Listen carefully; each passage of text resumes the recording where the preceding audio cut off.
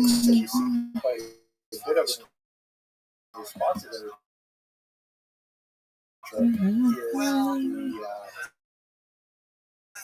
the disputes between half-siblings over inheritance that frequently refer to this kind of like bigamous second marriages that occur as a result of husbands traveling far. Come back to that, by the way, when we talk about divorce law. Related to this is what if a woman does not have a child and then her husband passes away. So this is a major distinction between the Ashkenazic world and the Sephardic world, primarily in the Muslim world.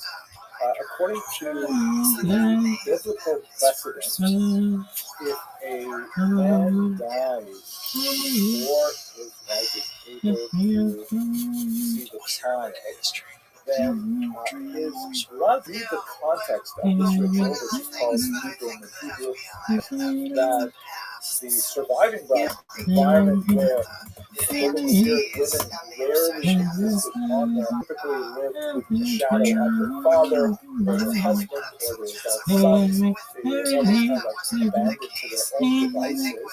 So unless they were like a widow, that kind of thing. So people was considered just the right thing to do. It's clear from the context there that if the surviving brother refuses to marry his sister-in-law, the wife of his brother, then he has failed to live up to his responsibility and is deserving of communal disapproval. Nevertheless, the Talmud recognizes, as the Bible does, that there are times that a brother may not want to marry his sister-in-law, and so there's kind of like a default secondary ritual called chalitza, which refers to the removal of the shoe. Kind of an interesting ritual in which, if he says, "I really don't want to marry my sister-in-law," then she removes the shoe from his foot, and there's again the communal absorbing and things like that. So here's the thing. Yibum is clearly favored as the ideal choice, but the Talmud already in the Babylonian period is going back and forth over how appropriate this is for every situation. When you get to the Ashkenazic world, it seems very clear that the rabbis want to essentially give preference to chalitza over yibum. That is, the default case is to refuse these second marriages. They should not take place. In the Sephardic world, this is not the case, and Jews living in Muslim environments frequently have husbands, brothers marrying their sister-in-law after their brothers pass away. It's interesting to note that Rashi, among others, and Rashi, by the way, as we discussed recently, seems to be really pro-woman for his time. A lot of fascinating things there that indicate how he's separate from a lot of the other thinkers of his generation. He even valorizes the woman's opinion with regard to whether she wants to marry her brother-in-law, something which is debated in the Talmud and for the most part dismissed in those social circumstances. But Rashi, thinking in the heavily Christianized environment of Northern Europe, is saying, wait a second, the wife may have a lot of problems marrying her husband, and he finds Talmudic precedent to give her the privilege of refusing chalitza, or refusing yibum and demanding chalitza instead. A lot of fascinating things to say here, but I really want to save some time for perhaps the most important element of the trade, which is divorce. Divorce is an issue that continues to reverberate in Jewish society today, primarily because the biblical precedent for divorce gives the husband far more power than the wife does. As I mentioned earlier, Rabbi Gershom put in place a ban on divorcing a woman against her will, which definitely improves the relative power differential of men and women, but there's still a very significant gap between their levels of authority and how to dissolve a marriage. Basically, it goes like this.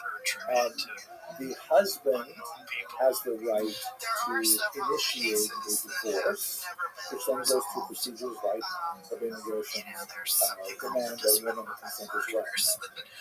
A woman, technically speaking, cannot force her husband to divorce her. She can appeal to the court, and the court has a variety of judicial tools at its disposal to try to coax and convince and even coerce the husband into giving the divorce document, which is known as a get. Hence the sign is the get refusal is abuse. But it's not an unlimited authority. It's not like the rabbis can simply say, well, this is clearly not working and we don't care what the husband thinks, we grant you a divorce. They don't have a clear-cut authority to do so, and this represents a very difficult problem because the woman who cannot get remarried is called literally a chained woman or an abuna in Hebrew. This problem, of course, persists to the present day, and in fact it's much worse in the 21st century. In the medieval period, the primary cause for an abuna is not a husband refusing to give the get, which there's definitely a disincentive to doing so because he would have to pay her the monetary fee outlined in the ketubah to do so. Typically, what would happen in the medieval period is a traveling husband would go missing, and perhaps he was killed on the road by bandits, or maybe he decided to just simply leave France behind and adopt a new identity in Egypt or something like that. These cases are described in Islamic literature, and this left the woman in a very difficult situation because she cannot prove that she is a widow, allowing her to remarry, and she cannot prove that she is a divorcee because her husband has disappeared. In the modern era, we have this problem where men will use the granting of a get as leverage to coerce something out of your wife, like child custody or payment of debts or distribution of assets differently. It's a terrible situation, really.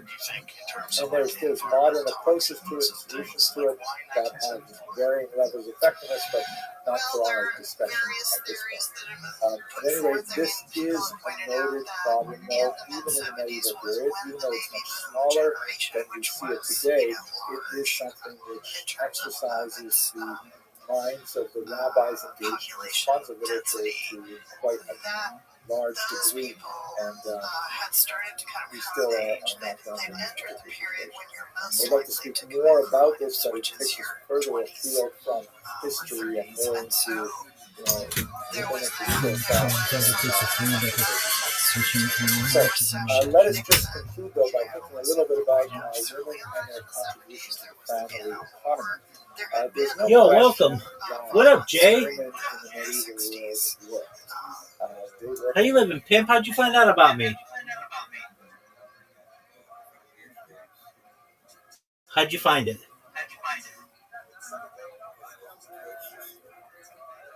No way. You were on Twitch and you found me. That's great. Do you mind if I tell you about myself? I'm Rabbi Rothschild. I stream my life 24 hours a day, 7 days a week, 365 days a year for world peace. I've been doing so for more than 3.5 years. I have more content on the internet than any person in global history. Have you ever seen the movie The Truman Show or the television show Big Brother, Jay?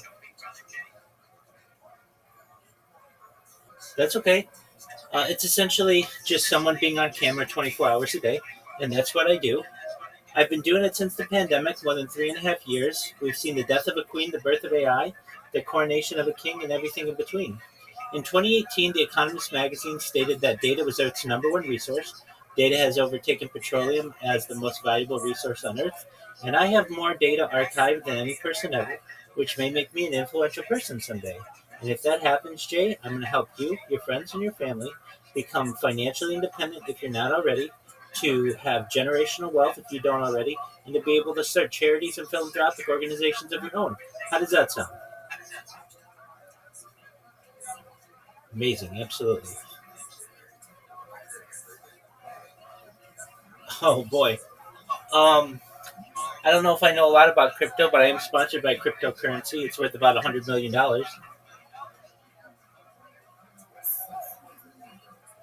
It is a lot. Yeah, definitely.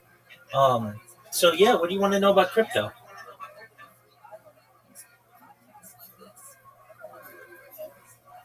Yeah, well, absolutely. First question: Are you 18? Okay, how old are you? Okay, so at 19, you have the opportunity to perhaps see cryptocurrency become mainstream. So that's excellent. You will have the opportunity, perhaps, to be able to make a lot of money on it at such a young age. So, um, do you know anything about crypto or nothing? Okay. Well, the quick and dirty of it is the first cryptocurrency is known as Bitcoin. It was started by, allegedly, a man named Satoshi Nakamoto. The reason why I say allegedly is this guy started Bitcoin and then disappeared. No one knows what happened to him. And so you should know as a Bitcoin investor to be, or as a cryptocurrency investor, that this is all based on someone who just disappeared. And you know how hard it is to disappear in the year 2025, and it was just about as hard to disappear in the year 2009 when this all started. But with that being said, there are alternative theories that this might be started by governments or non governmental organizations or perhaps intelligence agencies. But nevertheless, Bitcoin started about 2009 when the first Bitcoin transaction took place. And it wasn't really worth very much at all. You could get hundreds, thousands, tens of thousands, perhaps even millions of Bitcoin for a penny. It was not really worth anything when it first started, and that's not that long ago. In fact, but the interesting thing is that this was thought to be a way to be able to have a digital currency, and we had, uh, if you look at like in 2010, 2011, it started to expand, and it eventually got to be worth a penny, and then worth a dime, and then worth $1. And when it hit $1, it started to become like people started to get more serious about it. But it's funny, you'll see like video game tournaments that took place in the year like 2012, and first place was an Xbox, second place was like a Game Boy, and third place was 10 Bitcoin. Now back then, first place would have been worth like maybe $300, second place would have been worth $200, and third place would have been worth like $3. But now, 10 Bitcoin is worth about $1.2 million. So within like a decade or so, we've seen such a quick change, a little bit more, but such a quick change. So just know it can be very volatile. Uh, okay, so how do you buy Bitcoin? Well, let me continue the story of it, and then I'll tell you how to do all that. So you had people who started to get interested in this, particularly on something called the dark web, where it was used for transactions that you didn't want traced, or perhaps for money laundering, all kinds of reasons. But it gained legitimacy that way, and one of the reasons why it is seen as a formidable alternative to traditional currency is because it's anonymous, but yet you can see the transactions that have occurred from one wallet to another. So there is the anonymity that you have that, let's say, you want to just give a friend a bunch of Bitcoin, you're able to. But on the flip side of that, if you don't know whose wallet it is, which it's just a string of characters, it's very difficult to determine who that is. All right, so then about 2016, we see Bitcoin. Well, it started to grow. It got to be $100, and about 2016, it got to be $1,000 per Bitcoin, and that's when it started making more mainstream news. People started getting more serious about it, and then you can just watch the chart um, up until the present day. I mean, it hit $100,000 like last May, or no. Last May it was $69,000. Um, Earlier this year, it hit $100,000, and now it's at $120,000. All right. So what does that mean? It means that the sky's the limit for this type of cryptocurrency, and I anticipate it'll hit $1 million by the end of the decade. And other financial analysts feel confident in those predictions as well. Now, Bitcoin's not the only type of cryptocurrency. It's like if we had an umbrella, cryptocurrency would be the umbrella, and the individuals under the umbrella would be different cryptocurrencies. So the big one is Bitcoin.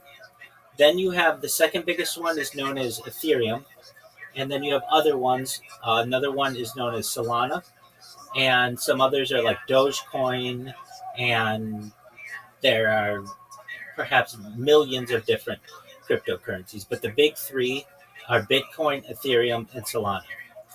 Um, Now, in addition to there being cryptocurrencies, you have things called they're called meme coins. Some people call them shit coins. But they're basically coins that some people, they could be you, your friends, whatever, want to start your own cryptocurrency. And cryptocurrency gives you the freedom to be able to start your own cryptocurrency. So a lot of times you can get these cryptocurrencies for like nothing. Even people will give them to you just for free. We'll talk about how to do that in a moment. But basically, whenever you hear about cryptocurrencies, it's not just Bitcoin, it's not just Ethereum, it's not just Solana. There are perhaps millions of them, but the big three are Bitcoin, Solana, Ethereum, and Solana. Okay, so then what else do you need to know about it? Well, how do you store it? So there's something called a crypto wallet, and this is something. You have a crypto wallet? Okay, excellent. Which one do you have? Okay, that's great. So the key thing with any crypto wallet, including MetaMask, is you never want to give away your pass key. Your seed phrase is what it's called. So that's like all those. Did you write down like a bunch of words and put it in a safe place?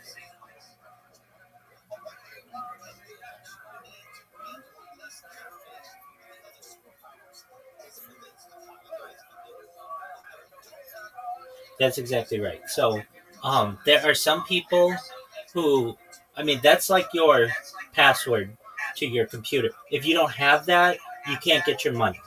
And if you give that to someone else, they can drain all your money.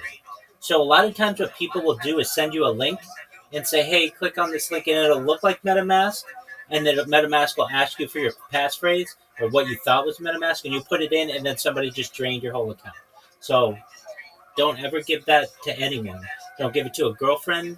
Don't give it to a wife unless you trust them with your life because they can drain anything that you want. Now, what you can do is have a shared crypto wallet with someone, but just know that basically it's important if you don't ever want to get your wallet drained, then you can't share that with anyone. So that's very important. So that's great. I don't know where you keep that piece of paper or whatever. Don't keep it on your phone. Don't keep it anywhere electronic because it can be hacked that way. The best thing to do is have it on a piece of paper and keep it in a safe. The reason why that's probably the best way to do it is a safe is generally fireproof. And if you don't have a safe, just put it in a firebox. They're like $25, $30. You can get them on Amazon. You can get them at Walmart. And you just put it in there. It's worth the investment. Um, and it's just a piece of paper.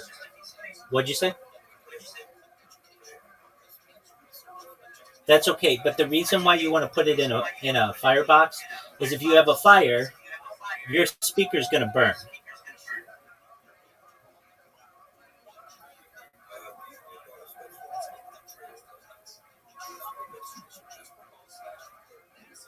Uh, would you trust that speaker to not burn in a house fire? I wouldn't. It's not as safe. If you've ever seen what a house fire does, it will burn through everything in a house, including speakers. But oh well, if you've never seen a house fire before, just know that nothing remains. Everything gets burned. So it's a good investment to buy a firebox. You don't have to do it today because your wallet doesn't really have anything in it. But when you start to get, let's say, more than $100 in your um, crypto wallet, then you want to start protecting your seed phrase. All right. So with that said, um, that seed phrase will stay permanent with your wallet, and it's the only way to get into your wallet. So it's not like you need a cell phone number to get a two factor authentication. If you break your phone, you can still get into your crypto wallet. You just download the app and put your seed phrase in. Okay, but it's very important you don't give that seed phrase away, or you'll get your wallet drained. And one day you'll be looking and you'll have hundreds of dollars, and the next day it'll be gone, and you'll be like, "What happened?" And or maybe millions of dollars. So you want to be really careful about that. All right. So with that said, MetaMask is a really good one. Um, Now, there are also things called NFTs, which are non fungible tokens, which aren't cryptocurrency per se, but you'll hear the phrase used a lot within the cryptocurrency world. Non fungible tokens are like digital art, and you can store your digital art on your in your wallet as well. So, like you can just look up what NFTs are to learn more about that. I'm not going to confuse you too much, but one thing you can see, these pillows that I have, these are NFTs. So like this pillow, the actual digital art of it has been worth like $10,000. So like just random pictures can be worth a lot of money. All right, so you have no money or no crypto, which is fine. Everybody starts with nothing, and you don't necessarily need to buy it. There are ways that people will give it to you, and this is usually through something called an airdrop. What's an airdrop, you may ask? Okay, so let's say I'm gonna start a cryptocurrency. All right, it's not worth anything, but the way that I can get it to be worth something is to have holders of it and to have people invest in it. Those are two important things for a cryptocurrency. And so when I'm just starting it, I have no holders and no one's invested in it. But I can go to my friends and I can say, look, I've got this really great idea for a coin. Whatever it is, it can be anything, and you can name it just about anything. And when I say just about anything, you can name it anything. It's the ticker. You can make the ticker basically just anything you want. So let's say, like, what's something that you like? What's a hobby you have, Jay? You like rapping. Okay. Do you like to freestyle rap? Okay. But you just like rap in general, right? Okay, excellent. So do your friends like rap? Okay, excellent. So let's say you talk with some of your friends who like rap, and you're like, you know what? I like rap a lot. Let's start a coin, and we're going to call it the rap coin. And you've got a couple other friends, and they say, that's a great idea. What do we do? So you say, all right, well, we need initial investors. So what you can do is give me like $100 or $10 or $1,000, anything that you want, and you're one of my initial investors. And let's say you've got 10 friends who like rap, and they all give, let's say, $10. So now your coin, you got 10 friends, including yourself. You each give $10, and now your coin has a market share of $100. 10 people times $10 is 100 shares. $100, I should say. Okay, so it's going to stay at $100 if no one sells, and it will stay at $100 for the indefinite future. But let's say you've got one of your friends who really needs that $10 back for whatever reason, and so they sell. So they're going to sell, and they can sell it, and then the price of the coin will go to $90 because they sold for whatever reason. Let's say you got another four of your friends who run into the same issues eventually, and then that's going to bring it down to $50. Your market share will be $50, and you will have five holders. That's okay. Let's say you're doing pretty well, and your other five friends are doing well, and you guys buy their cryptocurrency. So now you'll have five holders with $20 each. So it gets back to $100. All right, are you following me thus far? Excellent. Excellent. So all of a sudden, let's say you start to get popular on social media, or you have some way to advertise your wrap cryptocurrency, and other people say, you know what, that's a great idea for cryptocurrency. How do I invest? You say, well, you can look it up on. There's something called Uniswap. You can also find it. There are a bunch of apps to do this, but basically, Uniswap is a big one, and Dex Tools is another big one, and you can find it. And that you just say it's the wrap coin, and you buy it, and once you buy it, you can do with it what you want. It's a cryptocurrency. So you might let's say you get interviewed on a podcast for the wrap coin, and before, when you guys had like five holders of $20 each, let's say your friends um, hear about it, and then a bunch of people hear about it on a podcast, and let's say 100 people hear about it in total. All right. Well, they want to buy. Let's say 100 people want to buy it as well. All right. Well, now it's going to go up in price because more people are going to want it, and there's only so much available.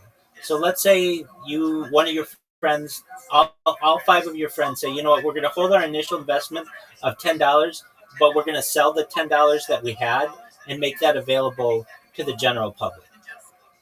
It's going to go. That's going to cause the price to perhaps go up, and then if you have like 100 people who did it, depending depending on at what price they bought it, it may go up from an initial market value of $100 to, let's say each of them put in, let's say we had 90 people, or yeah, let's say 95 people do it at the same price that you guys had it, at $10. So that makes it, then it'll be worth about $1,000. Um, okay, so now you have a market value of $1,000. Then all of a sudden, one of the people who was in that cryptocurrency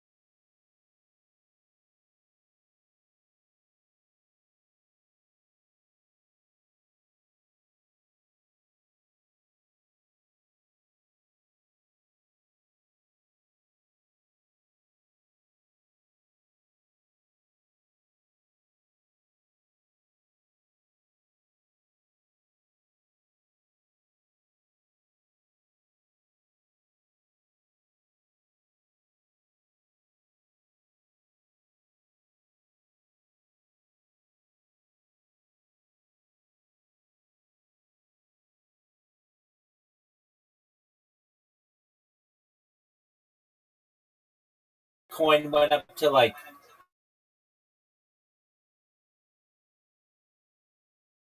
was a rug pull, and there were like millions of people who bought this coin, and of that, only like 600 of them made money on it. Like basically, everybody got in too late. So you want to just be careful with those kinds of things. Um, okay, with that being said, that's kind of an initial basis of the cryptocurrency world. Now, how do you get your hands on cryptocurrency for free? Um, so there are these things called um, there are these things called um, there are these things called airdrops. Thank you. Um, and what is an airdrop? Okay, so back to our scenario where you have your 10 friends. It's okay if you have 10 people who hold your coin, but that's not that many. So what you and your 10 friends may say is, look, we're going to give this coin away, a little bit of it, to a bunch of people so that they just hold the coin. And the fact that they hold the coin means that it will have more of a population and it becomes stronger that way. It's not a good situation where only a few people hold most of the coin. We want as much diversification in the coin as possible. So a lot of times new coins will do what's called an airdrop. So what does that mean? Um, Basically, they'll advertise free airdrop. You give them your wallet address. You can give your wallet address away. Don't give your seed phrase away. And so when somebody's got your wallet address, they will give you an airdrop, and you'll have this random cryptocurrency in your wallet.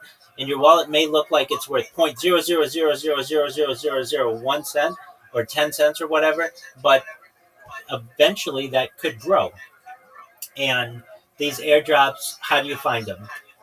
The best place to find airdrops or to learn about airdrops, I think, is Twitter Spaces. Do you know what Twitter Spaces is?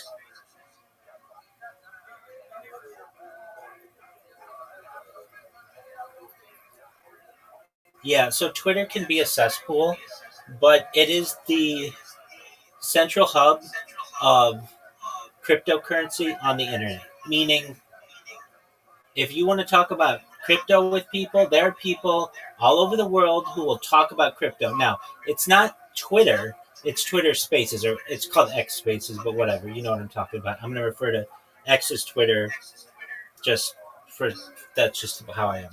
Okay, so what does that mean?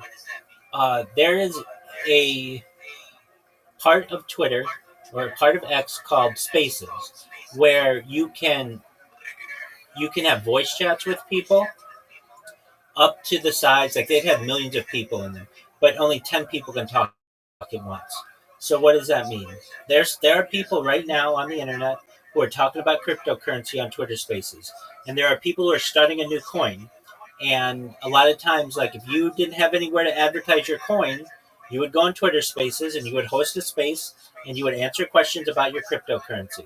So you would entitle your space "New Wrap Coin Airdrop. Feel free to learn about our new project." And you'd have random people all over the world come in and say, all right, tell me about your project. And you would say, all right, well, this is a really great coin.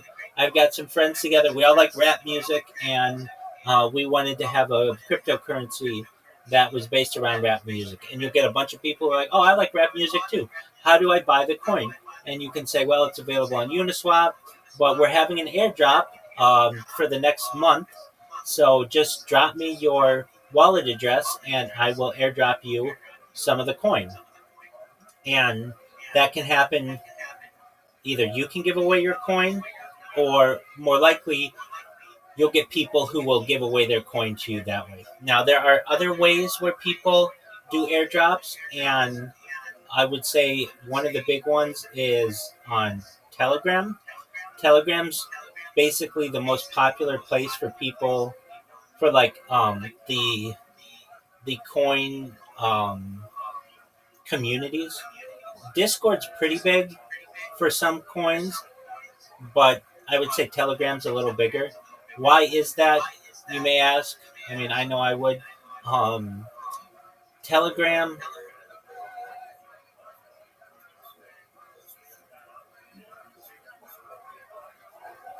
Yeah, they do, and that's pretty accurate. So you would go and you'll have people who say, "Hey, we're doing an airdrop for our cryptocurrency. Are you a member of our Telegram?" And they'll be like, and you'll be like, "No, I'm not." And they'll be like, "Okay, join our Telegram. The link is in our bio. You go to their cryptocurrency bio. You'll click on the link. You'll join their Telegram. Sometimes you have to do a verification or something, and they'll have information a lot of times there on how to get the airdrop, and then you get free crypto. Now there are also ways to just buy crypto, which you can do. MetaMask, you can do it. Uniswap, you can do it. Um, you can do it through Crypto Wallet, Crypto.com. There are just a bunch of them. And let's say you wanted to buy one of the more popular cryptocurrencies like Bitcoin. Like, I'm serious about this. If you have money to invest, Bitcoin's going to be a great one. Welcome. How are you? What's up, smiley face? Goon wants to know why you're in his chat. Kick.com/Goon. Why not? He wants to know why. He's Rabbi. Am I not allowed to be in there? He wants to know why you were spamming it. Oh, I spam everybody. So it's not personal with Goon. No, not at all. I'm a big fan of his, but no, not personal at all. Really? Oh, 100%, dude. 100%. I'm gonna show you him on Kick right now, dude. Totally. Just one moment. Get him in here. Please do. I'd love to meet him. Please do. I'd love to meet him. Please do. Are you talking about Goonie Goon? We'll do it right now. Yes. Excellent. X.com/Goon. Excellent. Wonderful.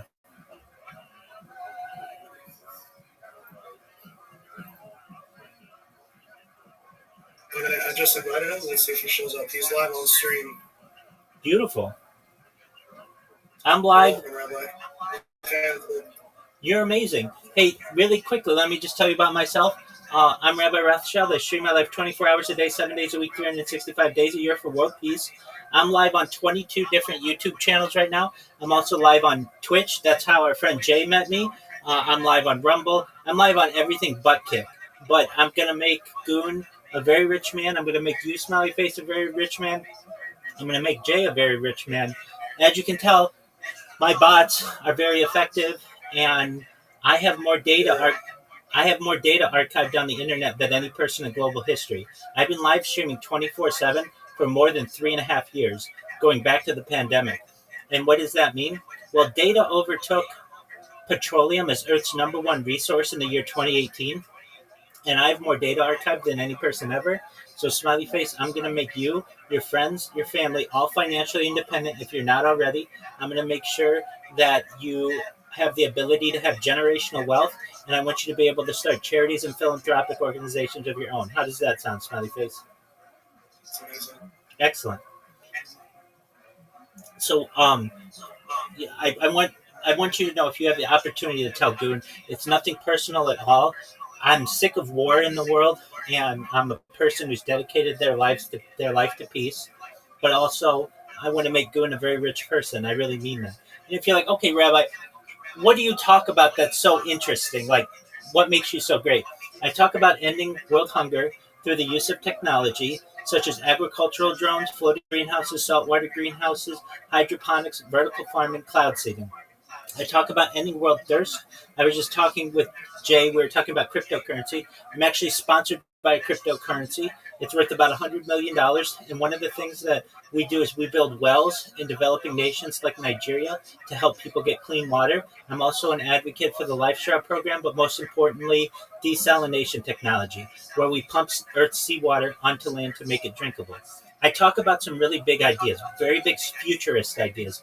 I myself am a futurist. I talk about things like anti-gravity, antimatter, faster than light travel, faster than light communication, things like space tourism and terraforming of other planets, artificial general intelligence, artificial superintelligence, alien disclosure. I talk about things like de-extinction. People don't know this, but the first successful de-extinction took place in the year 2003 with the Pyrenean ibex, which is a goat located in northern Spain, southern France. Fast forward to the year 2021, a company out of Dallas, Texas is founded, known as Colossal Bioscientific. They have made headlines recently. They have introduced the dire wolf. They've made it their goal also by the year 2028 to reintroduce the woolly mammoth into the Arctic Circle, utilizing Asian elephant surrogates. I just think this is a mind blowing task, and I really love to inform people about it. They want to also reintroduce the Tasmanian tiger and the dodo bird following the reintroduction of the woolly mammoth. These are big projects that aren't being talked about in society, and they're very exciting for me. Now, how can I help you, Smiley Face, and how can I help Goon and Jay as well? Well, I want to give you all the money that you ever need to do anything. I mean, it's as simple as that. And but in addition to that, I want you to be able to live longer. When you were born, Smiley Face, your average life expectancy for someone like you or like Goon was probably about age 80, which is great. And if you want to just continue living a normal life to age 80, you can. But with the type of technology that I want to be able to help you with, you're going to be able to extend that life expectancy from age 80 to age 100, 120 through life extension technology such as human growth hormone, oxygen therapy, stem cells, nootropics, cryonics, cryogenics, things like ambrosia therapy, cold shock therapy, and you and Goon and Jay may eventually get to be 120 years old, and you're going to say, Rabbi, everything that you told me came true, but I want to know what the next plan is. And again, this is with your consent. Consent's very important to me, but if you want, you may be able to utilize a type of technology, the next step, which is known as mind uploading technology. Now, before you think, wow, mind uploading, that's not going to happen in my lifetime, we're already doing memory transfers with mice. So we're already doing that in the scientific world, and thus the first mind uploading may take place within the next few decades, which is certainly probably within your lifespan. So what does that mean? That's where we scan your brain with your consent into a computer like a CAT scanner and MRI, knowing where every atom is in your central nervous system and your peripheral nervous system for later download as an android, an avatar, a cyborg, a cybernetic being, a clone of yourself, a robot, an ethereal being, whatever you want to be, Smiley Face. But essentially what I'm saying to you and what I would like to say to Goon and I'm saying to Jay is that you may have an opportunity at digital immortality. What are your thoughts on that, Smiley Face?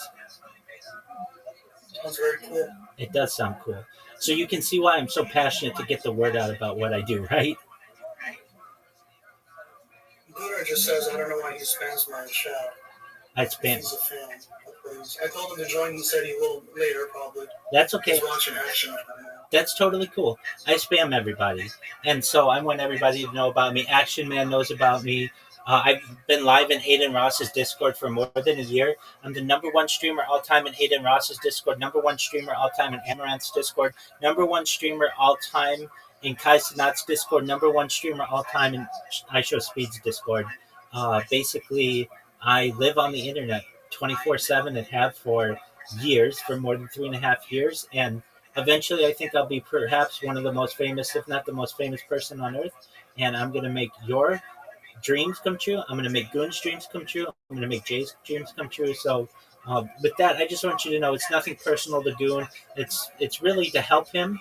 And if I could, I would shut off my bot so that it wouldn't spam him anymore because I know he knows about what I do. But just if you can, just explain to him that. Yeah, he just pulled up your photo on the screen. I told him where to VC. He just pulled it up on the screen, so he might join. I'm good. Excellent. Well, that'd be wonderful. I'm live on 22 different YouTube streams right now. If you would, Smiley Face, in the left part of this Discord, you're going to see something that says, it's got a red circle and it says 24/7 YouTube streams. Do you see that? No, I can't. I'm just away from my computer. I'm just making something to you right now. Oh, no worries at all. I have you on my headset. That's cool. My earpod. Absolutely, 100%. So, you know a little bit about me, Smiley Face. Do you want to tell me anything about you? What are your hobbies? What are your interests? What do you like to do? Just a video game. I play Fortnite. Okay, excellent. I like Fortnite as well. What's your favorite character in Fortnite? Who do you like to be? I don't know, to be honest. Okay. Maybe one of the Teenage Mutant Ninja Turtles. Okay, which one? Is it Leonardo, I think Raphael, Michelangelo, Donatello? Donatello. You like Donatello? Why Donatello? Yeah. I don't know why, just the color looks cool. Purple? Purple? I think, yeah, he's Yeah. purple. Absolutely. All right, very cool. The purple on green is very neat. Are there any other games that you like? No, that's about it, to be honest. That's all right. Do you enjoy sports? Sometimes. Not really too. I don't watch too much. Okay, that's all right. No big deal. You know, What do you enjoy, Rabbi? oh boy. Well, I love futurology. I love science. I'm also really big into sports. I'm in a bunch of different fantasy football leagues and fantasy basketball leagues, fantasy WNBA leagues, fantasy hockey leagues, fantasy baseball leagues. I'm in like 25 of each of those and 26 in football. Um, right now, I'm watching Jewish history lectures. I'm a major um, uh, I'm a lover of knowledge, so I'm always doing something to learn. I just watched the Joe Rogan Experience, did the most recent one. Do you know who Joe Rogan is? Yes, I do. The Excellent. conspiracy guy on podcasts. Oh, I don't know if he's a conspiracy guy, but he's certainly a free He talks thinker. about everything, conspiracies included. Let's just say that. Most certainly, he's a free thinker. He had a woman on, an author, who just wrote a book linking. This was in today's episode, or the most recent one, linking serial killers and lead in the water. And there's an interesting correlation there. He always has somebody on. He has artists on. He has politicians on. He's always got something interesting going on there. Aside from that, I like to, like when I go outside and stuff, I like to golf. I like to go to the beach. I like to travel. I like to go to different areas in Southern California. I've streamed as far north as Santa Barbara, as far south as San Diego, as far west as the ocean, as far east as the desert and mountains. I've streamed in Beverly Hills. I've streamed in downtown Los Angeles. I've streamed at Disneyland, basically everywhere in Southern California. So when I can do it, I like to do IRL streaming. I very much enjoy people. I enjoy games as well. I like to play Fortnite myself.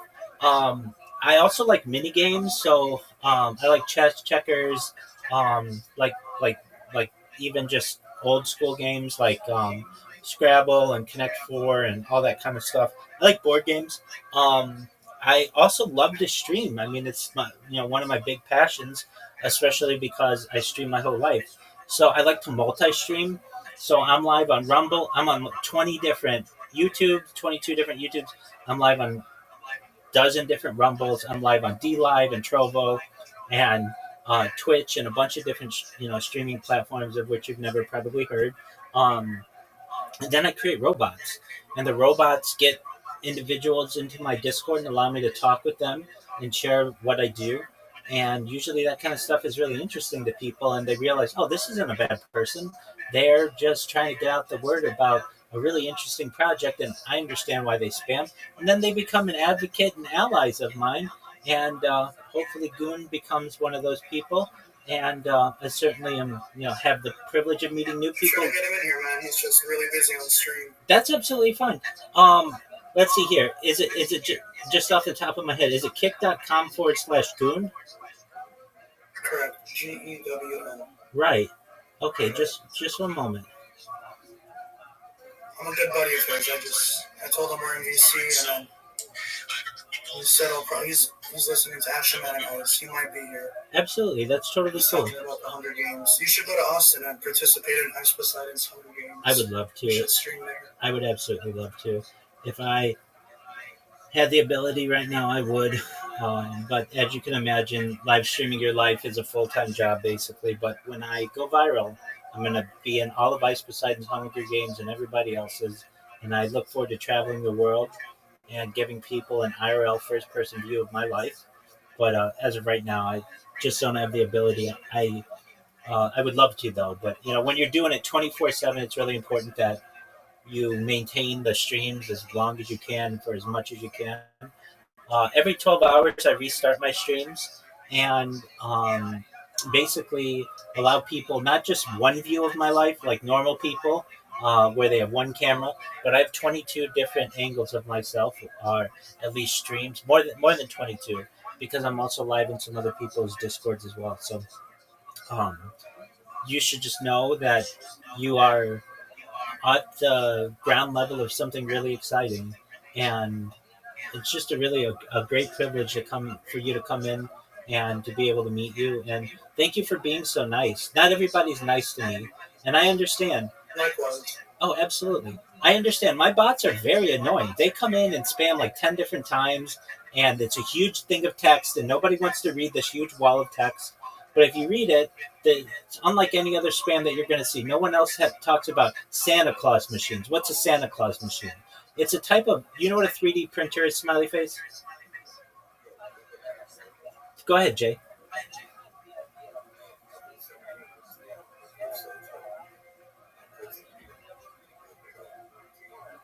Oh, well, I get people who just Be right back. Give me 2 minutes. take your time, smiley face. I get people I'll be who right back. take your time. Give me 2 minutes. Take your time. I'm always here. I get people who don't like my bot, and so I totally get that because my bot is I've got like three of them, and they are very effective. And what it will do, most people don't know how to program a robot, and so they don't really know how to do this. But what my bot does is it creates a kick account. It takes and follows a person, it makes a clip of them and it spams them. And if you don't have a chance to come in and meet me, you'll just be like, this MFer, I hate this person. They're so annoying. I can't stand them. Nobody cares about you. Nobody cares about your project. And they'll get upset about me that way. But the second they come in here and they talk with me and they hear about what I do, they say, oh, wow, that's the coolest thing I've ever heard. And they just get really excited about it. And they're like, then I get people who say, spam me all you want. When you're in, I will say hello to your bot because, you know, what people do understand to some extent, but every time you get new chats in your stream, you get more money. So my spam bot actually makes people money a little bit, not a lot, but a little bit. So it's actually a good thing for them. But I understand how they find it annoying. But I do get people who don't like my bot. I also get people who just like to troll me, and so they'll just come in here and yell bad words at me, or they'll play really loud sounds. And you know, I give people as much freedom to say what they want in here as possible. But you know, if you're going to be rude or something like that, I don't want to hear that. So there are people who will do that, and those are really the big reasons. Just people who want to troll, and then people who don't like my bot. The second people find out about what I'm doing, and I'm heartfelt and I'm passionate about what I do, and I'm learned and I care about people, they become huge advocates. That's why I have 1,800 people in this Discord, or more than that, because they see that I'm a genuine person. And also, nobody else on the internet is going to tell you, I don't want your money. I want to give you money in the future when I go viral. And I really mean that. All of the interactions that I've had over the course of the last 3.5 years are recorded.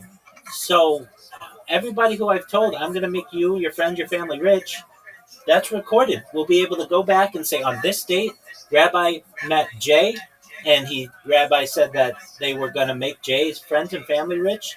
And now that Rabbi is not just a millionaire, not just a billionaire, but a trillionaire, they're just giving away their money. And so here is $10 million to Jay, $10 million to Jay's family, and $10 million to Jay's friends.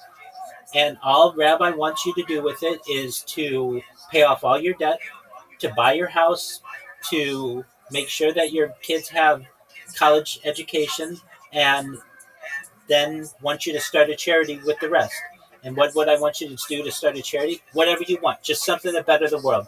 I get people who come in here who say that their pets are really important to them and they want to start animal charities. I get people who come in here who say they want to help people with world hunger. I get people who come in here who say they want to help people with disabilities. Whatever it is, that's cool. And we're going to basically what Mr. Beast does, but just in a bigger way. And the reason why I'm going to be bigger than Mr. Beast is because I have more data than he does. Mr. Beast doesn't have 1% of the amount of data that I have archived on the internet. And that's a really big thing. There are people who, one, and number two, they're not doing it from 22 different streams. In addition to everything that I do, I keep a time capsule of human history. You can go back to the pandemic. We've seen the death of a queen, the birth of AI, the coronation of a king, and everything in between. Every single major news story that has happened in the last 3.5 years, basically since the pandemic, has been archived on this. So you can literally go to any minute of any day and find out what was going on in the world through my stream. And I just think that's fascinating. But in answer to your question, Jay, people are just sometimes not understanding about what I'm doing, or they just like to troll, and that's how they don't like me. Does that answer your question? Excellent.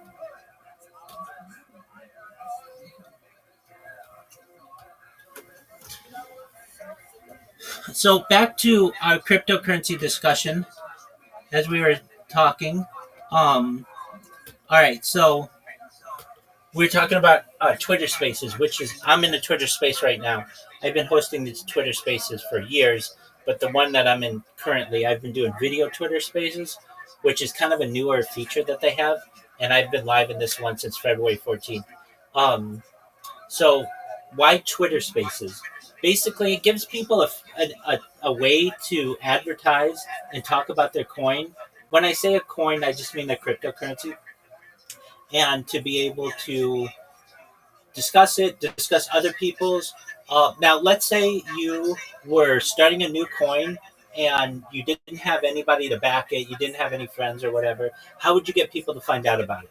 Well, you would do that through your own social media. But if you're like, well, I only have a limited social media, I don't really know that many people, that's absolutely fine. You would go on Twitter Spaces, and then they have things called Shill Spaces, SHILL Spaces. And what those are allows anybody to promote any kind of project that they have. So you'll get people in there who have art projects or um, art NFTs. You'll get people in there who have social media projects. You'll get people in there who have like social improvement or social justice programs. You'll get people in there who have cryptocurrency, and you can talk about whatever you want. Usually, you get like a minute or so, and that's people will ask you, "Oh, how do I buy this coin?" And then you'll tell them how to do it. But that's basically how cryptocurrency works. Now, there are some limitations with it. You can't just go to your local, like to Amazon, and you can't go on Amazon and use your cryptocurrency yet, but you will probably pretty soon.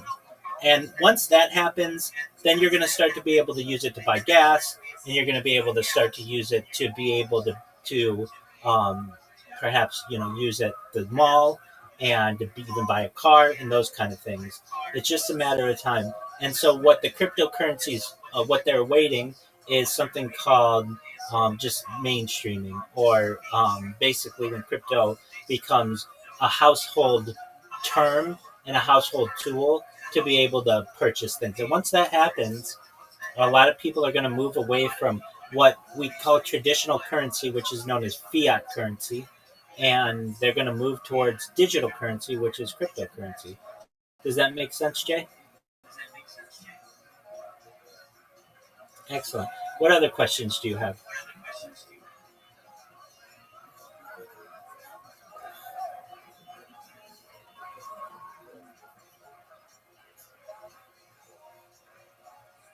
Excellent.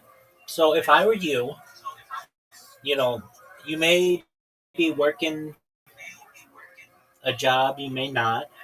If you did have any ability to buy cryptocurrency, what cryptocurrency would you buy? All right.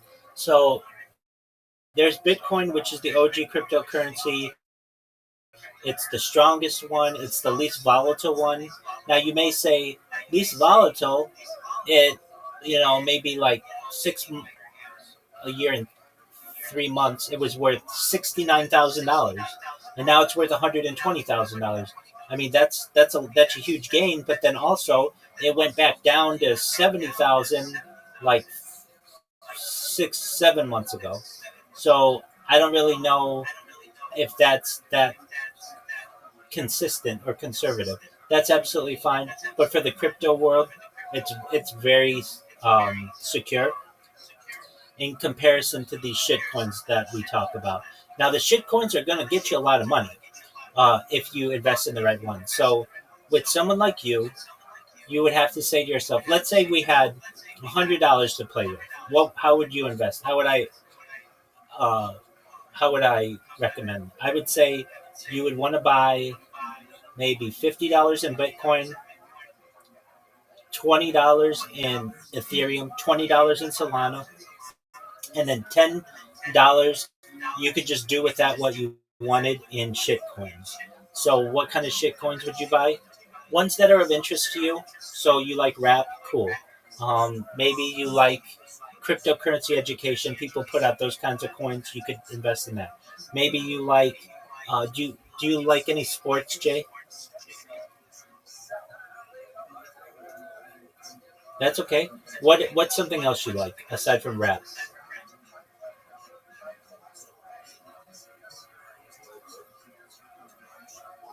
You like what? Okay, excellent. Um, so there are just hardworking coins, just people who are into what we call in the communities grinders, people who just like to grind. So you might find a grind coin that you like that has a nice history, and you might have find some rap coins that you like or something like that. Now, when I talk about rap coins, there are rappers who put out their own coins. I know Soulja Boy has put them out.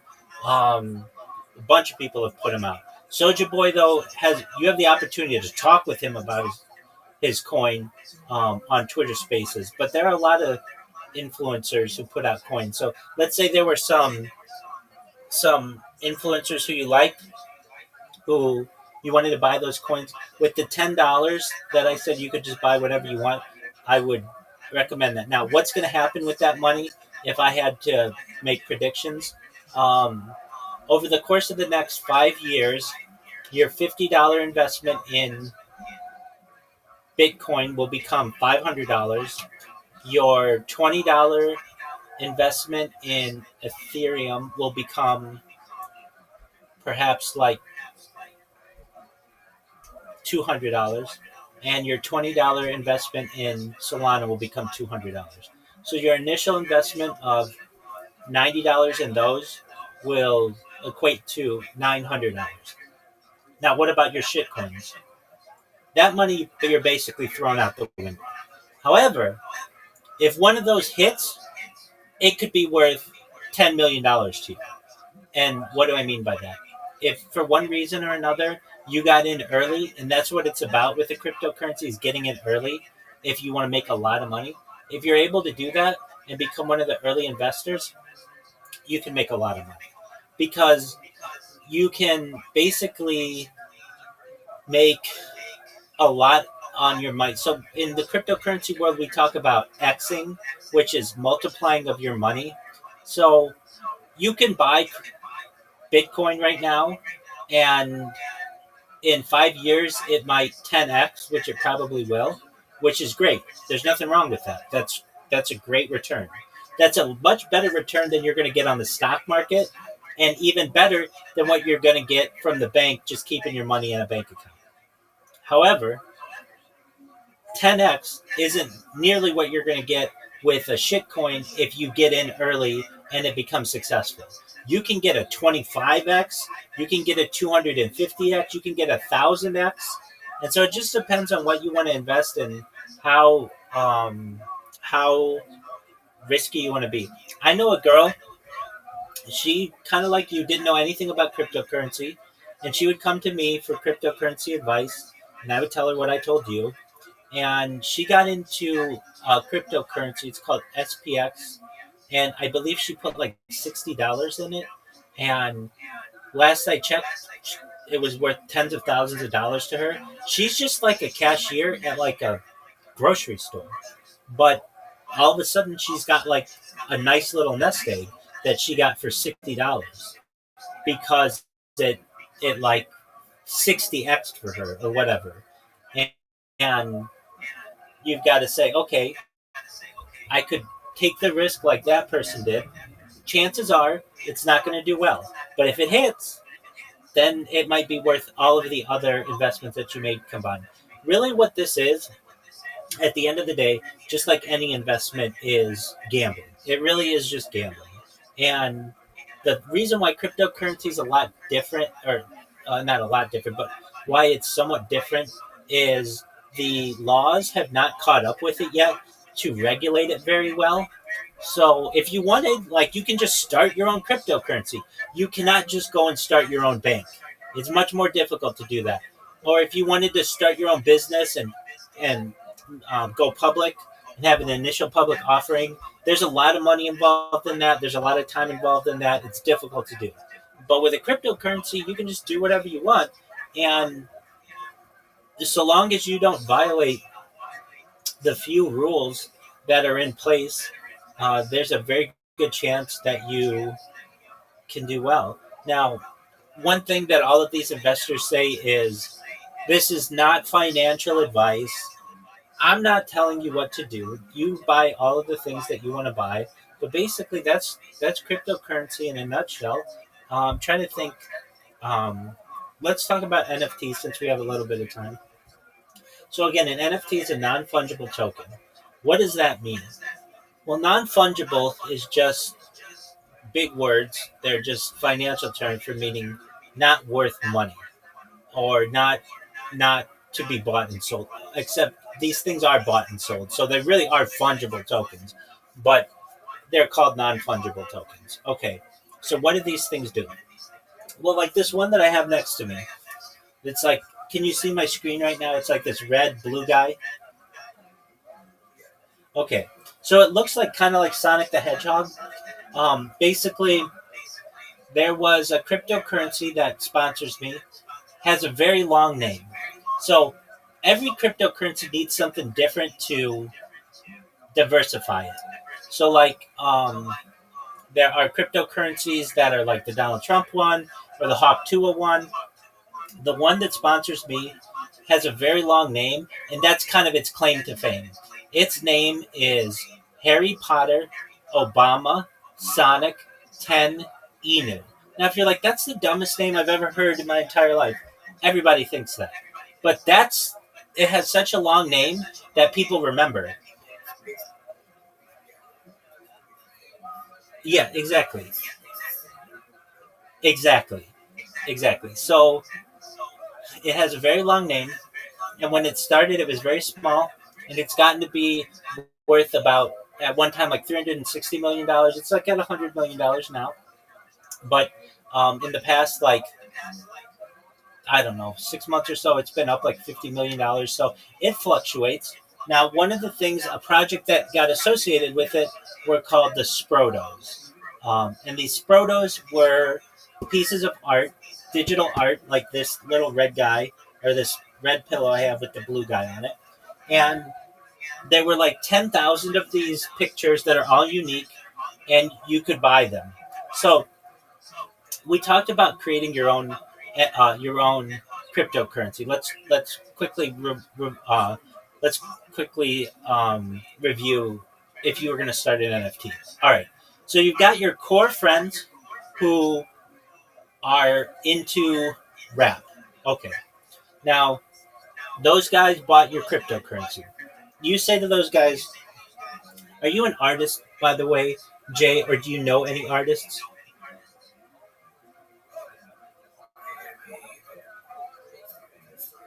Okay, like drawing or painting or music or what? Okay, so NFT doesn't have to be digital. It doesn't have to be like a picture. It can be music as well. It's a little more complicated that way, but not really.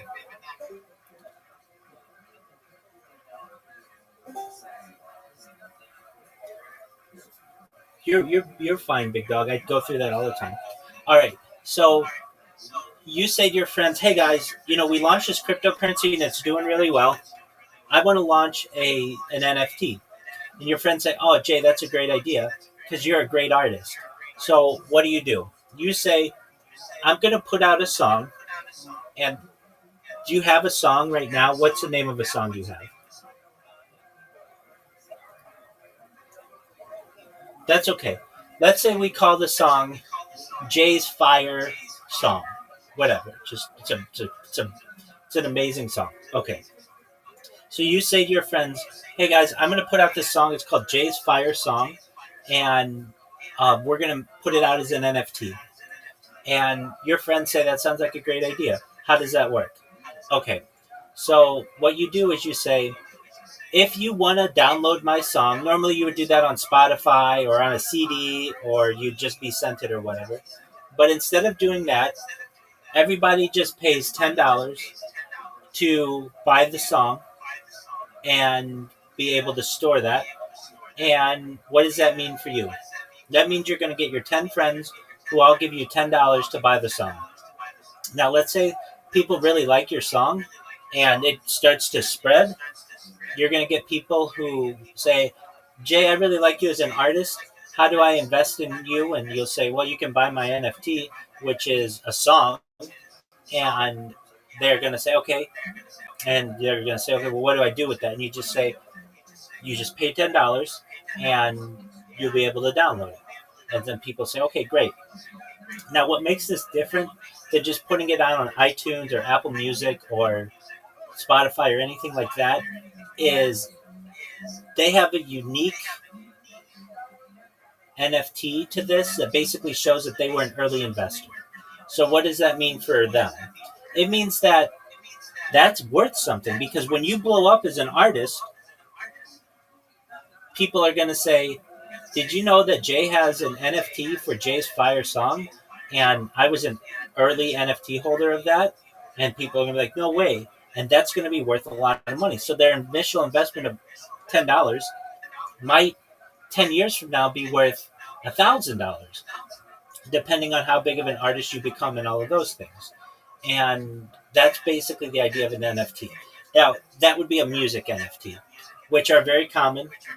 They have video NFTs, but the most common kind are image NFTs or digital art NFTs. So just like this picture here, this is one of them. On the flip side, we have one on the back. That's another one. I've got other ones here. This is one. This is one. These are all unique. And so a lot of times what you'll see is people with these profile pictures, a lot of times. And it'll be like some weird picture. And you might ask someone, "Hey, what is that picture you have?" And they'll say, "Oh, this is an NFT. It's part of the XYZ collection or the ABC collection or whatever. And there are only 10,000 of these available, or there are only 10 of these available, or there are a million of these available, and they're all unique, or they're all the same, or some are unique and some are the same." Just however the person wants to put it out. But the most common way this happens, or at least the way I've seen it happen, it goes like this.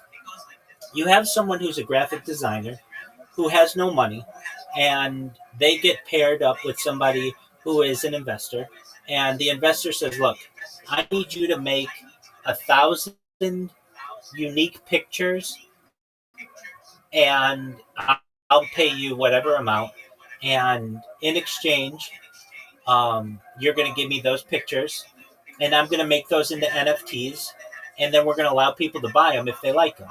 Now, why would someone want to buy a picture as opposed to just downloading the clip art? Well, the reason why is because just like someone has a painting in their house that they own that might be worth a lot someday, or maybe was worth a lot, or whatever, they just are drawn to it. People do the same with digital art. So someone like you may be able to get what are called NFT airdrops, and you'll get people who start projects who have NFTs, and they're just give these things away, and you'll just collect them. And if you wait a little while, those NFTs can be worth millions of dollars someday. I think the most expensive NFT sold at auction has been like $200 billion. I mean, they can become a lot, big money. Now, a lot of people would say, "Well, why would anybody want to spend that much on just a piece of digital art?" It's a lot of it has to do with money laundering, but a lot of it just has to do with people like art. People want it in their collection. I know I've seen some NFTs that are just like what's called pixel art. That is just like they're just like unique pixels, but they're not really that fancy, and they're worth some of the most expensive. They're some of the most expensive ones that there are. Um, I mean, they're worth millions of dollars. Some of them. There are millions of projects that have already launched. What happens a lot of times with NFTs is they are really people get really excited about them, really excited about the launch.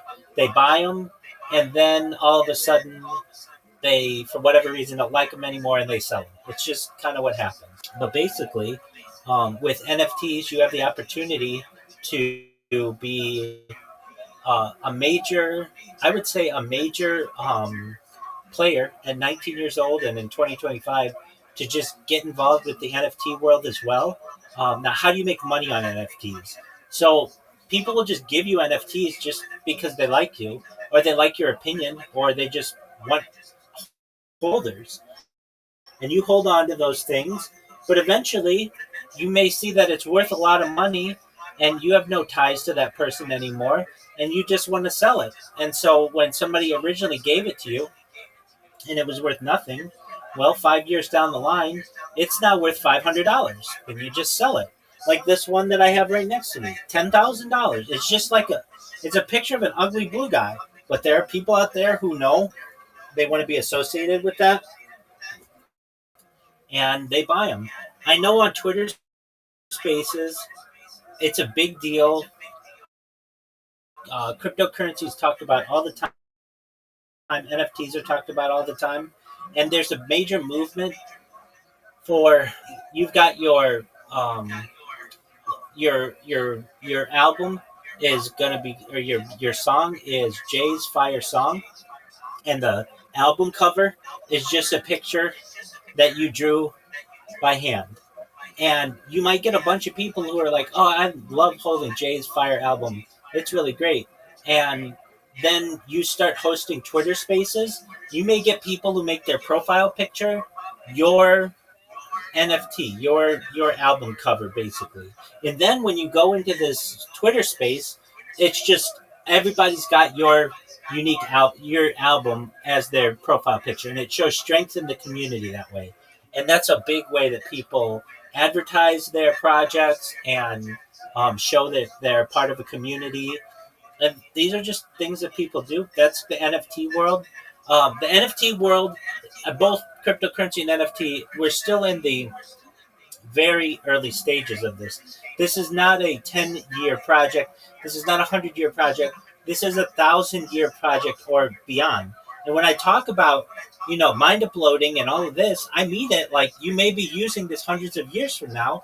So you have to recognize that, like, we're very early in the state of both cryptocurrency um, and cryptocurrency and NFTs. Now, this world that we're talking about, both cryptocurrency and NFTs, are commonly called Web3. Have you ever heard of Web3? That's okay.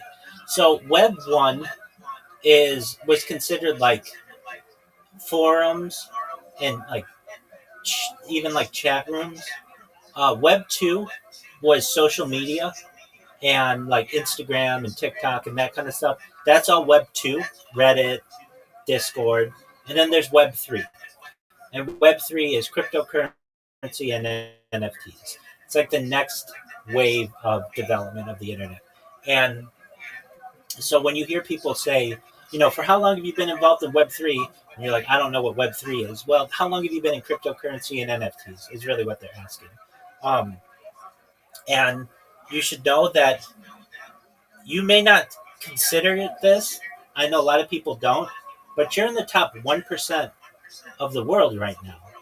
And if you're like, well, how am I in the top 1%? I'm not a millionaire. I'm certainly not a billionaire. How am I in the top 1%?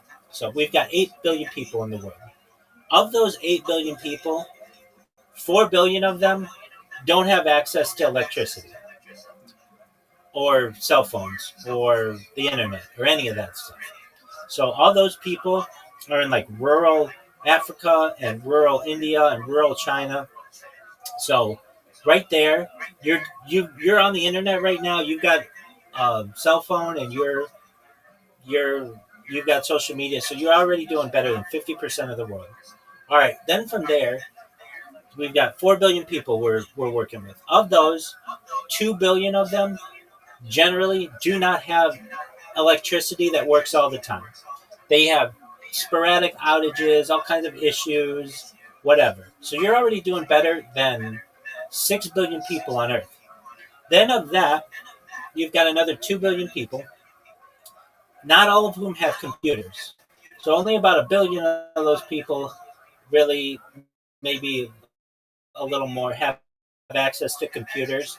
And they may not even own those computers. They may have to go to a web cafe, or they may have to borrow from a friend, or whatever it may be. Okay. So you're doing better than 7 billion people on Earth right now. All right. Then what you have is social media. There are only like a billion people on social media regularly, and you're on social media. And I don't know what's in your bank account. I imagine it's really basically nothing, but you don't have any debt being so young, and it's zero. Okay, that's fine. But the fact that you have zero means you're doing better than most people. And what do I mean by that? Most people in the United States are in debt. Most people in the Western world are in debt. You're not in debt. Debt is slavery. And if I can ever give you any advice, Jay, the first thing would be to never go in debt. That's a big thing, because when you go in debt, you become a slave. Now, I know you're going to get tempted to buy a car, and I know you're going to be tempted to buy a house, and I know you're going to be tempted to buy all these things, but the best way to buy them is just straight cash.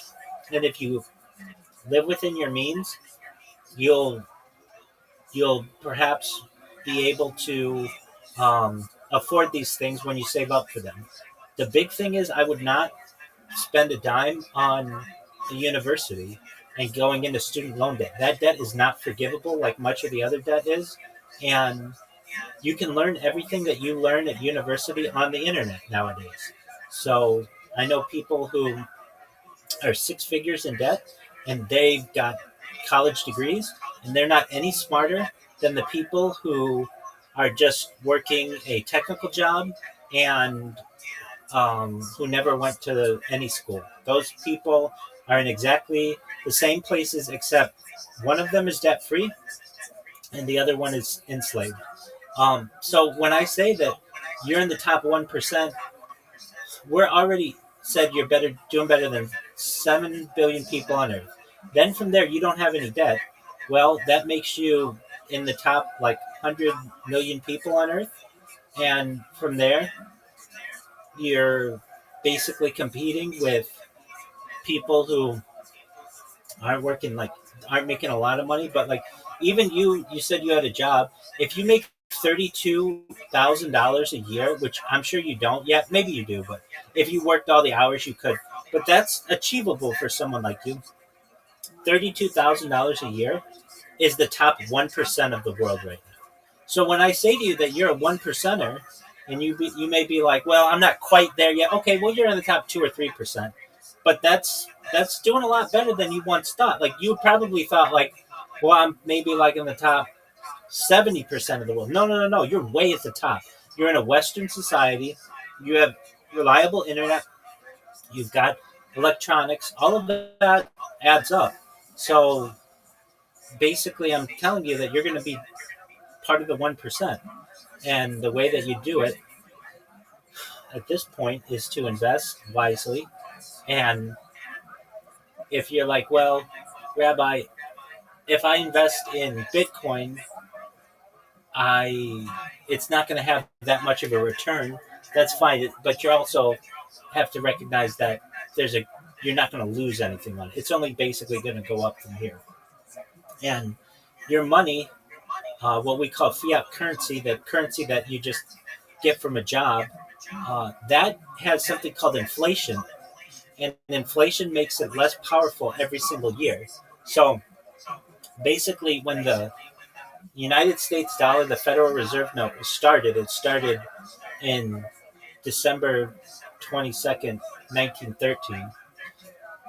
$1 in 1913 is worth $100 today, meaning we've had 99.99999% inflation since then, and it keeps getting worth less and less and less. So basically, what your $100 bill is today, which is a lot of money to like an average person, was worth $1 in 1913. That's why I'm sure you have you ever seen a movie where they're buying a new car for like $2,000 and they're buying a new house for $40,000. Haven't you ever seen something like that? Exactly. And so that's inflation. So the way that you protect yourself against that is through investments. And so Bitcoin's a great way to protect yourself in inflation. And you had the courage to ask about cryptocurrency. I hope you learned something. If you ever have any other questions, not just about cryptocurrency, but about anything else, feel free to ask. And I'm not saying I have all the answers, but what I will say is we'll find out the answers. And when I don't know the answers or I need more, um, I need to check my facts or just do a little research, we're going to do it in real time. We'll look it up in AI and we'll get the answer exactly the way that we need. Does that sound like a plan?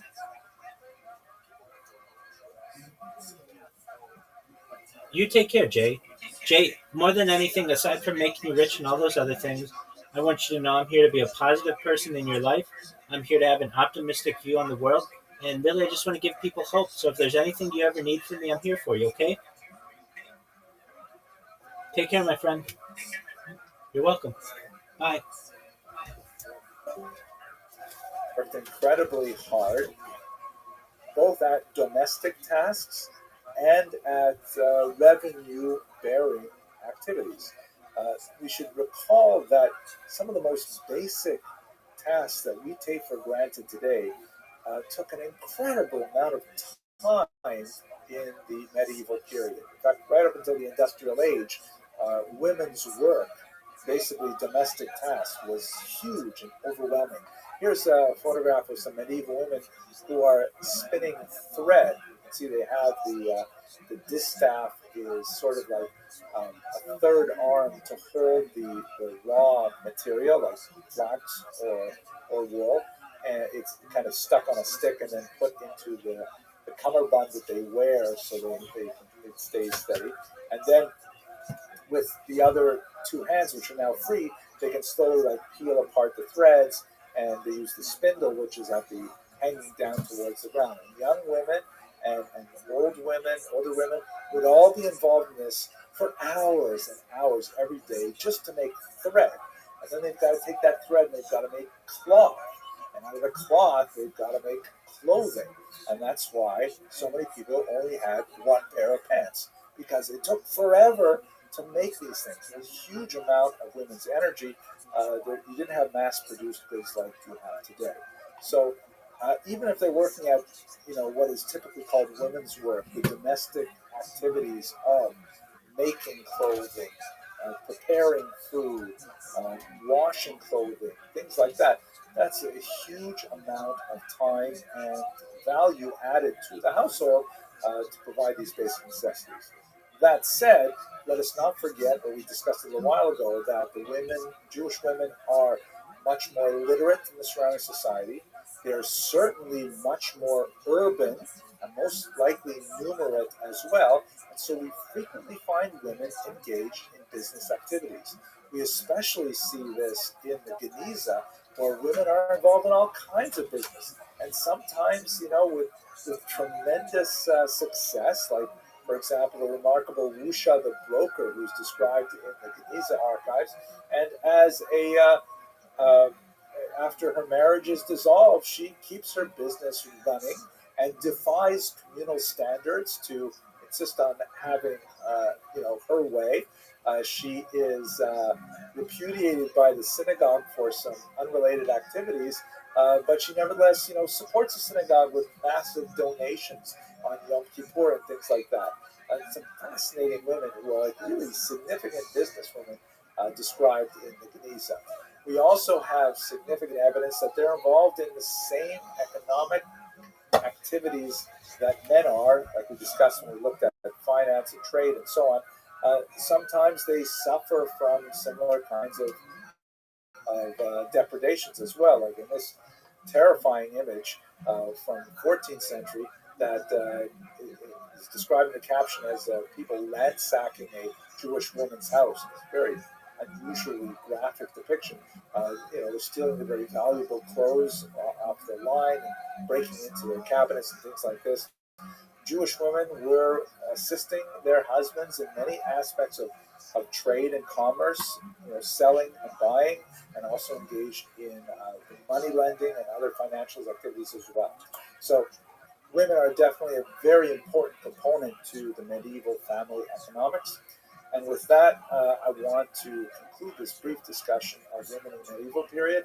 I hope you found it interesting. Thank you very much for watching.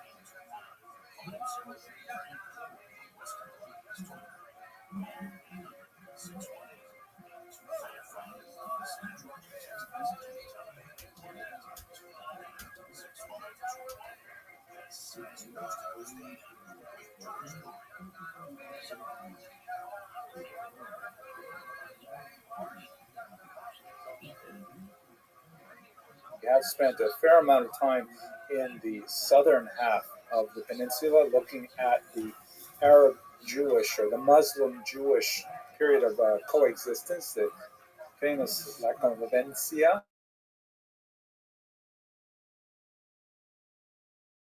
The northern half, and at the later part of the Middle Ages, specifically the 12th to the 15th century, which will unfortunately culminate in the Inquisition and the expulsion of the Jews from Spain.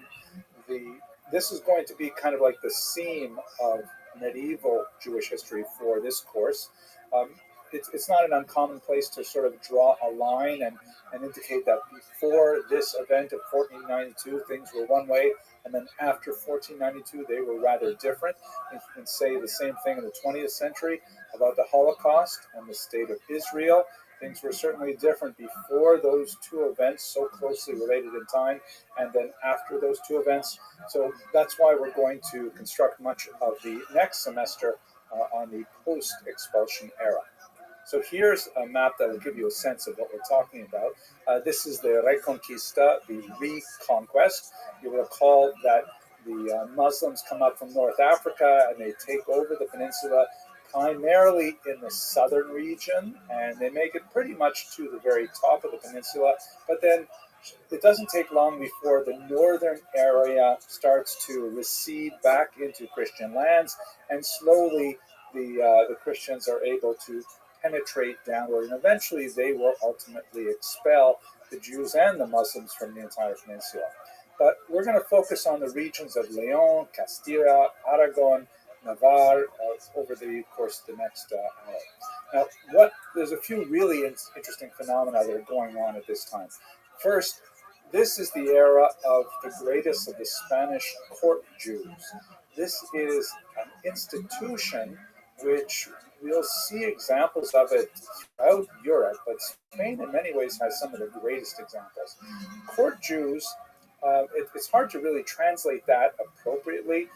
It's related to the idea of being in the king's court, like a courtier, sometimes you see that word. It's something like a lobbyist or sometimes a government official, typically associated with some kind of fiscal activity. They often don't have any specific role in the court, but they're very much part of the ruling circle, advising kings, very frequently underwriting the king's activities, and exercising a tremendous amount of power. Quite often, these courtiers are also the titular heads of the Jewish community, so chosen because they are so close to the levers of power and are able to protect the community appropriately in that way. But quite often they are heavily resented by the larger non-Jewish population, and sometimes they suffer terrible falls from grace because they're intimately associated with the king that they serve. We see this, for example, with the great Don Isaac Abarbanel, or Abravanel, who of course was exiled from Portugal, and then later he would be exiled from Castile, from Spain as a whole, and spent the last few years of his life wandering around. And it's really amazing, remarkable that he accomplished so much literary material when he was, in exile from these places. But he's a good example of a Spanish court Jew, and the Spanish Jewish communities in Catholic northern Spain actually had phenomenal levels of authority, partially because of the tremendous strength of their courtiers. In particular, in Castile and in Aragon, the uh, the the Jewish leadership was very much involved in an institution called tax farming, which we have discussed briefly in other classes, but let us just quickly recall what we're talking about here. Tax farming is um, a typical medieval institution where the king is unable to actually tax every individual landowner or certainly not peasants in his kingdom. So what he does is he deals with entire communities as a whole, typically whole classes of people in particular regions, and he hires out sort of middlemen to take care of the actual collection of taxes. These are called tax farmers because if the king assesses, for example, that from one particular region he can acquire, let's say, 100 gold coins, then he will appoint a middleman, who is typically a Jew, who will go out there and using a network of employees, typically also Jewish, they will be in charge of doing the actual collection of the taxes, the assessing of the properties, the assessing of the agricultural output, the placing of tolls on bridges and various small taxes with the authority of the king. And the tax farmer will collect maybe 1,200 gold coins. The 1,000 will be remitted to the king, and the 200 will be the profit for engaging in tax farming. So, an extremely important venture that the king values very highly, and the kings, as we shall see, tended to protect the Jewish population primarily because they were very valuable kind of way to derive funds from the population. One historian has put it as kind of like the Jews are like a sponge that the king puts on a stick and dips into the ocean of the peasantry and then draws it out and is able to squeeze the liquid out of the sponge. And so the Jews were often placed in that position. Naturally, Jews are involved in all kinds of other activities in Spain. They are landowners. Again, there's this widespread misconception that Jews were not allowed to own land. That is something that is true in some places and times, but typically not true. Jews were able to own land. It was just not necessarily a wise thing for Jews to invest in land because if there was an expulsion, then you lost all of your wealth. Jews were also involved in various trades and various crafts. Silversmithing and goldsmithing was very common.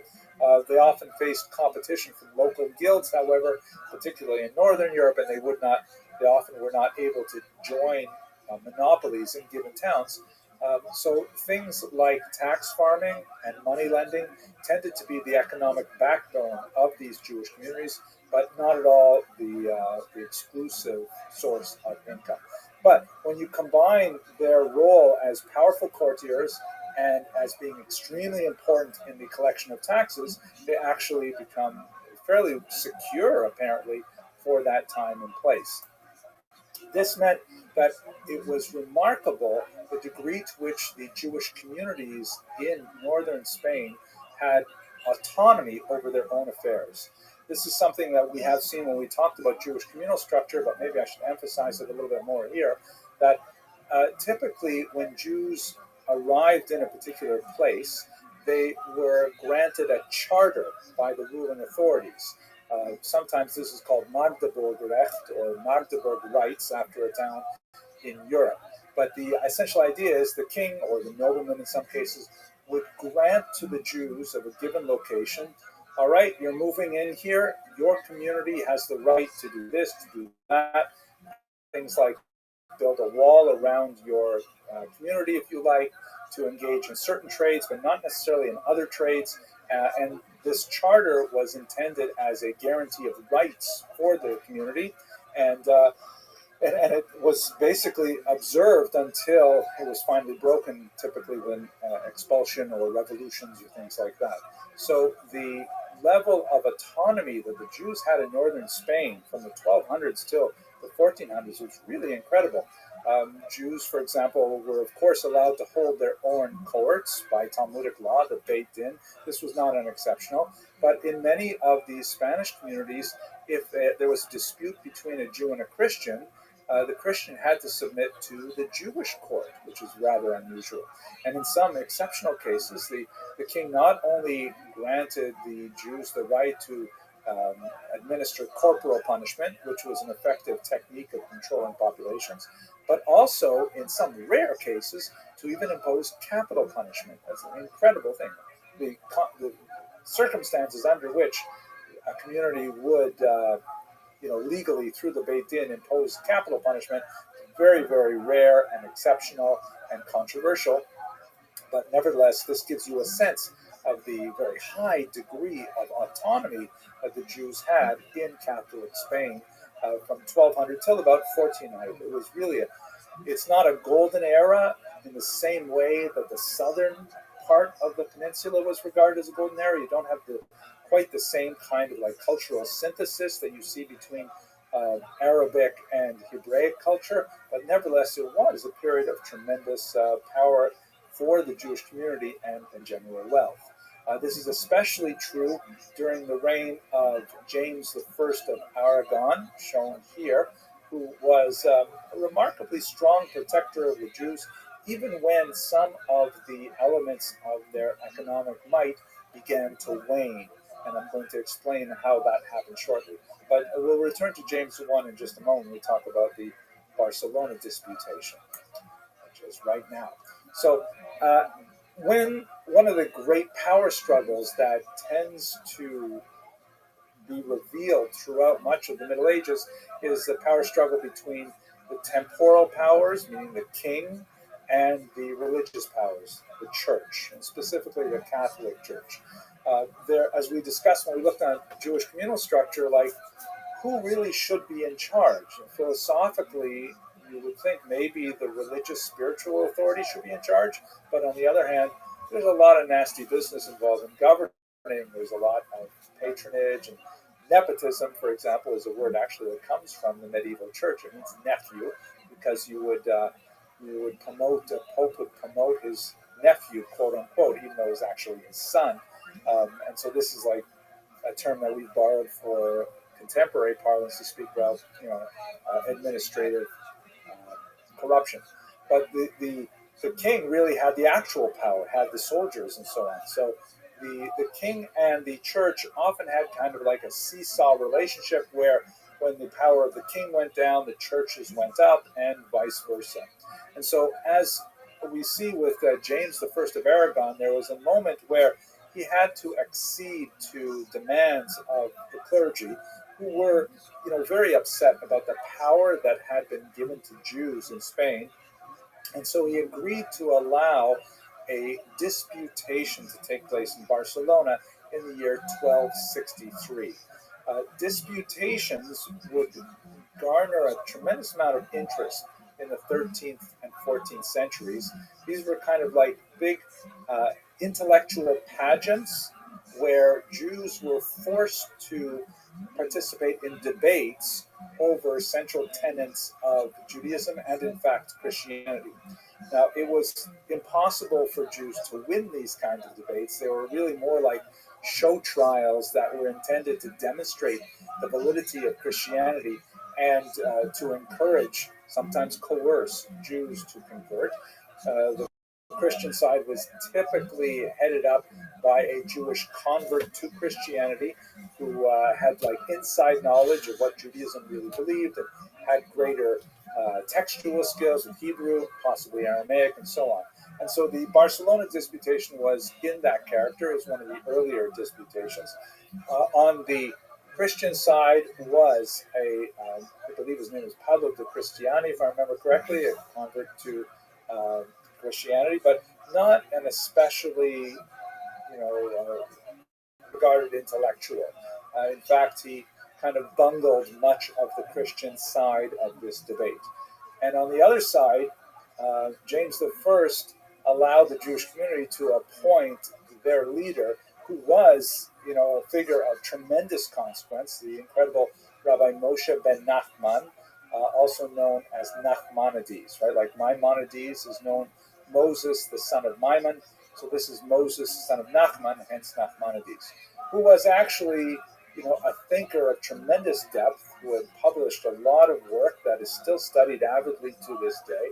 And although he was, older, he was in his 60s at the time that he was approached for this particular task, he agreed to do it. He was on good terms with James I of Aragon.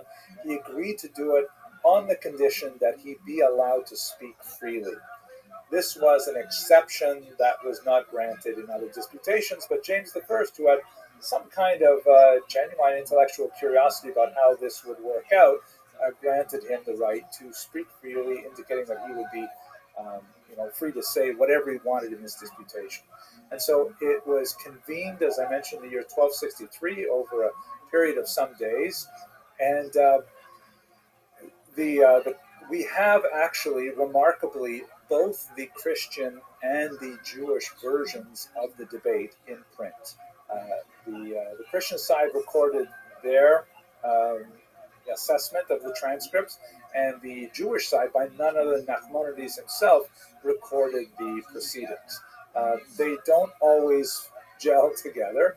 The end result is, of course, that the Christian side won, as would be expected, and this was a public spectacle which had, the king and queen and all kinds of important figures watching this debate. But Nachmanides really, he made very light work of his opponent. The Christian side the Catholic side was actually on its back foot right from the very beginning, because Nachmanides argued that the Jesus that the Christian side was referring to was not the same Jesus as recorded in the Christian New Testament. And so therefore, this defanged almost all of the most pointed arguments that the Christianity could bring in the discussion. It was a rather brilliant feint that made much of the rest of the argument, very weak.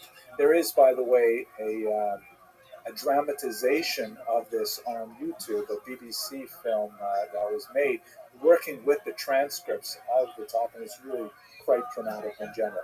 But nevertheless, at the end of this debate, even though Nachmanides officially lost, the church was very upset with how well he performed, and so James I of Aragon rewarded Nachmanides with 300 gold coins, and then said to him, "I believe you should leave Spain at this point," because essentially that's saying, "I can't protect you."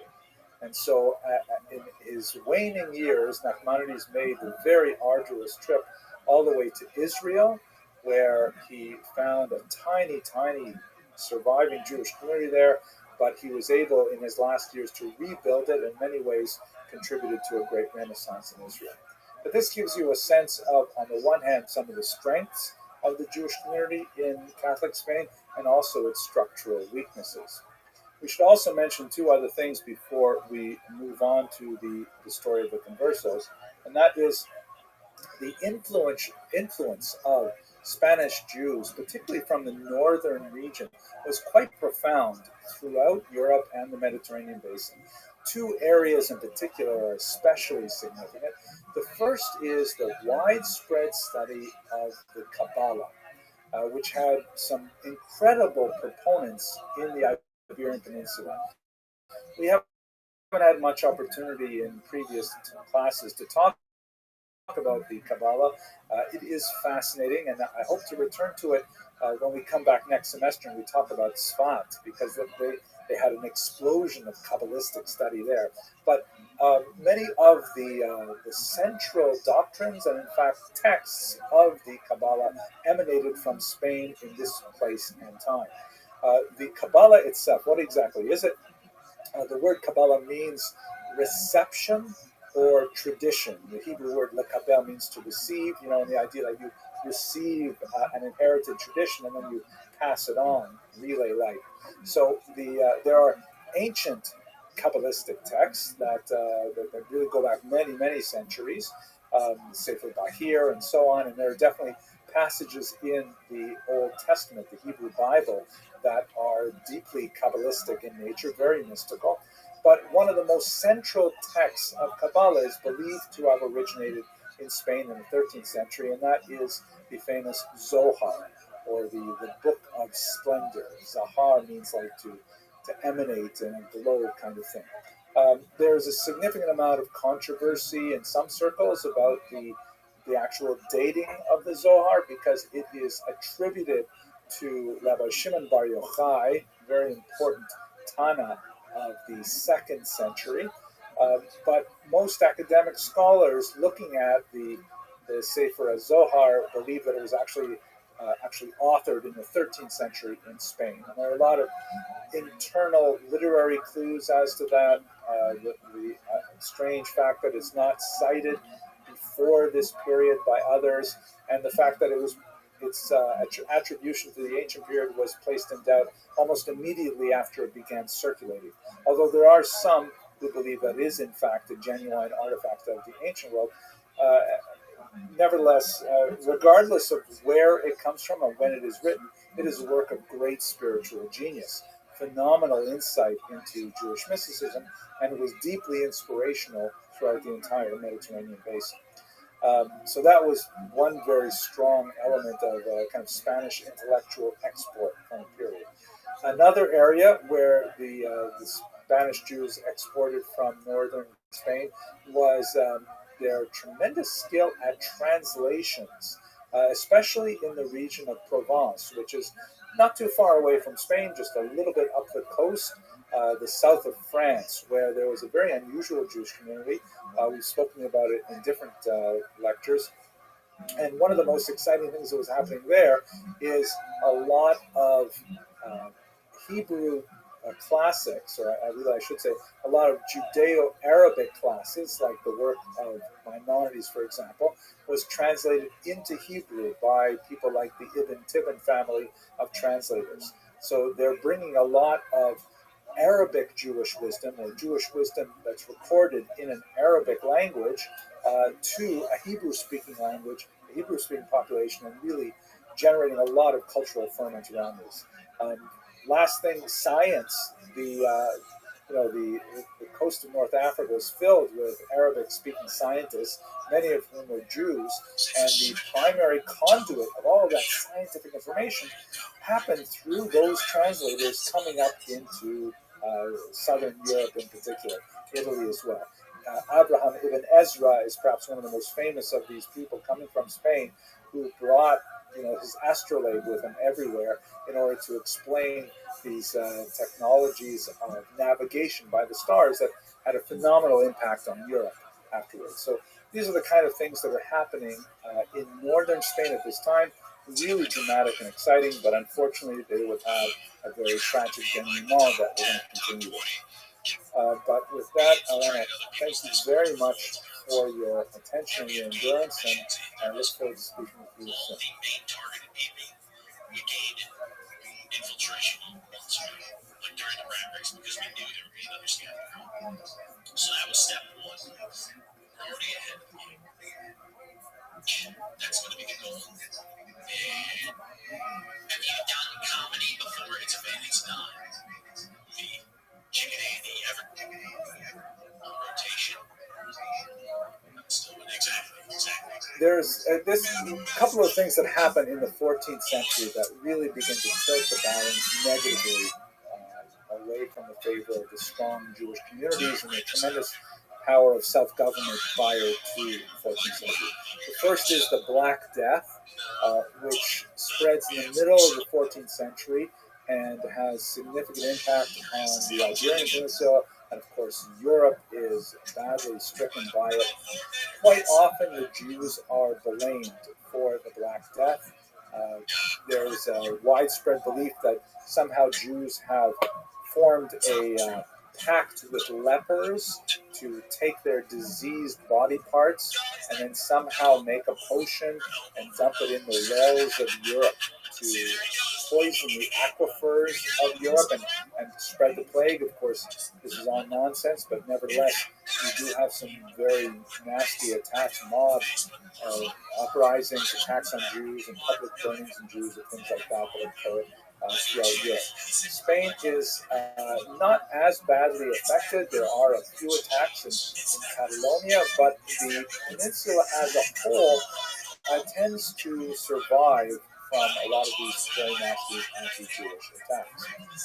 There is, however, a couple of host desecration charges that follow in its wake. You recall we spoke about this a few weeks ago, the false charge that Jews somehow need to kidnap the communion wafers used in the church and then torture them somehow. And this is an entirely baseless charge, but nevertheless, you will have these subsequent trials that somehow find the Jews guilty, and sometimes you will have like mass riots afterwards.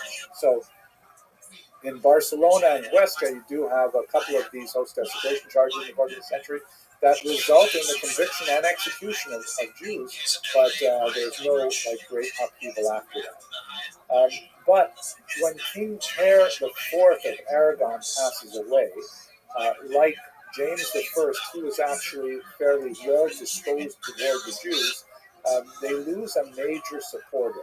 And perhaps this is kind of like the wisdom that we see in Pirkei Avot that says, do not draw too close to the government because they really only care about themselves. And when the government changes, all of a sudden they've forgotten all about what he's done before, just like Pharaoh forgot about Joseph, that kind of idea. So after the passing of Per IV, there were a few major changes that affected Jewish life in Spain. One is the institution of something called the censal, which was a dramatic, direct blow at Jewish activity in money lending.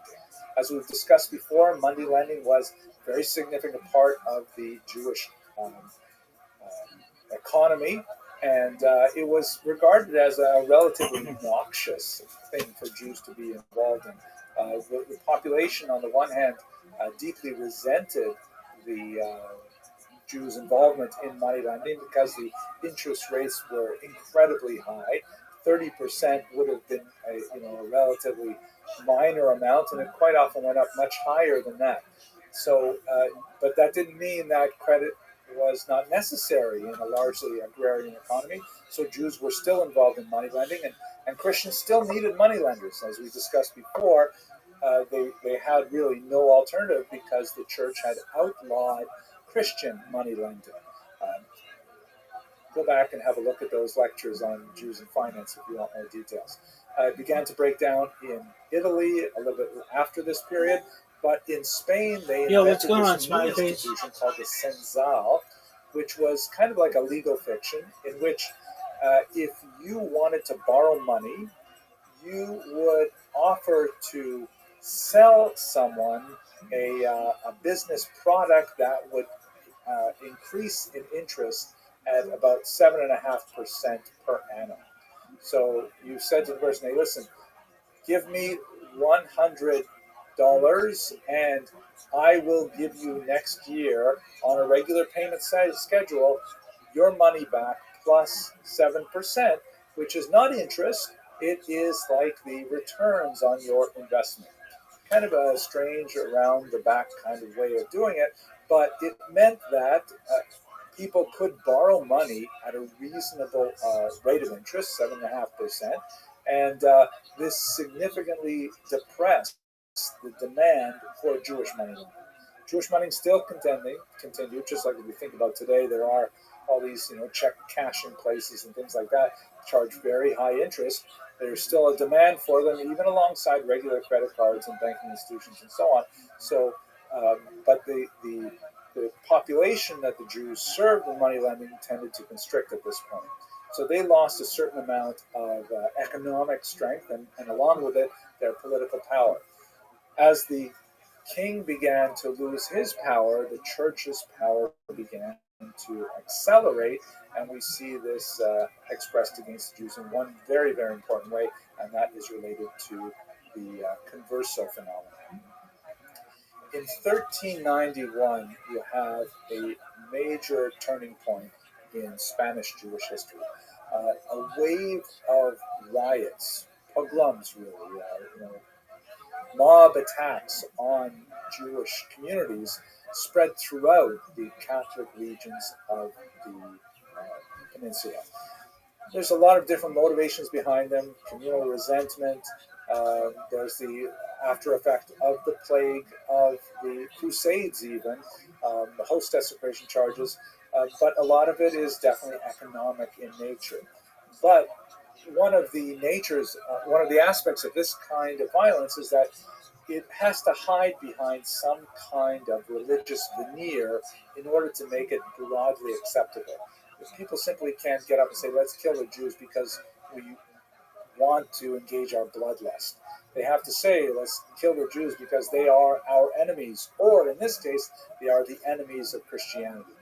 And so this particular massive wave of pogroms was accompanied by forced baptisms or forced conversions. Here you see a Van Eyck piece, which is quite fascinating, from 1511, that shows the church on the left, and there's kind of like a symbolic representation of the church dressed in red and pointing to the baptismal font and directing various noblemen and important people to partake of the waters of baptism, the sacrament. And on the right, you see a representation of the synagogue. And this is, by the way, a very common type to see church versus synagogue, but it is rare to see them as male personages. Usually they're female in form. At any rate, the rabbi who is standing on the right of the baptismal font is holding a broken staff, which indicates,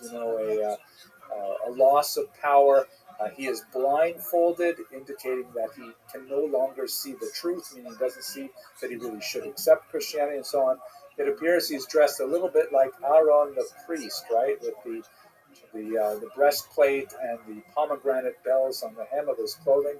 I do not think the artist is really trying to evoke Aaron, but is trying to base himself on some kind of biblical model. And he's holding back Jews who are in various states of relating to the attraction of the baptismal font. Some clearly want to go, like the individual in the green cloak, and he's physically holding him back. Others are tearing their clothes open. Others refuse to hear what's going on. Others are in paroxysms of fear or anger or something like that. They're all like resisting the pull of the baptismal font. And so in this kind of context where Christians cannot really understand why Jews refuse to simply conform to the dictates of Christianity and accept baptism, there is this paroxysm of violence that forces baptism onto many Jews, an unknown number, but not impossible to think of tens of thousands of Jews across the peninsula engaging in forced baptism. Now, as I mentioned in a previous class when we spoke about this, on a theological level, the church has an ambiguous attitude about this, because on the one hand, very clear, multiple statements from many popes, Augustine, Hippo, as well, that people may not be forced into baptism. It has to be something that a person willingly accepts, or else it loses its value. On the other hand, since it is a sacrament, once it has occurred, to use the Aramaic phrase, "vidiebet," it takes effect, and the person who is baptized is now in fact a Christian. This would have disastrous consequences. For example, in 1858, when young Edgardo Mortara, a young child, would be baptized by the family maid, and unbeknownst to his parents, and then years later, the Vatican police would actually seize him and never return him. That occurred in the 19th century, which is mind-boggling.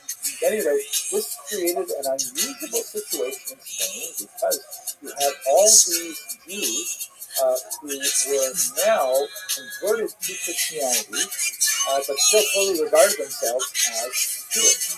This is largely not happening in Navarre, which is a northern region bordering France, and in Portugal, which would be very important because for much of this period, Portugal was regarded as a haven for Jews.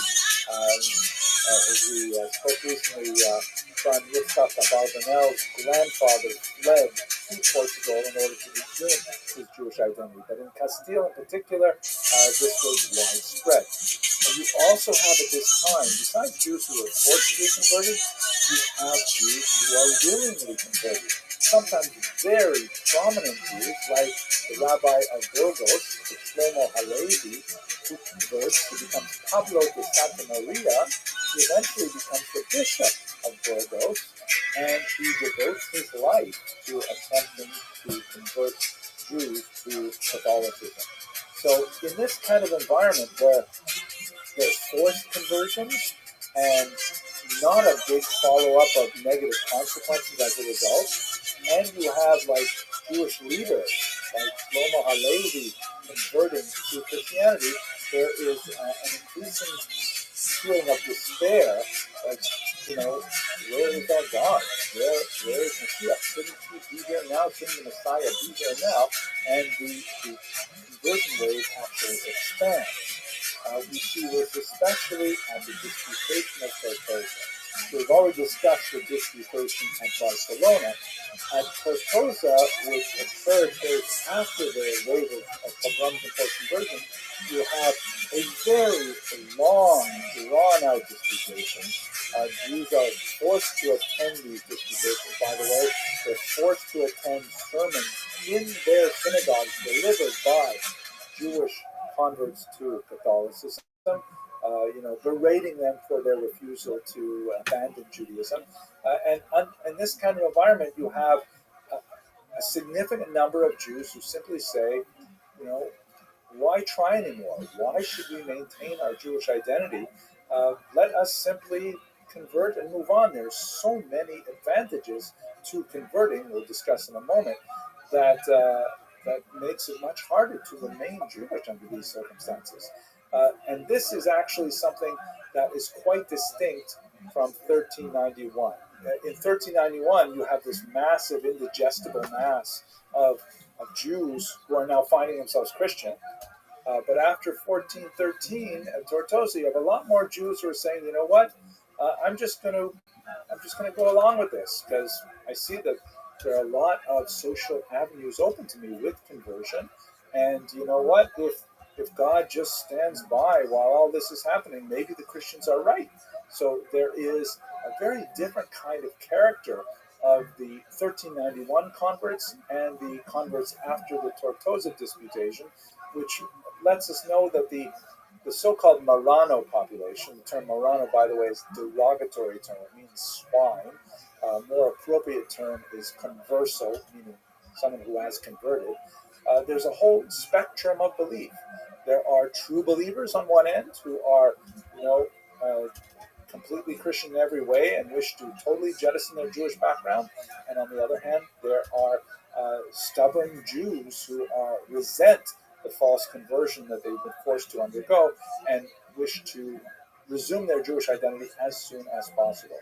There's a large spectrum of belief, and it will have consequences later on. But what this means is, as we shall discuss momentarily, now we have essentially two classes of people.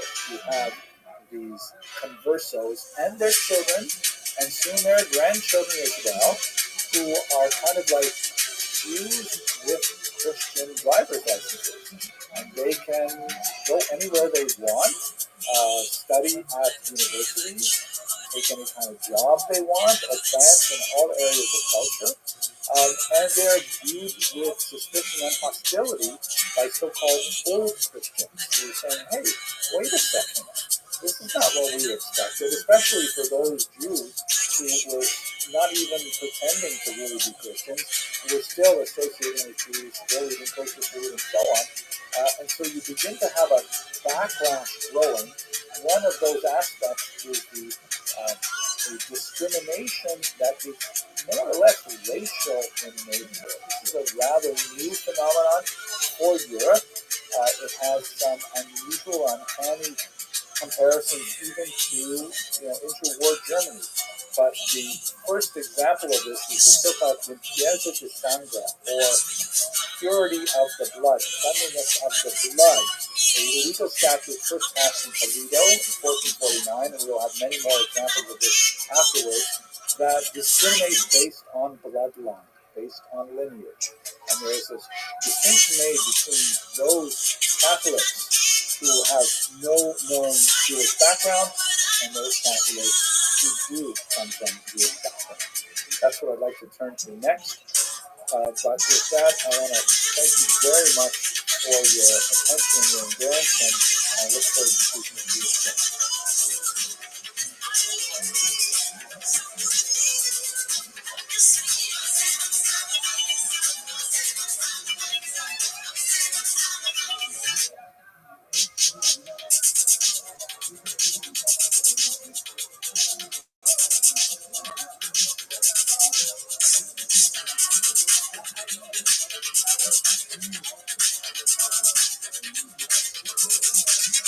After 1391, after 1414, with the end of the total disputation, you have this unusual circumstance where there are Jews who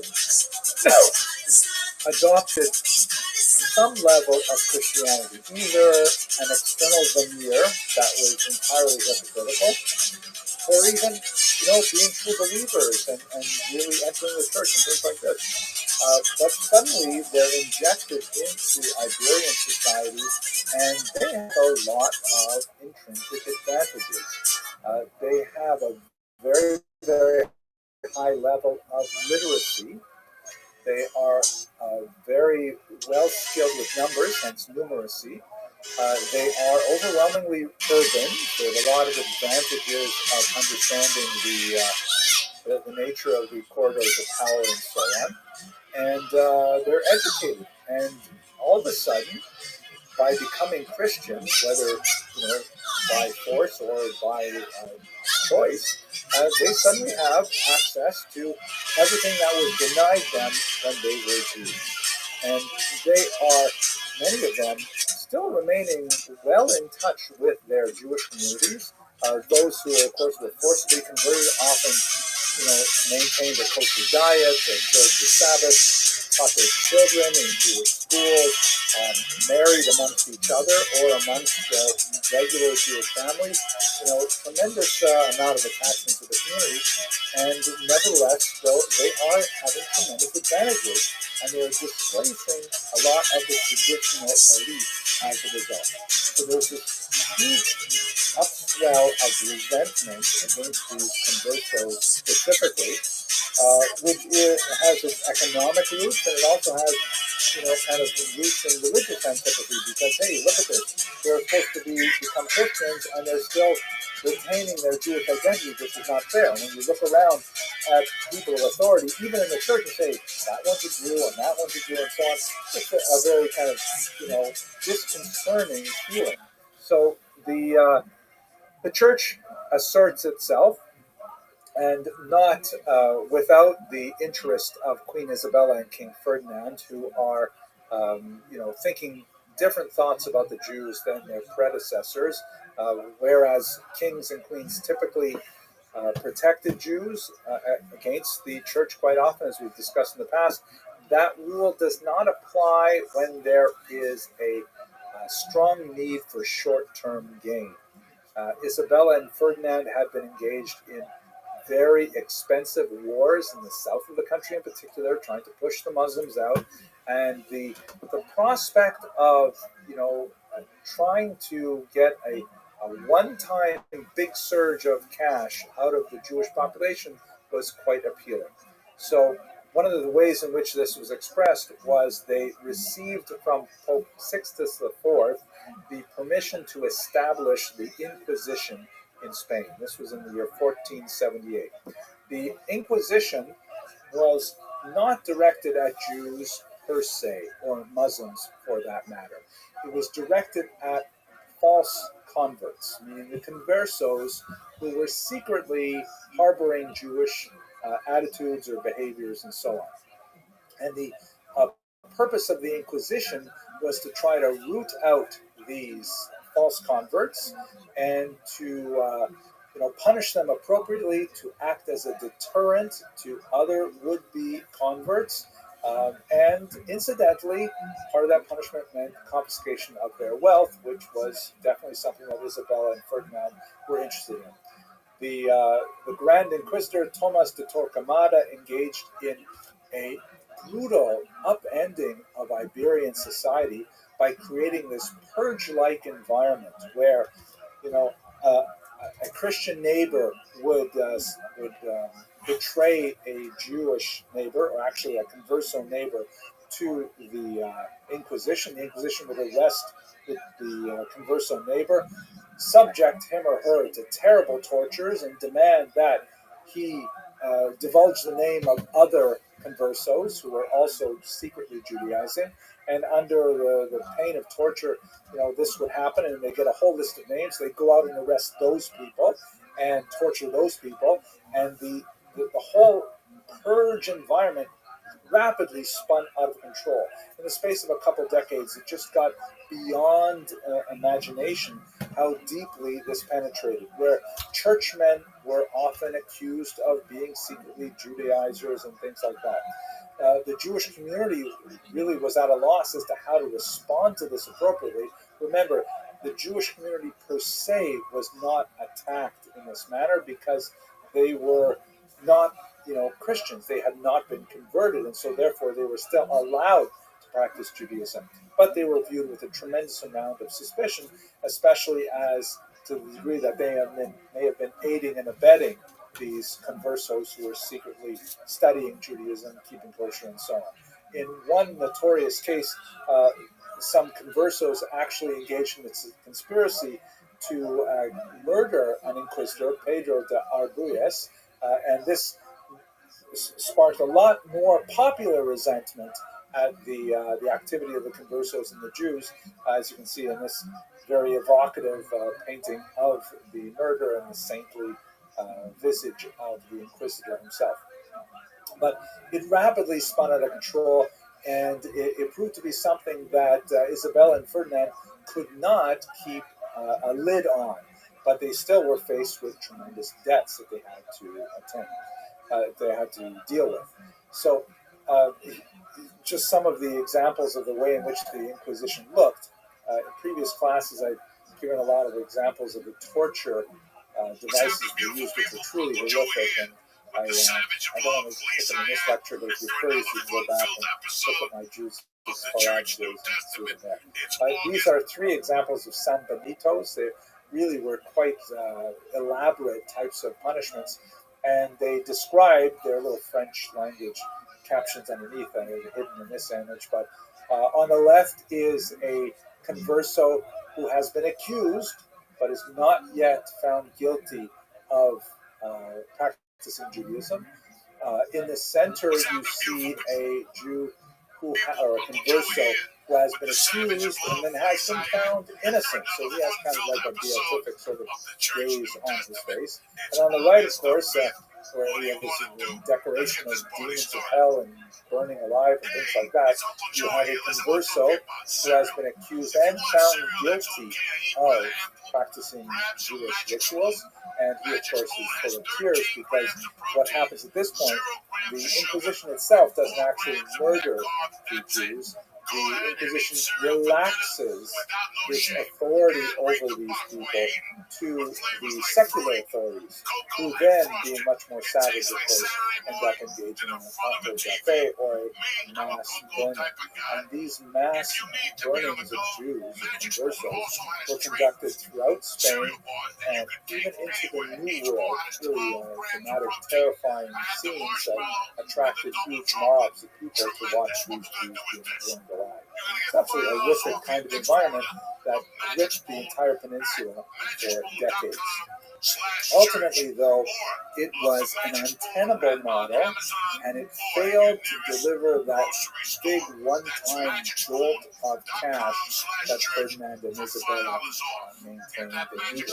So it all came down to a dramatic moment when Ferdinand and Isabella decided to simply expel all the Jews of Spain. Recall, the real purpose of the Inquisition was to root out these false conversions of these non-Jews, now Catholic.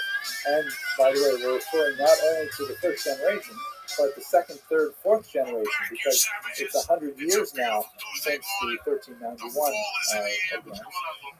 And Torquemada, in this remarkable piece of art by Emilio Sala,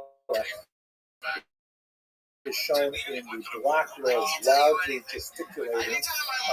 Torquemada says the reason why he has been unsuccessful at bringing the Inquisition to a conclusion, that the more he looks, the more amazingly he finds more of these Judaizers. He says it's because you're still allowed Jews to live in Spain proper.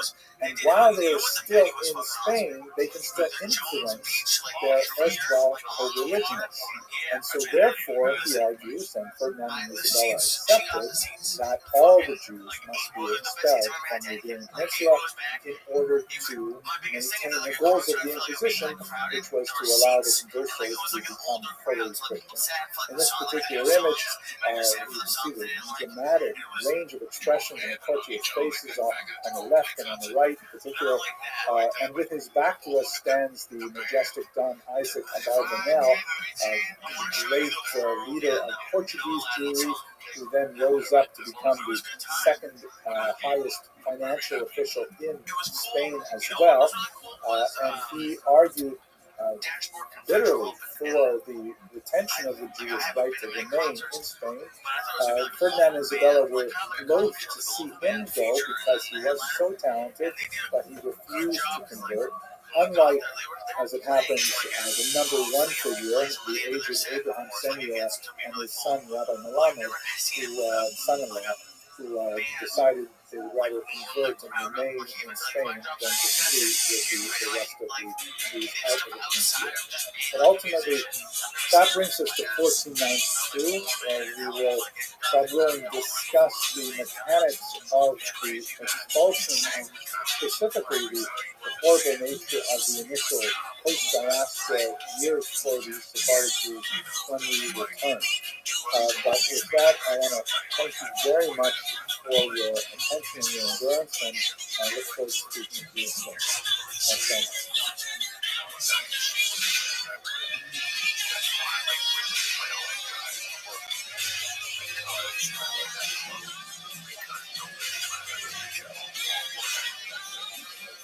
To show the best that we can make it, whether it's 8 openers or 2 openers.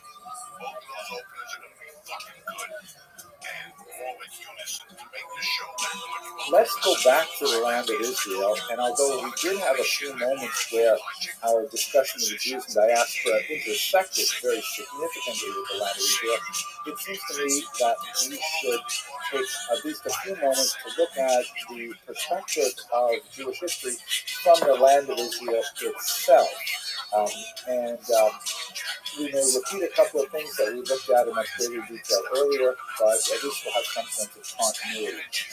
Also, I think it's important because we're at a unique inflection moment politically, I think, in the land of Israel, where we have a lot of unfortunate tension and warfare and loss of life.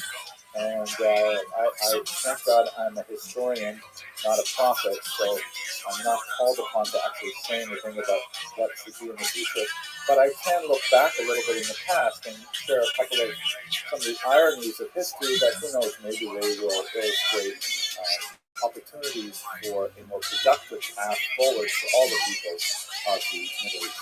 Okay, so we're going to go through well over 1,000 years. We're going to take it from the Bar Kokhba rebellion against the Roman Empire that went from about the year 132 to 135. And we'll take it right up to the end of the medieval period as we're defining it, the Spanish expulsion. Where we left the Jews in the land of Israel, specific at this time, is that they had gone through 2, and if you like, 3 disastrous Roman Jewish wars. The first major Roman Jewish war, of course, is the Great War that erupted in the year 66 and resulted in the destruction of the temple and the exile of the Jews primarily from Jerusalem and Judea, and horrible suffering in the quake, and the final battle was on the mountain of Masada. Then we have the quietest revolt, which was not specifically centered in Israel. There were more uprisings in North Africa and Asia Minor, so I skipped over many people with the Second Roman Jewish War. It was much more intense and occurred once again in Judea, and disastrous consequences. So the idea of Jewish statehood was, it was a foregone conclusion after the end of this particular war. And what it meant for the Jewish people, besides the tremendous political upheaval, the end of even the vestigial power that they had under the Herodians as a puppet government under Rome, that was completely gone. But they also had tremendous economic disasters with, punitive taxation and the redirection of the Machzis shekel, the half shekel tax that used to go to the temple upkeep, to the insulting temple of Jupiter in Rome, and displacement of people, tremendously horrible economic impact. But it also meant that the Jews had to think fast and kind of create a new spiritual realignment for themselves. We see it in a few different locations. Yavne, for example, Usha, and especially what's going on in the north, in the cities like Tiberias, where the Jews are reassembling, they're forming their leadership under the Nasi, the office of the Prince, or patriarchate, as it's sometimes called, and you see especially the writing of the Mishnah at this time. Politically, we should also mention that this is the time when the term Palestine comes into its first major usage. And I'm going to stop a couple of moments and speak a little bit about nomenclature, because people tend to get hung up on it, I think, especially in contemporary debates. The term, and everybody knows, especially political leaders know, how sensitive people are to geographic terminology. My own PhD supervisor, a tremendous scholar named Rabbi, he actually wrote a few atlases, and I remember him struggling to try to find the correct place names that would describe a specific location without offending half of the people who lived there.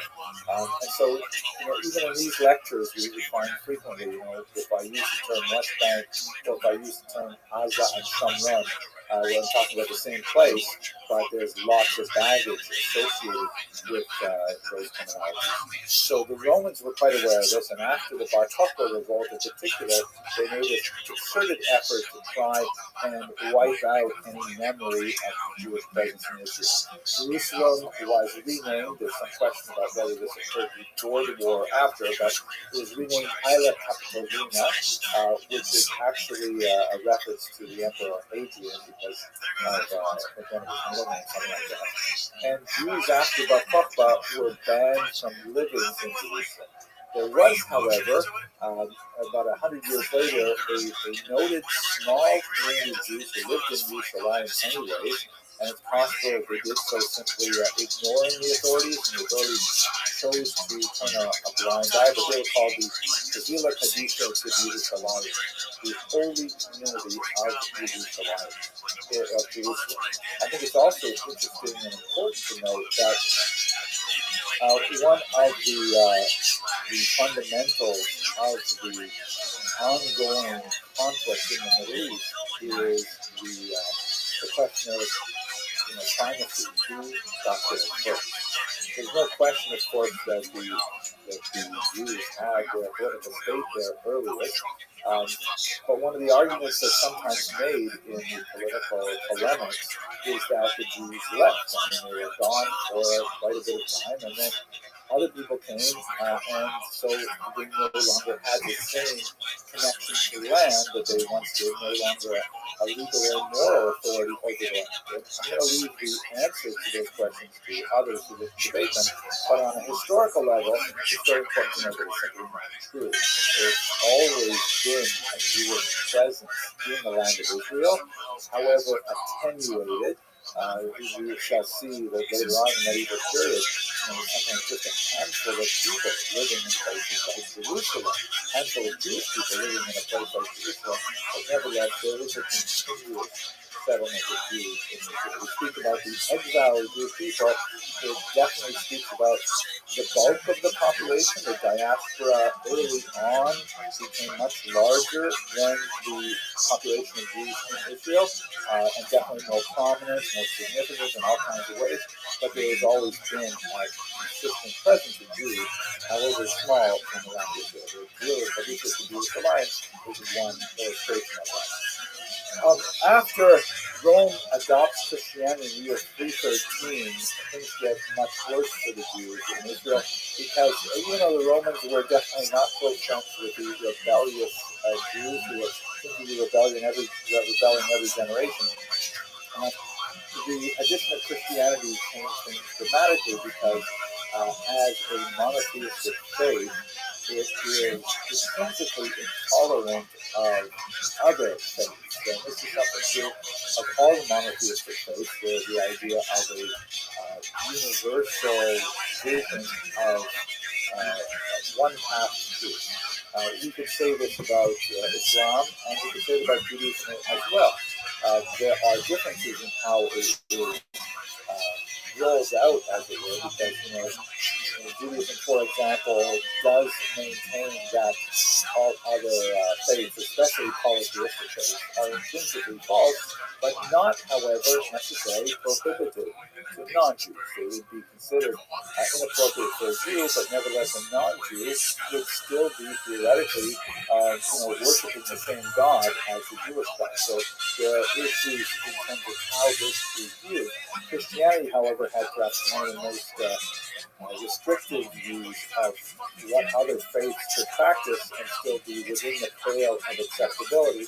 And this meant that it was intrinsically much more intolerant than, let's say, paganism, which, by the very fact of the multiplicity of gods, tends to accept the idea that some other people could worship all different gods. Jews did rebel, in particular, against the Roman leader named Gallus, and this rebellion was centered in the northern part of Israel. It began at Sepphoris in 351 and lasted for about a year. It was put down very harshly. Jews were sold into captivity, much like they were in the first Roman Jewish War. But one of the ways in which the Jews kind of pivoted at that point was they recognized that, the situation in Israel is just getting more and more tenuous. And so this is the point in time when they decided to abandon the calculation of the year, of the calendar, by sighting of the moon, and to move to a fixed calendar, which is the one that we use today, that collects the lunar solar discrepancy by adding a leap month on the 19-year cycle.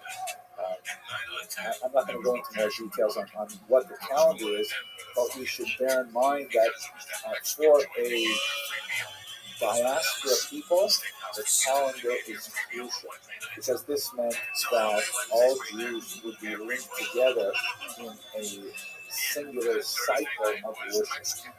Passover on the same days, Yom Kippur on the same day, and so on.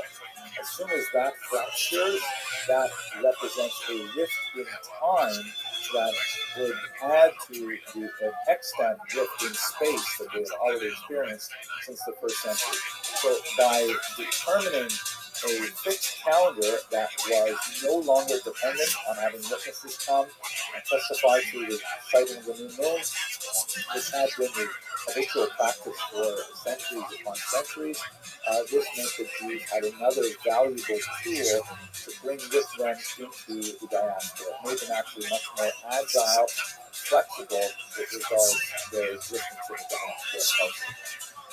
There is at this time a brief, however, respite where there is a Roman leader known as Julian the Apostate, actually like that title. I think it's kind of cool. But he died very early. But when he was rising in authority, he promised the Jews that he would allow them, Cyrus-like, to rebuild their temple. And he got a little bit excited about this, but it turned out to be very short-lived. This was also in the 4th century. More significantly, I think, in the 5th century is the recognition by the Jews that they really had to prepare themselves for a more dangerous time that would involve more diaspora travel. This is when the Jerusalem Talmud was completed. It's called the Jerusalem Talmud, but that's not really fair because there are very, very few Jews living in Jerusalem.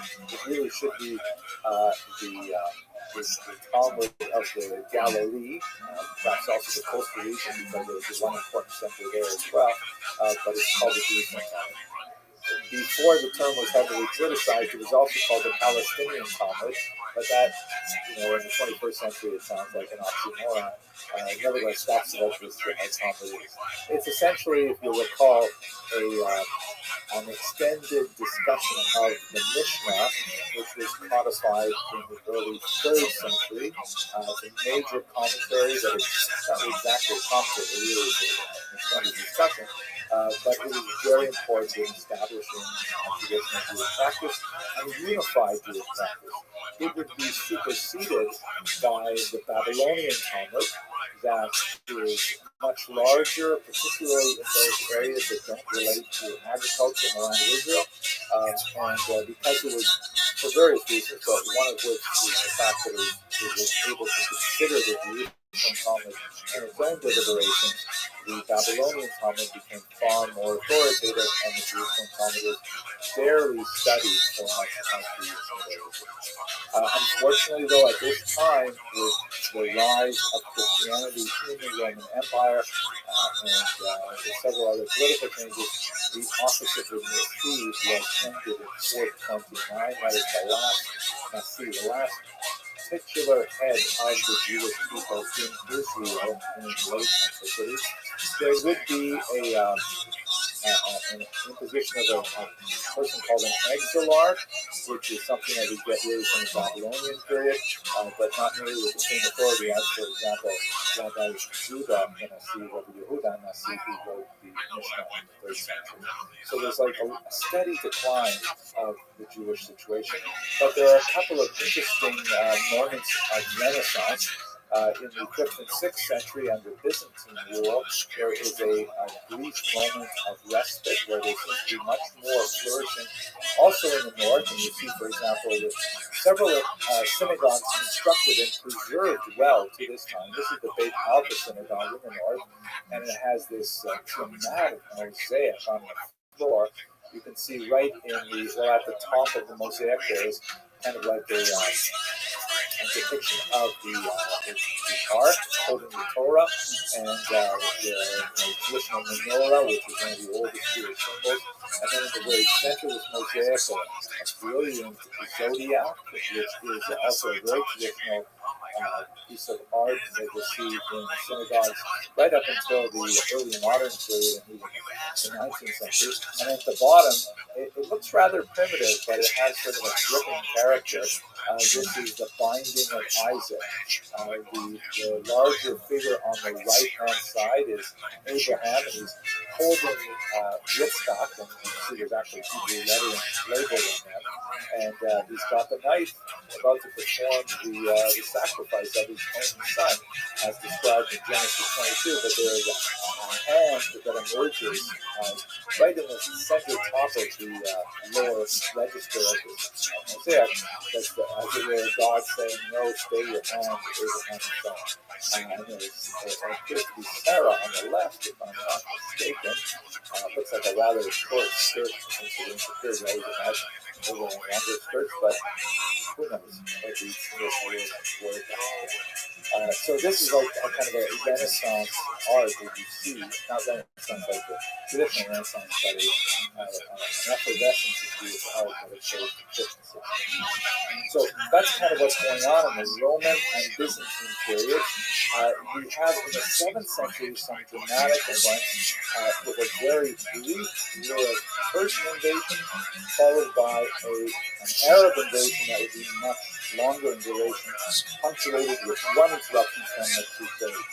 So this is obviously an aerial view. I'm sure it's familiar to most of you. The western or the Wailing Wall, the last remaining external rampart of the temple courtyard. That was most of the blocks that are up higher today were those that were placed by Herod, who was a great builder at the time. And on the Temple Mount itself, of course, there are Muslim structures that were put up in the 7th century. The most iconic of which is the Dome on the Rock, originally built in the late 7th century, and then destroyed at one point and rebuilt a few centuries later. And the gold was added even more centuries after that. But this is perhaps the most striking image of Jerusalem. And that happens to exist on the grounds of the destroyed temple, which is one of those terribly frustrating things for Jews who wish to see the temple rebuilt. And there's a lot of political development regarding but not for our discussion today. So the Persians invade in the 7th century. We looked at this a little bit more detail a few weeks ago. But they're only there for a couple of decades. The Byzantine emperors come back in for just 5 years. They take over the country, and then finally you have the Arabs come in. So this is shortly after the death of Muhammad in 632, and that's when Israel, the land of Israel, formally comes under Muslim control.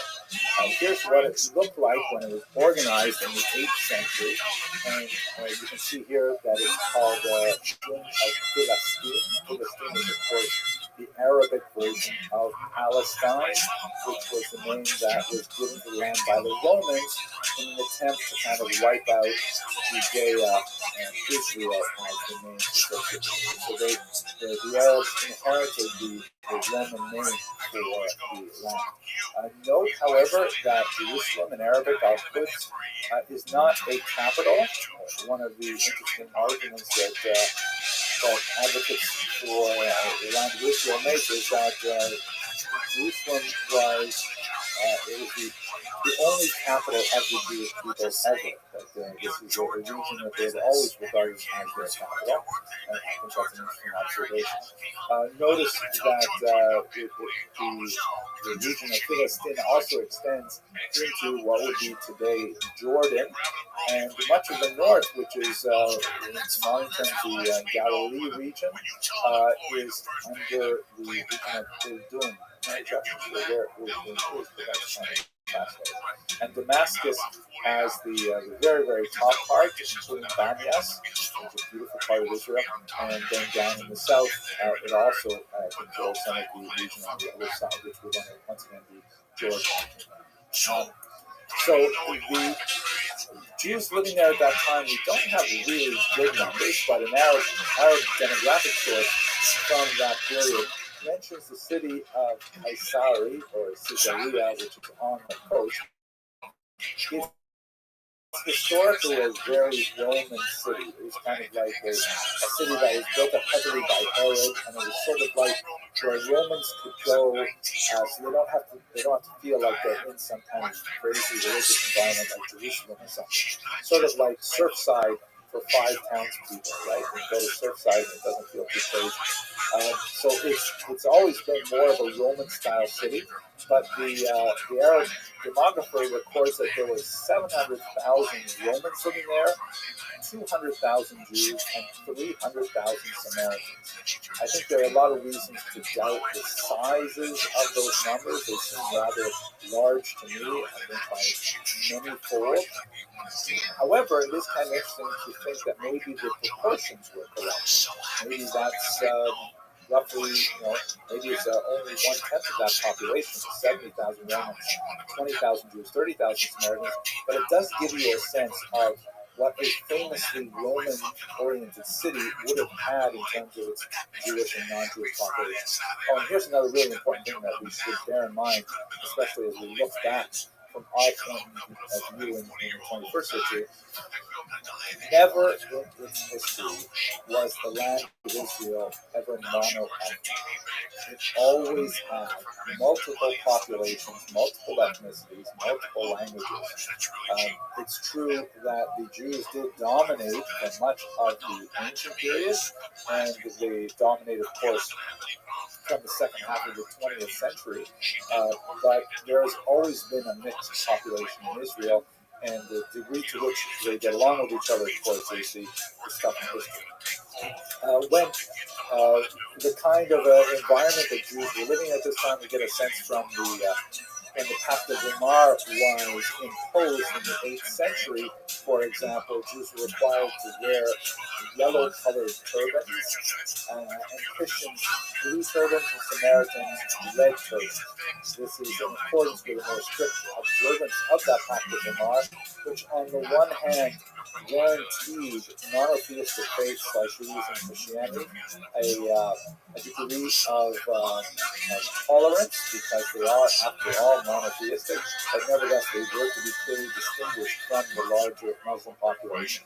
It is also worthy of note, just like we see in Christian Europe after the 13th century and the imposition of the Jewish badge, that it was very commonly ignored, typically by paying a small bribe, or the authorities not really being interested in enforcing these kinds of rules.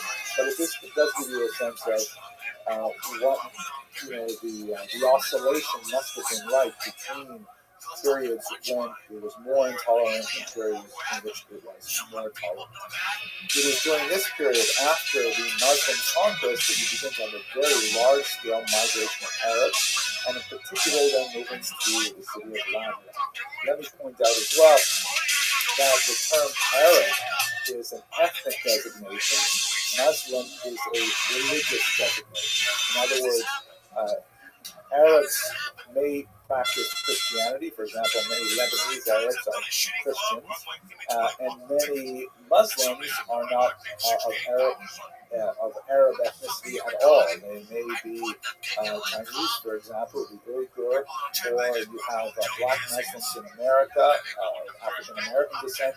So the term Arab, however, is clearly ethnic, because the early Islamic empire was dominated by forces from Saudi Arabia, or today's Saudi Arabia, and that was the rule that was imposed in Israel. As you move on, of course, there's going to be lots more inter-Muslim political change with Muslim leaders who are not Arabs at all, the Turks, for example. But for the time being, at the beginning, we're talking about an Arab empire. Jewishly, there's a lot of fascinating things going on here. We discussed a little bit about this in terms of the rivalry with the Dayanite in Babylonia.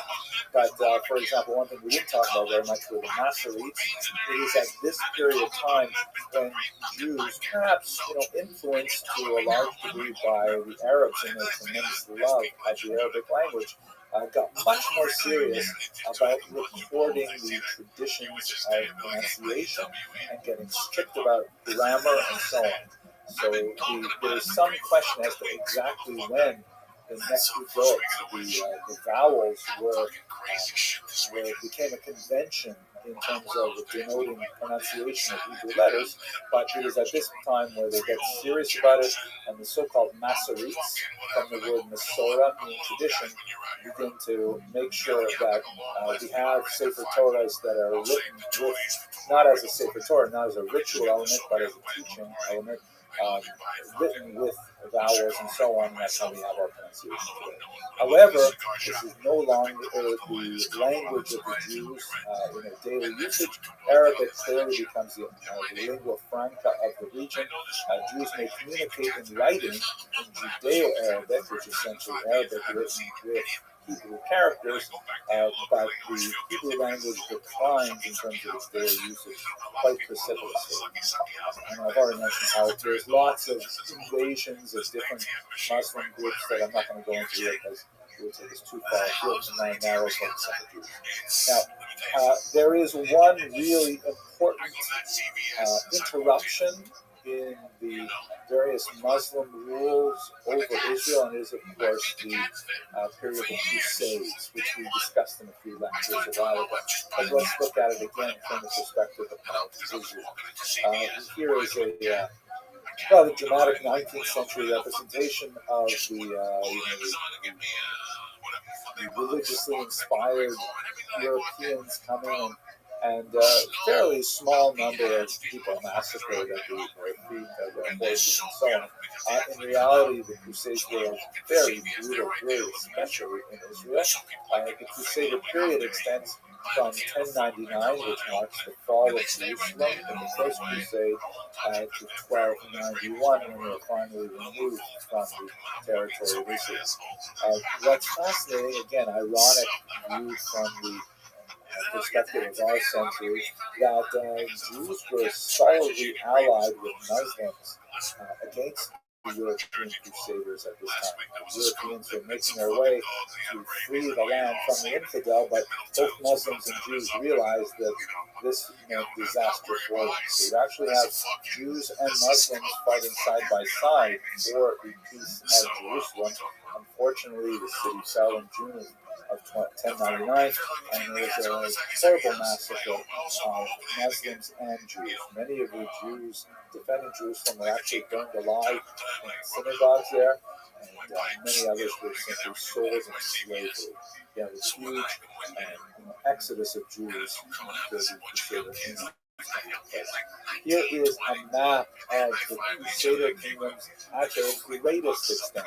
It actually fluctuated significantly because the Muslim rulers surrounding the new Christian kingdom were not well disposed to tolerate its presence, and so there was frequent fighting over the next couple of centuries. But you can see here that they did establish quite a few locations, particularly on the coast, where, not surprisingly, you see a lot of the Crusader remains even to the present day. Fascinating what's going on with Jews after the Crusades. Yehuda al-Farizi reports that after Saladin, the famous Muslim defender of Jerusalem, the great walls around the old city date from his period, after he was successful in conquering Jerusalem, he actually invited Jews to migrate to the city of Jerusalem, which is, again, one of those sentences that it's hard to imagine having a Muslim ruler over Jerusalem saying about Jews today. But this is, in fact, one of those ironies of history, that they recognized that they had an alliance that was quite strong and effective. And in fact, though many Jews did migrate to Jerusalem and to Israel as a whole, from prior to the Crusades, but especially after Saladin's invitation. This included 300 European rabbis who settled throughout the land, many in the northern coastal city of Acre, or Akko in Hebrew. Many of them were Tosakists, meaning they were from the school of Tosafot that is in the Talmudic corpus.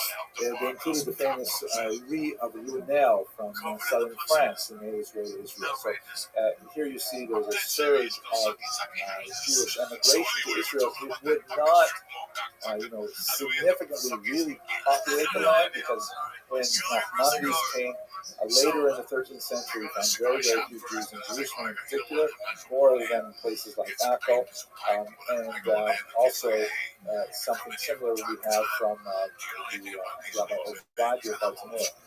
Here is what the land of Israel looked like for much of the post-Crusader era. This is under the Imamites, which is one of the many dynasties of Muslims that ruled in this. And as you can see, Israel was treated very differently. The southern part of the Negev was simply abandoned to the traveling Bedouins, the Arab tribes that were non-sedentary. nomadic, and you see that Jerusalem is actually part of the Mamlaka of Damascus. Mamlaka, I don't know Arabic very well, but I think it's like Mamlechet in Hebrew, right? Like a state, as it were. And Gaza, of course, was much more significant. Gaza was actually a very large town at this point. Gaza was about double the population of Jerusalem in the 15th century. And the northern part was ruled by Sfat, which is one of the most fascinating cities that we're going to zip right back to look at Sfat in the period immediately after the Spanish expulsion, because many of the great mystics of the Iberian Peninsula made their way to Sfat in the 15th century and creating an explosion of creativity that is still being felt today. Well, I'm really looking forward to speaking about that with you. But what we know from the region, by the time we get to our medieval period, Rabbi Bartonoro, he is the famous commentator on the Mishnah known simply as the Lav. He wrote that when he arrived in 1488, there were only 70 Jewish exit families, and they were all incredibly impoverished, a tiny population at the time. And it was, as I mentioned, dwarfed by the city of Gaza. So that's a very quick look at the land of Israel over this 1,200 odd years, and just emphasizing the fact that there is a continuous Jewish settlement there with some dramatic achievements, but for the most part, they were overshadowed by events in the diaspora.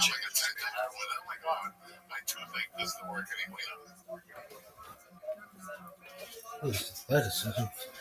Oh.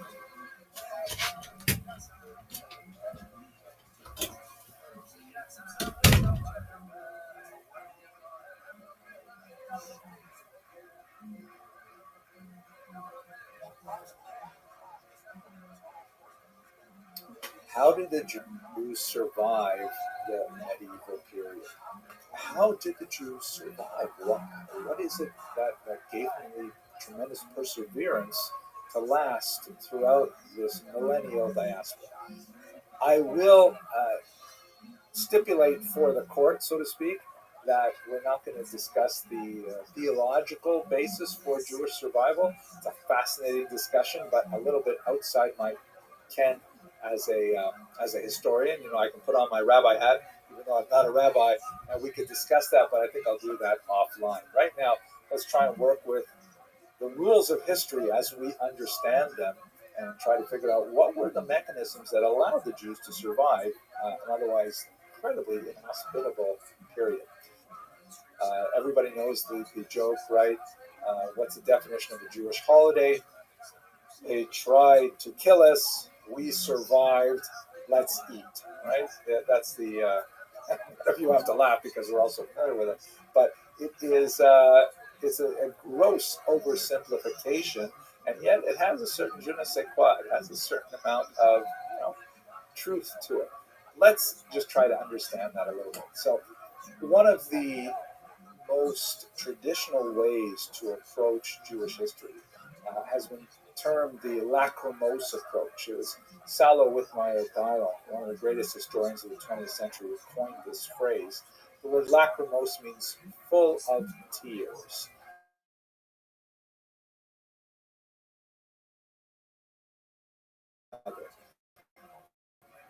Viewed from the perspective of the late 20th century in particular, after the Holocaust, my gosh, the tragedies just seem to get worse and worse and worse, and there's a lot to be said for that.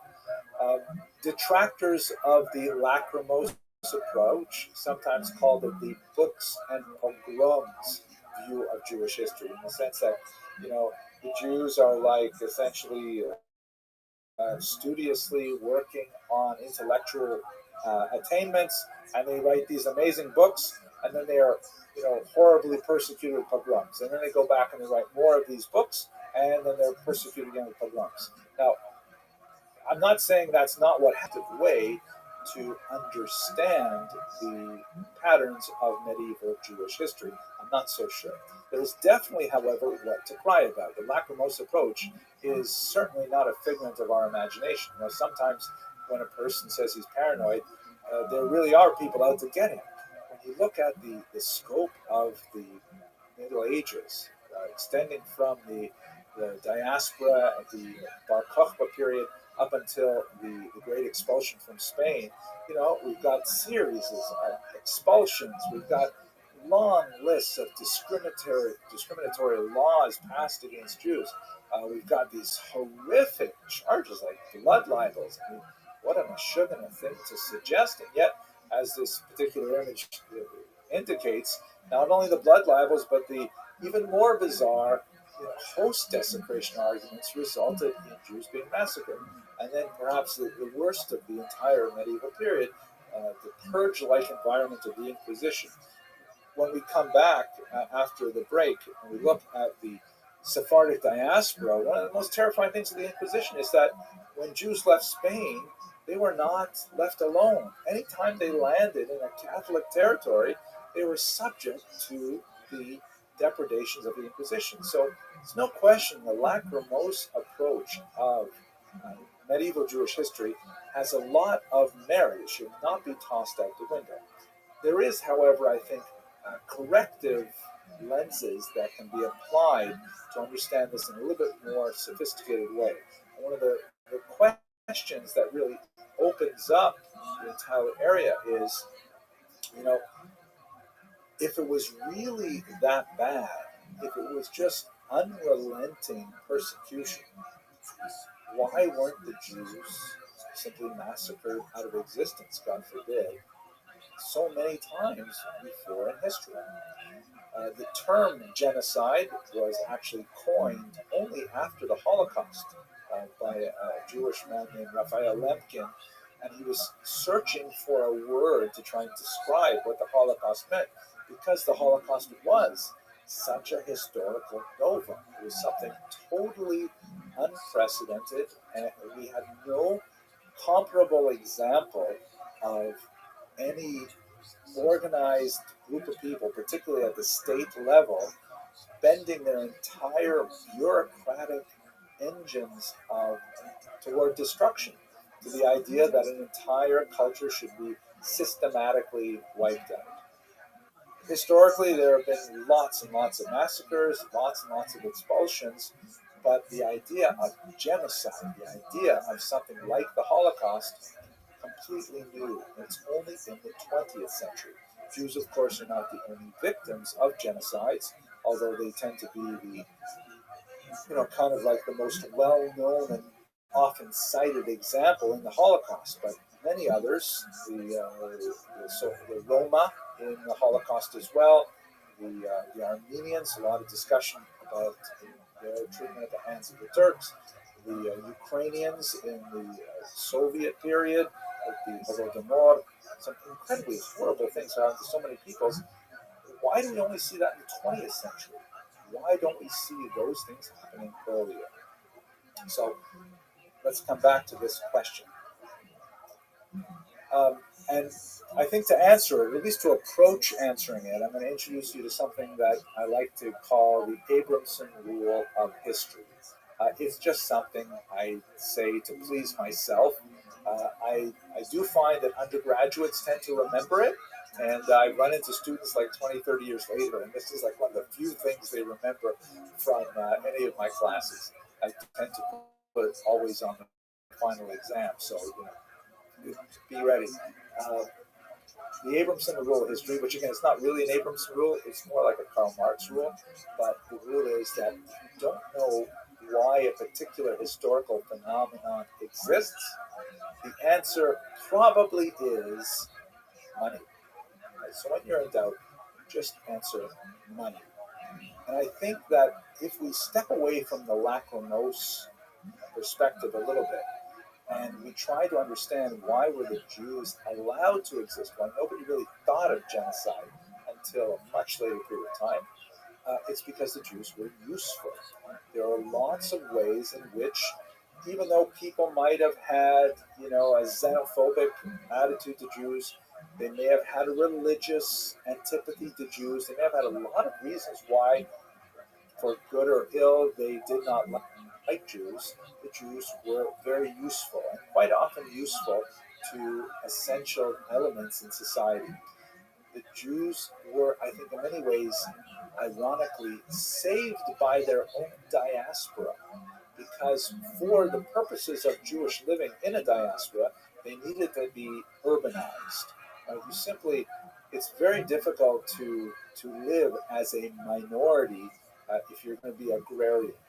You have to, there are certain communal functions that you have to have within walking distance, a ritual bath, a mikvah, a synagogue, and as you know, I like to say, you have to have an Asian restaurant within walking distance. How can you possibly have a community if you can't have walking distance to Asian food? That's a joke.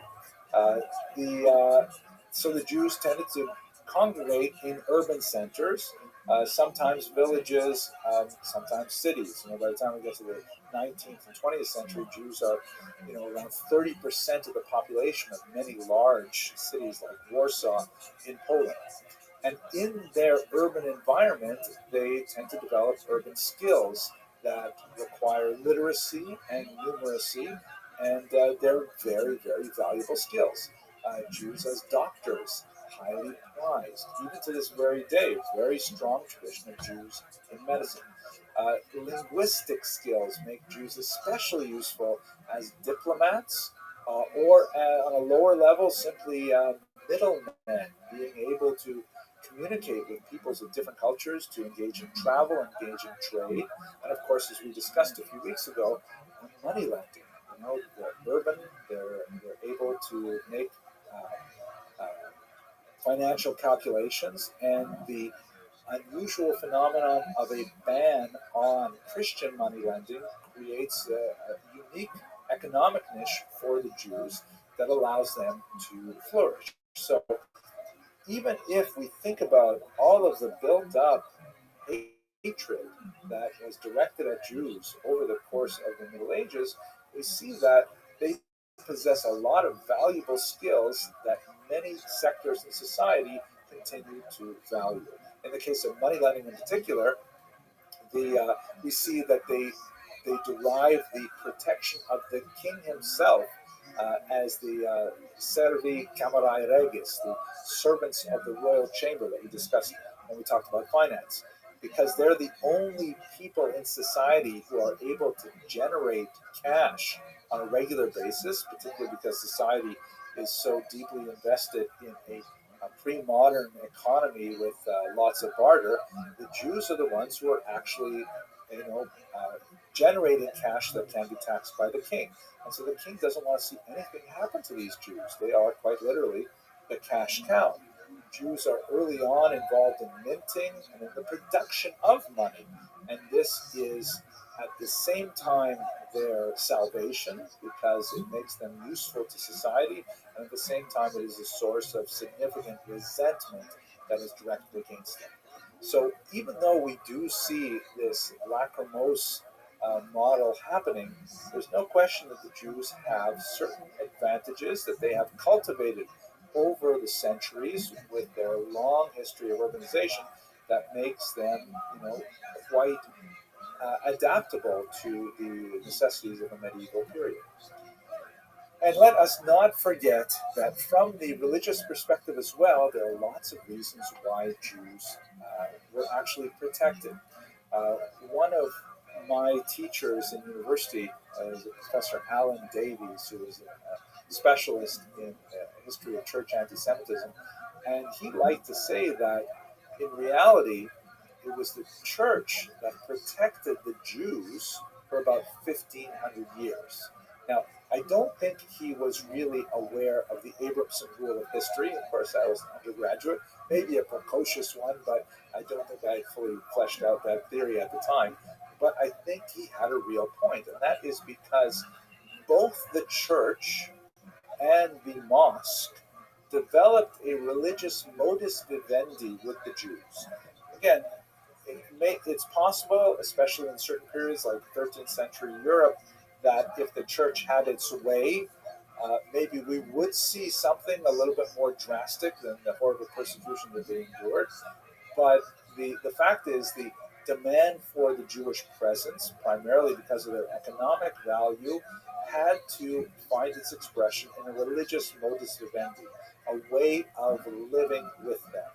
And so we have two doctrines that are ironic parallels to each other that carve out a little space for Jews to live in both Islamic North Africa and Middle East and in Christian Europe. For the Muslims, it is the Pact of Umar, which, although by 21st century standards, obviously quite discriminatory, but viewed from the perspective of the Jews, it meant that there was like a legal space for them to exist, as long as they, accepted the disabilities of their dhimmi status, which included, for example, a punitive tax rate that was not applied to Muslims. And from time to time, they had certain restrictions on their clothing, their architecture, their settlement, and even with all of these rules, there were the occasional punctuations of violence that went beyond what the Pact of Umar allowed.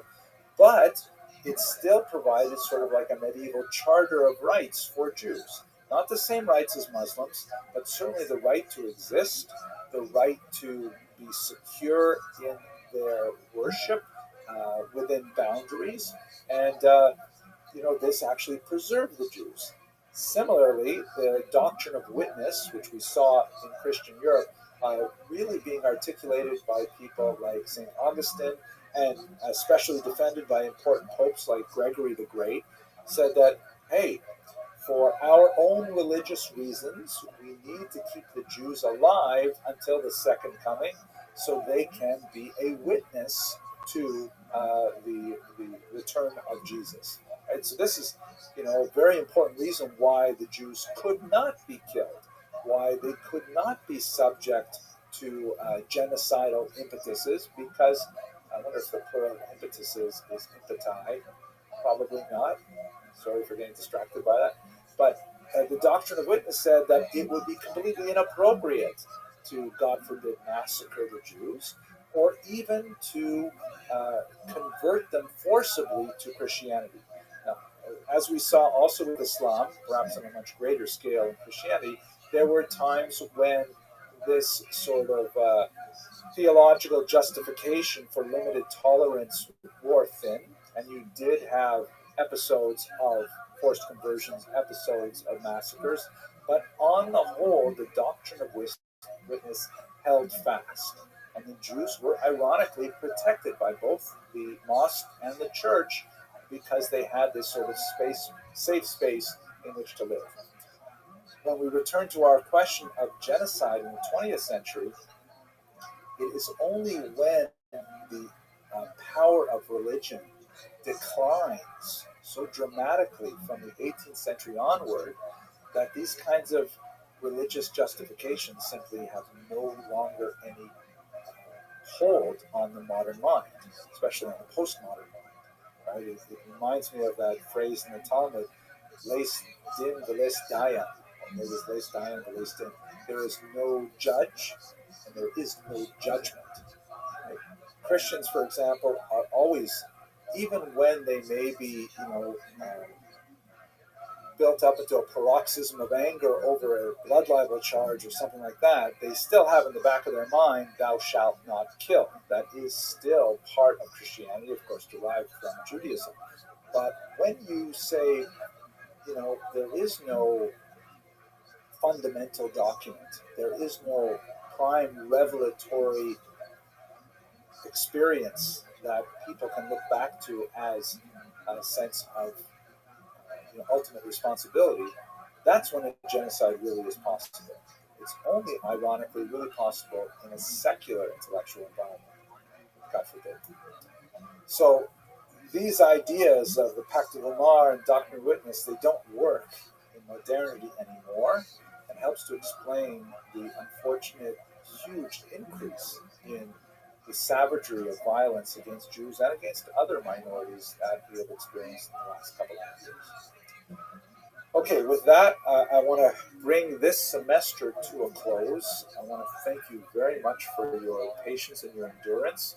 I'm really looking forward to when we come back together, and we're going to start right away with the Sephardic diaspora, and then we're going to continue through the modern age, which is simply so many more fascinating chapters in the millennial history of the Jewish people. Thank you again for being here.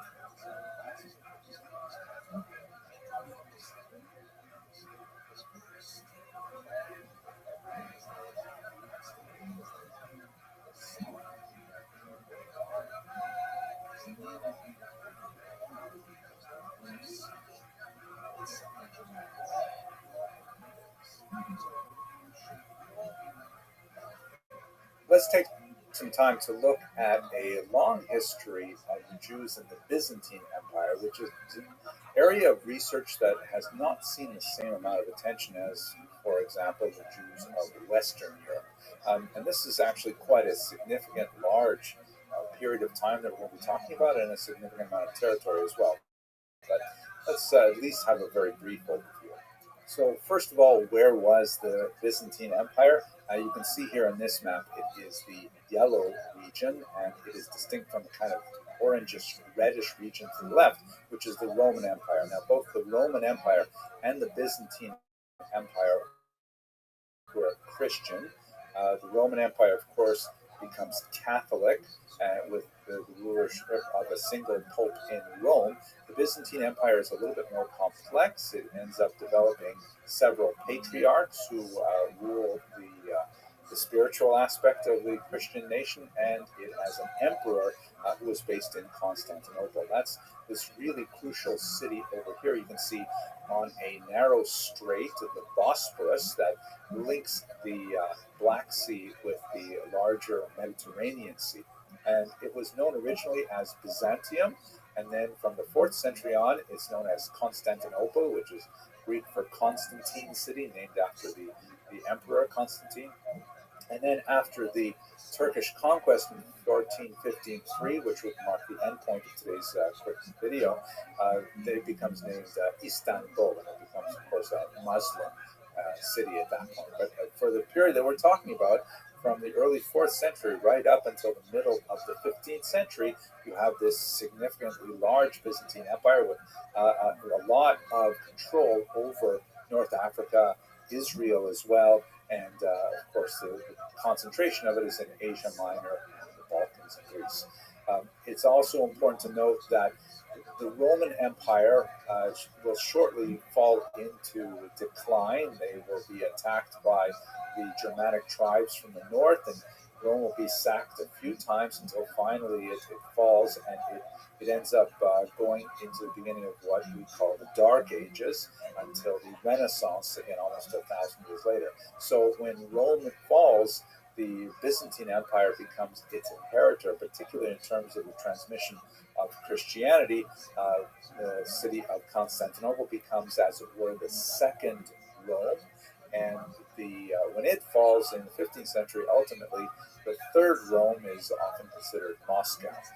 Of course, the first Rome will come back, but that's not for our discussion today. Let's focus a little bit on the history of the Jews in the Byzantine Empire. So in the Byzantine Empire, the Roman status of Judaism as a religio licita, meaning a legal religion, begins to erode in the 4th century onwards. Conversion to Judaism, for example, is prohibited as the church begins to gain a lot more control over how the entire empire is run. And whereas conversion to Judaism is prohibited, conversion from Judaism is, of course, encouraged. And various legislations are put in place, such as, for example, Jewish parents who have children who decide to become Christian are forbidden from disinheriting them. In fact, they have to continue to support them, and these Christian children of their Jewish parents will inherit them. This is an issue, by the way, that goes on for many centuries, and not only in the Byzantine Empire, it comes up even in the early modern period. At any rate, there's a remarkably dramatic step towards greater hostility to Judaism from the 4th century onward.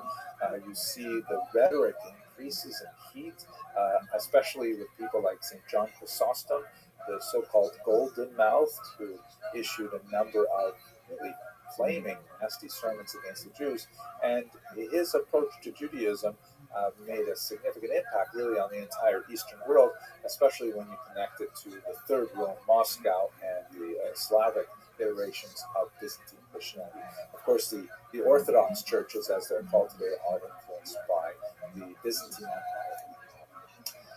You also have some, deep reach into the Jewish practice by the emperors, who are now officially Christians.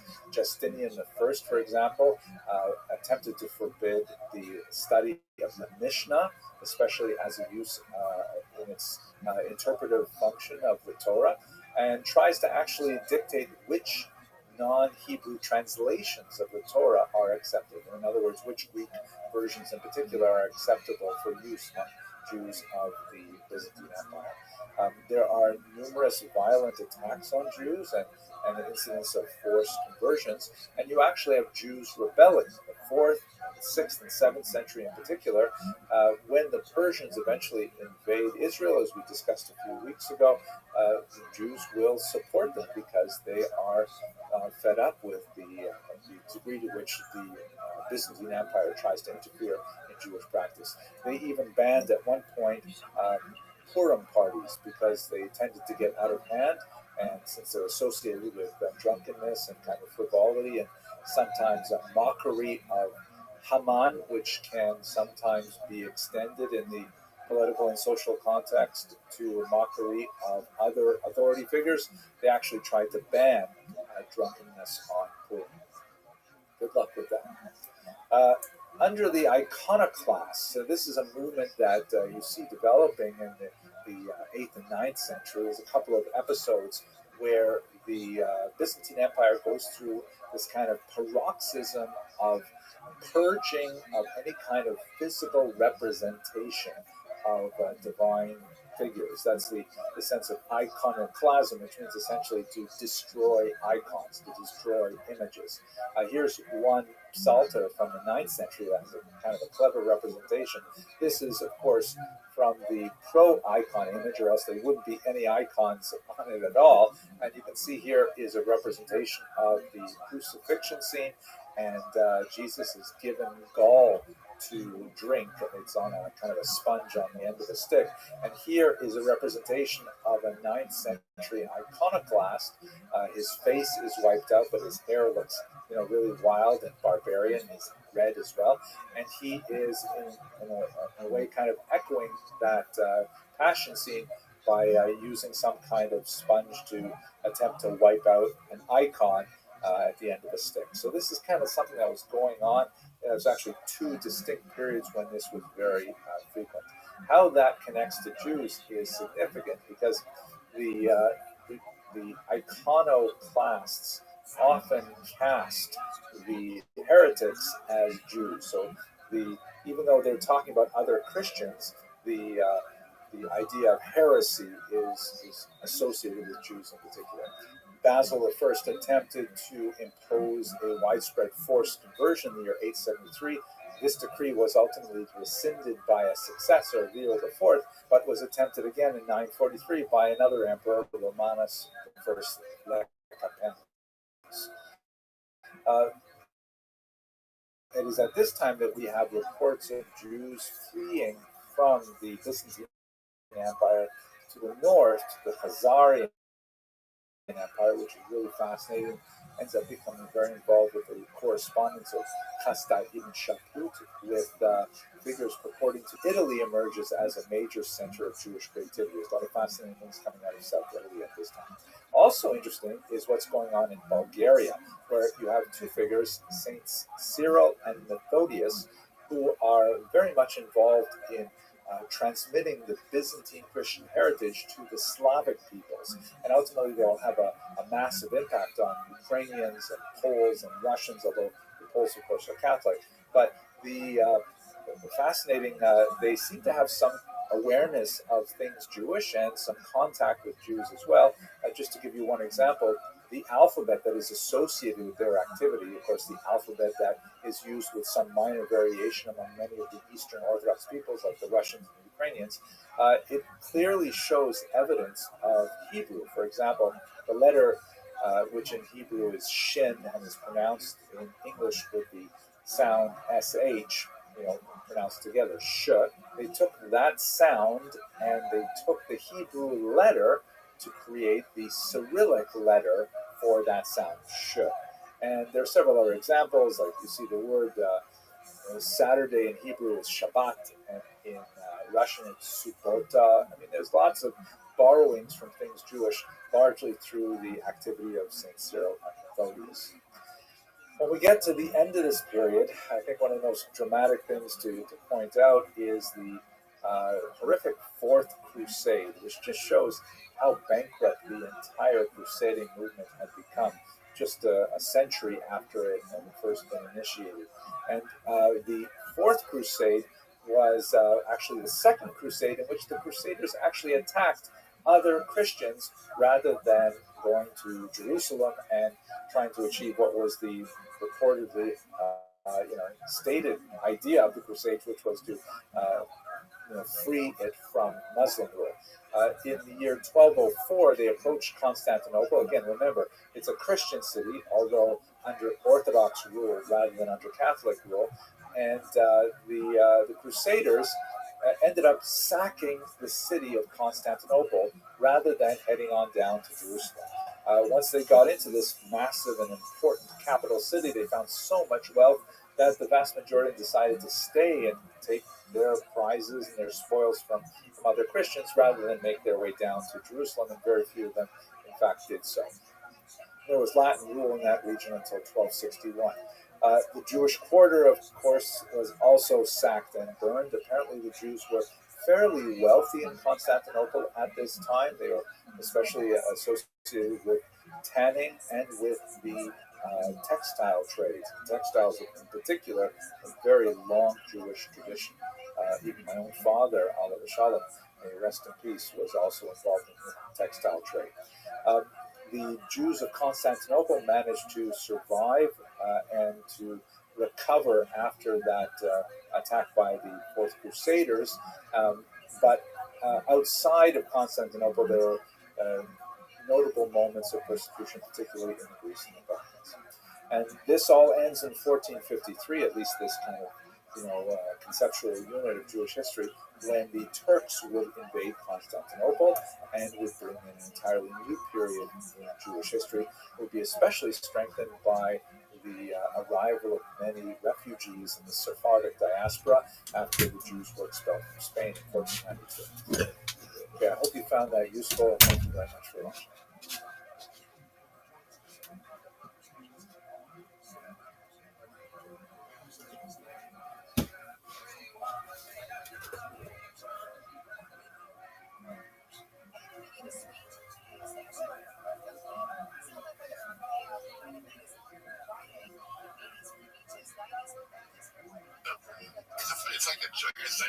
It's like a white chick that wants to fuck a black dude. So we're moving now into the third and just to see how the smell is. Final semester of this Jewish History Lab series. It's been really wonderful to speak with you about the ancient period and about the medieval period, and I'm really grateful that you stayed with me so long. So let's take just a few moments to think about, well, why are we breaking this up into 3 semesters? Besides the obvious reason that, for example, a 15-week semester works really well in a college environment, why should there be ancient, medieval, and modern Jewish history? So the obvious question is, why periodize at all? If you think, for example, about the way our lives are led, you don't very often wake up one morning and say, oh my gosh, this is a new period in my life. Now there are times when there are major life events, like getting married, or getting divorced, or birth of a child, or things like that, where you feel really everything is going to be totally different now, and in fact, it is different, and you can really say from that particular point, my life was changed. But sometimes, you make that big change, and you expect there to be a shift in your reality, and you wake up a little while later and you say, wait a second, nothing's really changed. It's the same as before, just with these little details different. So why should we have any big chunks of time as a periodization in history? I think one of the most important reasons why this is so is because, there's lots of great research that's, psychological, anthropological, sociological in nature that shows that we are creatures of narrative. We think in terms of making stories in our minds. We follow trajectories, we anticipate trajectory destinations, we do these things in a spatial sense, and we also do them in a chronological sense. We want there to be a beginning, a middle, and end to a story. We want there to be, climax and denouement and all kinds of different things happening in a story for it to make sense. And of course, that is the word story is embedded in the English word history. It's not in the German word Geschichte or in the Hebrew Yamin, but it does work in English, right? There is a story in history. So it helps us kind of define major chapters in history if we have these big chunks of time. So the next question, if we understand why we like to have these chunks of time, why these three, why did we set them at these times? So first of all, let's have a look at Western periodization. When I say Western, I mean, this is what most historians up until, let's say, the 1950s, who were trained in European or North American institutions absorbed. This is kind of like the dominant European Christian understanding of the pattern of history. So if we start with the ancient period, we've got ancient Greece and Rome, amazing civilization with Socrates and Plato and Aristotle, and then with this mighty Roman Empire and its huge extent and things like that. And then with the fall of Rome, there's a steep drop, and that's what we call the Dark Ages, right? With the fall of Rome in the 5th century, everything gets worse and worse and worse until you kind of climb up a little bit into the 13th century or so, and you see the Renaissance, and that takes us on a pretty steady slope upwards until you get to the modern period, right?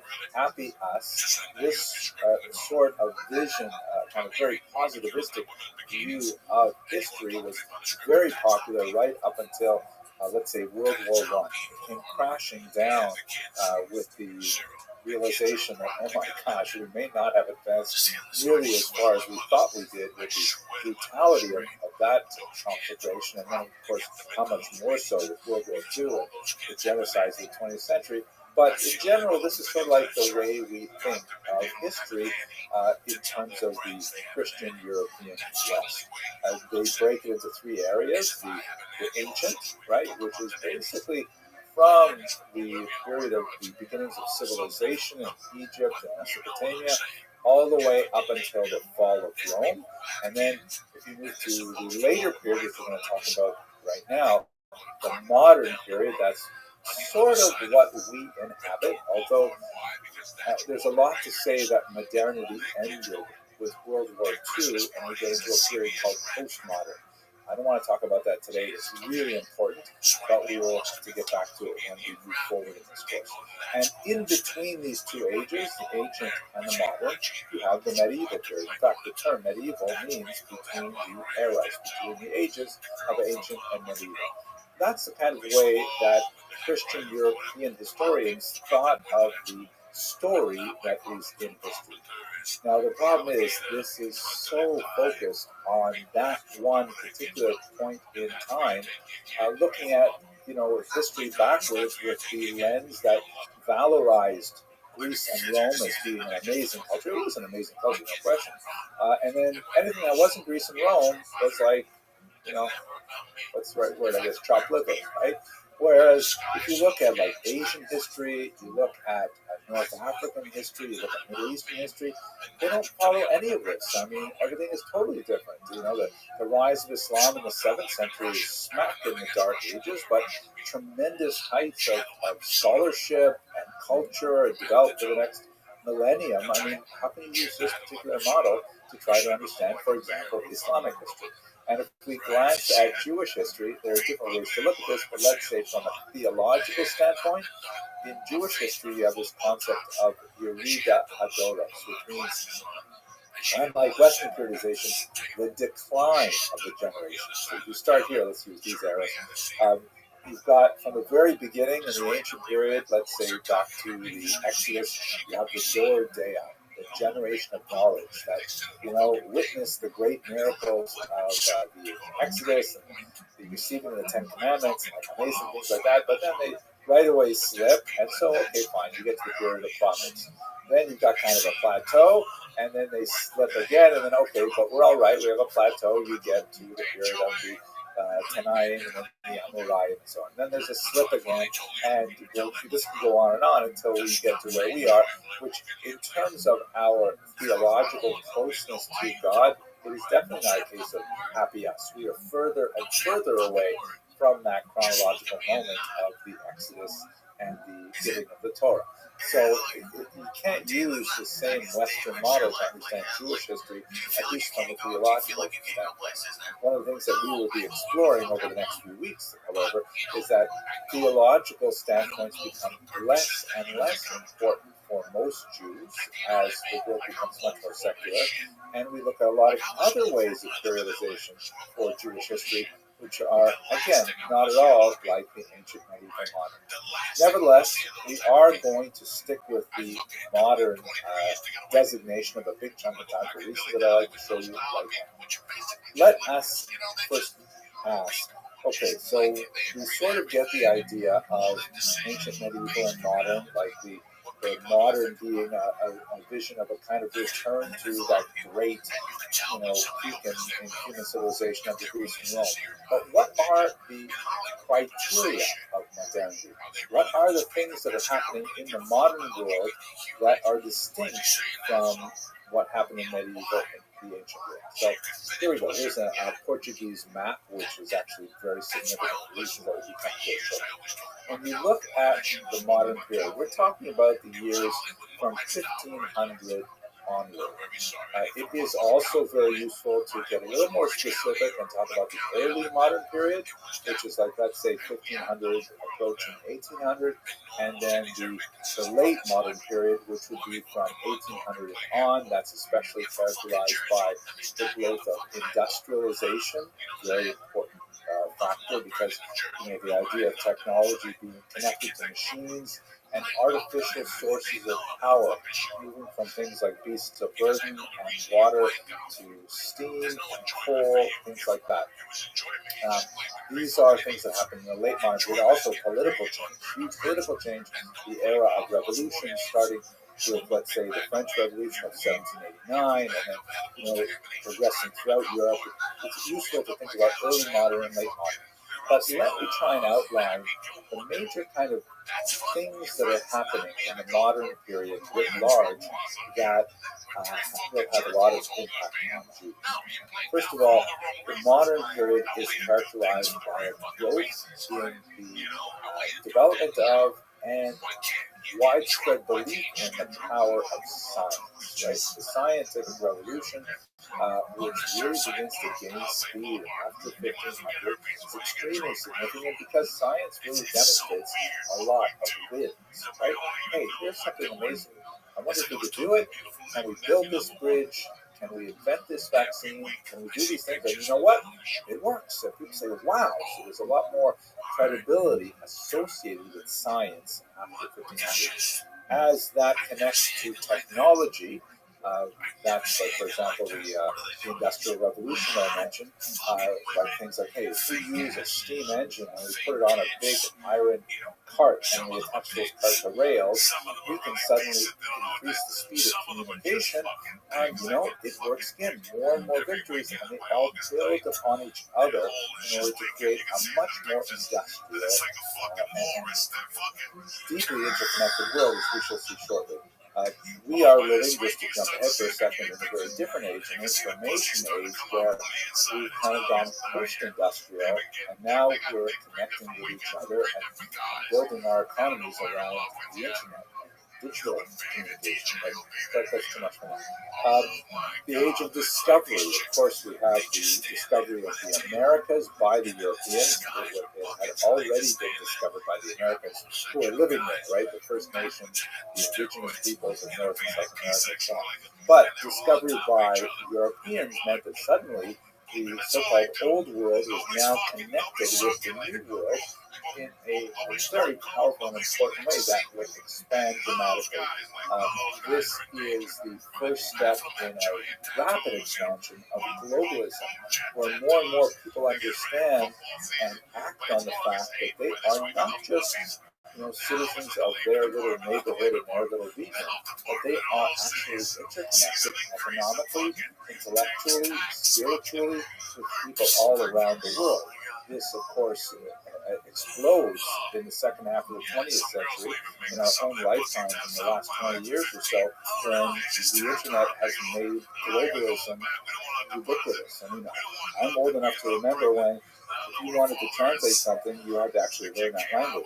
Now you just go to Google Translate, and it's not perfect. It's actually kind of funny when it makes mistakes, but it's like a sudden leap forward in globalism because of the information age.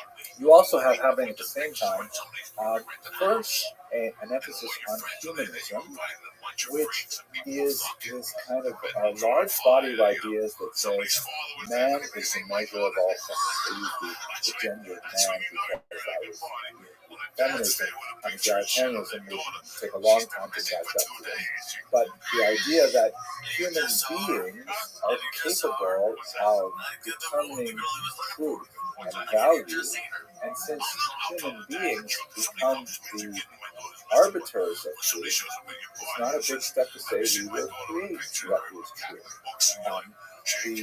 There's a lot more movement from the idea of a single God with a revealed text, like the Bible, that directs what is true, and more of a movement towards secularism, saying, hey, you know what?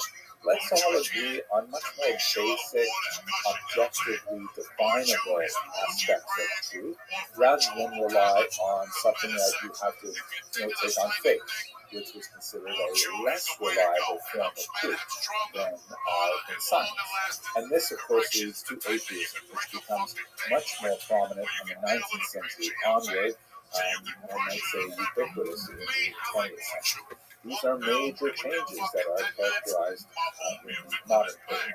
And on a political sense, you have this increasing belief in popular sovereignty, meaning rather than rely on an absolute king as being the appropriate ruler for a particular region or a group of people, but rather the people themselves should exercise sovereignty over themselves. They should organize, and whenever they have a defining group that they feel is cogent and coherent, and that's where nationalism comes in, because people say, hey, those people on the other side of the river, they're not like us.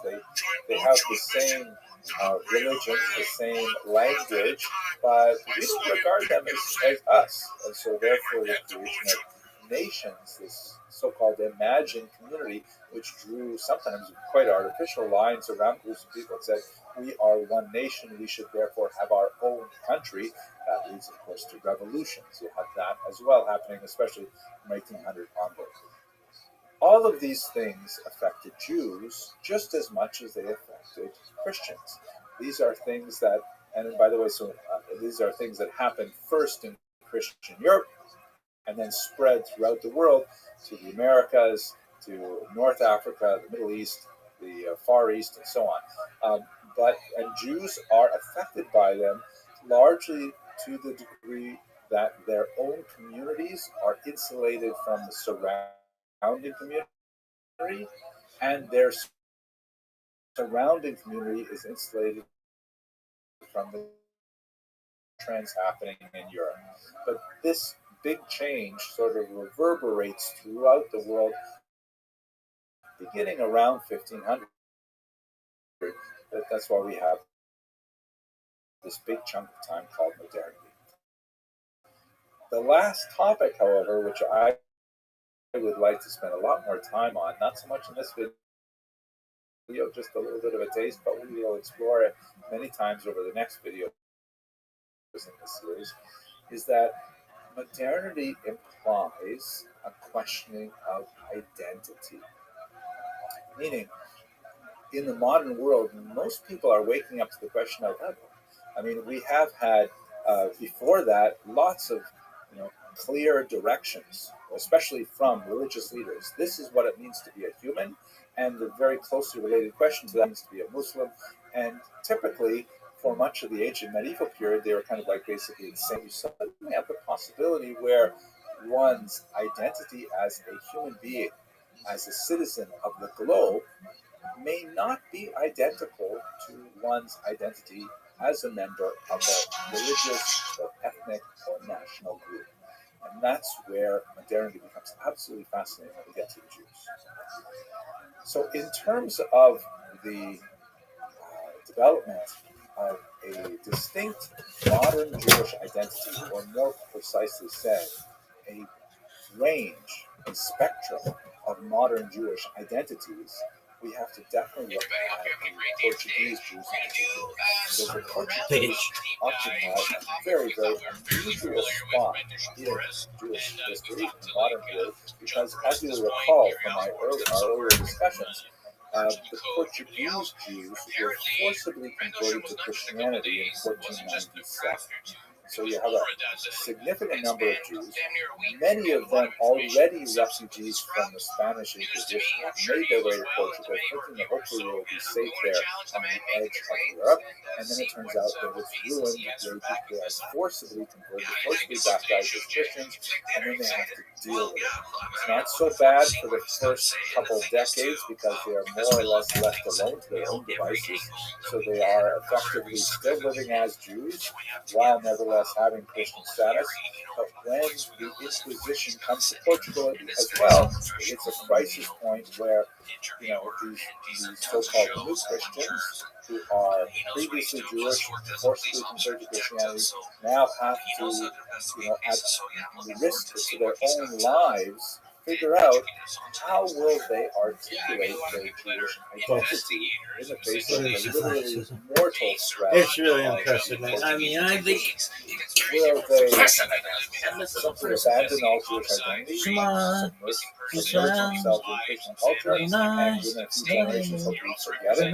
The Inquisition would pursue their descendants for multiple generations. So this was not something that was like done at one generation and over. It was not, as they say, done and dusted. it's impressive. This is something that lasted for a long time and really affected how Portuguese Jews oriented themselves to the outside world. Would they abandon their Christian identity and should they somehow create a hybrid identity where they are like Christians on the outside but Jews secretly inside?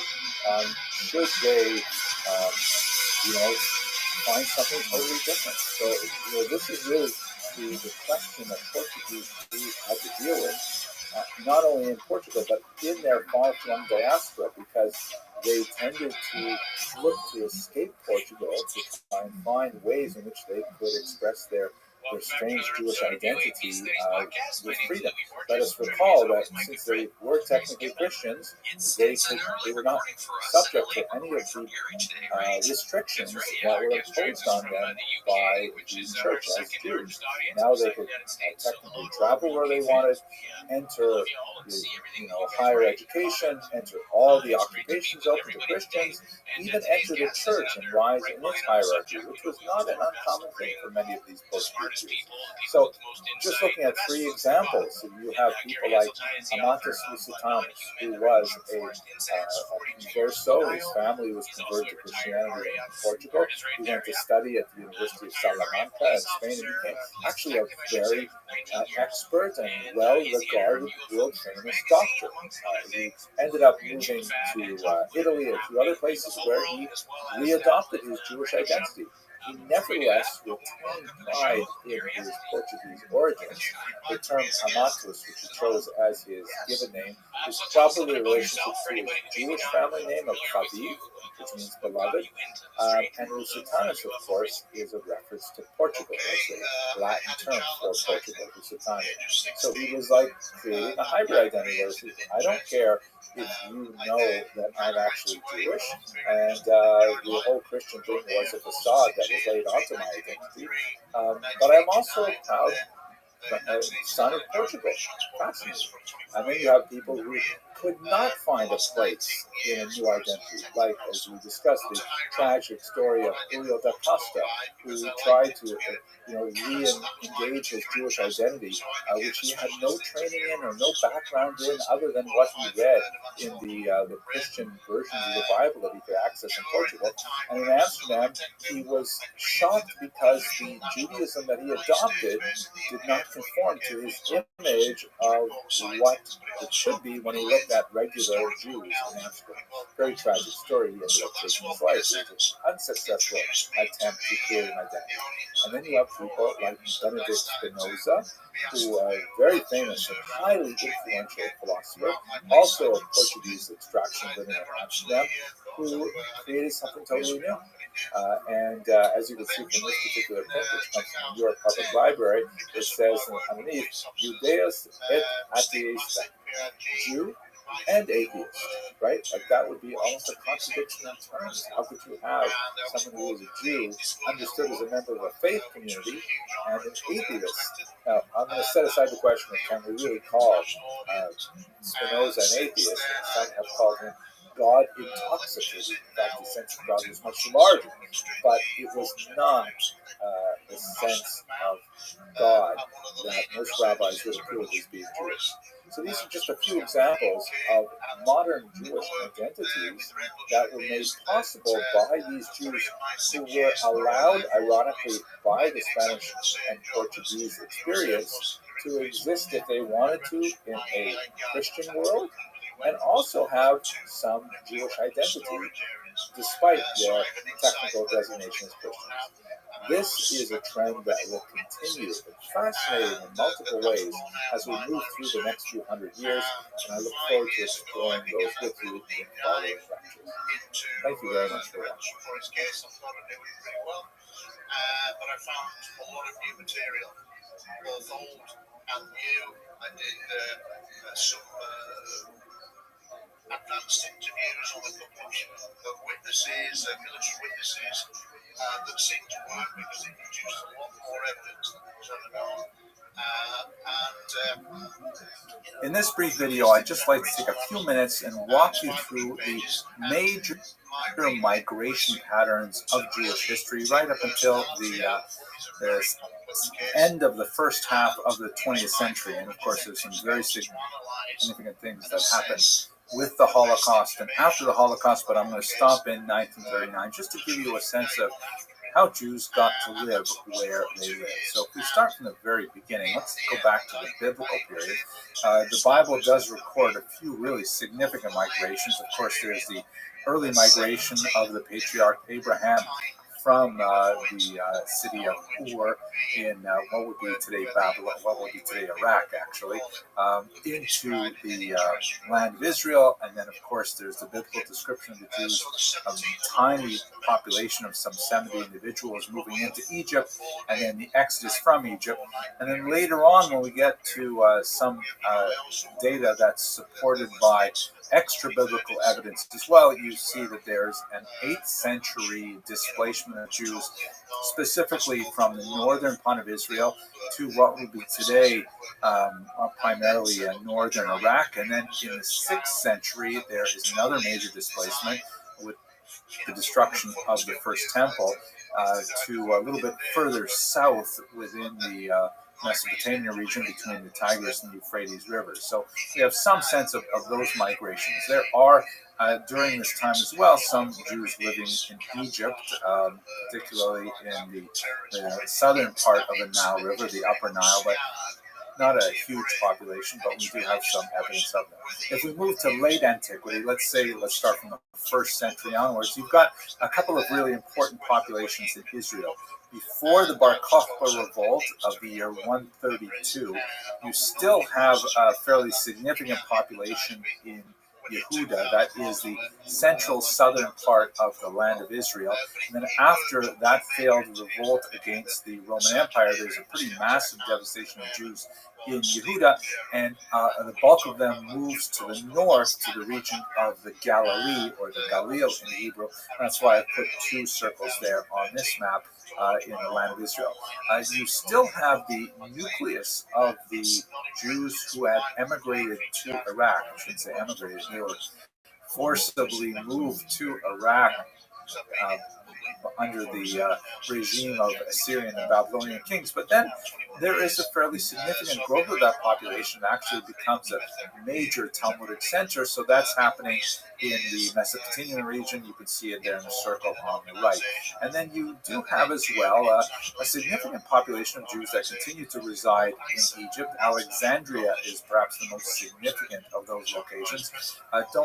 These circles here are not to scale.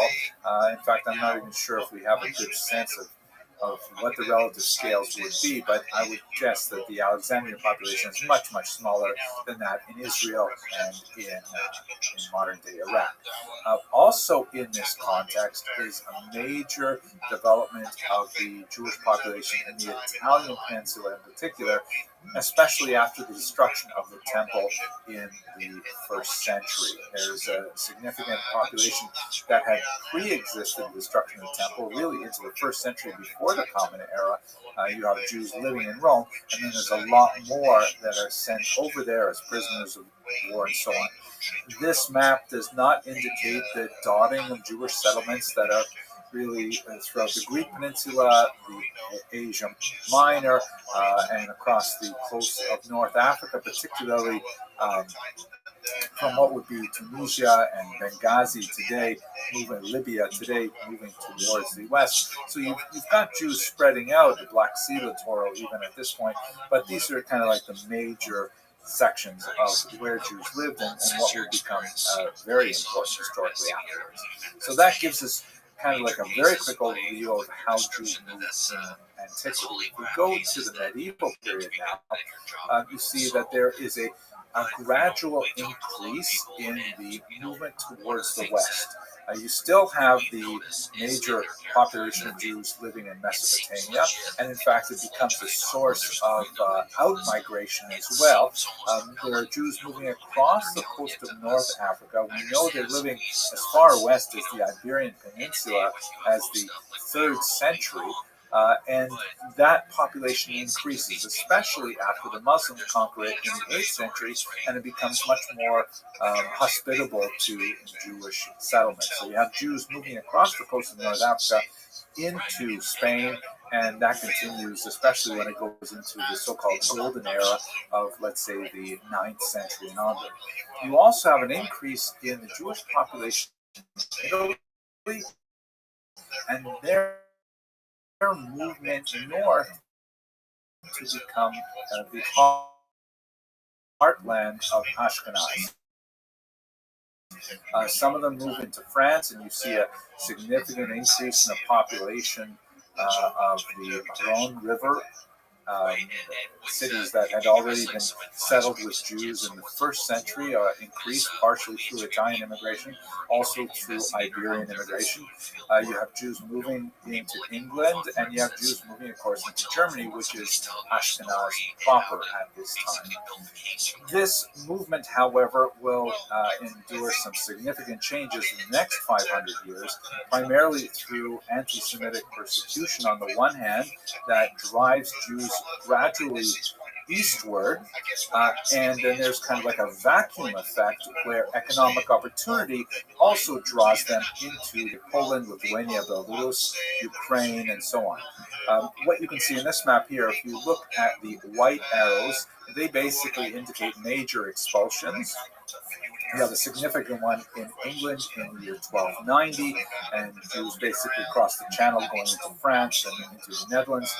You have a huge expulsion from Spain, of course, in 1492 that drives a large number of Jews, perhaps in the hundreds of thousands, throughout the Mediterranean basin, going all the way to Constantinople, to Saloniki, and a very significant, not huge, but important movement to Tzfat in northern Israel as well. And then I've made a distinction with the green arrows. That's kind of like a way of suggesting that not only was the anti-Semitic persecution, which was notable in Germany, particularly after the Black Death in the middle of the 14th century, there's also economic incentives drawing Jews to the east. There's an increased demand for Jews acting in all areas of commerce, as leaseholders, as arrendators, as minters in the Eastern European part of Europe. So the green arrows indicate not only the anti-Semitic persecution from the west driving them towards the east, but also the economic draw bringing them into the eastern regions.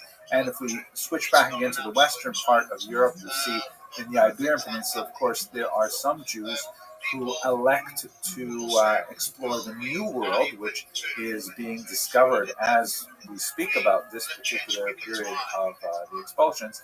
And they're leaving not only from Spain, but also from Portugal, sometimes as new Christians, meaning they had already been converted to Christianity against their will in 1497, and then they take their leave as Christians to go to places like Brazil, and where they might actually revert back to their Jewish identities. There also is a significant amount of migration from Portugal to places like Amsterdam. I can't include all of the detail in this map, but you get a general sense of what's happening. Now, if we move to the modern period, the early and modern period, you get a sense of the general dispersion of population. There's something like 1 million Jews living in the world around the year 1700.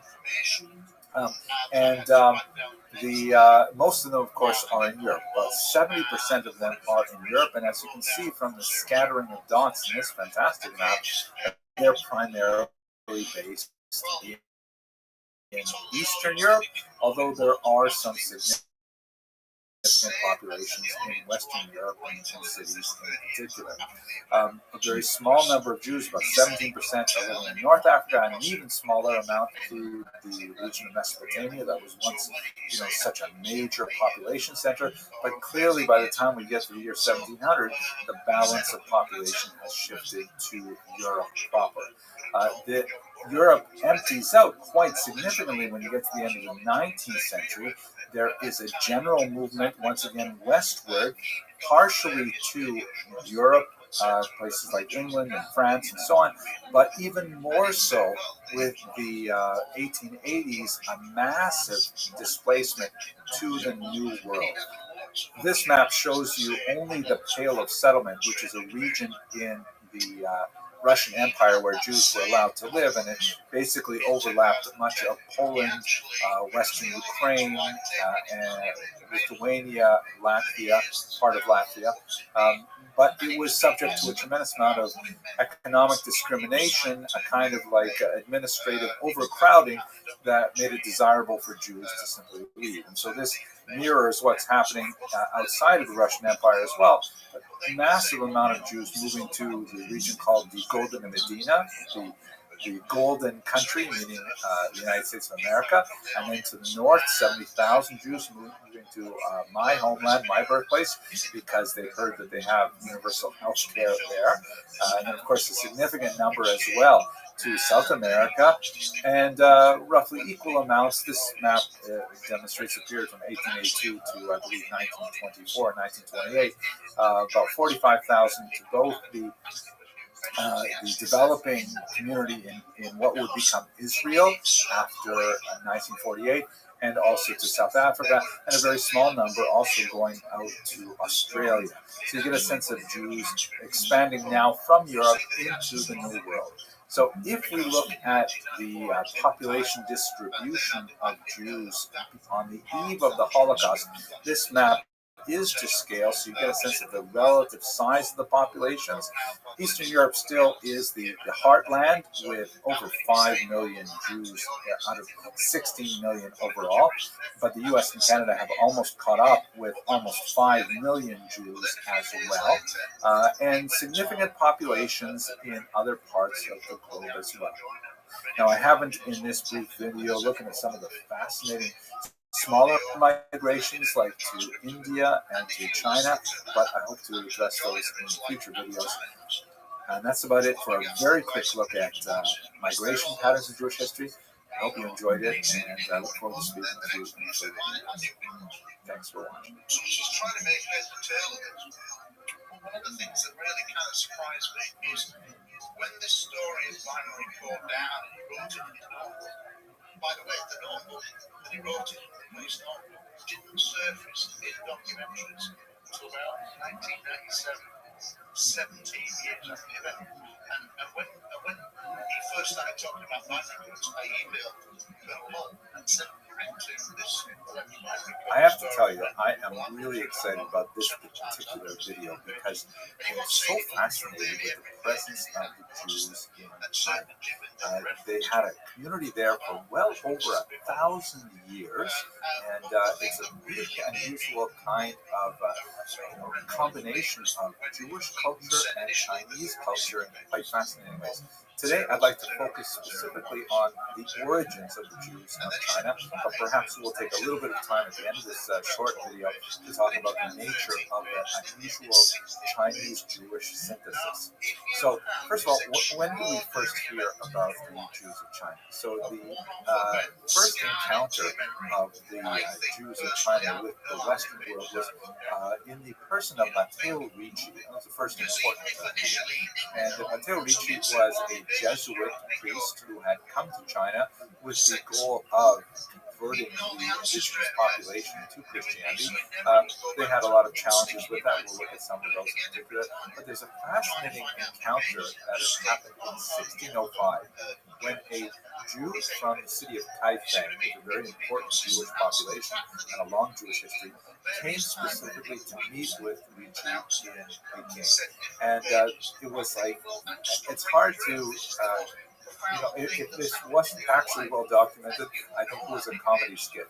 Apparently, Haitian, this Jewish guy from Kaifeng, thought that Matteo Ricci must be Jewish because he had heard about this person who came from far away and he knew a lot about this particular religion, and he said, okay, it must be a Jewish guy.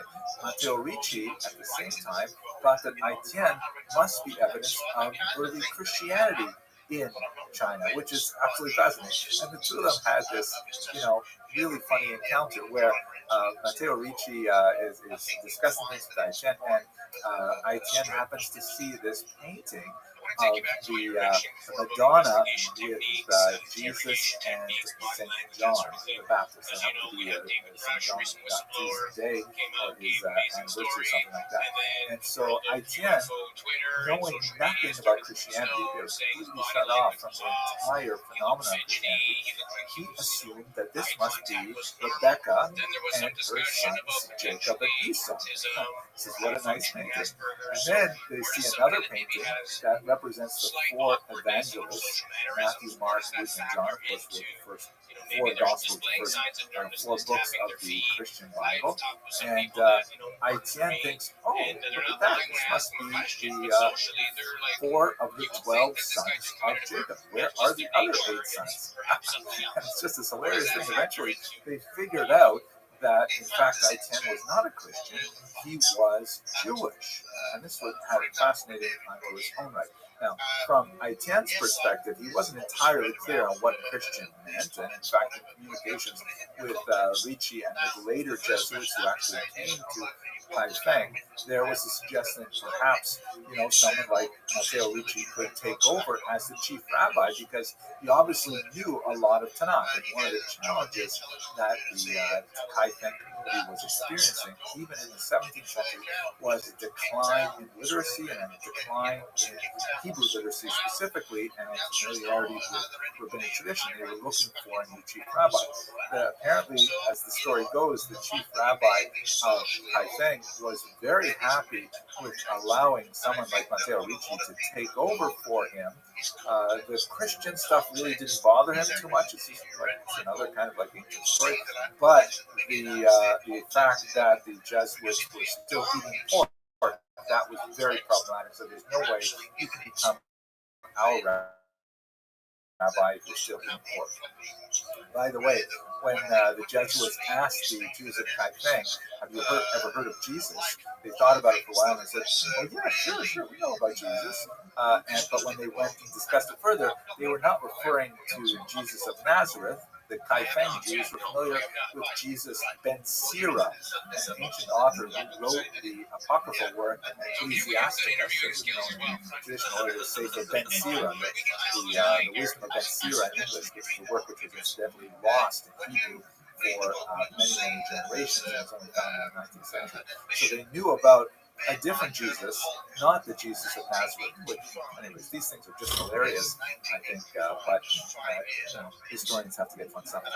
At any rate, the Jesuits maintained a very strong interest in the Jews of Kaifeng, to a large degree, even more than Jews would with this unusual Jewish community. They were especially interested in learning about the Sefer Torahs that the Jews of Kaifeng had. They wanted to see, in particular, if they were the same as the Torahs that were read in Western Europe, because one of the thoughts that Ricci had was that there was more evidence for Christianity in the Hebrew Bible, but that it had been tampered with by the Jews to remove that evidence. And if you could find biblical books that predated they went all the way back to the posited arrival of the Jews, which, by the way, was argued to be as far back as about the first or second century of the Common Era. We'll talk about that in just a second.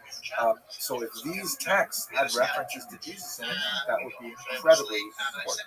Of course, they didn't find such things, and when they actually got to Kaifeng and they discussed a little bit more about what they were interested in, the Jews of Kaifeng were really quite upset and refused to show them their text. And obviously there was also a deep interest in converting the Jews of Kaifeng to Christianity. In some ways, the Jesuits thought they had more of a chance with the Jews of China than with the non-monotheistic Chinese of China. And of course, that's a long story that goes way beyond the discussion we have today. But we do have an extended effort of various Christian missionaries coming to China to specifically try to convert the Jews to Christianity. At any rate, what they did find was a lavish and very cherished synagogue in Kaifeng. Here is a drawing from an early 18th century Jesuit, Father Domenge, who visited it. And he also not only drew the architectural layout of it, the Jews were definitely very attached to this particular facility. Some of the historical records indicate that they rebuilt it many times, that it was originally constructed in the 12th century, perhaps on an earlier site. And he also recorded, graphic images like this of Jews of Kaifeng reading the Torah on a special kind of chair they called the seat of Moses. They would put a Sephardic style ark on top of it and open up the box, and they would read the text from the inside. In that manner, it was quite fascinating. They had a really quite active and vibrant community for many centuries. So our task for us today, however, is to try to understand, where did these Jews of China come from? So here is a map that shows the various locations. Kaifeng is the most well-known and the most well-documented. However, even the Kaifeng documentation refers to its relationships with other communities such as Yangzhou, where they, for example, received the gift of a Sefer Torah. As you can see, that quite a few of them are all on the eastern region of China, but you have some to the west as well. And judging by the numbers, this map, by the way, comes from the Encyclopedia Judaica, you can see that some of them date all the way back to the 9th century, but that's like the first clear documentation of that community. They have roots that go back possibly much further. We have, for example, several travelers' accounts that refer to the Jews of China. Benjamin of Tudela never actually got there and referred to China specifically, but he did come very close, or at least he collected reports of people being very close and could easily have been in contact with them. Marco Polo, the famous traveler, has passing tax regulations in the 14th century in which there are, just scattered references to Jews. Unfortunately, they don't tell us a lot about how large the communities are or how active they were or what they were like, but there's clear reference to Jews being present there, along with Muslims, by the way, with whom they were frequently associated. And in the mind of Chinese administrators, is often very little distinction made between Jews and Muslims. They're often referred to in the same sentence. We also have some Muslim historians who refer to the presence of Jews, sometimes in the context of Chinese nationalism as well. Now, most likely the Jews came to China along the Silk Road, which you can see here's a map from Wikipedia that shows some of the most important routes on which silk traveled from the east to the west. It's also called the Spice Road because the spices were also a very important commodity that was imported to the west from the east. The map is a little bit strange because it refers to other caravan routes, and many of them are through the oceans.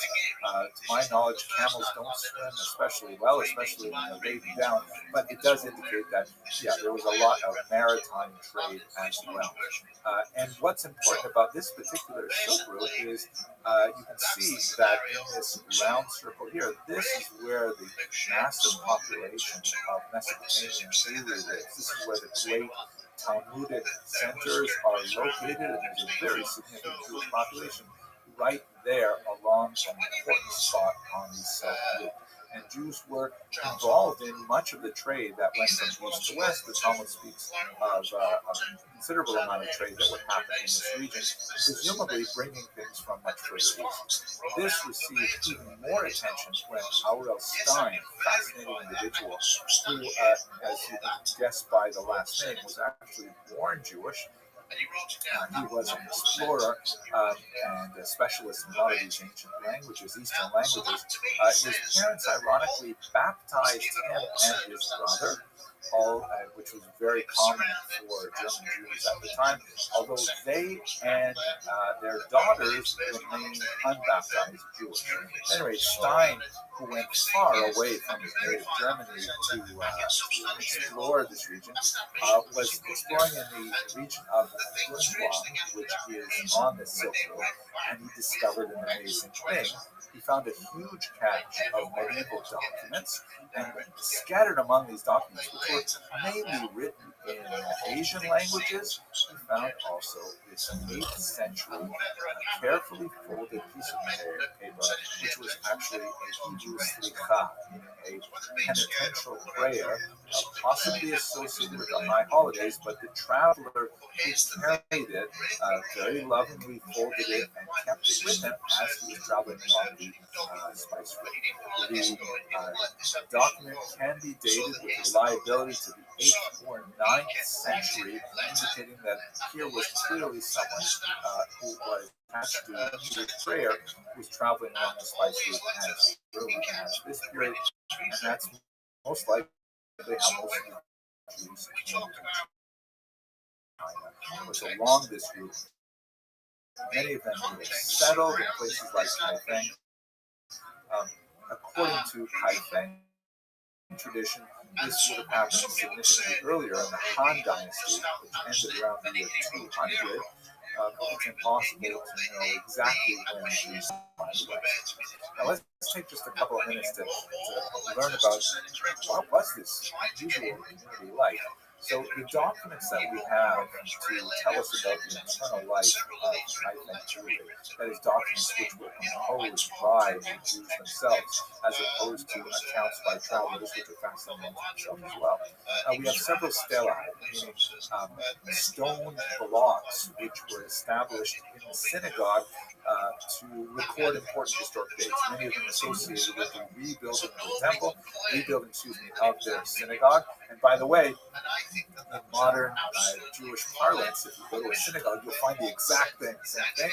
There are plaques honoring the people who spent money and worked hard to rebuild the building or to refurbish it and so on.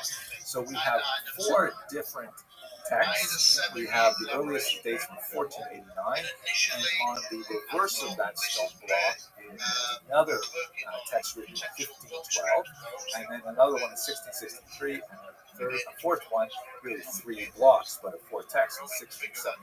The last one doesn't tell us a lot about the community, it's very difficult to read, but the earlier ones tell us a lot about how the community cherished the temple and rebuilt it. These are the people who were involved with it, and also how the community had to endure some terrible disasters like a massive flooding of the Yellow River that overwhelmed the town, and the synagogue was destroyed and had to be rebuilt and so on, things like that. We also have this unusual text called the Memorial Book, which is dated to the 17th century. You can see a page of it over here, and this Memorial Book lists a lot of the prominent people in the town and gives some sense of their genealogy. As you can see from the document, it's written in both Chinese characters and in Hebrew letters. And if you look at the fourth list of names down, you see on the right Ben, and then Ben Yisrael Moshe. And that Yisrael Moshe, under the word Moshe, which is right in the center of the document, it has an interesting kind of phrase that says he's called a Jinshi, i.e. he received a PhD. He was a doctor of advanced learning. So a lot of fascinating things about how the Jews of Kaifeng basically lived with 7 distinct surnames, and one particular family was honored with a particular surname by the emperor for their service to the empire as a whole, and that they achieved high levels of education. A lot of fascinating things. But I think when you look at all this evidence together, in this brief video, I'd like to point out 3 distinct phenomena that I read into the text. First of all, I was fascinated by the fidelity of the Kaifeng Jews to Jewish tradition.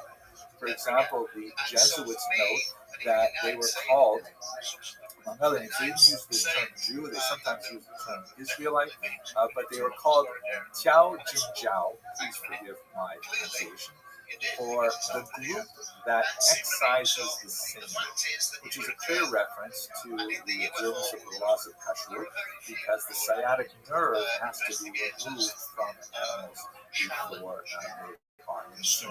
There's a lot of discussion of how the Jews of Kaifeng, for example, would only eat meat that they had slaughtered themselves. They did not rely on other groups' slaughter, and so on.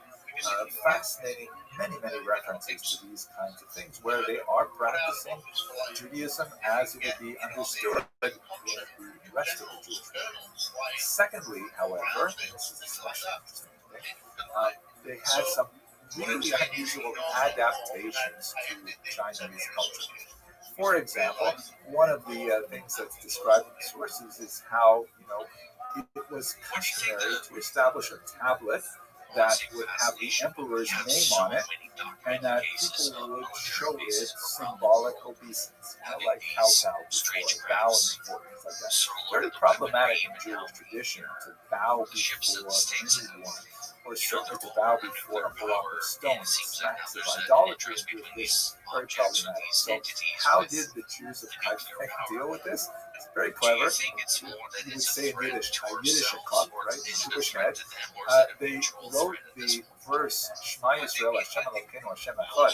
Hear, O Israel, the Lord our God, the Lord is one. On the top of this particular brick, on top of the emperor's name, kind of like a decorative element, and then with whatever bowing they were doing, it was like they were bowing to God because it had this verse on the top. I love this stuff. Also, very problematic for the Jesuits, incidentally, was the problem of ancestor veneration. Matteo Ricci, he reported to the Pope in Rome that one of the issues is that the Chinese have a very, very strong ritual of honoring their ancestors. And, there's a major debate in the church. The Pope actually went back and forth on this as to whether or not this could be tolerated. For many of the more doctrinaire Catholics, this also smacked of idolatry to worship dead ancestors. Whereas Nietzsche and others were arguing, no, it's just a culture, they're just respecting them, and so on. So for the Jews, it was no problem because, of course, this is really baked into Jewish thought, not necessarily worshiping the ancestors, but appealing to God on the merit of the ancestors. That's a very, very traditional thing. You look at Jewish prayers, and there's constant references, so to speak, reminding God that Jews are the descendants of Abraham, Isaac, Jacob, Sarah, Rebecca, Rachel, and Leah. Look at what they did, remember their actions, and so on, and provide kindness for their descendants. So the idea of ancestor veneration was not really problematic to Chinese Jews at all. Quite fascinating to see how Chinese culture, Confucian culture in particular, and Jewish culture was able to find points of contact and synthesis.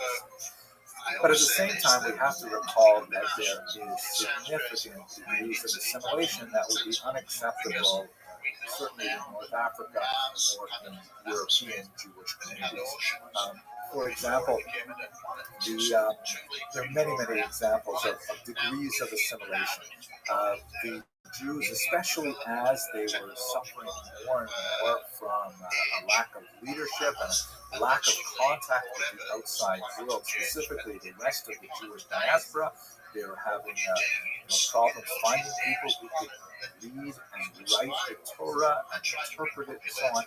So they tended to gravitate to neighbors that they had for many centuries, the Muslims. There's a significant Muslim minority in China, and in fact, there are photographs from the 19th and 20th century of Jews of Kaifeng and elsewhere worshiping in Muslim mosques, because after all, they were sort of theologically much closer to Islam than they were to Confucianism. Islam is, of course, intensely monotheistic and worshiping the same God.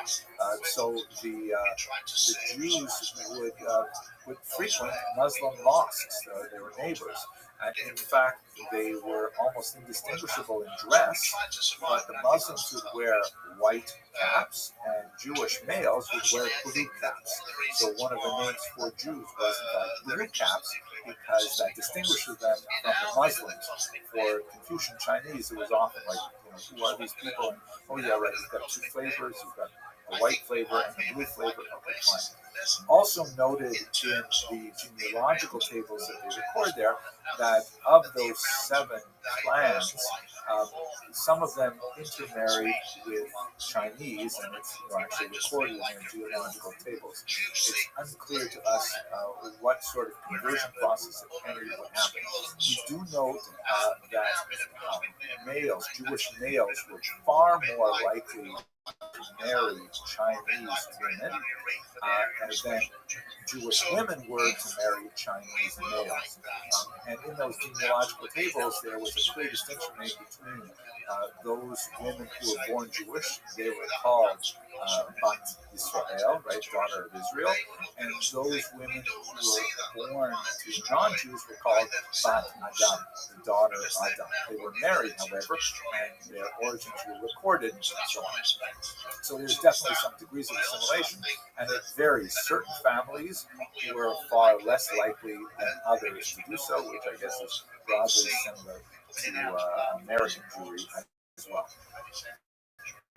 The last thing that, it's a sad point in many ways, but the community, of course, fell into significant decline in the early modern and into the 19th, 20th centuries. And one of the saddest things was that they lost the ability to clearly copy their Torah scrolls, to read their Torah scrolls, and ultimately they ended up selling their Torah scrolls to Christian missionaries, who then brought many of them back to Western Europe. And in fact, even one Torah scroll is in Toronto.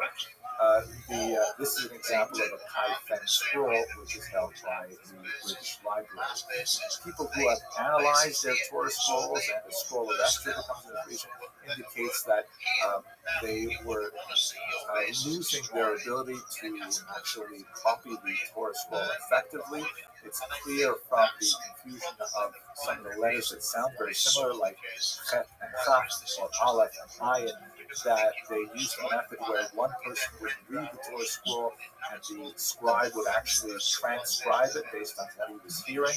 Hence, there would be errors between those two letters. By the way, Matteo Ricci did not find any of the evidence that he was so hoping to find of Christian prefigurements in the Torah that were not extant. The Torahs are identical to Western Torahs, except for these obvious typographical errors. The letter Vav overused, that's the word and or but, and these confusions of Aleph and Ayin, things like that. So with the loss of these Torah scrolls, the communities fell into a very steep decline, although there are still remnants of the communities. You said there are 17 I think different by incidents way of potentially associated conclusion, with it seems to me that we see in the maybe elaborate a little bit on that, and Jews then also feel just free to how give your opinion important on it is figures I for just named. the scattering of Jews Everybody's to remain presenting connected information, to one and it may be another. hard for the Even average more person to importantly, how discern. it's Are crucial you guys that they working remain separately? connected to the Is core somebody texts completely nuts and of somebody the has the Bible truth? and the Either way, the show commentaries. can be confusing for Without these viewers' two things, perspective. it's So, very difficult your for a thoughts? community to last. Although the Kaifeng and Chinese Jew in general demonstrated remarkable resilience over many centuries, and hopefully they will have a renaissance. And the last thing I got to say, for those of you who have been following my lectures, I want you to appreciate how hard it has been for me to get through this entire lecture without once mentioning the Jewish predilection for Asian cuisine. I want you to know I really restrain myself. Okay, thank you very much for watching. And between all the witnesses, it really don't get a platform in documentaries.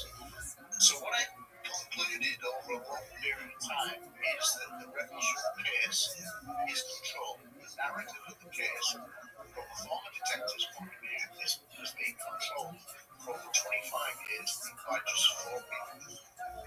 Charles Holt, Edison, and John Burroughs, 3 witnesses.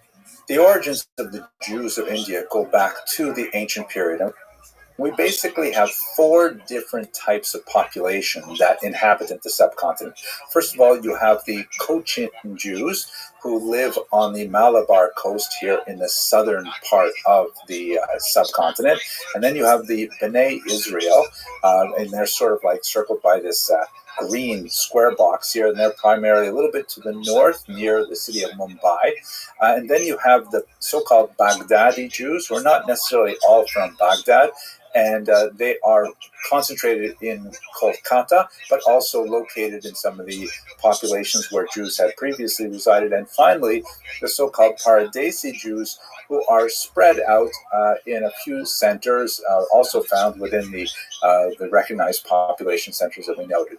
Let's have a look at these 4 distinct types of Jews in a very quick overview. First of all, let's begin with the Cochin Jews, who are the earliest Jews recorded in India. They certainly date from the ancient period.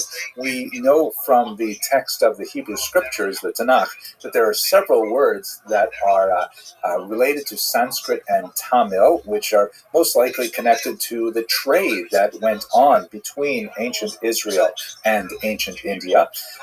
There are terms primarily for like various goods and gems and things like that. There's also a possibility that this remarkable mysterious Ophir, that is the source of much of Solomon's wealth, may have been a place called Supara at the mouth of the Indus River, which also housed a very ancient civilization. But we know from multiple sources, from not only Jewish sources, but Greek sources and Roman sources and so on, that there was significant amount of trade, particularly from the west coast of India and the Middle East. By the time you get to the medieval period, The Radhanite traders, who we spoke about in a previous class, have been traveling all through this route and definitely are engaged in trade all across the European and the Asian continents. And they're described primarily in Arab history. We know that there are Jews who are visiting India and who are in possibly setting up kinds of settlements in India. The first of those settlements is the so-called Cochin Jews. Now, we know of their history from their local legends, but one of the most fascinating early documents that we have that specifically refers to them are the series of 3 copper plates that are apparently a type of a charter that were issued to the Jews of Cochin from a local king. And this kind of like sets the tone for much of the history of Cochin Jewry, a remarkable level of, coexistence with the local population. One of the things that's quite fascinating about this period is that there seems to have been no indigenous anti-Semitism. I know, right? That's like so hard to believe, but there seems to be very, very few incidents of any kind of organized anti-Jewish impetus. This may be related to the fact that, pagan empires, ironically, tend to be more tolerant of other religions than monotheistic faiths. Perhaps that's because of the approach being, we have lots of gods, what's one more anyway, that kind of thing. But anyway, that seems to be the case in Cochin. So these 3 copper plates offer some kind of charter, which essentially promised to a possibly legendary local Jewish figure named Joseph Rabbi, giving the Jews of Cochin all kinds of privileges, many of them symbolic in nature, like the right to use a parasol, which is apparently something reserved for royalty and things like that. The plates themselves date from probably the 11th century, really old, and that, of course, does not speak to the origins of the Cochin Jews, which could have gone back easily to the ancient period. They are written in the Malayalam language, in the Vatellutu script. Yes, I pronounced that. I hope I pronounced it correctly. And one of the factors that we have to bear in mind when we're studying India is that it is so far from homogeneous. Just like when we talked about Africa, there are literally dozens upon dozens of cultures with multiple languages and multiple faiths and so on. So although it does have one kind of like geographic description, it is, one contiguous territory. India is really made up of many, many different civilizations. Now, the Cochin Jews were fascinating in that they seem to have not really been deeply connected to the traditional rabbinic or even the later Karaite iterations of Jewish thought, and they seem to have evolved with local indigenous leadership that led to a lot of really fascinating kind of local customs. Like, for example, this is a paroches, a curtain that is placed in front of the ark that holds the Torah. This is a common element in synagogues all over the world, and of course harkens back to the temple where a curtain would separate the Holy of Holies from the rest of the temple grounds. But a fascinating element in the Cochin Jewish customs is that they incorporate the skirt or other type of clothing of a bride into the parochet itself, which is a fascinating kind of idea that actually brings to mind some interesting Kabbalistic references to the Torah as a kind of me'orasa, as a bride that is to be married. Fascinating kinds of things. But anyway, they incorporate that right into the paroches. Also fascinating, there was a custom that on the eve of the Sabbath, on Friday afternoon, a synagogue functionary would take a taper and light it from the Ner Tamid, from the eternal flame that burns inside the synagogues. In modern synagogues, it tends to be an electric bulb that's sometimes made to look like a fire, but obviously in medieval, pre-modern times, they would have to use an actual flame. And he would carry this taper to all the homes where they would have these kind of like oil things set up on the outside of their homes, and he would share the light of the synagogue with all the Jewish homes on the eve of the Sabbath. beautiful kind of idea, I think. The Cochin Jews changed significantly with the arrival of the Portuguese. This is the first major influx of Western Europeans that occurs in the age of discovery, when people like Vasco da Gama are making their way around India and exploiting the region for trade. This is an interesting Portuguese depiction of what they thought the Jews of Malabar looked like, and represented that backwards to Europe. And there's an interesting kind of thing happening with the arrival of the Europeans, where some of the local elites, the Jewish elites, are sometimes co-opted by the Portuguese. One of those is none less than Gaspar de Gama, who was an interesting Jewish character who was apparently forcibly baptized by Vasco da Gama himself, the great explorer. He took the name da Gama after his patron, as it were, and then he went on to a rather brilliant career as a translator for the Portuguese, helping them negotiate the vagaries of Indian culture and language. Fascinating kind of elements, but we'll talk more about the impact of the Europeans shortly. Here's an interesting photograph from 1978. You can see in the foreground is a Hindu temple, and in the background, with that distinct clock tower, is the Cochin Jewish synagogue, one of several, actually. They actually were established a little bit further to the north in a town called Shingli, until in the 14th century it was wiped out by a big flood, and then they moved a little bit further to the south. And they have this famous synagogue with the clock tower on it. Here's another photograph of the tower itself. You can see that it actually had three sides, and on one of the sides, the numbers on the clock were printed in Hebrew. Fascinating. And the proximity of the temple and the synagogue is also one of those testaments to the rather famed coexistence of Hindu and Jewish elements in Cochin. If we move on to the next most well-known Indian Jewish community, that would be the so-called B'nai Israel, the children of Israel. Here's a fascinating depiction of B'nai Israel, a traditional Indian costume, but preparing a very traditional Jewish cuisine. There are uncertain legends of their arrival. Once again, you recall they primarily settled a little bit further to the north on the western coast. The entire western coast, by the way, achieved a tremendous popularity and surge in transport once the prevailing directions of the monsoon winds were harnessed for efficient travel from the Middle East and the Red Sea into the Arab Sea. It is the Arabian Sea. It is important to note that it was a very dangerous passage, especially before the monsoon winds were more better understood. No less an important figure than David ben Maimon, the brother of Maimonides, was killed in a shipwreck on this particular route in the Arabian Sea. But at any rate, sometime possibly in the ancient period, definitely by the medieval period, Jews were settled in the region of Mumbai, and these are the so-called B'nai Israel. Like the Cochin Jews to the south, they also exercised indigenous spiritual leadership, meaning they did not really rely heavily on imported rabbis, as far as we can tell, at least until the modern period.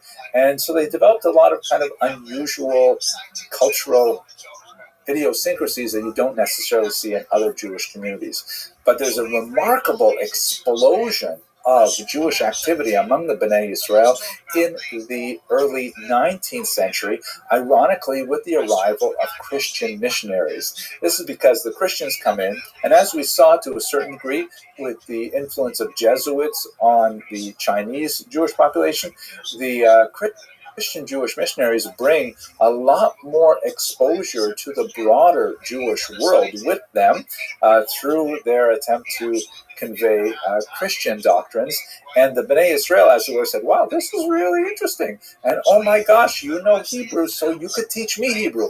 And all of a sudden, these B'nai Israel started becoming really proficient in Hebrew and started studying more and more Tanakh and getting more involved in Mishnah, Talmud, and so on. And they ended up developing really a a quite rich connection with the rest of world Jewry, so much so that, like Cochin Jewry, in the 20th century, there's a very heavy movement of Bnei Israel to make Aliyah, to move to Israel. I'm not going to discuss 20th century issues in this particular class. We'll have to get to it in the next semester, but they're really quite connected to the rest of world Jewry, and especially to the land of Israel.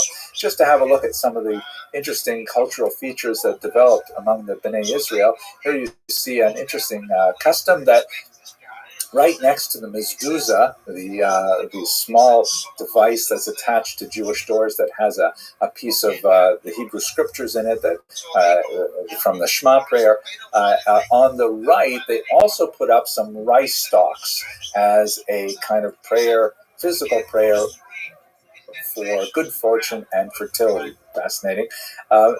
And also you see among the Bnei Israel in this particular photograph, which is from the mid-20th century. I said I wouldn't talk about the 20th century, but nevertheless, especially through their contacts with Christian missionaries, the Bnei Israel begin to make a distinct movement towards modernity, as you can see in the varieties of clothing and their generational differences in this picture alone. And there are many such examples of these photographs from the early 20th century. Finally, let's have a quick look at the Baghdadi and Paradesi Jews. The Baghdadi Jews, as the name implies, were representative of a significant population of Jews who began to move to the Indian subcontinent primarily for international trade, and they began to establish strong footholds there. Many other Jews from the region began to coalesce around the Baghdadis, and in general, they tend to be known as Sephardim, even though the term Sepharad really applies to Spain and the Spanish diaspora. Nevertheless, many communities from the Middle East, the so-called Mizrahi communities, also have a tendency to refer to themselves as Sephardim, at least to distinguish themselves from Ashkenazim, who also had some migration to India, but not nearly in the same numbers. The so-called Paradesi Jews follow many of the patterns of the Baghdadi Jews, although they do not necessarily stem from the same region of the Middle East. The term Paradesi means apparently foreign, so they're like from foreign countries as opposed to local indigenous populations or from Baghdad specifically. One of the most famous of these early Baghdadi immigrants was David Sassoon, a very important builder of the Indian community. You can see him here on the left, and then with his sons, who all were very, very important in developing the economic infrastructure of Baghdadi Jewry. Now, at this point, I'm just going to mention very quickly one kind of passing comment that refers not only to the Cochin and the Bnei Israel populations, who were heavily influenced by Varna, that is the caste system in India, but it was accelerated with the arrival of the British in the 19th century that adds to it classism. And you have this unusual phenomenon where Jews in India will begin to break down in a caste-like status associated with their occupations and sometimes with their racial characteristics as well.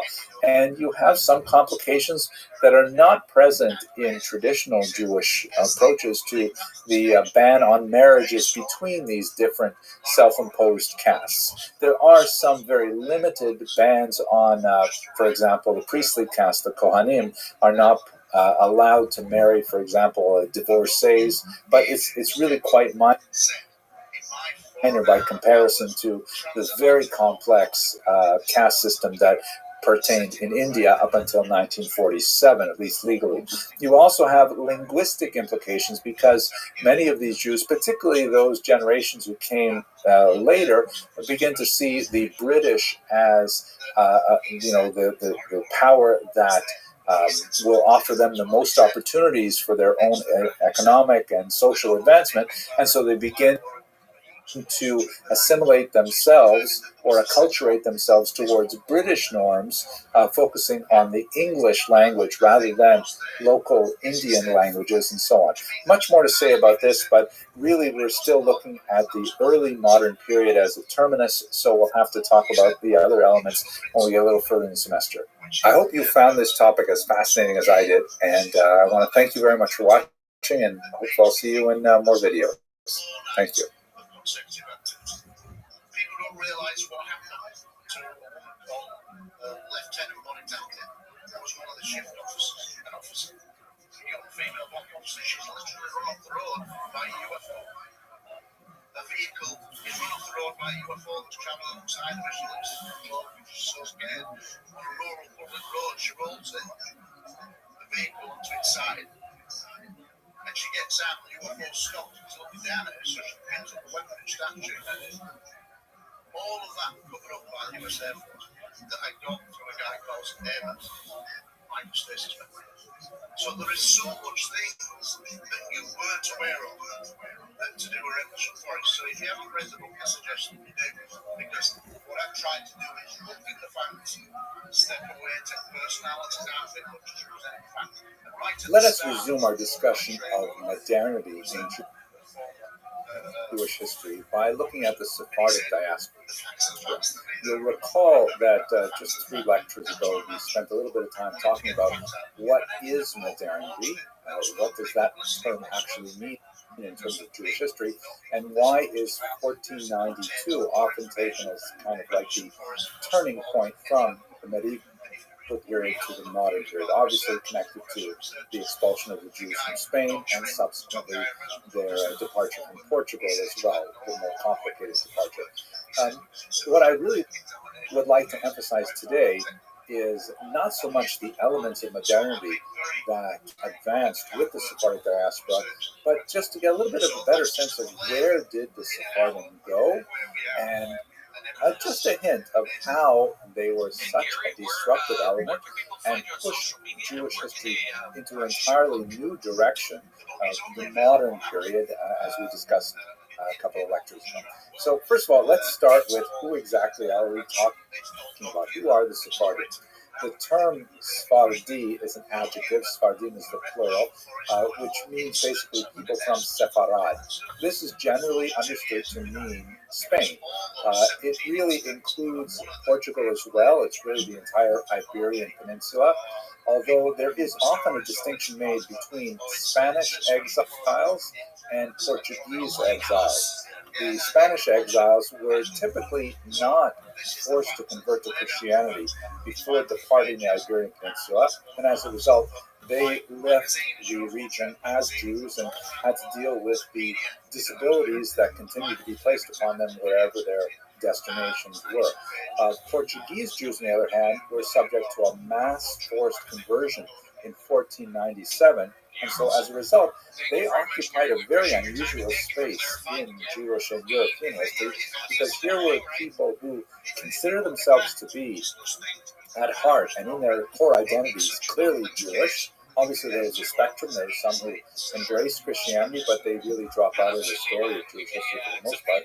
They still consider themselves Jewish for generations and often hid their identity from their neighbors and sometimes even from their own children until they reached adulthood.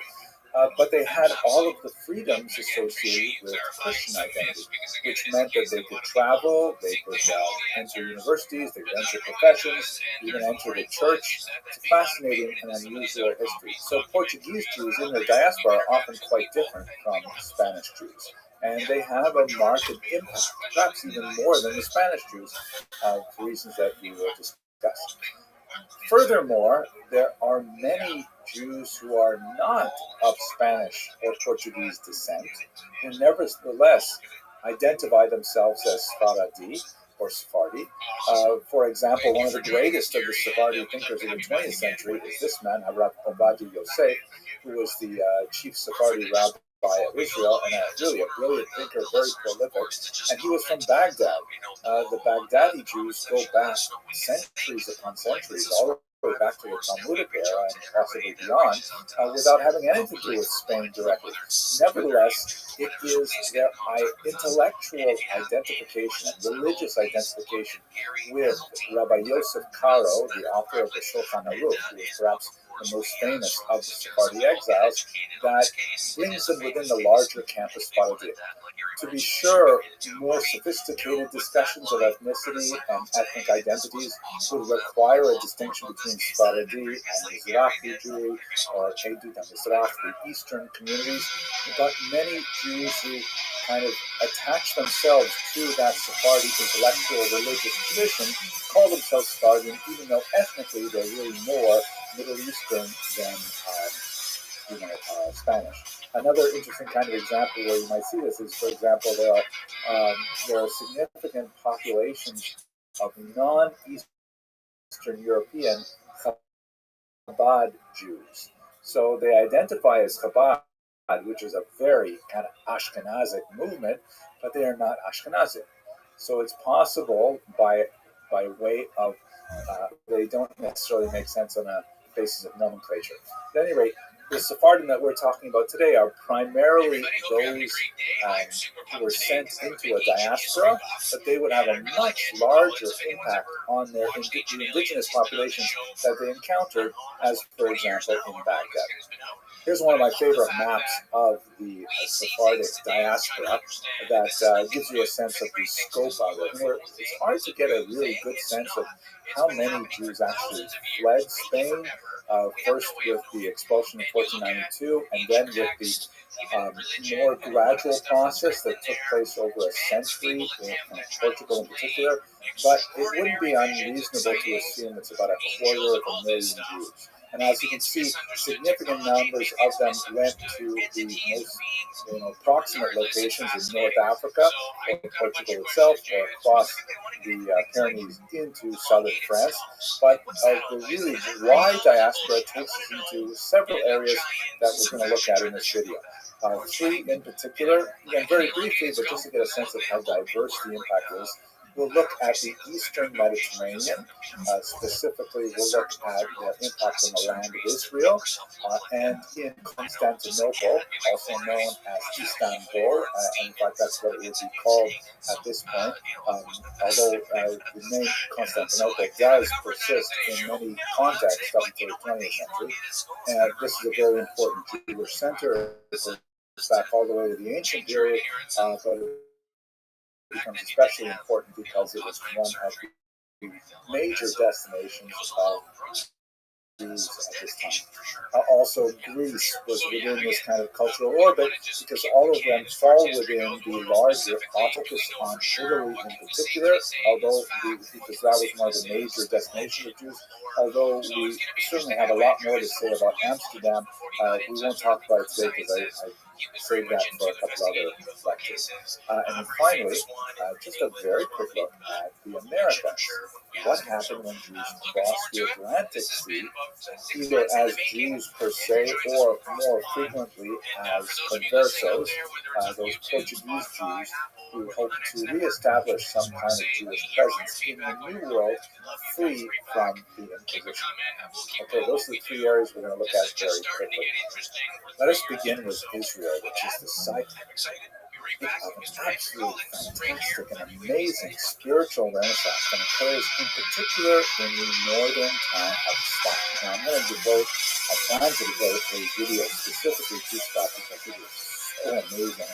And I myself have spent a lot of time studying it. I actually wrote a book on one of the thinkers who lived in Sfat at this time, Rabbi Here you see one view of the famous graveyard of the great Kabbalists who found themselves in Sfat at the decades after the Spanish expulsion, and they have this custom of painting their graves blue, which is understood to be a color that wards off the evil eye.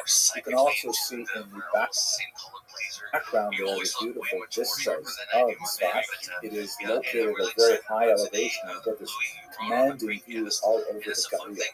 Now, what happened in Sfat was rather unusual. It was really something of a nothing town in northern Israel. Jerusalem was clearly the major center of Jewish activity, but for primarily tax purposes, the Ottoman Empire released some tax disabilities on new settlement in the northern part of the Galilee, and Jews were very active in the textile trade in particular began to settle this region quite rapidly.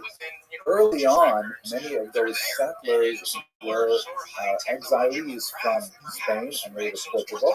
And over the course of the 16th century, really not even the entire century, really about 70 years, this one town attracted a brilliant number of really important mystical thinkers, including Rabbi Yosef Karo, who we mentioned earlier. He is the author of the Code of Jewish Law, and much of what he wrote was actually written with the Spanish exiles in Greece and in Constantinople, but he ended his career in Sfat. The great Moshe Alshich, fantastic commentator, very Kabbalistic kind of inclinations. Rabbi Moshe Cordovero, the figure who occupies so much of my own energies, the author of Pardes Maimonim, Tomer Devorah, other great classics, and his very brief student, because they only spent less than a year together, the great Arizal, who is not Sephardic in origin, he actually came from Egypt. They were all concentrated in Sfat in this very short period of time, creating an incredible explosion of Jewish creativity in a literary realm that also coincided with the availability of much cheaper printing with the invention of the printing press that suddenly made Sfat just kind of like this flash on the horizon of great creativity that still continues to reverberate throughout the centuries. It ended with some disasters. There were plagues that afflicted the region. There was earthquakes that affected Sfat, and it went into a significant decline at the end of the 1500s. But nevertheless, really important transformative moment in Jewish intellectual history as a result largely of these Spanish exiles coming here. And I think one of the things that drove their thinking and made it such a powerful moment is that they really had this tremendously apocalyptic vision of what the exile from Spain meant. That it was, nigh on the Messianic era, and that how Jews reacted to it would be crucial and so on. If you look, I mentioned Chabad earlier. Chabad is also very useful in this context because they follow the Lurianic system of Kabbalah, which also has a very strong, inherence in human behavior and its relationship to the impact on the cosmos as a whole. Very, very dramatic, very motivational, very inspirational, and so on.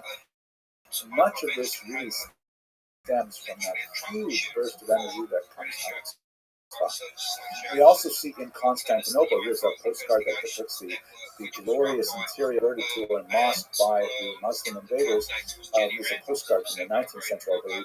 And in Constantinople, there was a tremendous number of Jews settling there, primarily because it was the capital of the Ottoman Empire, the great administrative center. And the Sultan of the Ottoman Empire laughed at Spaniards openly, saying, "Why are you expelling the Jews? They are incredibly useful. They are literate, numerate, they are well-connected internationally because of their earlier diaspora." And he invited the Jews to the Ottoman Empire, to places like Sfat, to the capital city of Constantinople. So there is a huge surge of Jewish activity in Constantinople as a lot of the Jewish exiles make their way there. You also see Jews in some of the most important centers, such as, for example, Greece and the Balkans. Here's a fascinating picture from 1846, very early, from Thessaloniki, Salonika, one of the most important Jewish centers of Greece, and it represents three women in traditional costume. On the left, a Muslim woman; in the center, a Jewish woman who is wearing absolutely amazing sheitel, and a Bulgarian woman who I imagine is Christian, although it's unusual to see a Christian woman veiled like that. I don't know enough about the history of costumes, but I thought it was a really fascinating photograph. So the Jews of Thessaloniki really get a huge boost from the Spanish exiles as well. So that's kind of like looking at some of the impact on the Ottoman Empire, where they brought a modernizing, westernizing, but at the same time deeply mystical approach to Judaism and the outside world. Looking at Europe, Italy was one of the most important destinations of the Sephardic exiles.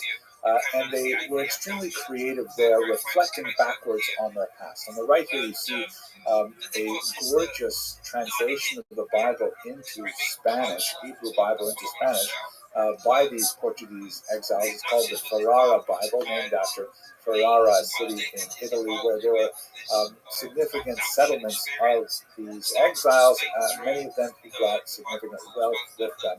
And they supported scholarship, in particular two women who we'll discuss in just a second. On the left, you see a Portuguese document, the Consolations for the Tribulations of Israel.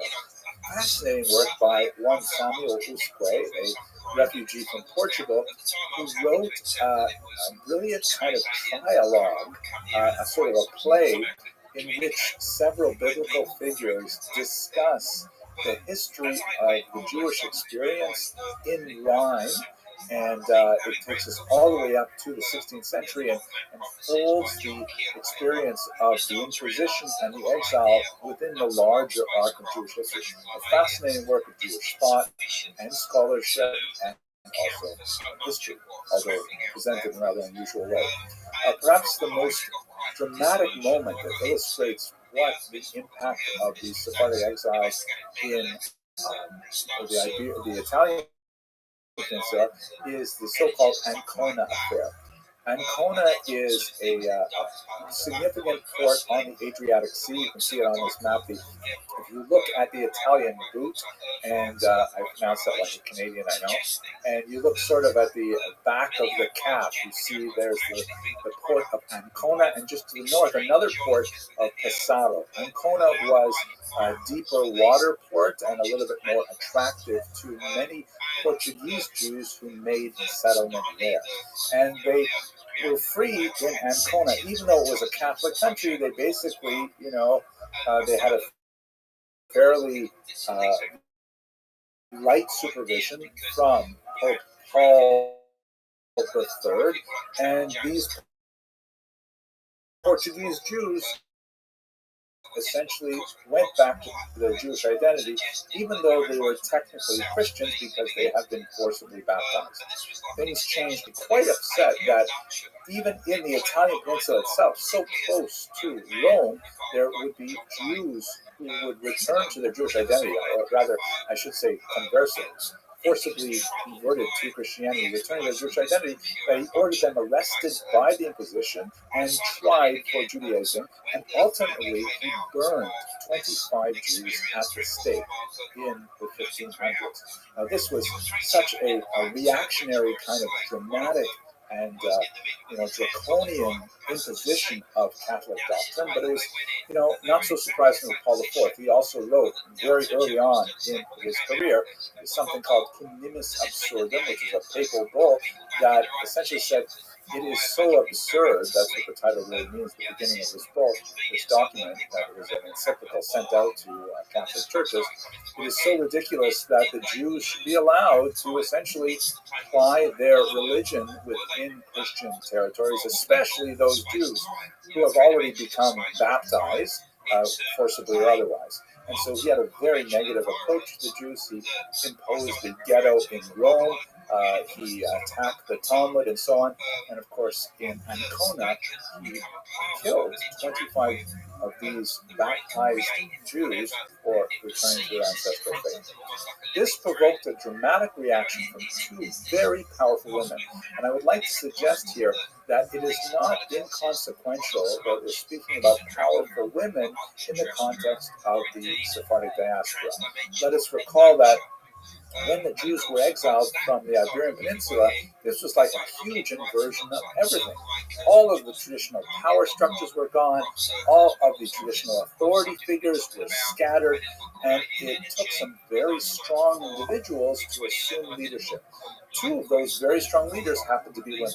One of them was Doña Gracia Mendes Nasi. The term Nasi means literally the prince, the leader, and it was a family name, but it was also applied to her as an honorific. She was a brilliant woman who actually came from the Portuguese extraction, meaning she did come from a forcibly converted background, and she, of course, was incensed that the Pope would impose this on the Jews of Ancona and actually kill 25 Jews in this matter. And so she, in a rather unusual move for a woman, used her significant wealth. She was a very important supporter, for example, of the Bible translation we saw earlier, and also the Consolations by Uskre. She called for an international Jewish boycott of the port of Ancona. And she did this from Constantinople, where she had made her home. And this was like earth-shattering, that Jews should, for the very first time, since they lost their homeland 1,500 years earlier, she was saying they should internationally organize to exert their collective pressure on the church to abandon these anti-Semitic policies. Amazing, audacious, outstanding. And by the way, this is a very dramatic portrait of her that we don't exactly know what she looks like. This is a modern portrait. I like to think she does look something like this. We do have a portrait that is made from a medallion that does not represent Doña Gracia herself, but rather her niece, who had the same name. So perhaps it does look a little bit like her. Unfortunately for this movement, which did gather significant steam within the Ottoman Empire, she was opposed by another very powerful woman named Benvenida Abravana, from the famous Abravano family that fled Spain. And the fact that Doña Gracia was from the Portuguese extraction and Benvenida Abravana was from the Spanish extraction is not inconsequential.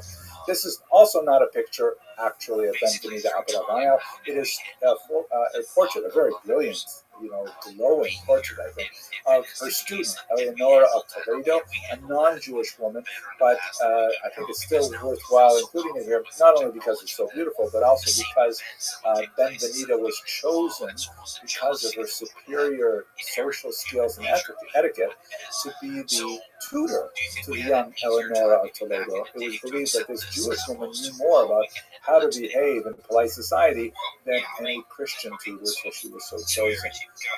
At any rate, Benvenida, also a very wealthy woman, also very well connected and very much supportive of Jewish scholarship and so on, she disagreed with Doña Gracia.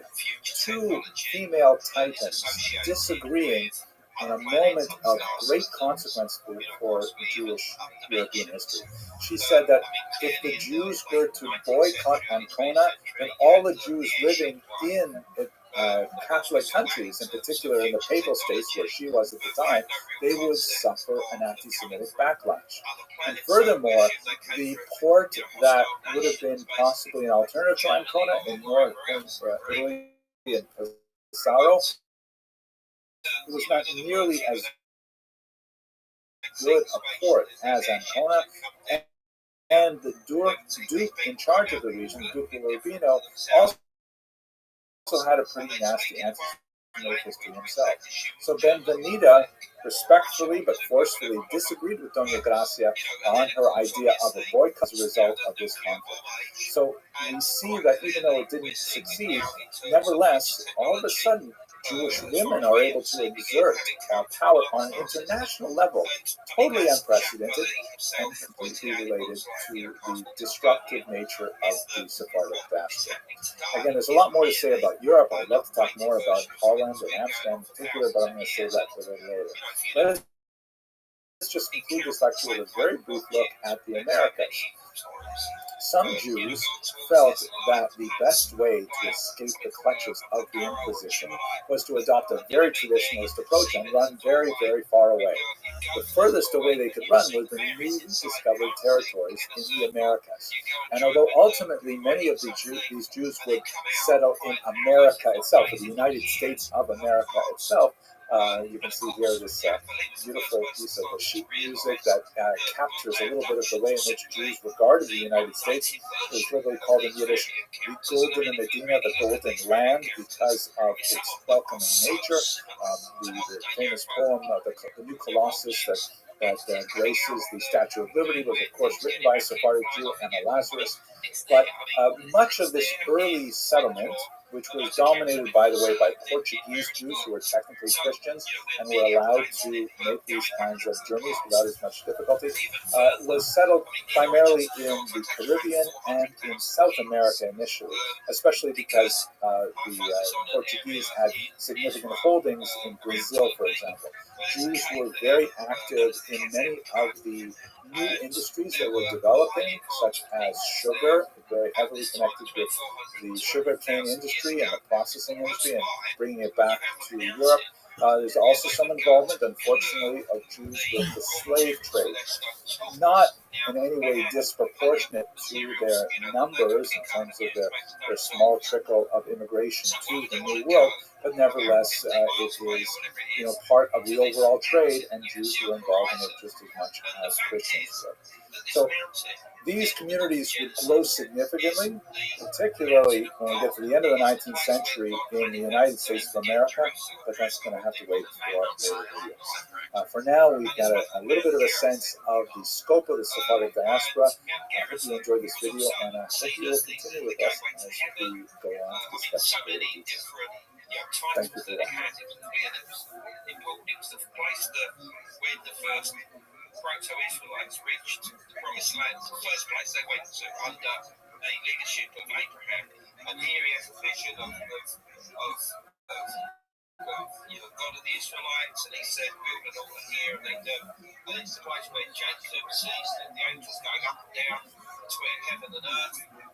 It's the place where God was said to manifest in his form as the Shekinah. And Shekinah essentially means the light of God. It's an Arabic Hello and word.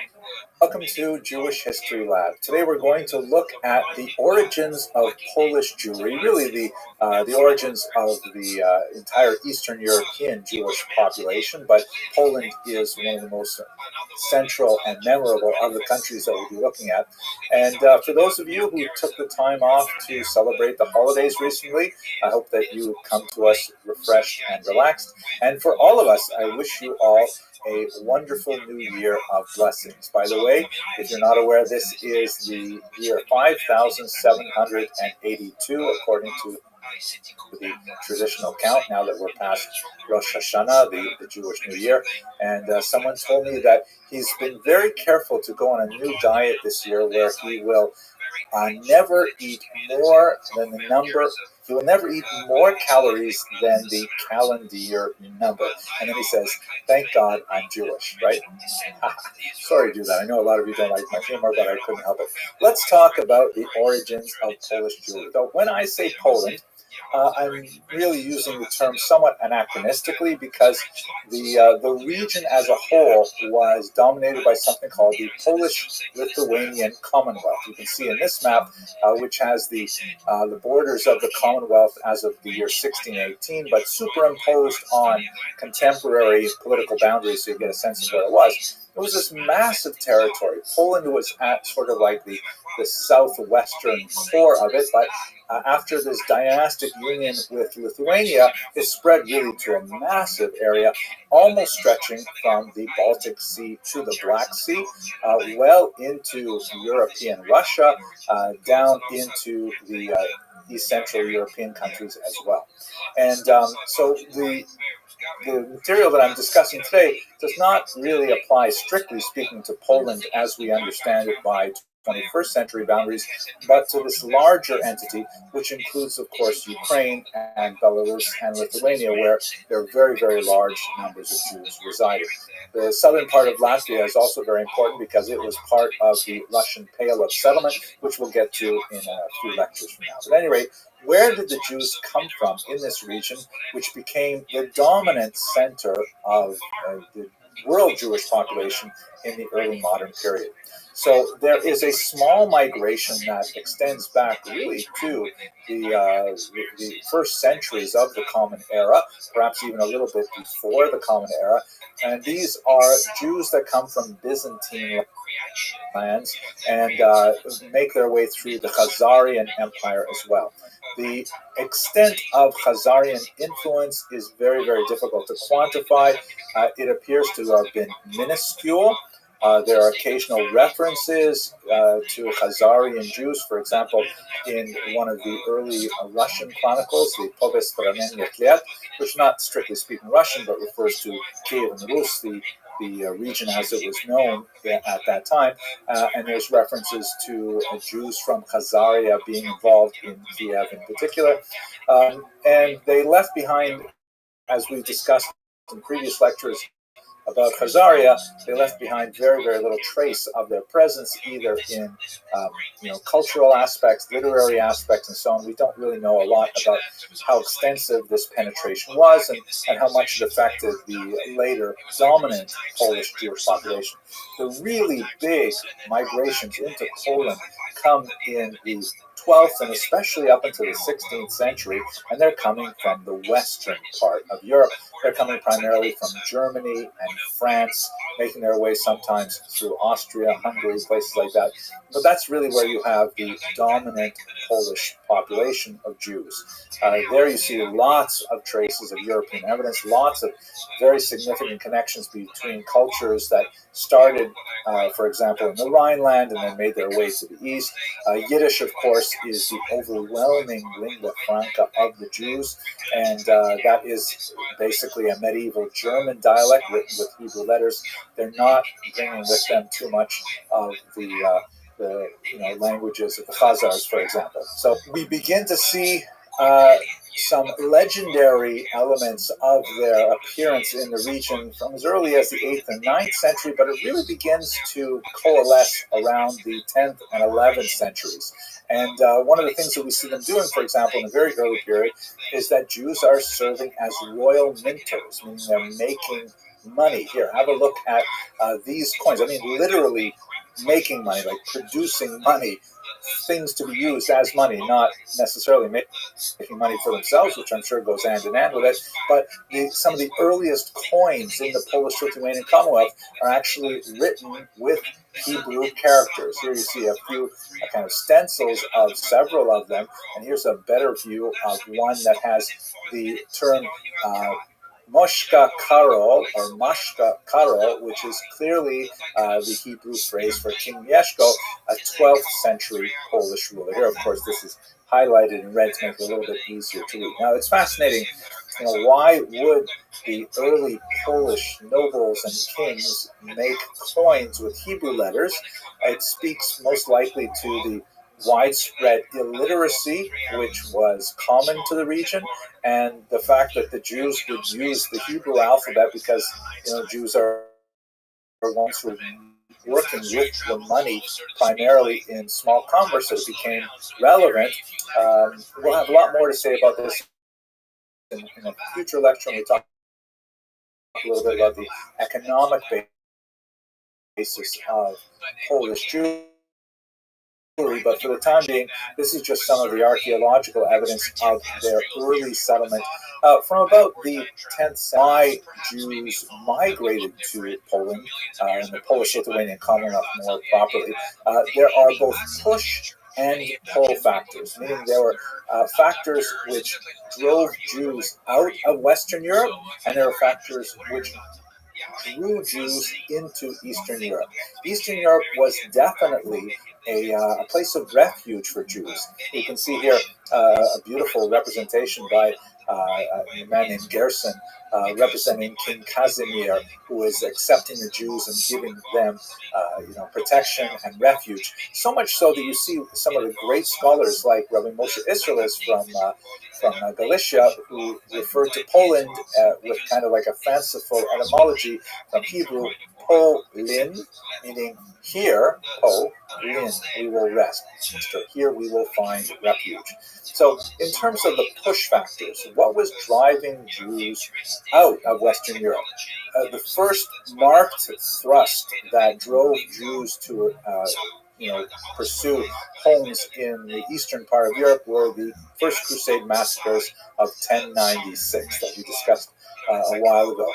Horrific massacres primarily in northern Germany that seemed to be outside of the control of the legitimate state authorities to manage. And Jews were very frustrated by this because as a minority, Jews are always vulnerable to mob violence, and they rely on legitimate authorities to maintain a Rechtsstaat, meaning a society governed by law. As we've discussed in many previous lectures, Jews are typically very happy to live in environments where there is some minor discrimination against them, a certain degree of endemic anti-Semitism, but only if the rule of law is protected, meaning perhaps there will be a numerous clausus and Jews will not be allowed to enter university, or perhaps there will be certain tax breaks they're not allowed to take advantage of, or whatever it is, as long as they know that if someone throws a rock through their storefront window, they will be able to go to the police, and the police will investigate, and if they catch the culprit, then they will have a proper criminal trial, and so on. So Jews fear mob violence like any minority.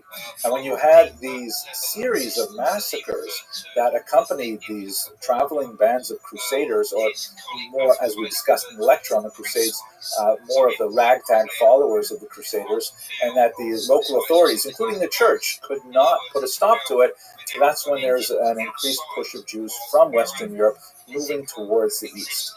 In the 13th century, the horrible blood libels that we have also discussed in the previous class result in a series of expulsions. In France, in particular, there's 3 expulsions in the 14th century. And so there's more and more reason for Jews not to live in Western Europe. This is kind of like the push aspect of it, as Jews are finding Western Europe far and far less hospitable than they ever had before.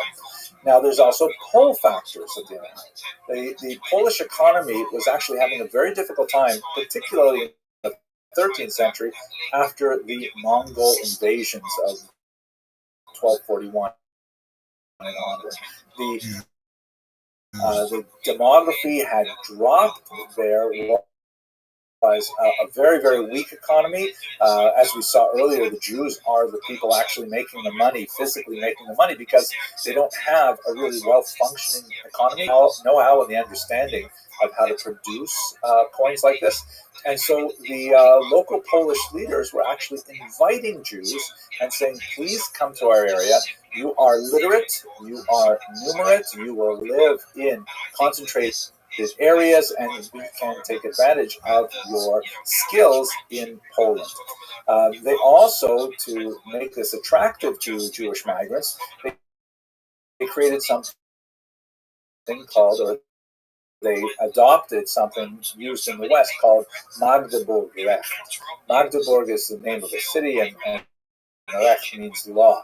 And this is basically like a medieval charter that lists the specific privileges that these charters were actually written much later and designed to look like they were written earlier. They nevertheless did reflect long-standing agreements as to what were the privileges and sometimes disabilities of the Jews in particular regions. Right of settlement, for example, the right to control their own guilds, the right to indicate when foreign Jews could move in and set up competing businesses, and what monopolies Jews would have. We'll again speak more about this when we get to the economics of Eastern Europe, but Jews were often granted specific monopolies.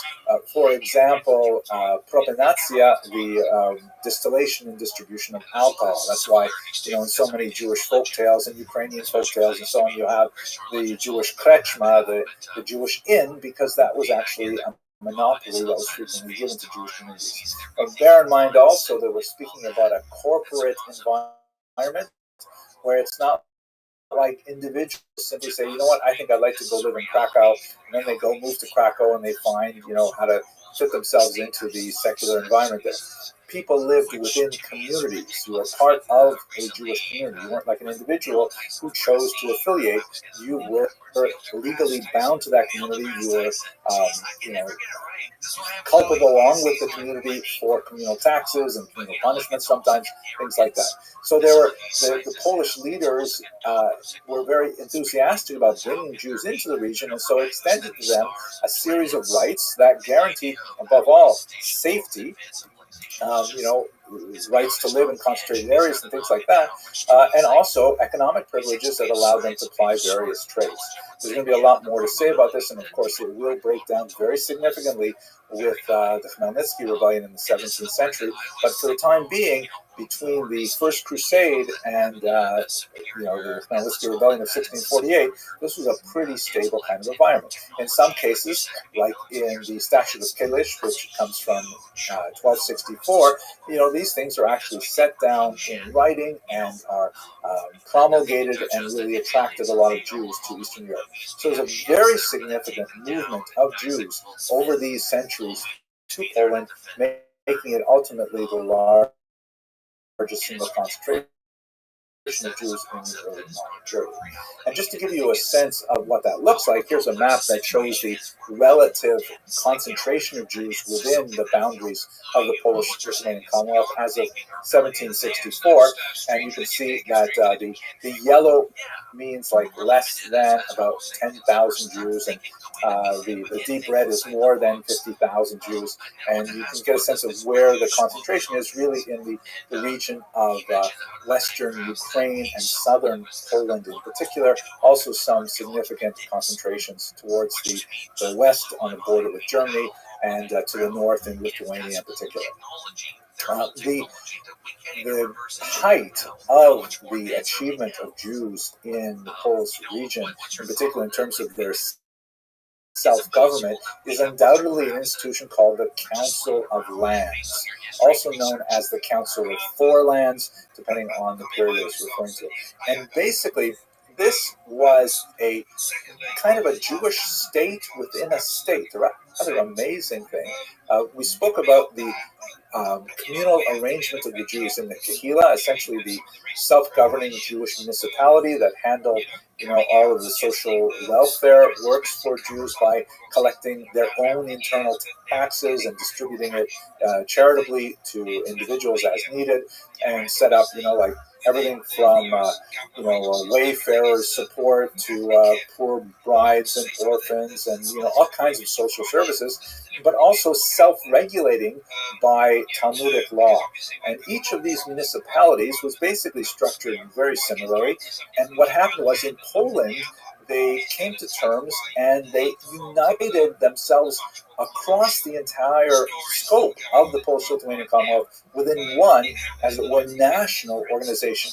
They would meet twice a year, and particularly in Lublin, and they would make decisions that would affect all Jews living within this massive country, the largest country in Europe at the time. It was really a rather amazing thing. This, by the way, we're looking at is one of the couple of pages from the minute books of the Council of Lands.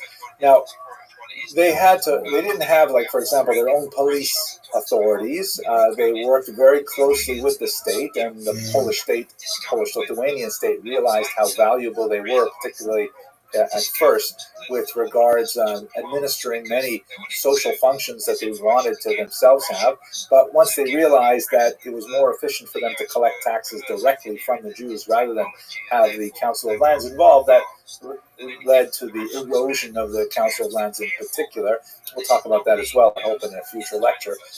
But the kinds of things that they dealt with were really quite significant and made a huge impact on the way in which Jews lived and considered themselves within the Polish state.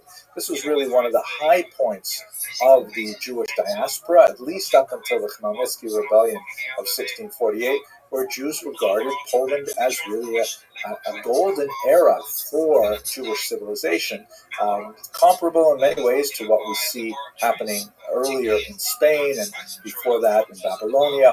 It would result in a kind of a Polish-Jewish synthesis that was very similar in many ways to the German-Jewish synthesis of the 19th century. But, of course, when we get to the 20th century, we see it all unravel, and that will be the topic of a future lecture. But for the time being, I hope you enjoyed this lecture. If you did, please subscribe. I like to see the numbers go up. It's actually kind of exciting to see that there are a lot of people who enjoy Jewish history. And yeah, I guess that's it. Thank you very much for listening. wanted to ask you a little bit about sort of the fossil record of things, and particularly like strange non-human fossils. And I was fascinated when I read about like the Hypogeum and giant skeletons in Sardinia and things like that. So two things really stand out for me. One is elongated skulls. Now I'm not talking about the ones that they do in traditions where they're binding the head. I'm talking about ones that don't have that typical sagittal suture, which we all know as Homo sapien we should have, which is where our skulls formed as a baby. So I wanted to ask you about giants, skeletons of giants, and elongated skulls with no apparent sign of sagittal suture. Right, well, first, let's go for the elongated skulls. I mean, there are unquestionably human populations around the world over the past, several thousand years that have had long skulls. But I'm not talking about huge, great egghead type ones. I'm talking about just elongated skulls. And it would seem that those cultures are the ones that want to accentuate that by using the boards and to actually increase the strangeness of their elongated heads. I mean, this seems to have happened in Mexico amongst the Maya, for instance. There's the snake priests, the serpent priests, what they're called, the sham priests of the Maya, wanting to elongate their skulls in memory of their founder, whose name was Inzaldo, and said that he was serpent-headed. So clearly he had a head that looked different to let's say, the locals. And I would say that therefore he had an elongated head. So in other words, these people were believed to be descendants of Inzaldo, because that's why they were in this elite priesthood. So they probably had long heads anyway, but for some reason they wanted to accentuate that, to create it almost like in an abstract manner, to try and emphasise their own past. And I think this is something that's gone on all over the world. I mean, in the Near East, which is where I do a lot of my work, is that there are Neolithic sites there where, again, people with long heads have deliberately elongated them even further. And this is amongst the culture known as the Halif culture, so probably about 6000 BC, and slightly later the Wide culture, probably about 4500 BC. The two of them were related anyway. But, so in other words, there is this necessity, this need to elongate our heads further than they were. In other words, the people that are doing it have long heads in the first place. The whole idea about the suture stuff is told so many times. I've talked about this on Ancient Aliens, I've talked about it in books, I've had conversations with well-known figures in this business, and a lot of that is rubbish, I'll be honest. This idea of these sutures being missing, they can be, when they're stitched together, they can actually disappear. And this is not something that's absolutely unique. So, you have to be a little bit careful with a lot of what you read about these elongated heads. Don't believe everything you read, please. The other thing is giants. Is that there were giants, in this world in the past. We know that thousands of skeletons have been found at Native American mound sites and cemeteries all over the continent, and many of these are 7.5 feet, possibly even 8 feet, some of them even longer. And the statistical analysis of these skeletons shows that they can't possibly be from some kind of genetic mutation like gigantism, which obviously does allow people to be extremely tall and obviously create some of the greatest, basketball players that we have. This is not the same thing. You're dealing with a human population that was clearly incredibly large in size, possibly the size of some of your largest, American football players. Again, up to about 7 to 7.5 feet tall. So who were they? Well, all the evidence that we have is that they are the descendants of a human cousin of ours called the Denisovans. But most of our evidence of them comes from Siberia, from China, the Tibet part of Eastern Asia, northern and Eastern Asia. And what little we have of their bones, what little we know about their origins, having come from an earlier type of human population known as Homo heidelbergensis, is that these guys were incredibly large in size, and they would have been as much as 7.5 feet tall.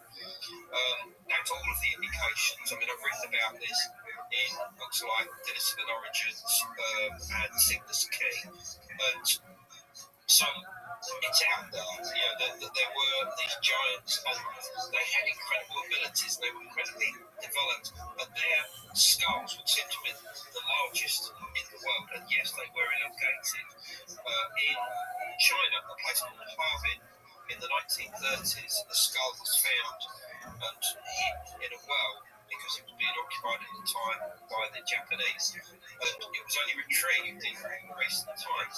And the Chinese scientists who have examined it not only say that it's the largest skull that's ever been studied by science, which it is, properly studied, but they say that it's a unique species, and they've called it Homo longi, which means the dragon man. That's called the dragon man skull. But Western paleoanthropologists looking at this have said this is a Denisovan skull. It matches in every way what we know and expect the Denisovan skull to be.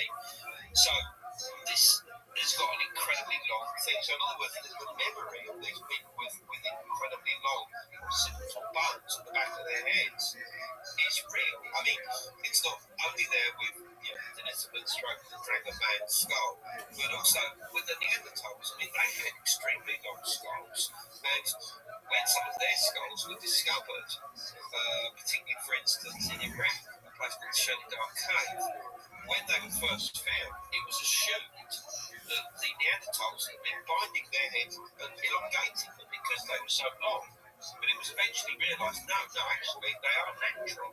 So this confusion between artificially binding heads and natural heads is something that's been there probably for almost 100 years. So we have to be a little bit careful.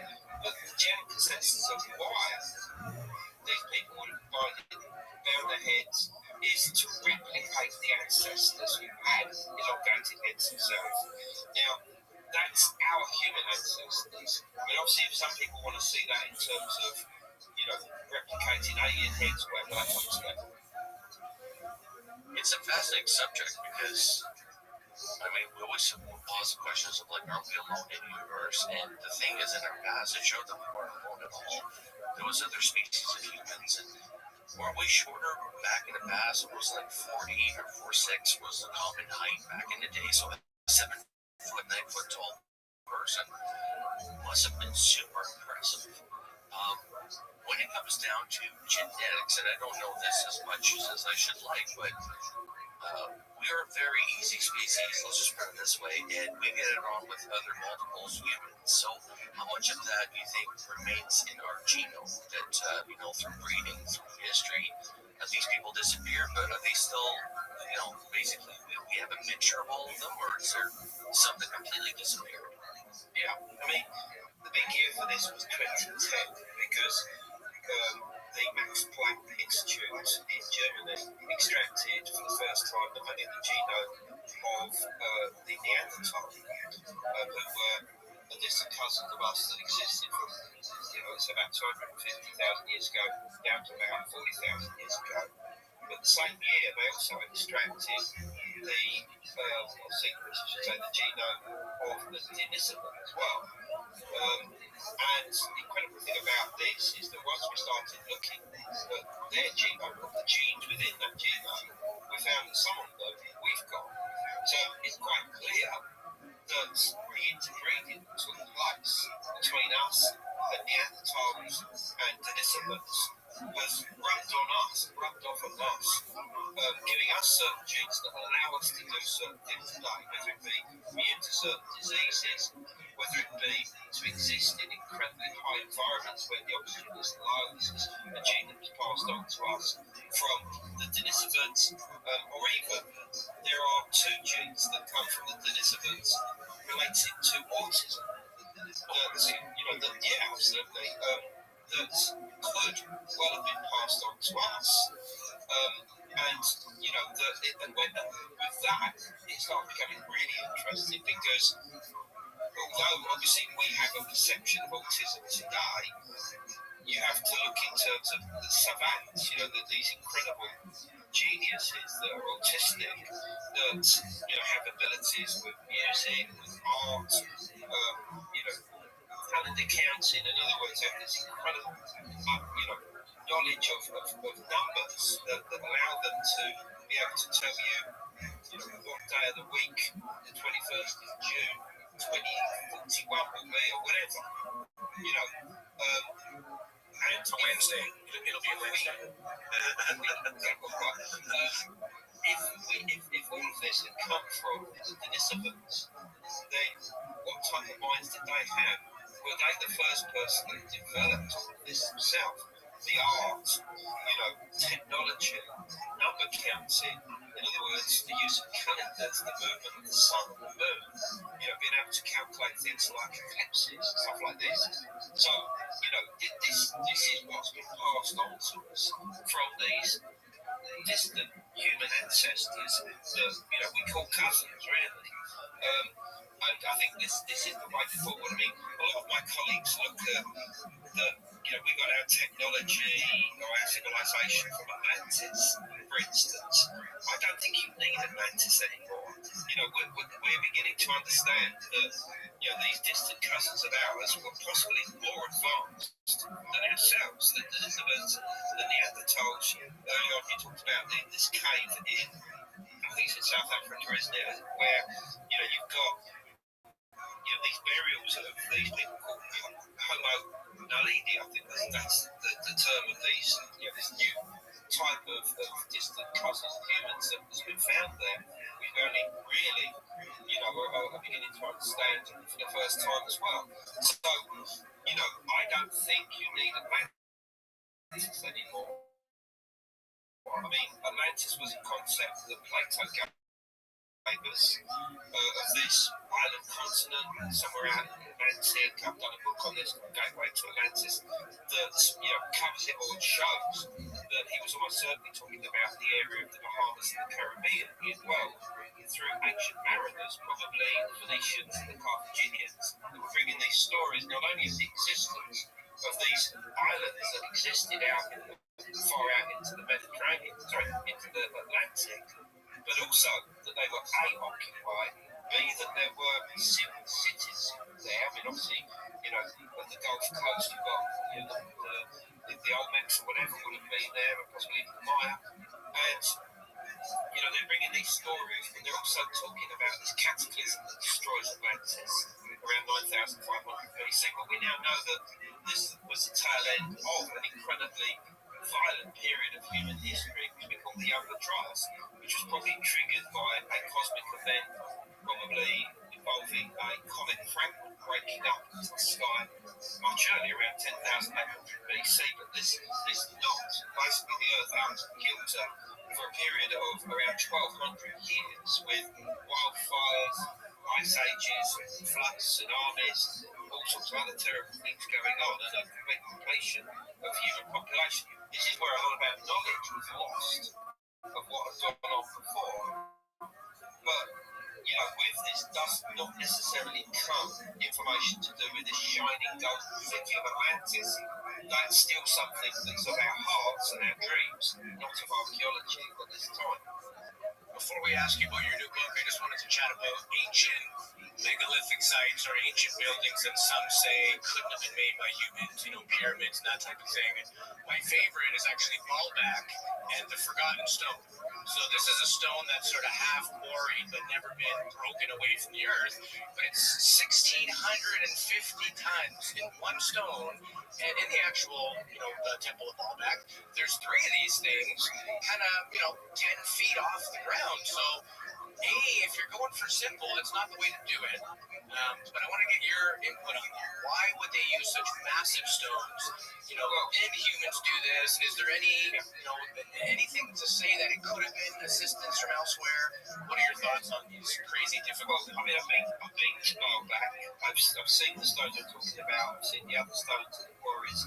They're about 1,200 tons. I've seen the tritholons, very huge, 800-ton blocks, well off the ground. They're not even on space, of course. And, I've been there with my colleague Hugh Newman, and, we marvel at it. And, you have to start looking at every part of that temple complex to see if you can work out how it was built and in what order. And the conclusion that myself, Graham Hancock, and Hugh Newman and others have come is that there was something much earlier on that site. How earlier is almost impossible to tell, but I suspect it probably goes back to 2,500, 3,000 BC. So let's say early Bronze Age. And it involved the construction of these incredible large blocks. But why they did this is a complete mystery. There's no real need to do that. I mean, blocks a couple of tons or 5 tons of these would be sufficient to build whatever you want, like the Grand Pyramid if you want. So there's no need to do this. So I then start looking at the mindset of the people involved. What's going on in their head to do this? And the way I would compare it is Pumapunta, a site in Bolivia at the city of Tiwanaku, where you've got these incredible stone blocks that are so multifaceted, not just for aesthetic reasons, but around the back and all the rest of it in areas which you wouldn't even see once it was in place. So why do that? And to me, it does suggest a mindset that's almost autistic in nature. In other words, one that is going to absolute obsession. And to me, the most likely people who will be doing this are descendants of the Denisovans. And they were giants themselves, and if they did have, autistic genes and they were savants in their own way, then I think it's their descendants. This is the hallmark, the descendants of those giants, the Denisovans themselves. I think it was in your book, Origins of the Gods, where you said, it was written anyway, that it's almost impossible to understand the mindset of megalithic people. As much as we try to imagine, we really can't. Our genetics were different, our everything, our environment, what we knew was possible or not, the lack of understanding with some things, maybe a greater understanding with others. We try to put that cap on today to make sense of it. It's a futile action. It's almost impossible to think the way they would have. Well, absolutely. And I mean, most of our ideas, let's say, what the megalithic culture, the Druids were doing, or even the ancient Egyptians, we do it through academia and what they tell us was going on in the past. The problem with that is that they always see it through their own mindsets. So in other words, the 20th stroke 21st century mindset, we've got to get rid of this. We've got to see it through the mindset of indigenous peoples, because only by doing that will you be able to get a perspective of what they are trying to achieve, or what they were trying to achieve in the past. If you leave it in the hands of white-bearded guys, lecturing at a university, it's not really going to give us the full understanding. So you've got to get yourself into the minds of those people in the past. And, it would not have been like going to church on a Sunday. I mean, the shamanic rituals that these people would have been doing would have been so deep, so frantic, so otherworldly that you'd think that they're all completely mad, to be honest. But they were achieving something. They were achieving a oneness with intelligences that we are now beginning to understand, whether they are dimensional, whether they are extraterrestrial, or something else altogether. We are beginning to understand those intelligences exist out there, and that our ancestors were very much in communication with them. And I'm not just talking about individual entities here. I'm talking about the possibility that even our own galaxy could be an intelligent being, that the centre of it, which is a supermassive black hole called Sagittarius A star, there's new theories to do with the concept of panpsychism that suggest that itself can be an intelligent being, that it's that in its creation is the galaxy, and that every galaxy has its own intelligence. So we've got to get to grips with that as well. We could be dealing with some kind of cosmic entity which the ancients became aware of, and one that eventually we come to call God. So, we have to grasp all of these ideas and not throw anything out at this time. And like if consciousness created the universe, like it was consciousness first, and then it created the universe to inhabit and have a realm to exist, and it's quite fascinating. And even you were mentioning about the autistic traits of these species, and like just their amazing ability in thinking outside the box conventionally, and the alien abduction phenomenon, and people receiving telepathic downloads and amazing abilities. And it's fascinating because you can almost see those patterns throughout history, almost like we're getting help. Like, oh, here's a tidbit, here's your part, you do this, you do that. It's fascinating. We've had this many species that living amongst us, from the human, of course, branch, but that we're sort of like the victors, as far as we know, the victors of the survival of the fittest. So it's crazy, and you brought us some pretty great points. Quickly, let's talk about your newest book that you brought out, Louis. I think you had some info on that, right? Yeah, the first female pharaoh, and it's about, now correct me if I'm pronouncing this wrong, Sobek Neferu? That'll do. Is that okay? That'll do. Perfect. Yeah. So tell us about it, the first female pharaoh. People usually think of Cleopatra when they think female pharaohs. So tell us about this character.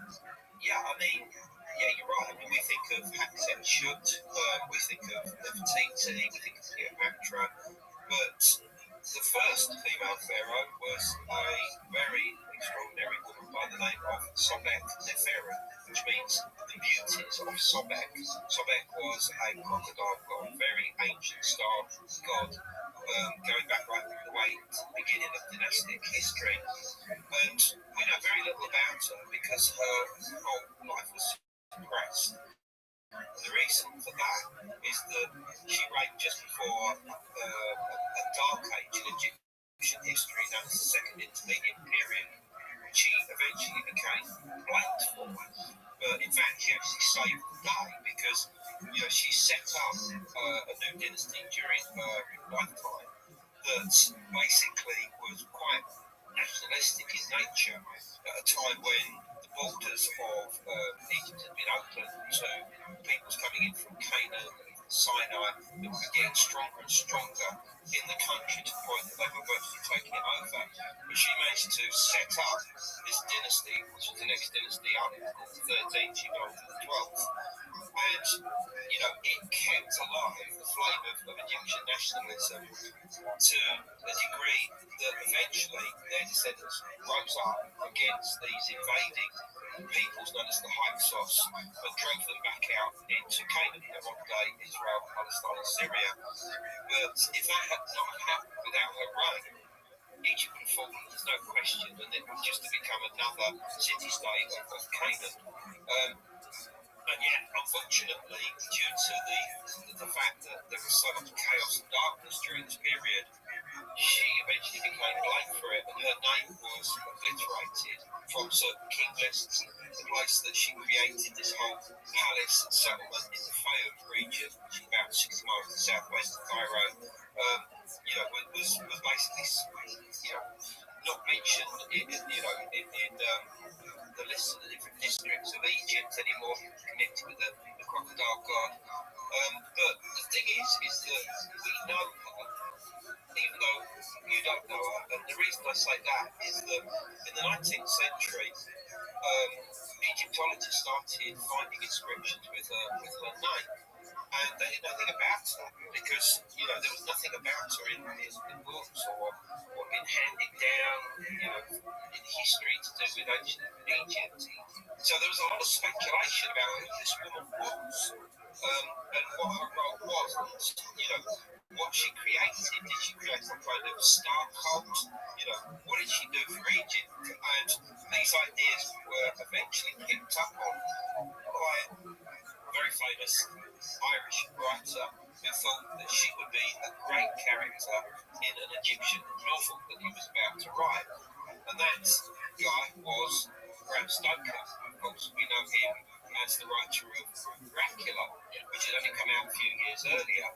So he wrote this book called The Jewel of Seven Stars, in which Sobek Neferu was the main antagonist. An a British archaeologist goes to Egypt, finds a tomb, brings back the sarcophagus, the coffin, and the mummy to Britain, and feels compelled to try and bring her back to life. And the weird thing was that when this book came out, the publishers called Bram Stoker back in and said, "Look, this is so dark, right? For future editions, would you give everybody a happy ending to this book, basically?" So he had to change it. But what's so interesting is that his story, The Jewel of Seven Stars, becomes the role model of every Egyptian queen that comes back from the dead in films from that point onwards. The latest being The Mummy, which starred Tom Cruise and came out in 2017. But the best of all of the films, there's several, was The Awakening, that came out in 1980, which really does suss that the woman, the female pharaoh that comes back from the dead is Sobek Neferu. So it's weird that we know her, but from other, but not her name.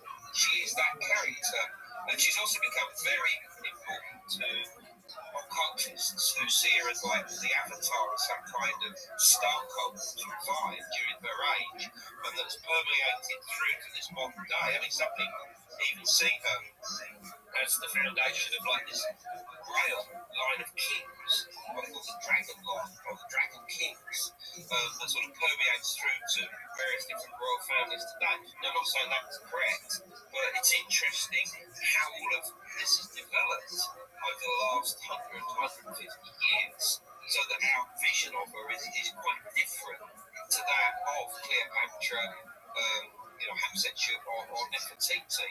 So it's a fascinating story. The book is the first female pharaoh. It's the first ever book that's written about Sobek Neferu. Check it out. Obviously it's available from Amazon or any other online bookstore, and come onto our website, andrewcollins.com. There's plenty about her on there as well. It's amazing that cancel culture goes back that far. You know what I mean? The original canceled person. Yeah, that's crazy. Well, no, absolutely. You're right, thinking about it that way. I never thought about it that way, but quite clearly there is a lesson to be learned from what happened to Egypt around 1800 BC, to what some people might see as the political climate today, but that's something we probably don't want to get onto unless we want to get cancelled. So, we're not scared about getting cancelled. We say what needs to be said, and we're not too worried. Andrew, we can chat with you all day. It's been a lot of fun. We'll keep you just to the hour that we promised we would. We don't want to overextend our welcome, but we would love to chat with you again one day. This whole ancient culture. You are so well versed in this. I chatted with a few British colleagues that you also know. They all have nothing but the highest remarks in regards of you. They say your research is top shelf, it's always accurate. You're just a machine when it comes to compiling, writing books, and you're doing this. And there's a lot of people in that realm. You have a special flavor. I've been bugging you for 6 months to come on the show for a reason, right? So you have our highest level of regard and respect, and we'd love to have you again one day soon, if you'd be so kind. absolutely. Okay. Well, awesome. Anything else, Jay, before we end you?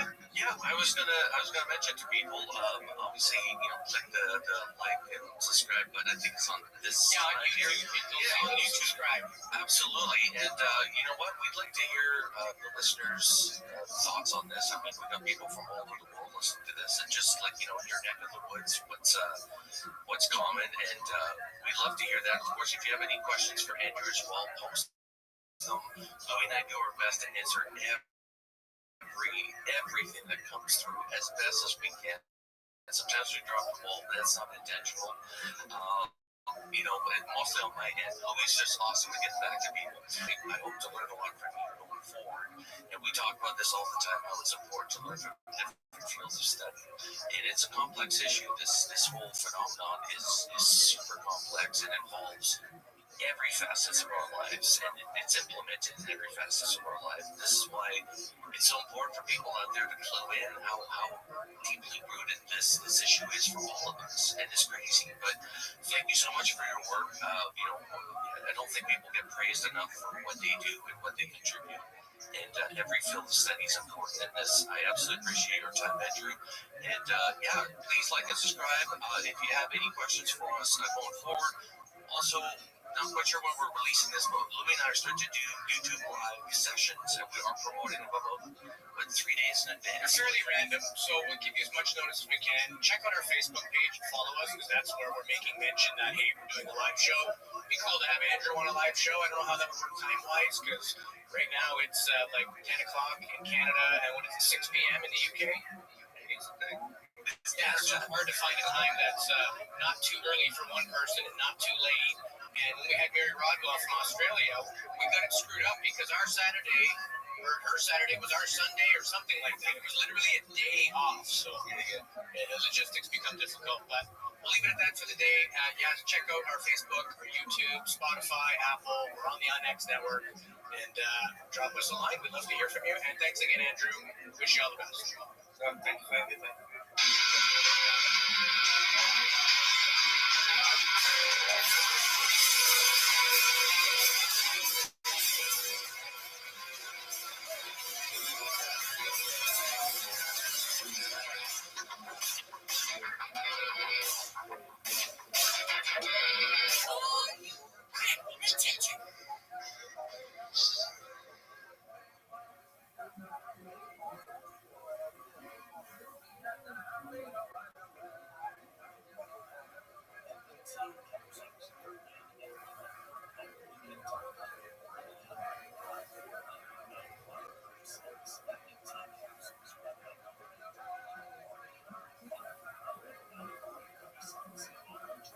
Hey everybody, hope you're having a great day today.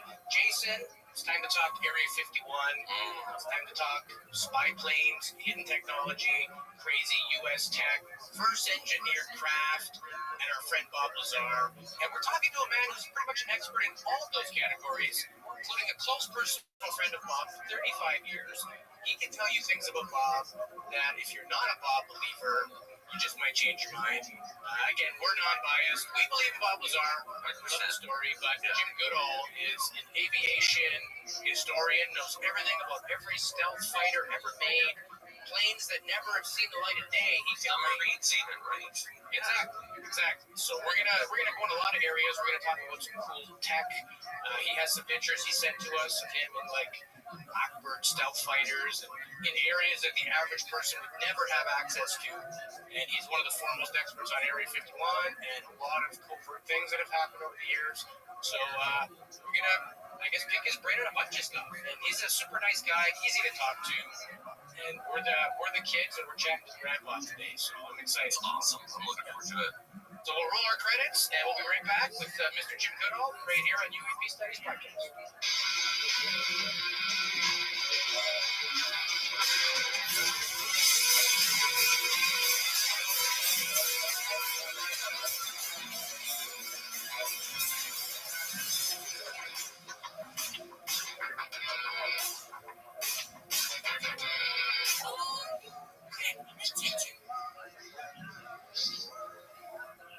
Welcome back to another episode of UAP Studies Podcast. My name is Louie Borges. Joining me as always, my best buddy, Mr. Jason Gilman. On deck, my man. I'm ready for this interview. This is going to be fun. I'm really happy that Jim is here joining us today. So this is going to be a great conversation. I have so many questions. I can't think of anybody better to talk to involving, spy tech, aviation, cool planes, even connections within our community, some deep friendships he's had for years with some very popular names we're going to get to all that. Jim is an Air Force veteran. I would say one of the foremost experts on Area 51. He's also an aviation journalist and historian, and he's here to chat with us about all things Area 51, Bob Lazar related. I see the United Nuclear T-shirt. That is the company. Welcome to the show, Jim. Great to have you, brother. I'm absolutely delighted to be here. And the shirt, I guess Bob Lazar made it for me when I was visiting New York a couple weeks ago. Amazing. I spent a day and a half with him, and I just, he's the same person I met 35 years ago.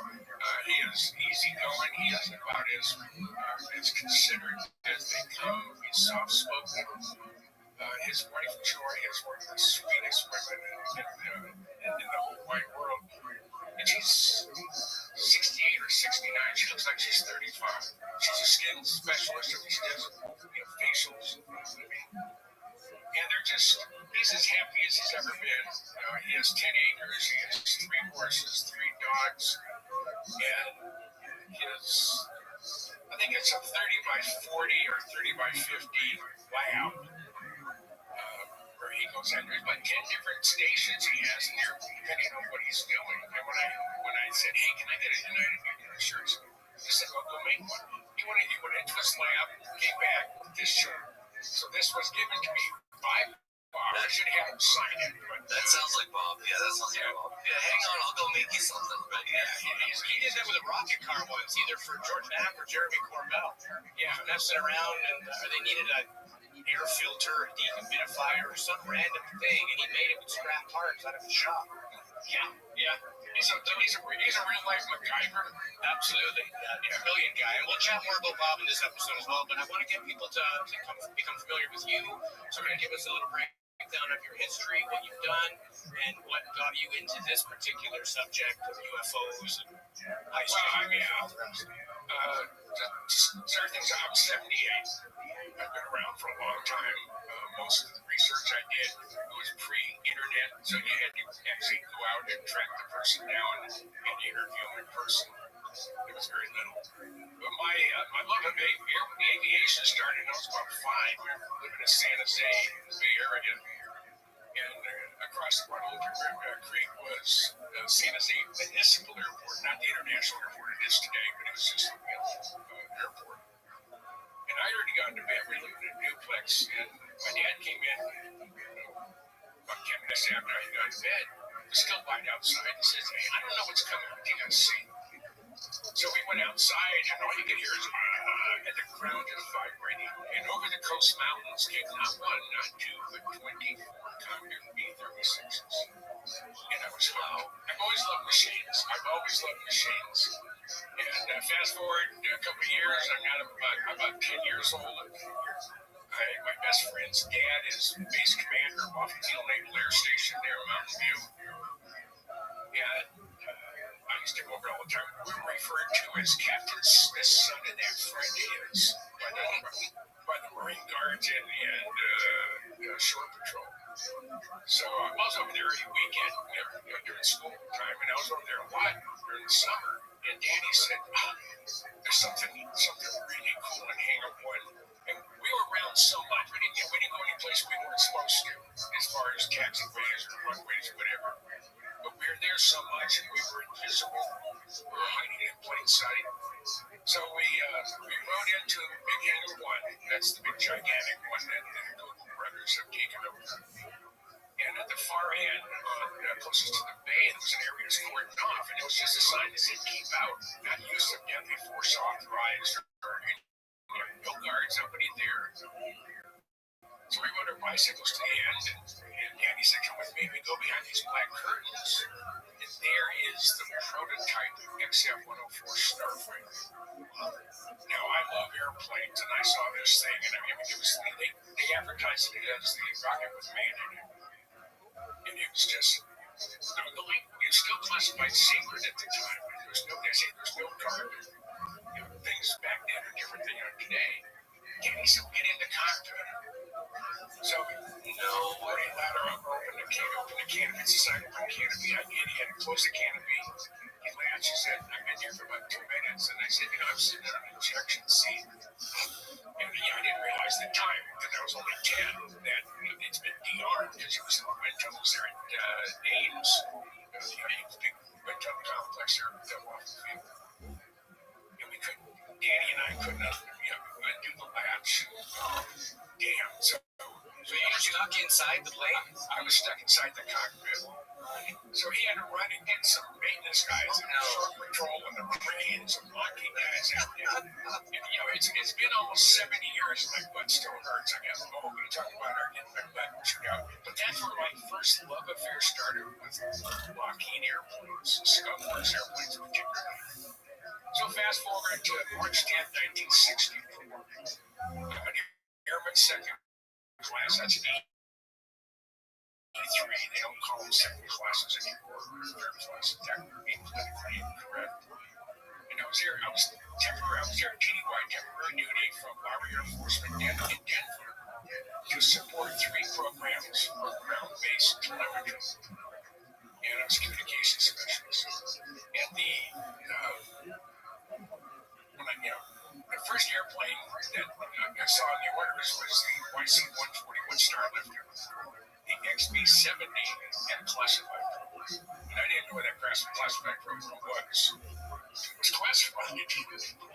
So the morning of February 29th, they came out on Saturday morning, 2 YF-12 Blackbirds came over from Area 50, but they came straight in.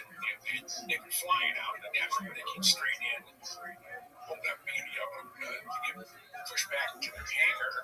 And the engines are still running, and the heat of the J-58 set up the delegate system, which dumped about 60,000 gallons of water into the hangar. I mean, it just almost drowned poor Lockheed reps.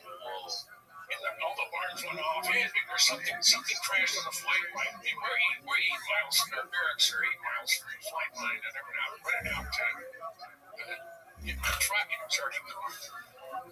So I heard something incredible over the next 10 days, and I had worked a lot of overtime installing those systems, both ends of the information gathering part. And so I had some time off. It was a Tuesday. It was about 3:15 in the afternoon, and I'm waiting for the Northrop shuttle. They had a Piaggio, or they had this rolling pusher type of thing. It was going between Edwards and their offices in Hawthorne, California, and LA. And there was room, so I heard a roar. I mean, a huge, incredible roar. I could hear it all week long. I'd not seen it, but I've been inside. I was running down the taxiway. I look over to the XB-70 test pad, which hadn't rolled out yet. And I thought it was the X-15. Fire coming out of the back end, blowing dust halfway across Rogers Dry Lake, but the people were too small. And all of a sudden, they said, hey, we're loading. So I got running back in, and then the airplane, we go down the taxiway, and we just took off over the lake pad. We bank over, and I look straight down on a YF-12 Blackbird intercept. Anyone who looked through windows. And I looked down, and I could not believe what I was seeing. It was absolutely the most incredible thing. And to get a relative footprint, they had just shut down the engine, and they were towing a C-130 by in front of it. So I could see just how big that fucking was. And the following Monday, when I got back to the base, I handed my work order. It was a Lockheed hangar, and I walked into the back of the Lockheed hangar, and I'm looking at the ass end of 2 Blackbirds, and I'm 18 years old. It's 1964, and that was the most incredible thing I had ever seen in my life. And I was stuck, so I never thought I'd be where I'm at today, as far as knowledge on the Blackbird. But when I got out of the service in 1966, and I ended up working for the phone company in LA, and I ended up working for Xerox. In 1968, I sent the Secretary of the Air Force, Secretary of Defense, and some other people asking for cutlery by Kansas Blackbird. And their official policy was not to cooperate, so I started digging. And course of the last 60 years. From a historical point of view, according to Ben Rich, who is a long-time friend of mine, I'm the most knowledgeable person on the planet on the history and development of collectibles. It was so compartmentalized back then that if you were working on widget A and your buddy's working on widget B, you didn't talk about what you did. It was that level of patriotism, whatever it is today, and it doesn't work so much. You're going to find someone over here with their own agenda. They're going to go and do what they want. But that was really the beginning of my passions. And then in 1976, I decided to join the Air Guard. And I got actually went in as communications specialist, but shortly thereafter, I became a wing historian. And when I went to Guard, so I had a little wing ID card that got me on every base in the United States except for the restricted ones. And I'm a good enough BS, or I could talk my way to any flight, right? And I did. And over the course up through 9/11, when everything changed, I've been on the ramp to photograph at 216 Air Force Air Guard reserve bases in all 50 states. Wow. You sent us some pictures, actually. I'm going to bring them up here. You can go through what they are. Okay. Because they are very cool. So we'll start with the first one. So you go ahead and describe what we're looking at here, Joe. Oh, that's me at Real Air Force Base. I'm an Handsome man. Handsome man, yeah. That's when I had dark hair. That wasn't my real dark hair that came out of a bottle. I started turning gray when I was about 15. And they say I got the gray hairs I heard every single time.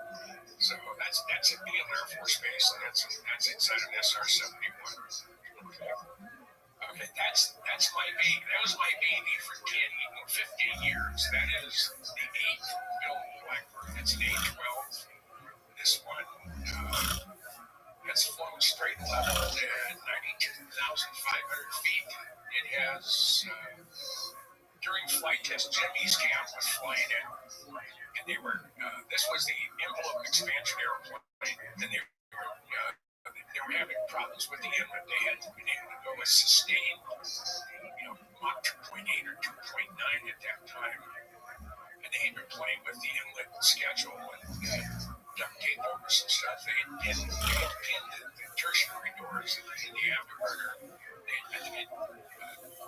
When they opened the closed position, they got up about 2.7, 2.8, and no matter what they did, the airplane would accelerate past that. So Jim was up there trying to figure out what he could do, and he was in real bad air.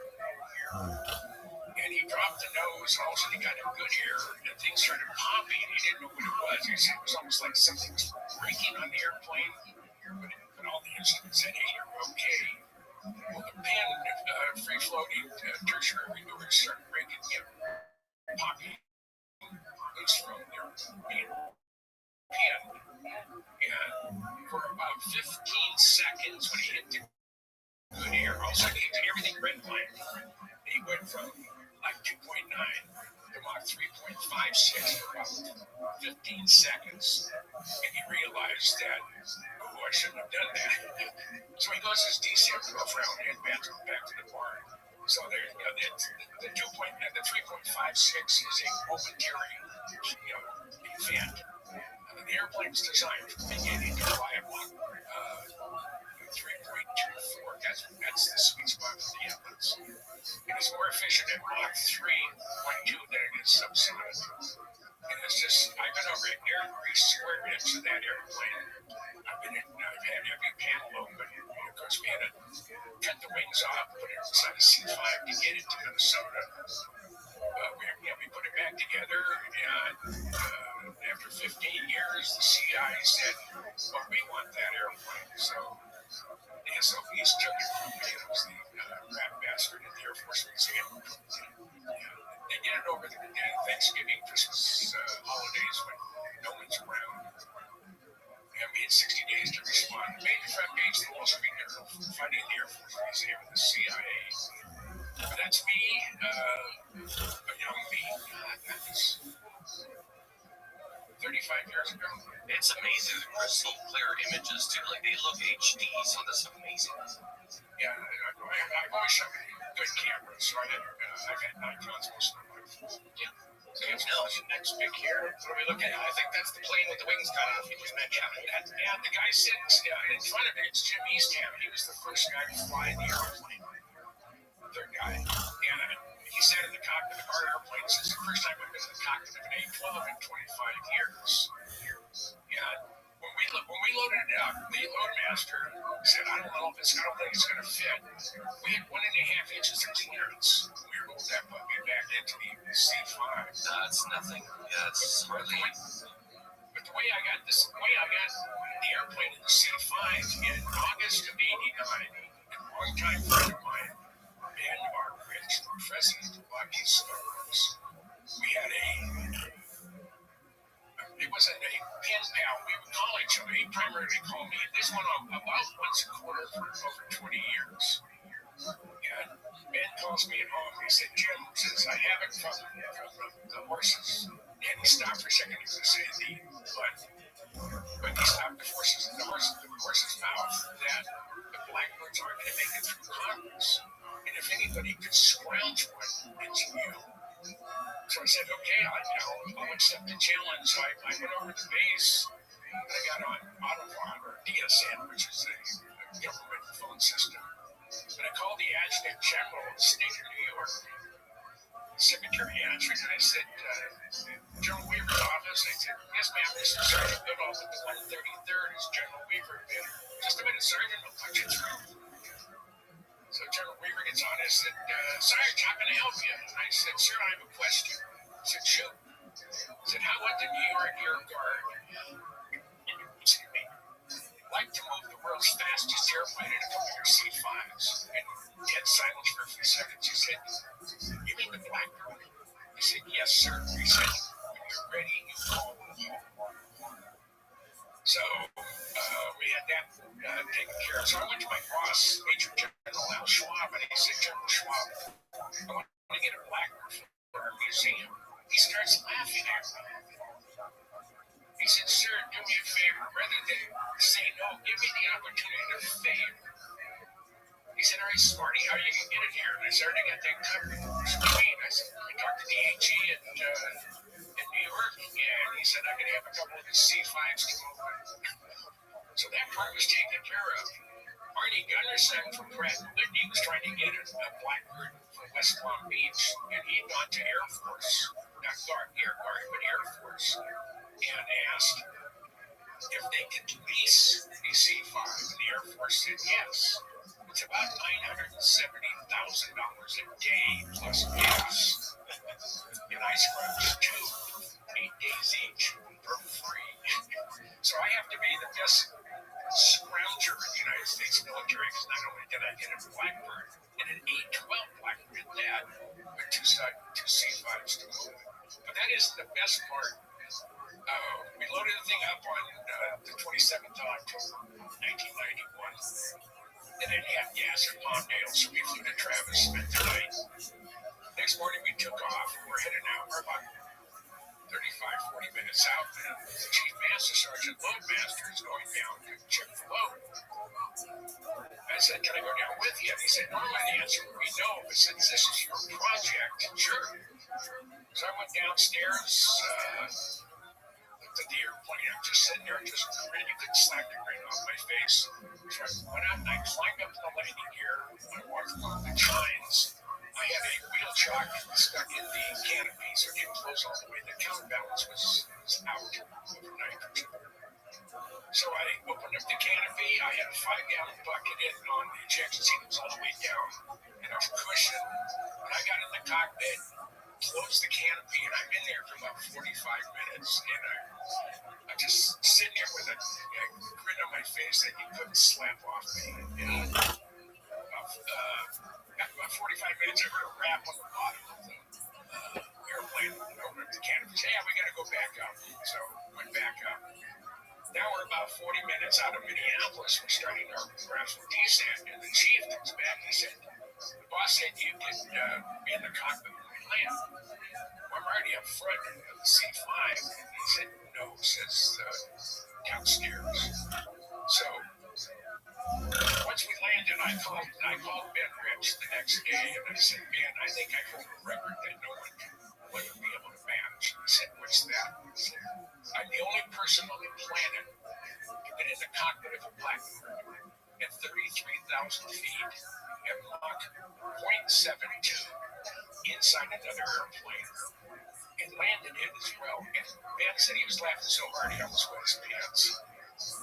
He threatened to issue me a Mach 3 minus card, but he never did.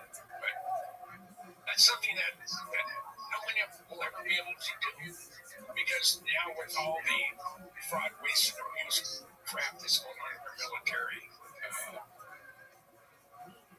you just couldn't pull that off.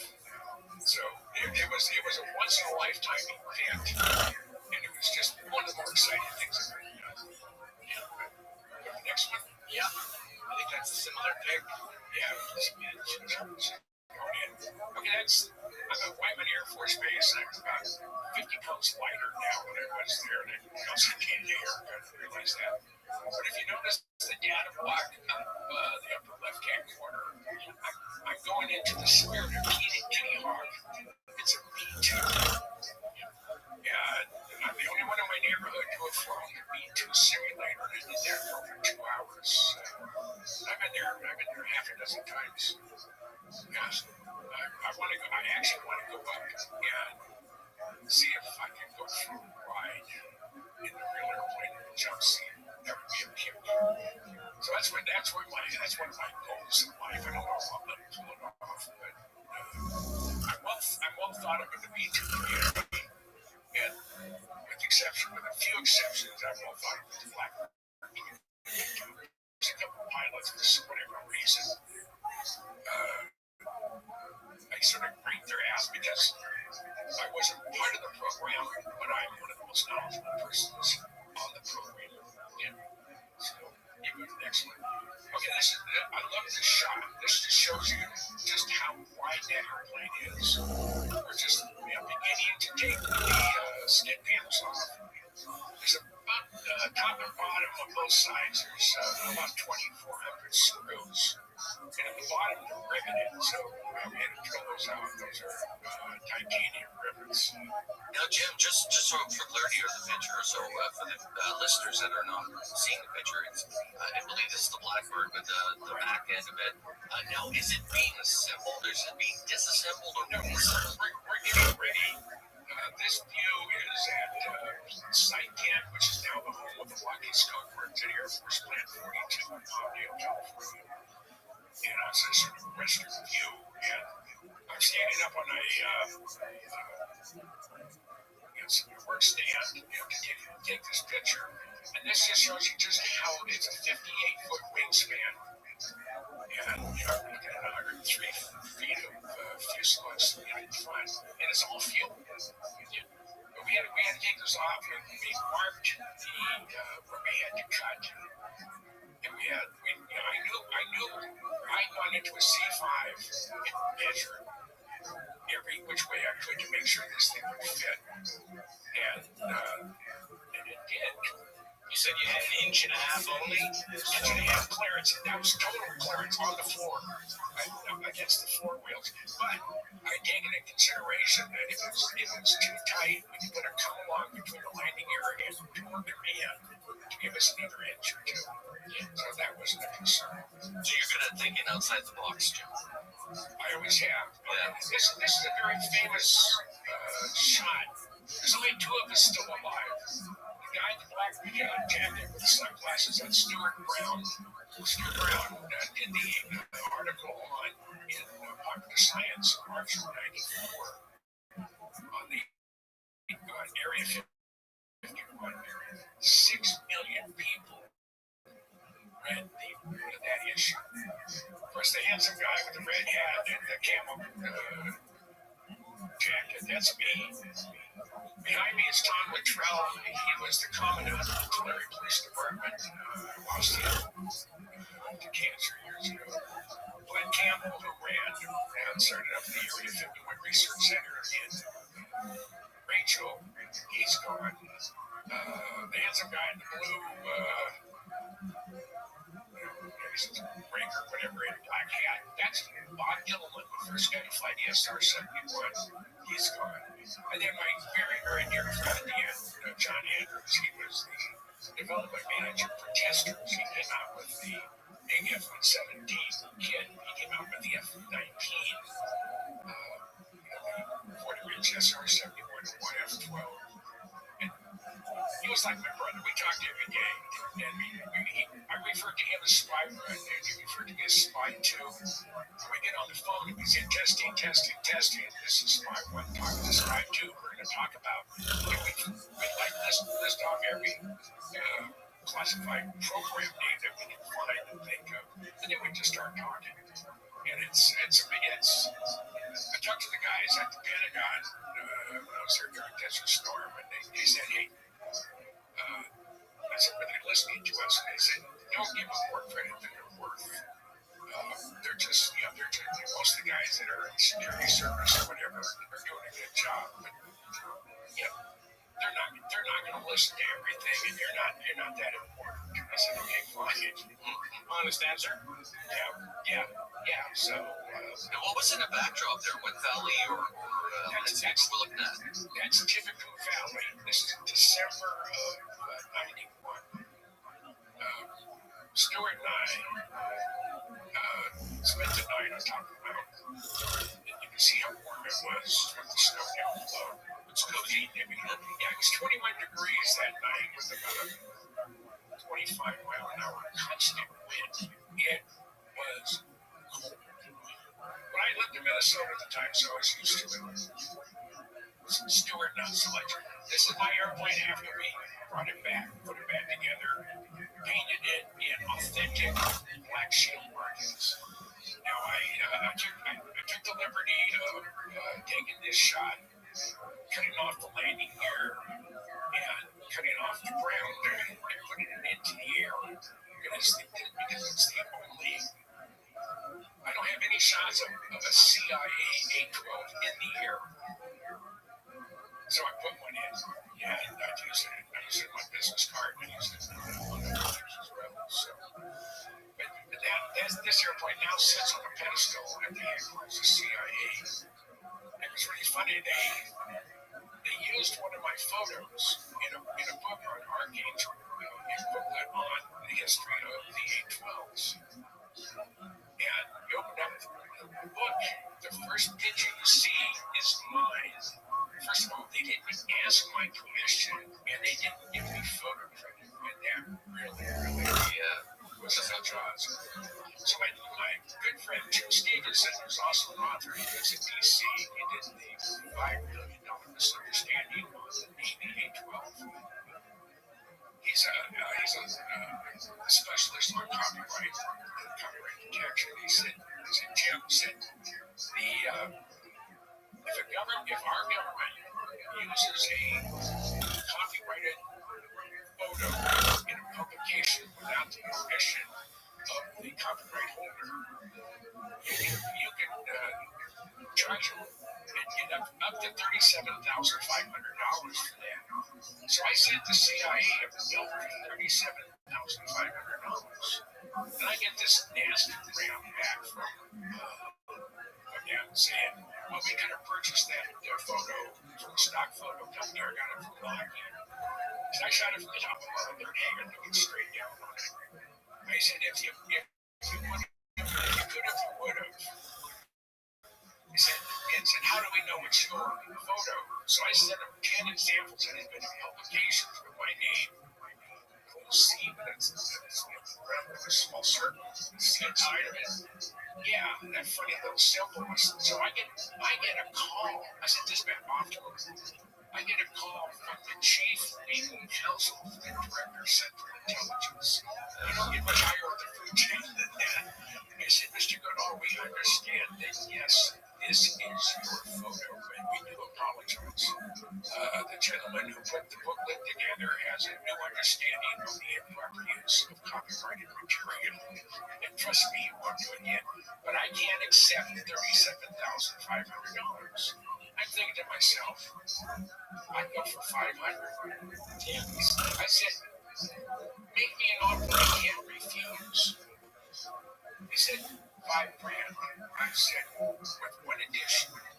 I mean, I'm not falling off my chair, but he said $5,000. I said, I want to have permission to come onto the campus of the CIA and photograph my airplane and do a complete 360-degree walk around with my camera without restrictions. And he said, well, that has to be approved by the Director of Central Intelligence. I said, I'll wait for the call. And I get a call from this Philippine a couple of weeks later. He said, it's been approved. I said, okay, I'll figure out when I'm going to be out there. And I arrived at the back gate of CIA on the 22nd of April 2009. And as I drive up, I'm in a buddy of mine's car. It's not a random car, it's a buddy of mine's car.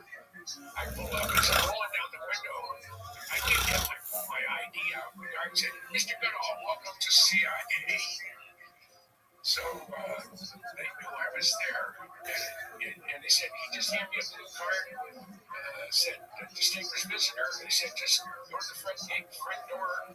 Just follow the road. And it will say DV only. Park there, you're fine. So I didn't even show my ID. I just drove up. He knew who I was. And then as I go into the entrance, it's huge. The guard at the bar end said, oh, Mr. Goodall, welcome to CIA. Michelle will be right with you. And Michelle was the PAO for CIA at the time. And she get down and she is a drop dead gorgeous blonde. She's a red suit. Not fair. She said, you know, I've been here for 21 years. You're the first civilian to be allowed to come onto our facility and you're an ex-officer, Jim. That's right. Been a great car salesman. Yeah. So these are your works. This is your passion. I have 29 books in print. The one, Nautilus to Columbia class, is at Osprey right now. It's 352 pages, and I cover all the nuclear-powered submarines built for the United States Navy, either built or under construction. And as the count is 227 of them. And every submarine has a page, and every one of the name boats have more than one page. They have up to 10. And I cover, let's say, I start with the Nautilus, and I go all the way through to the Columbia, and it'll be out in November, just in time for Christmas. The one above it is my pride and joy. That's 75 years of Lockheed Skunk Works. 5 of the former heads of the Skunk Works have written me saying, this is their favorite book. That and my Blackbird book, which is right next to it, Chevron published. So I've just had a ball. And then in my submarines, I have my airplane friends who said, what the hell are you doing with submarines? I said, they hit all my buttons. What do you mean? I said, they're black, they're stealth, and they're deadly. And no one can see them at work because they're in the water. And the general public only sees the top 3 or 4 feet of the hull and the sail, and that's it. And I've been able to do that. I've been on 21 nuclear-powered submarines. I've been to 400 feet deep in a ballistic missile submarine. I went through the Straits of Juan de Fuca on the Henry M. Jackson. As it's going out patrol, they go out and do angles and angles and come back in. And as we're going through the Straits of Juan de Fuca, I look behind me, and behind me, there's 24 watch tubes. And those 24 watch tubes had to be in the neighborhood of 75 to 100 hydrocarbons. And I sort of smiled to myself and said, Gene Hackman and Denzel Washington don't have to think on me. There's no smoking in that submarine, that's for sure. No. And as a military historian, I see guys in the cockpit. I'm going to walk back on the bathroom. They're in a B-52. There is no bathroom. There's no place you're going to walk back to. Or the grates on the floor. Now they have solid floors. And go underneath the floor or above the ceiling to crawlers. Every square inch or cubic inch of that submarine is, when they're getting ready to go out of patrol, is occupied. So, but I just had a great time. The Navy likes what I do. It's actually, I got a question though that pops up based on your work and your understanding of airplanes, secret project airplanes, how they fly, capabilities. Now we study a lot on people that are trying to figure out the physics of objects in the skies, how they maneuver. For instance, the Blackbird you mentioned that it was designed to go at Mach 3.24. When we're talking about a turn radius at that speed for that plane, what are we looking at? Like, how long would it take for it to make a turn? Well, it's not the length of time, it's the distance traveled, about 180-mile radius to carry. Okay. So when we hear, objects that are able to go at that speed and then make a right angle turn, as far as we know physically, that would break the plane and it won't kill the pilot, right? No, excluding human involvement in a craft that does that. A friend of mine, Bill Fox, he had 36 years in the Skunk Works, and we just bonded here back in the 70s. And I asked him, I said, can we have something that could be going at Mach 10 and then make a 90-degree turn? I said, oh, yeah, we have that ability. In fact, there's some stuff that there's some anti-ballistic missile stuff that does that. That could be going 15,000 miles an hour and then make a 90-degree bend or a 45-degree turn or whatever. And you're pulling 200 or 300 G's. We have the hardware and the equipment can handle that. For a good example, the copperhead round that they put in the 155 millimeter cannons. It's guidable. There's electronics in it, and I don't know if they still use the copperhead, but you blast out of a 155 millimeter howitzer, you're going to exceed a couple of G's, that's for sure. And the electronics are designed to work and built to function. On my books down there, the F-117 book, that was the very first one on the F-117, and we sold 67,000 copies. I should have made the New York Times bestseller list, but I wasn't listening. Yeah, the SR-71 pilot's handbook, pilot's manual. Dave Lux, who was the head in charge of the Blackbird at NASA, right? He's the one who sent me the book, and it irritated David Evans, who was in charge of security on the Blackbird program, so much that he never spoke to Dave again. Even in a meeting, he'd said, you can tell Lux he can kiss my ass. And Lux is sitting right next to me. They did not. They were busy. But when my Blackbird book came out, I called up Dave, and I said, Dave, I want to see my Blackbird book. And his thought was, it's another Blackbird book. You'd be skipping. So I sent it to him, and I get an email back from him. He said, I thought this was just going to be another one of Me Too books. This is great. I said, I have it. It's right in the middle of my trophy table in my living room where he has all his Blackbird memorabilia. So that just tickled the hell out of me. And Jeff Babion, who I interviewed, he did a book signing in Skunk Works in June of 21. He said he has two books, his two favorite books in his man cave that no one's allowed to touch is my Blackbird book and my Skunk Works book. And that just tickled me out. Big compliment for sure. Oh, yeah. So I've never, there's a, this was taken, I had my book upside down. This is Bob Lazar at S5. This was taken on the 23rd of May, 2023. S5 is what he's codenamed his lab, correct? Yeah. It's the Big Brother test for but no UFOs here. Someone suggested he could put together a hand scanner. the front door. Yeah. You can build one. Yeah. Oh, absolutely. You can build one that works. Bob Lazar, what people don't understand, Bob Lazar has a photographic memory. I mean, he can read something, and 20 years later, he can tell you every word on page 23 or 10 or whatever. And he is one of the sweetest people I've ever known, and his wife is equally as sweet. And my next thing in my gift was I want to get a teacher. I'm going to get an EG teacher because it says reverse engineering of alien technology on the bottom. How did you guys meet, Jim? That was the funny part. I met through John there, and John and I, we go back to 73. So what's that, 50 years? And we lost him last year. We lost John.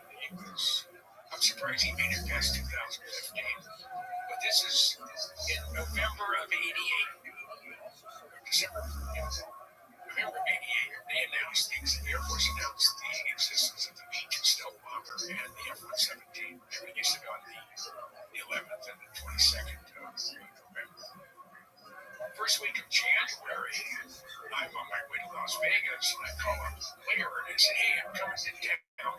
We're going to get a car, and we're going to find out where this F-117 is flying out of. And he said, I already know it's supposed to be flying out of a place called Tonopah Test Range. So I said, well, let's go. So, we jump in the car, we're heading up US 95. We're just north of Scotty's Junction. Scotty's Junction is sort of famous. That was a legal whorehouse or house of ill repute, however we don't use it, that the federal government took over because they hadn't paid all their taxes and they ran it out of business. That's just how efficient our government is. Yeah. So we're about 10 or 15 miles north of Scotty's Junction, and an F-117 flies over about 45-degree angle off the road at about 1,500 feet and about crashed the car. So we get into Tonopah, we grab a quick bite, we head east on US 6. It goes about 14 miles. It makes a huge slide that says Tonopah Test Range. So we head down that road. It's 18 miles to the main gate. I can't get into a restricted area, which TTR is, but so we drove down the fence line. Now this is before digital cameras, so I normally shot with Kodachrome. Means I wanted a quick turnaround. If I was able to shoot anything, I was using Kodak 100, very fine grain color film. So we drive about 2 miles west along the fence line, and you can see the whole test range facility. You can see all the 60-plus hangars, runway, and everything else. And I look to the north.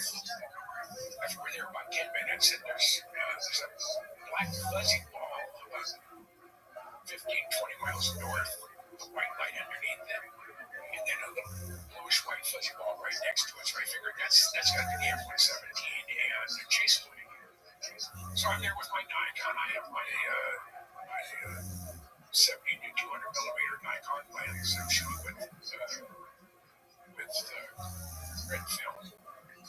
And I see it's getting closer and closer, and I'm up there, and all of a sudden the airplane started to fill up the viewfinder.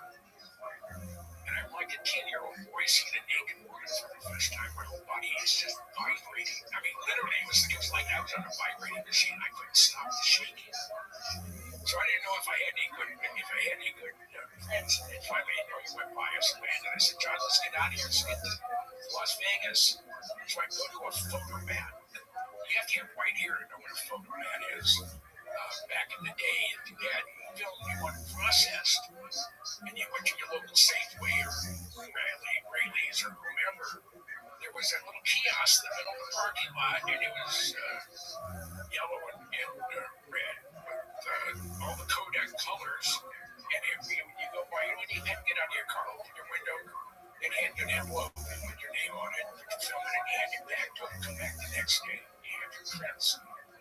So I knew we weren't going to get back to Las Vegas in time to go to a photomat, and it was bothering me.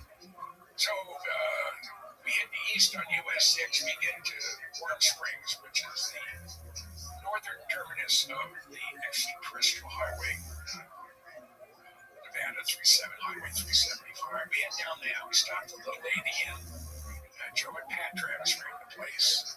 We had a bite to eat. Then we headed back off to Vegas. We got to John's house. It's after 9 o'clock, about 9:50. He said, "Hey, I got a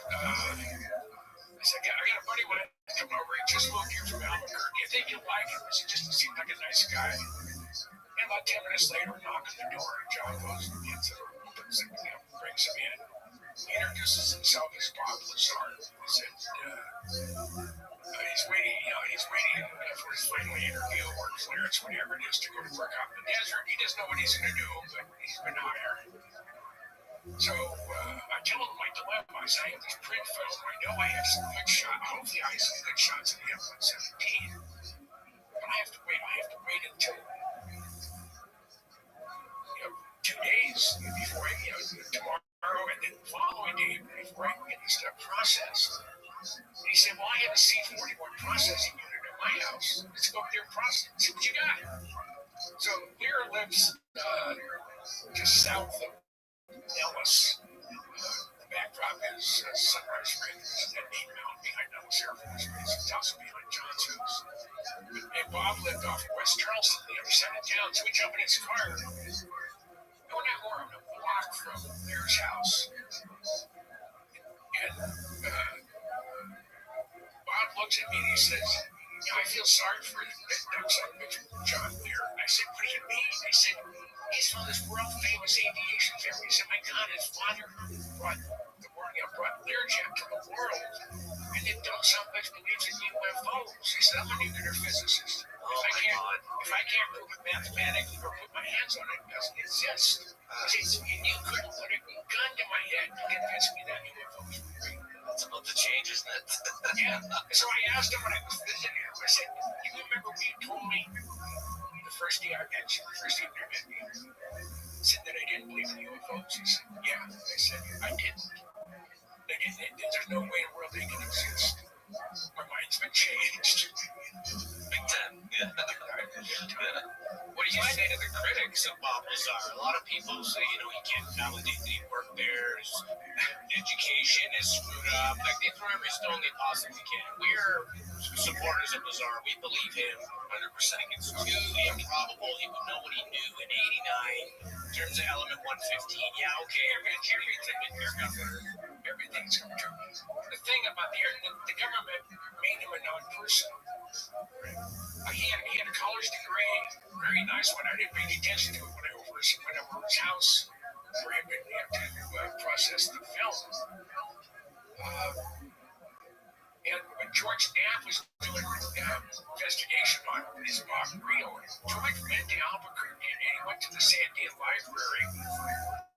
And there's two sides, the classified side and the public side.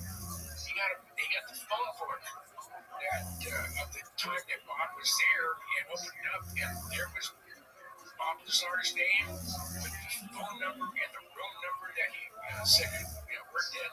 And the two people that worked in the same lab as him, they were in there with the same number or whatever. And then Bob had told George that I was written up in the Sandia newspaper, and it said, I seen the clipping. It said, "Sandia professor relaxes on the weekend by going 300 miles an hour in his jet car." And there's a picture of Bob standing in front of his Lamborghini jet car. That was the Sandia newspaper saying Professor Bob Lazar relaxes on weekends on his jet car. Now, when I was at the Pentagon during Desert Shield and Desert Storm, I had Bob's W-2. And he's paid by the United States Navy. The Navy handles, it used to be the Army, and then it reverted to the Navy. They handle all of the classified deep black program stuff that will never see the light of day. I did not know that. That's still to this day like that? Yeah, that's what they do today. They are in charge of all the spooky programs. Wow, interesting to know. Yeah. So I had Bob's W-2. At the time of Desert Storm, I was an E6. I was a tech surgeon. And I was they needed historians to write the history of the Air and Army Guard, the Air Force Air Guard, and the Army Guard of their involvement in contributions to Desert Shield and Desert Storm. So my job was to read every single message going to a drum center. Went right from eyes only to just restricted access. I mean, not classified, but confidential. So I had this one particular afternoon, I had a couple hours to kill. There was stuff that nothing was going on. There was conferences, there was other stuff going on. So I had some free time. So I got on the Pentagon computer and I'm looking for the location of the Navy and paid Bob Lazar. And I couldn't find it anywhere. And I couldn't find the zip code anywhere. So I decided I was going to go someplace that may know. I think it was the Naval Investigating Service, but I'm not sure. But I go in there. I'm in my light blue short sleeve shirt, my ribbons, and dark blue pants. It's a Class A uniform of sort, but not your dress room. I go to the room that this Navy, Department of Navy is located. I go in there as a young Lieutenant JG behind the counter, and I said, "Sir, can you tell me where this Department of Navy is located?" And I had him give me Lazar's W-2. He looks at it and he says, "Excuse me for a minute, Sergeant." He gets up, he goes into the 2 stars office. Comes back about 20 seconds later, he said, "The Admiral will see you now." Now, those of you who are familiar with the Navy, or just the military in general, no Navy 2-star Admiral is going to talk to an Air Guard / Air Force enlisted puke unless it's really important. So I go in there and I give him a sharp salute.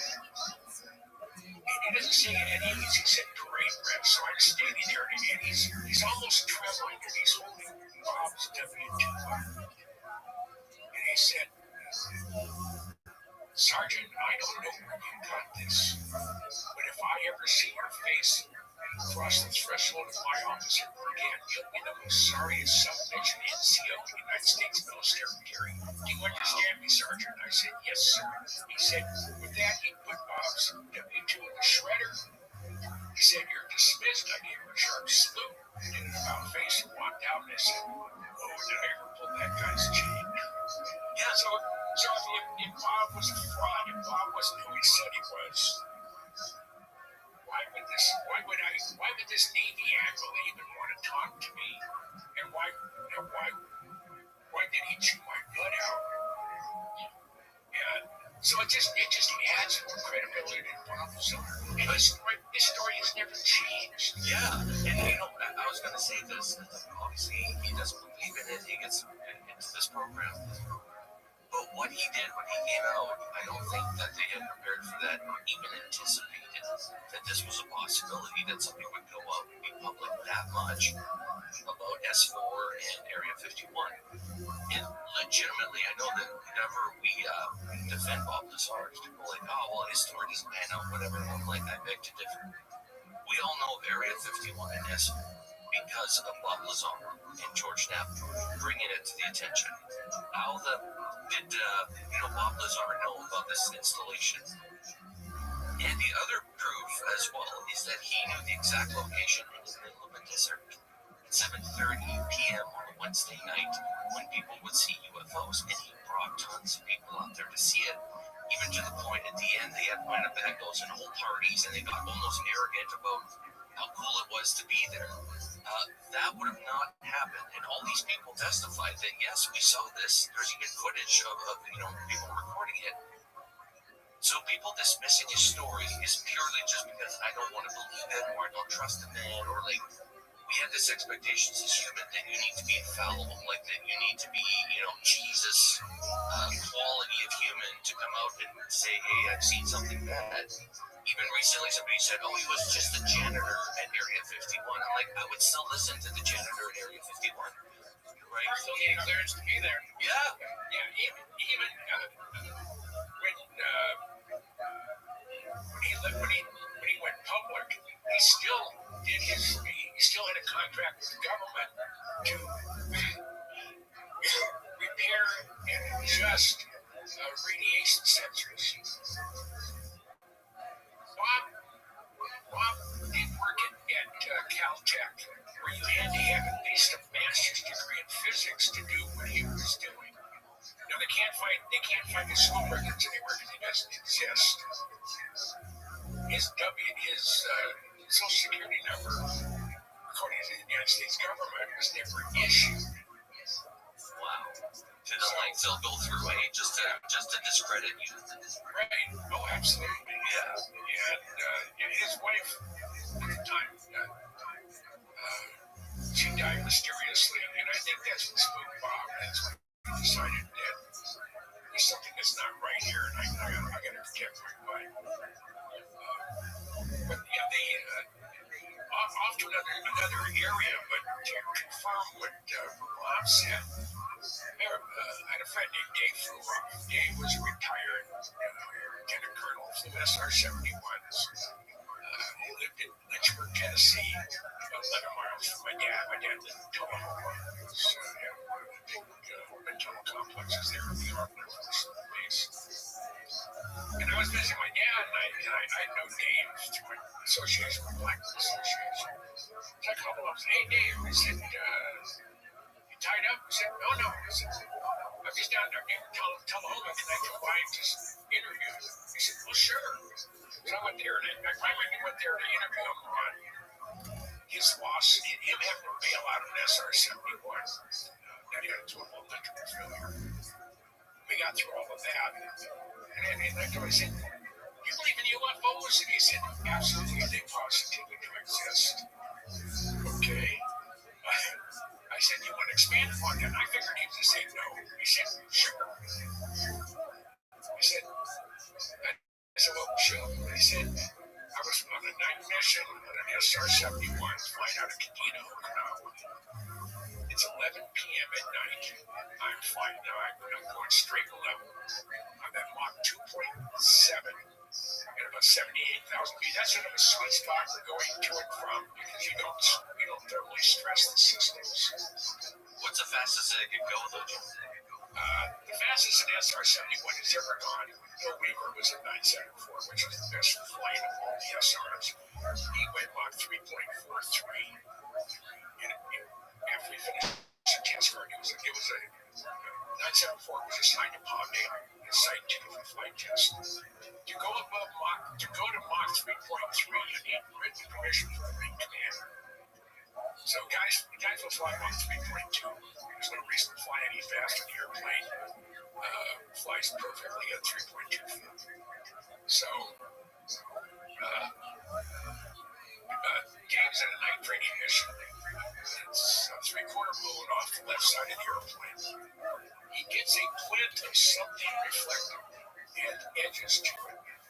You can't tell what it is. You can't tell how big it is, but he said it's 5 or 6 miles off to his right and 5 or 6,000 feet above him. So he gets hold of Cadena on a secure voice and said, do we have that bird up? He said, no. He said, we're in briefing today. He said, you're the only one up there. I said, I have company. I'm going to take a look. So he's at minimum afterburner at Mach 2.7. So he advances the throttles. He does about a 10-degree bank, and he starts climbing and turning towards this object. He didn't want to open his visor because he's getting reflections from the cockpit instruments. So he's trying to look out to see if he can see where he doesn't see stars. Because up at 85,000 feet, we got a bazillion stars. So he's getting closer and closer. He said when he was still 1,000 or so feet below it, it's still a mile or so away from it. This thing took off at about a 30-degree angle of attack and left him in the dust like he was heading the other direction. He figured it left him going between 8 and 12,000 miles an hour, so between Mach 12 and Mach 16. And he couldn't believe what he saw. The backseater saw it as well. I don't know, he didn't say what he did once he got to Canada, because back in those days, you didn't report UFOs because that would destroy your credibility. My boss in the Air Guard, Air Force Chief of Staff, was Major General Wayne Gamblin. And I asked General Gamblin, and this was 83, 84 time frame.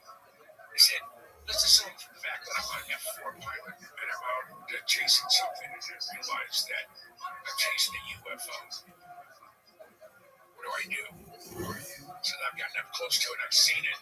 I don't have a gun camera, we had a RF4 at the time. I was able to take a picture. I didn't have cameras installed in film. What do I do?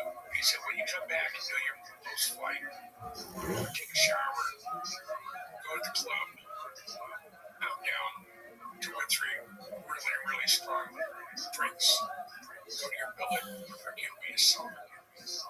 Because if you report that you chased a UFO or you locked onto a UFO, your career is just down the drain. It's not going to happen. Jim, I got a question on that thing, though. For yourself being part of this your entire life, Pilot is invested in. They spend millions of dollars training these guys and on how to observe, how to do their job, how to use the weaponry for crying out loud. Yet somebody who's that trained, that professional comes back and says, hey, wait a minute, guys, there's something out there. Well, you must be a loony. Let's ground you. Well, they won't necessarily ground him, but if he's a major, he's not going to make lieutenant colonel. That's all. Why? Yeah, well, why is it? Are they just trying to shut you up? Like, that's their incentive? The official reaction to UFOs is to ridicule the person. Right? They don't exist. It's their cover-up. UFOs been going on for a long time now. Where they coming from, we don't know. But I was a docent of Kidney National Observatories outside of Tucson for a couple of years. They have the largest assemblage of optical telescopes in the world. They have 22 of them there. Everything from a 12-inch to a 13-foot primary mirror on a 4-meter beam. The 2.1 meter was used by Caltech in remote viewing and also doing adaptive optics. For 5 years, they used the 2.1 meter telescope at Kidd Peak looking for exoplanets. Those planets outside of our atmosphere, outside of our solar system. Over the course of 5 years, they cataloged 8,000 exoplanets. And just before I left, they got a new volunteer coordinator that talks down to people. And you talk down to me, that's going to last about 2 seconds, and then I'm out of here. But just before I left, we had they announced that we were having a beer and pizza at the NOAO headquarters, the National Optical Astronomy Observatories, located at the University of Arizona in Tucson. So there's all the astronomers, all the technicians, and all the docents were there for a gathering. They were going to hear about from the head of the National Science Foundation as it pertains to astronomy. This gentleman got up and started talking. He said he had just returned from a worldwide conference on exoplanets. And he said, based on all the information gathered from all these different telescopes, using a proven mathematical formula for probability, we calculate for every star in the universe, there's 1.5 planets. Think about that number.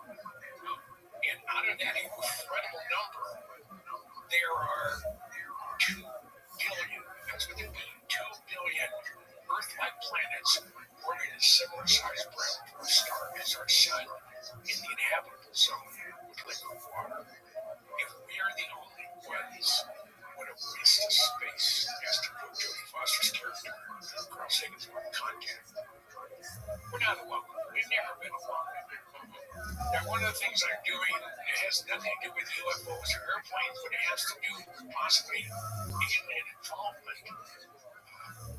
I'm in the process of trying to raise money to do an excavation of the largest Mayan pyramid complex in Belize.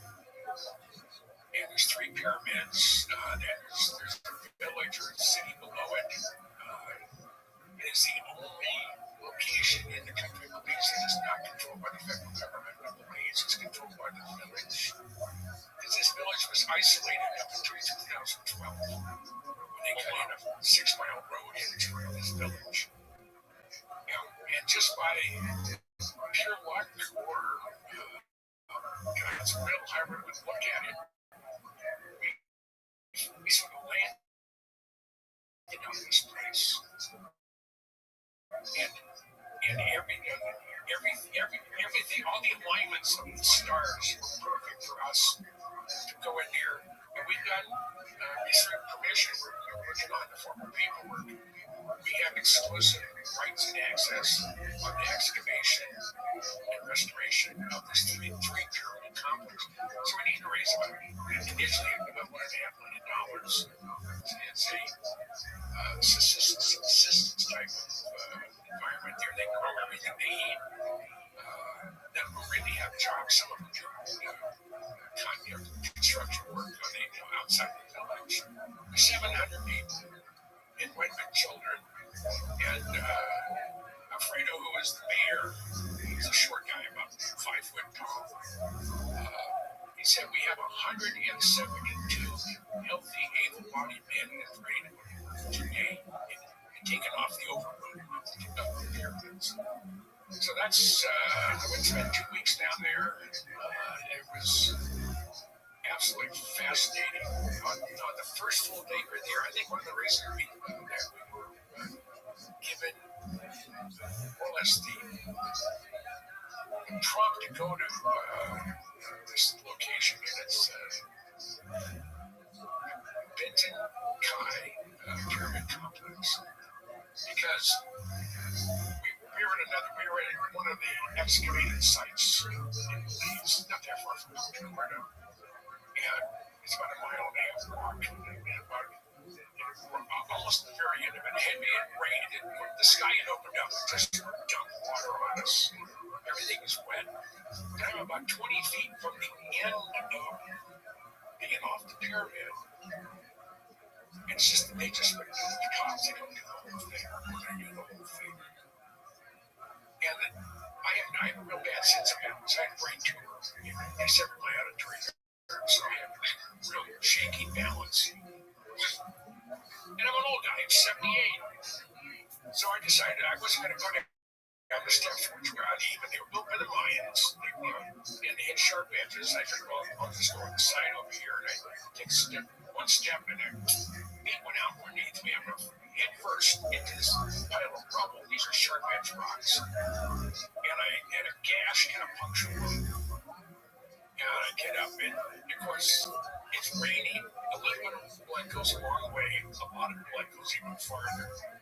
So I didn't hurt that much. I went down, they got first aid kit, they cleaned it out. We're driving out the village. We got out of the complex. We're driving to some village, maybe 3 or 4 people. There's a clinic there. There's a doctor. He's from Cuba.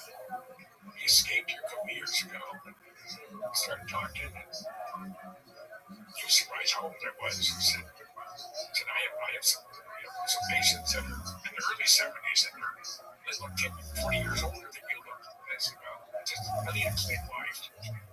So they told me I got 11 stitches. They said, don't go in the water, any water, other than a swimming pool or a shower. Because if you go in rivers or the mangrove swamp water, you may turn into swamp things. So we don't want that. Full of parasites and stuff, right? Oh, God, yeah, just something terrible.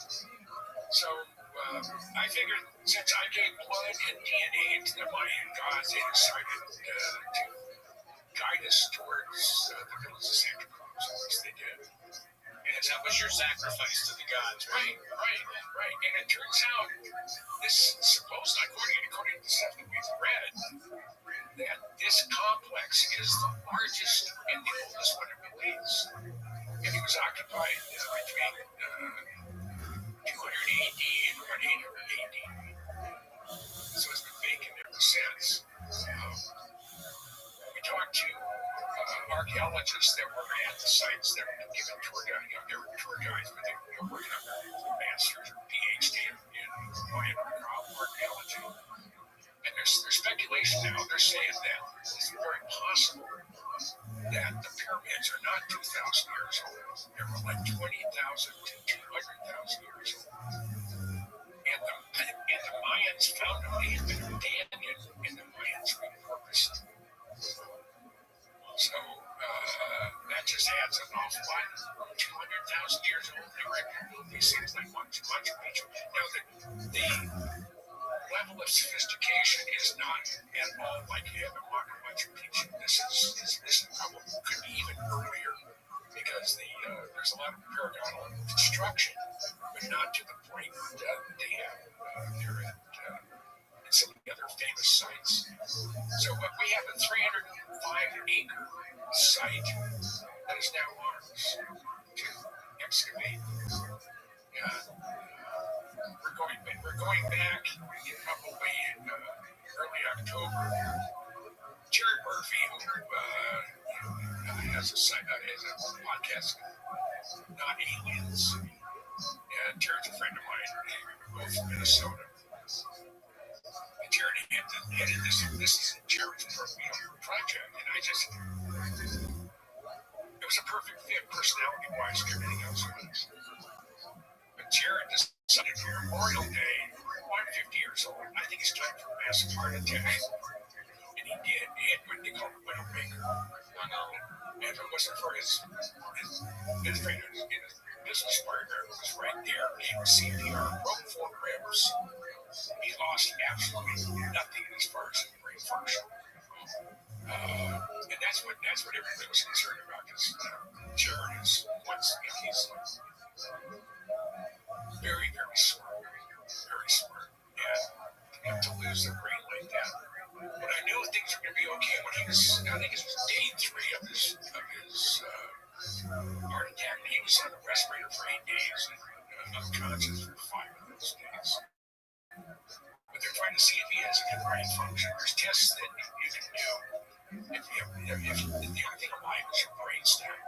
That's the bottom of the foot. If you get a sharp object, go like that, curl it, and his did. So they say it has been 72 hours yet. He hasn't opened his eyes. He's still unconscious, heavily sedated.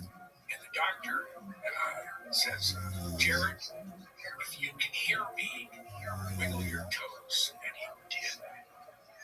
And his girlfriend, Michaela, felt that joy. And he said, if you can hear me, squeeze my hand. And he did. And just right after they took out the breathing tube, he's still semi-unconscious. They were saying, well, he can't put his contacts back in, so we need to get reading glasses so he can read emails or whatever. And they still don't know how well his brain is. He was able to wiggle his toes and squeeze the hand. And he said, he had no voice. He said, get hold of my ophthalmologist in Sandy, Utah, where he's living. He just checked my eyes. He has the prescription. He can tell you what magnification you need for the readers. So right then and there, we knew he was all there all the time. Yeah. And I talk to him almost every day now. We're working towards, we have to come up with a lot of money up front. We're going to do a LiDAR scan. That's going to cost $20,000. And the LiDAR is, what they can do is unbelievable. I saw what they can do, and Tom Elmore did up at it's up in New England. They refer to it as the Stonehenge. And you can see inside buildings, you can see the walls, you can see the plumbing, you can see what's stop on a solid object, but it looks through trees. There's trees there, they just disappear. So we're gonna do a scan of. There's 3 pyramids. We can't go to the 3rd pyramid right now because it's occupied, and it's occupied by very, very large hive, Africanized honeybees, killer bees. So no one wants to go anywhere near there. And they're going to probably wait until right now we're in the middle of the monsoon season. And they're going to go there because I think the bees move out when it gets really wet. So they're going to try to go in there and take down the hive. They're not going to kill it, they're not going to kill the bees, torture or whatever, but get honey and get rid of the hive. I guess it's massive. It's been going on for Probably would be those largest bees on the planet. But before, we don't want to waste too much more of your time, Jim. I want to ask you a couple quick questions, just in relation to government tech versus non-human intelligence tech. And, you wrote a movie produced by our good friend Darcy Weir, Significant UFOs, The Rise of the TR-3B. As people don't know, the TR-3B is essentially a black triangle that supposedly we have engineered. And I've always been fascinated by the stories of it, and you're an expert on this type of stuff. So what can you tell us about government-made UFO tech?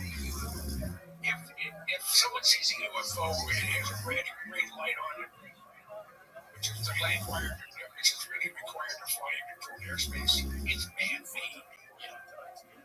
If it has rivets and seams on it, it's man-made. If there's only one, if we can only prove without a shadow of a doubt there's one real alien craft, that's all we need. But David, the governments of the world have been hiding this stuff forever. I mean, you look at some of your Renaissance paintings, they have discs in the sky with beams coming down. The Romans talked about the flying shield that was spewing out fire or whatever.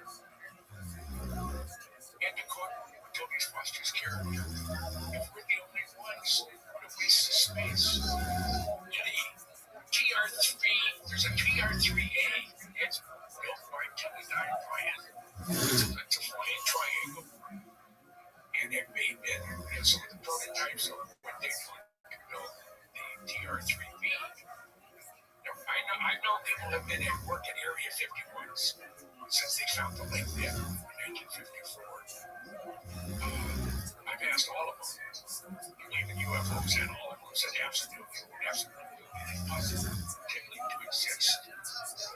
And I don't have anything to put my hands on.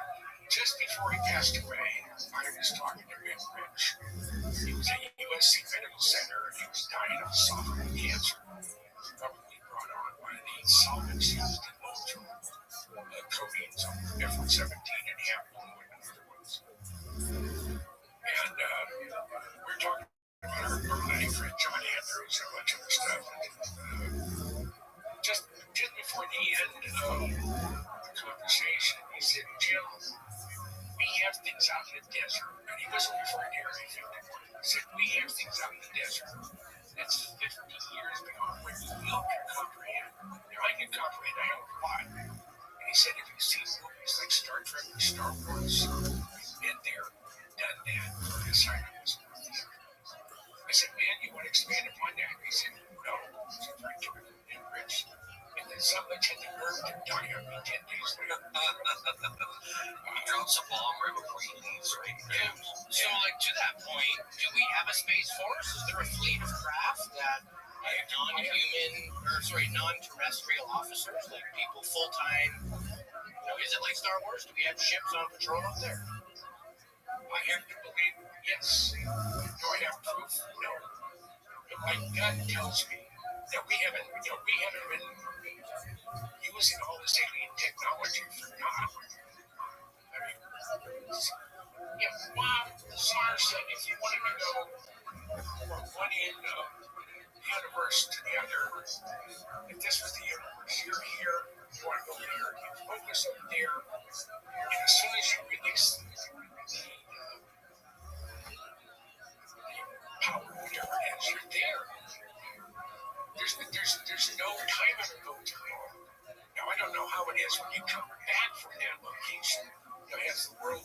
60 years or 6,000 years or a million years, I don't know. But if you see movies like Star Trek or Star Wars, they're done that. And I don't think if he told me that, it just ate my chain as he knew he was going to, he wasn't going to be around any longer. Well, and I mentioned that a few times, Jim, that, they're building Space Force. But to build Space Force, do you recruit people first and then build the ships, or do you build the ships first and then recruit the people to operate the ships? It's kind of like which came first, the chicken or the egg. I think it was parallel. Oh, you think it was growth at the same time? Yeah. You have to. Now, when I was doing my book signing at the Skullworks, Jeff Babion, who was the vice president general manager at one time, we're heading over to the U-2 operation at Site 2 in Palmdale, Air Force Medical Wing 2. Went back to the limo, and I'm about 2 feet from his face. I looked right in the eyes and said, all right, Jeff, how much alien UFO technology is being utilized in Skyward programs? And he responded almost immediately. I don't know if he was ready for it. He didn't look shocked or jumped back. He said, I have absolutely no knowledge of any alien technology that was being utilized in Skyward programs. But I don't know what was built in the past that I may not have the need to know about. I said, my job is not to look back. My job is to look to the future. I said, personally, Lockheed has a policy that you don't comment at all on UFOs, period. Personally, I feel we can't be alone. That's basically his comment. But I did ask them what's up. They believe in you. I mean, how much alien technology being utilized. And there are facilities, there's got to be facilities. I know Dugway is a place that has been ID'd as a place for an underground, very, very large underground facility. And there's a new base 90 minutes from Twin Falls, Idaho. We're not sure where it's at, but I was told by multiple people that it is a new base. It's in the middle of nowhere. They decided they weren't going to put a restricted area around it, as far as airspace goes. Because as soon as you put a restricted area box up, it's a red flag. Hey, this restricted area is brand new. They're doing something. Let's go up there and investigate. What I hope to do someday, my friend Michael Schratt is a licensed pilot, a lot of hours. I think we had 22 drive to go to Twin Falls, go to the local FBO, rent out one side B2, and then we'll fly around the northeast corner of Nevada and see if we can find something. Because that's where supposedly everything, the new place is. I'm sure Bob's coming out and made them have to move all their crap. Because it would bring so much attention to it. Like, crap, now we're going to move everything. Well, there's many S locations, not just S4. Right? Just like Area 51, there's an Area 52. They're not the one and only. The way Area 51 got its name, and the only reason I know this because I was in the command post there at the Nevada test site. Bill Sweetman,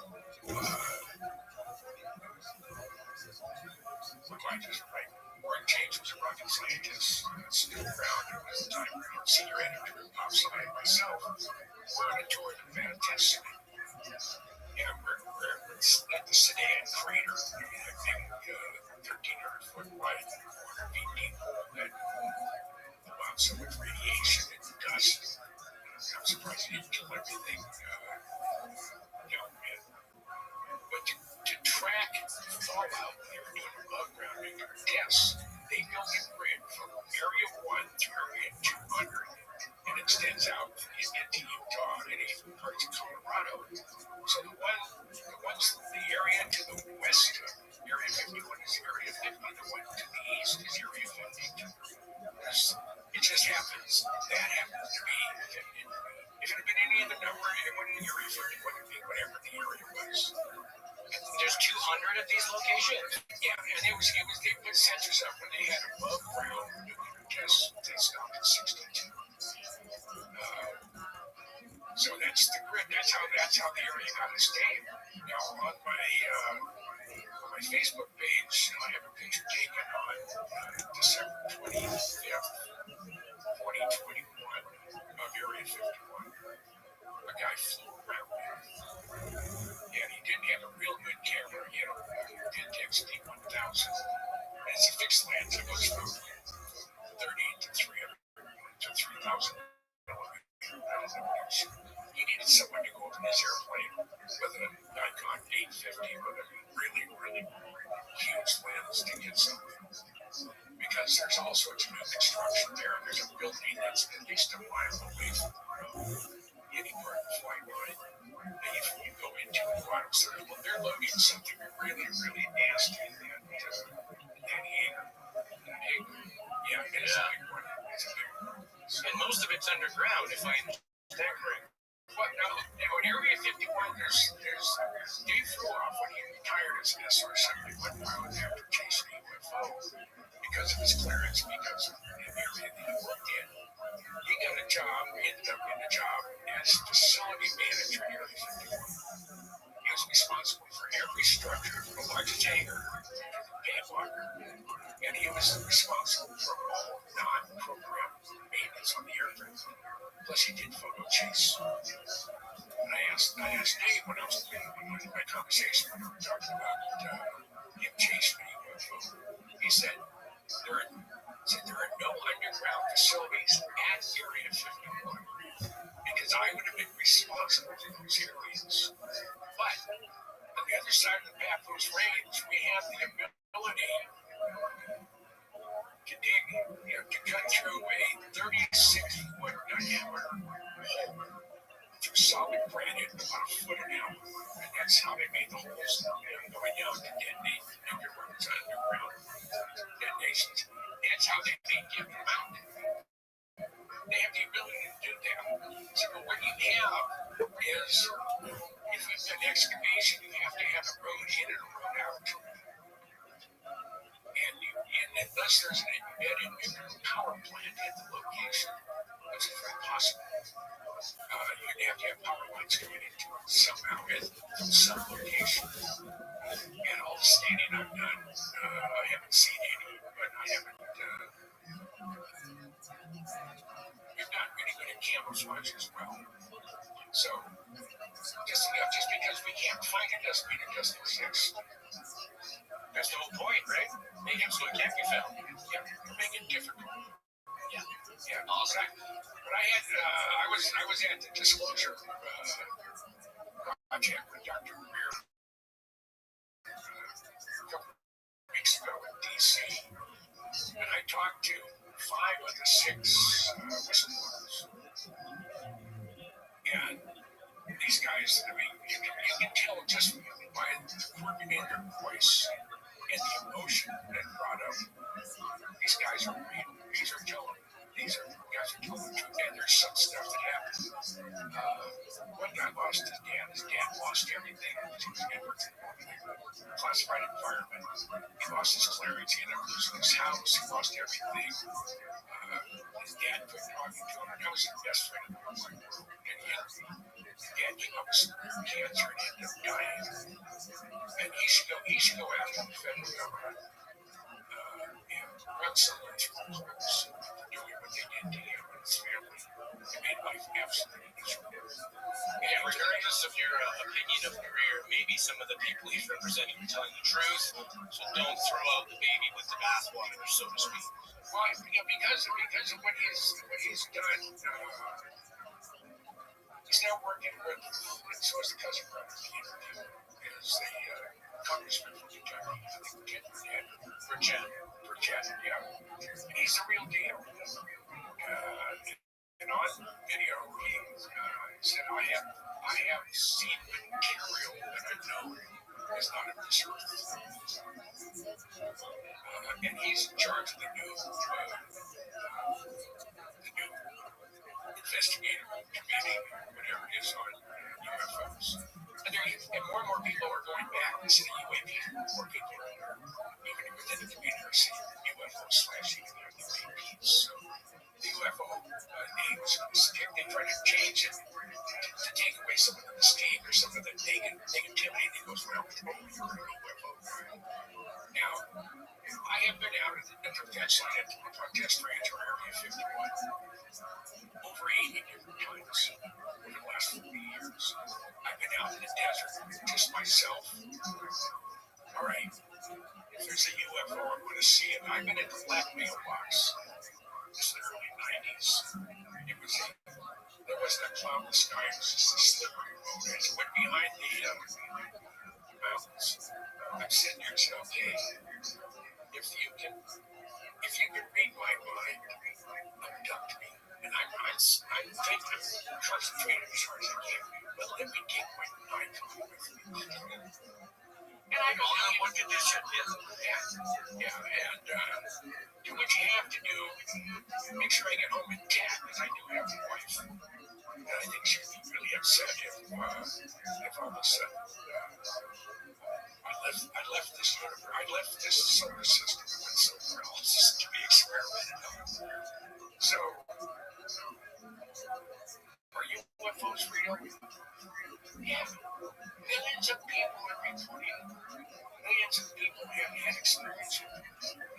John Lear, one of the things he did, when he worked for ATA Airman Trains here, he went out and he actually tracked down people and said they had been abducted.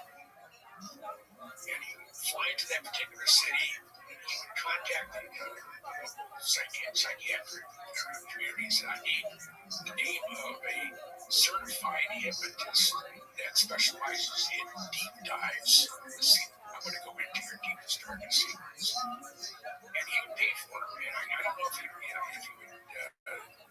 give the person being here and hypnotized anything.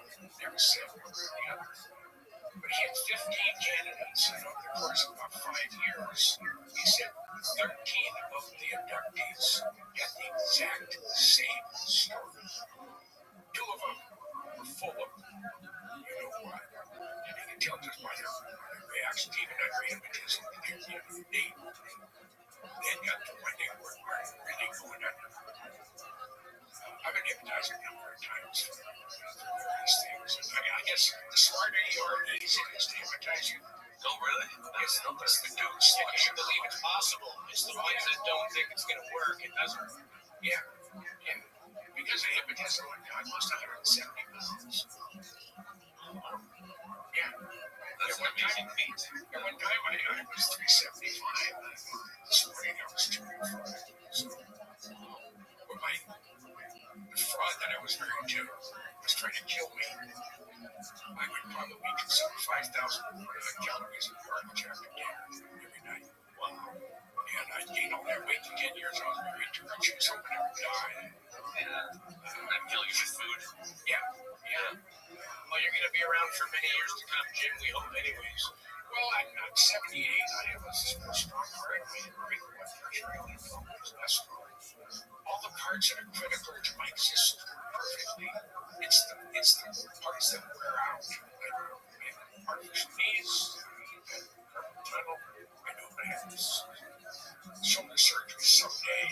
Maybe not. Maybe I can make it to 100. And I know I'm going to live to be over 100. And my mom's had her since a soul. And 5 or 6 male members of her extended family lived to be 103 to 107. These were all rough and tumble Sicilian fishermen. Or had been one of the 2. Mom said there was 2 sides of the family. The Cardinales and the Brunos were fair-haired, blonde, red-headed, green or blue eyes. They were the artisans, like the stone masons, whatever. So then we had the Cardinale side, black hair with dark skin, dark eyes. They were the murderers, the loan sharks, the the hitman. Straight up mafia. Oh yeah, my father referred to it as the Mothers and Fathers Italian Association. Yeah. Like that one. Jim, we'll have to do a part two because obviously your knowledge is extensive and there's no way we can cover it all in an hour and a half. But we'll definitely do a part two if you're okay with it. Absolutely. Yeah, That was fun chatting with you. It's cool to get some of this perspectives because you've talked to the big name people. A lot of them are passed away. There's no more testimony coming from them.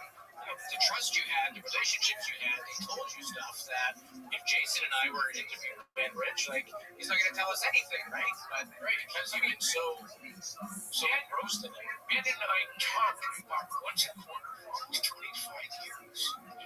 Why do you call him? You call me. And last time I saw him face to face, he'd already retired. We had an office across the street from the Skunk Works in Burbank. And he gave me a box of slides, and they were anything you know about, but they were a program called Senior Prom. They were baby F-117 looking cruises. And it's still classified today. But he said, as far as Lockheed's concerned, it's not. And he said, no, you don't show these images to anybody until I've been dead for at least 5 years, because then it's harder to drag my blood out of the grave and wake me up and punish me. So, but I don't know how I got the relationship with Ben. It was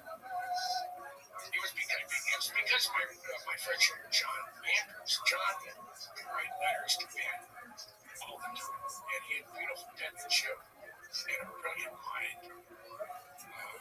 And he's the one who asked Ben, he said, Ben, do you and Kelly believe in UFOs? There's two categories of man-made and extraterrestrial. And Ben came back, and he's been published in multiple places led by his corporate letterman and president of Lucky Scholars. Both Kelly and I are firm believers in both categories. We refer to ours as unfunded opportunities underlying the effort. And he said, beware of every author that will lead you astray and possibly do you harm. So, do we have proof? Yeah, I think we do. Are aliens real? I have to say without a doubt, absolutely. We're not alone. But one of the glues that holds the world together is the glue of naming a supreme being, whether it's Jesus Christ, whether it's Muhammad, whether it's Buddha, Adam Smith, whatever. And if all of a sudden the world is being told that there's no such thing as heaven and hell, I mean, there is on earth. I know that because I've been married 3 times. You got the battle scars. Oh, I got that guy, but the spirit I'm married to now, she's the one I was supposed to marry in the beginning. She's just like me. I go on road trips. I bring my Corvette everywhere I go. I told her I was going to go to Hawaii for 2 weeks when I come along. No, you can do it. I go to Hawaii. That's where I was before I retired. I lived in Waikiki at the Hill Economy. I had the best apartment I moved off of 911. Nice. Yeah. It was an emergency, right? Oh, yeah. So, we're not. There's just too much out there. This thing with the guys that get beat me and told me that, hey, there's 2 billion Earth-like planets. There's got to be a couple of them got to be out, right? We're only 4 billion years old, our solar system. The universe is 13.5, but based on images from James Webb Space Telescope, they found a 4-star complex. And according to what they've been using for redshift to determine the distance, how old they are, that these stars and galaxies, they're a billion years before this supposed Big Bang.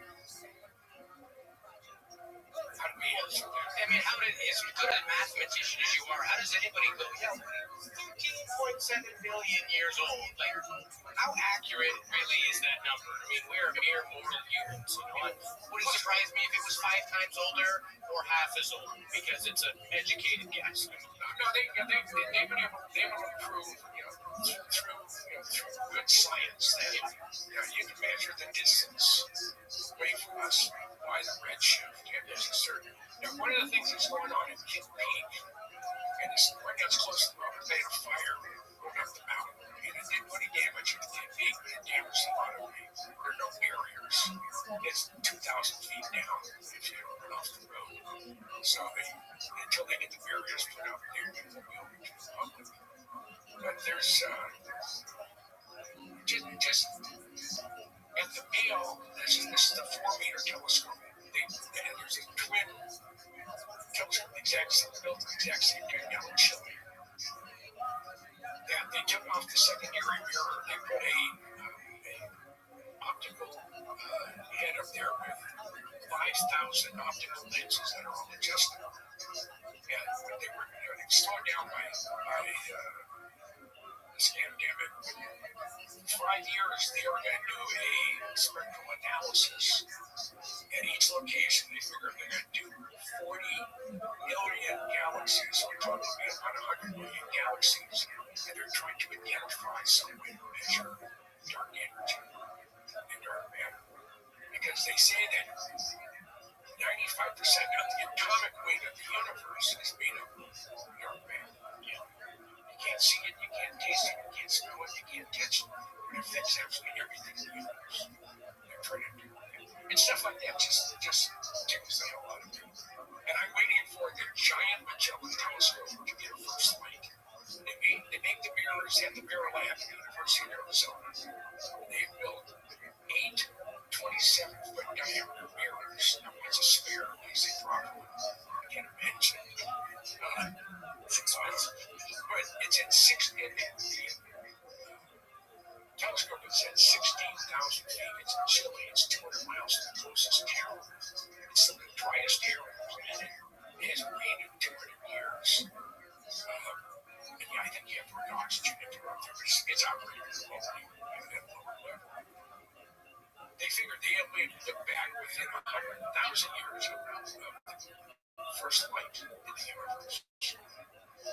But what they may see is they may see past they think it's first light, and it may go back years. They don't know that. And every time, every big telescope that they put out, whether it was the Hubble, whether it was the James Webb, whether it's going to be the Giant Magellan telescope, or even Galileo's telescope, every time you make that jump in technology, all of a sudden you realize, I don't know squat.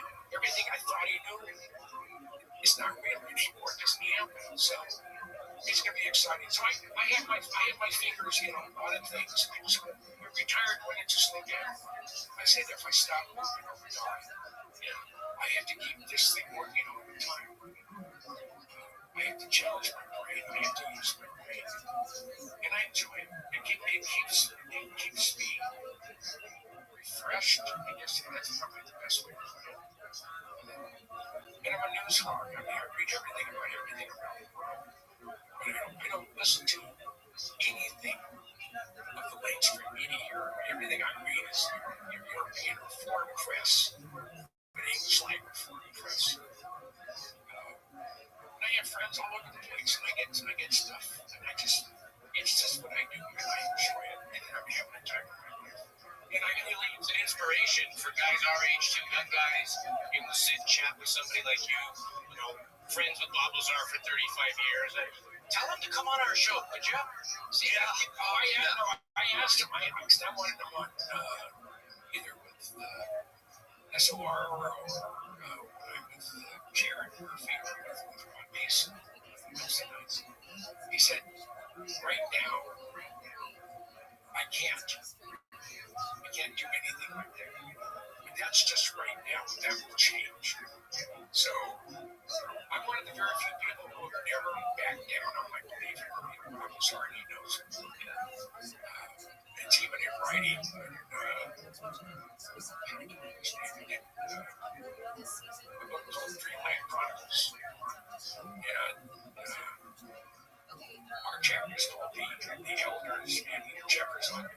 doctors that you go. And I say, I'm a real skeptic about a lot of things, but everything my gut tells me and everything I see from Marvel's story is real. And I believe in the stories never changed. Even when it was it was beneficial for him to say, yeah, I saw the rings. He never did. He never saw it. He saw references to it. He never saw any bodies or any. They call it the kids. The other thing is, as for real, there was a Mormon historian that was looking for the lost Mormon tribe and following their path through the Nevada desert. And they were stopped at coming from Salt Lake, they were stopped at border of Area 51 and Nevada test site, and the government put it through. So he went around the other side of the Mercury side and he snuck in. He walked in and he was underneath an overhang. And he was aware of helicopters and stuff, but since it's not Area 51, there was any active sectors out there. It's in the middle of the night, he got out to go to the bathroom. And he's looking across Western Flats and Upper Flats over towards the southwest corner of Captain's Range. And all of a sudden, it was like someone was opening the garage. He saw the lights opening up, and the lightning was bright. Couldn't tell what was happening. It was too far away. And I don't think he had a good pair of binoculars. And then it closed. Next morning, he got up and he did have some evidence. I don't know if it's a telescope.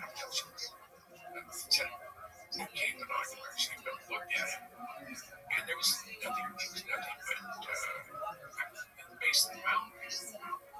Another thing, I have a friend of mine who had spent 5 years at Area 51 in the F-117, and he had a down day after the air crashed because he switched the pitch power output so he reflected. They had a Humvee. There was a couple guys that were driving around. They're looking for artifacts, mining lungs and stuff. So they're actually on Patrick's site and just looking for stuff. And out of nowhere came a half dozen guys in black utilities. What are you doing here? You see some ID? You have no reason to be over here. Get out. They don't know where they're coming. There was no vehicles. They just appeared. And that's exactly what Bob said.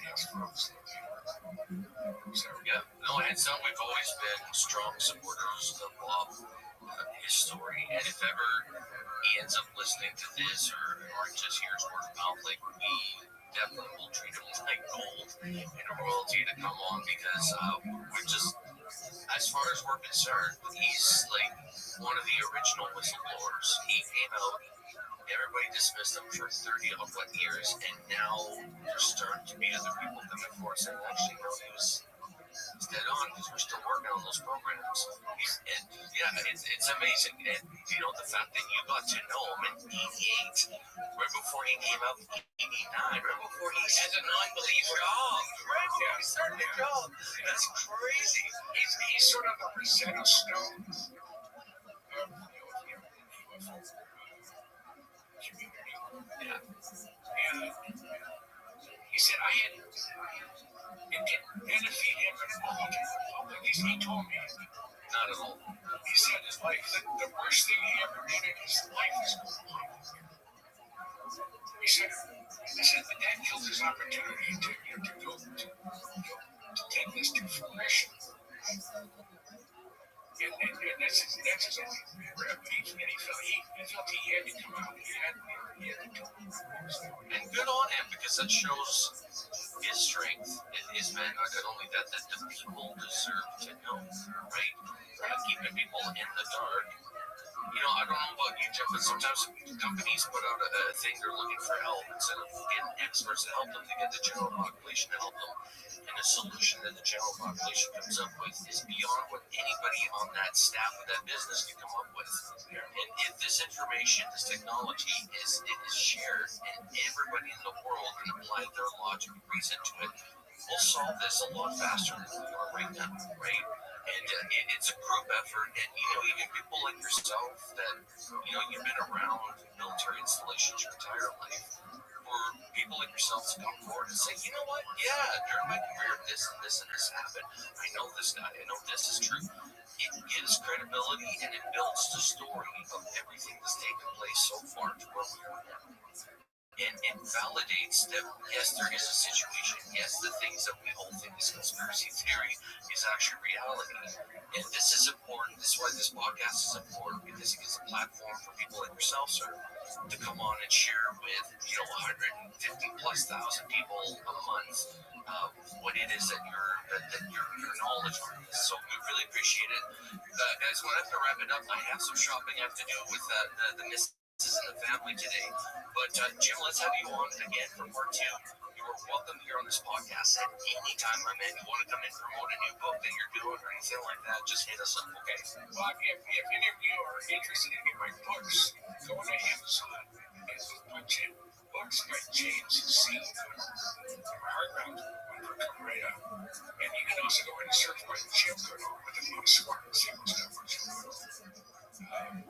But find my books.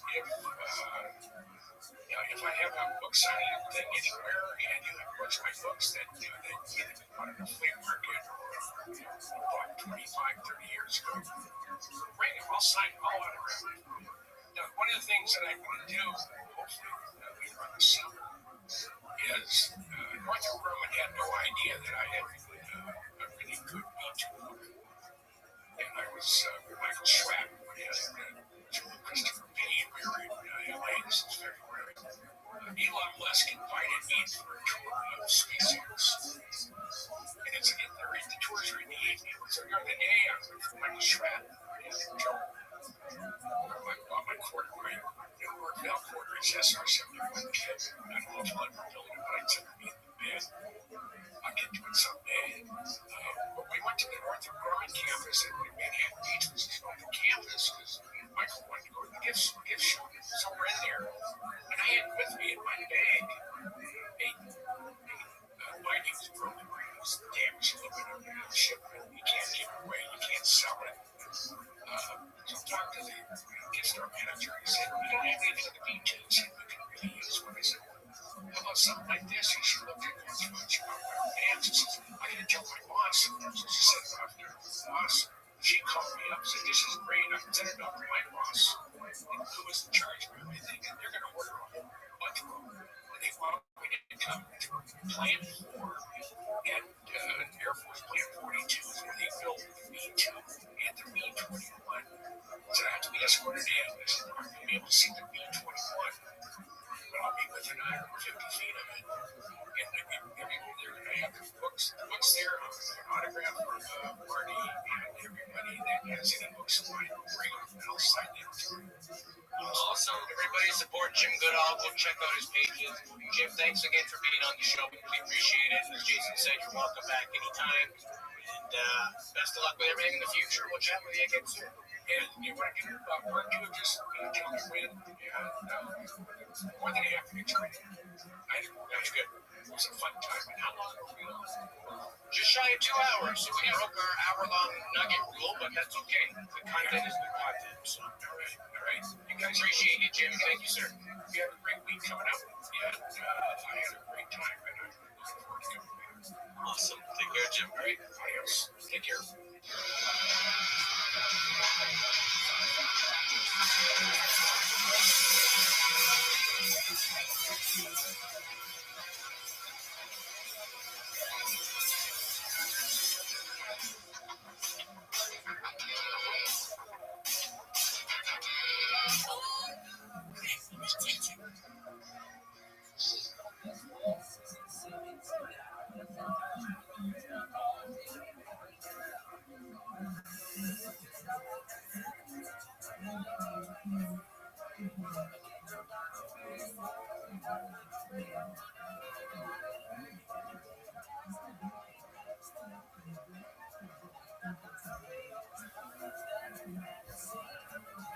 Everybody, hope you're having a good day today. We're going to do a first for UAP studies, and we're going to get to know sort of the UFO legends and lore according to the Aboriginal and the Native peoples, not only in North America, but around the world that reported this. And one of the more famous gentlemen who's been on TV and willing to speak about this is Avery Tafoya. I know I've seen him on TV a few times, Jay. I think he's fairly new as far as your research. Yeah, I haven't run into. There's a couple of people that you've introduced me to that I did not know about or have not researched, or even on my radar. But Avery Tafoya, you've introduced them to me, and it's quite interesting. So I'm looking forward to talking with them today.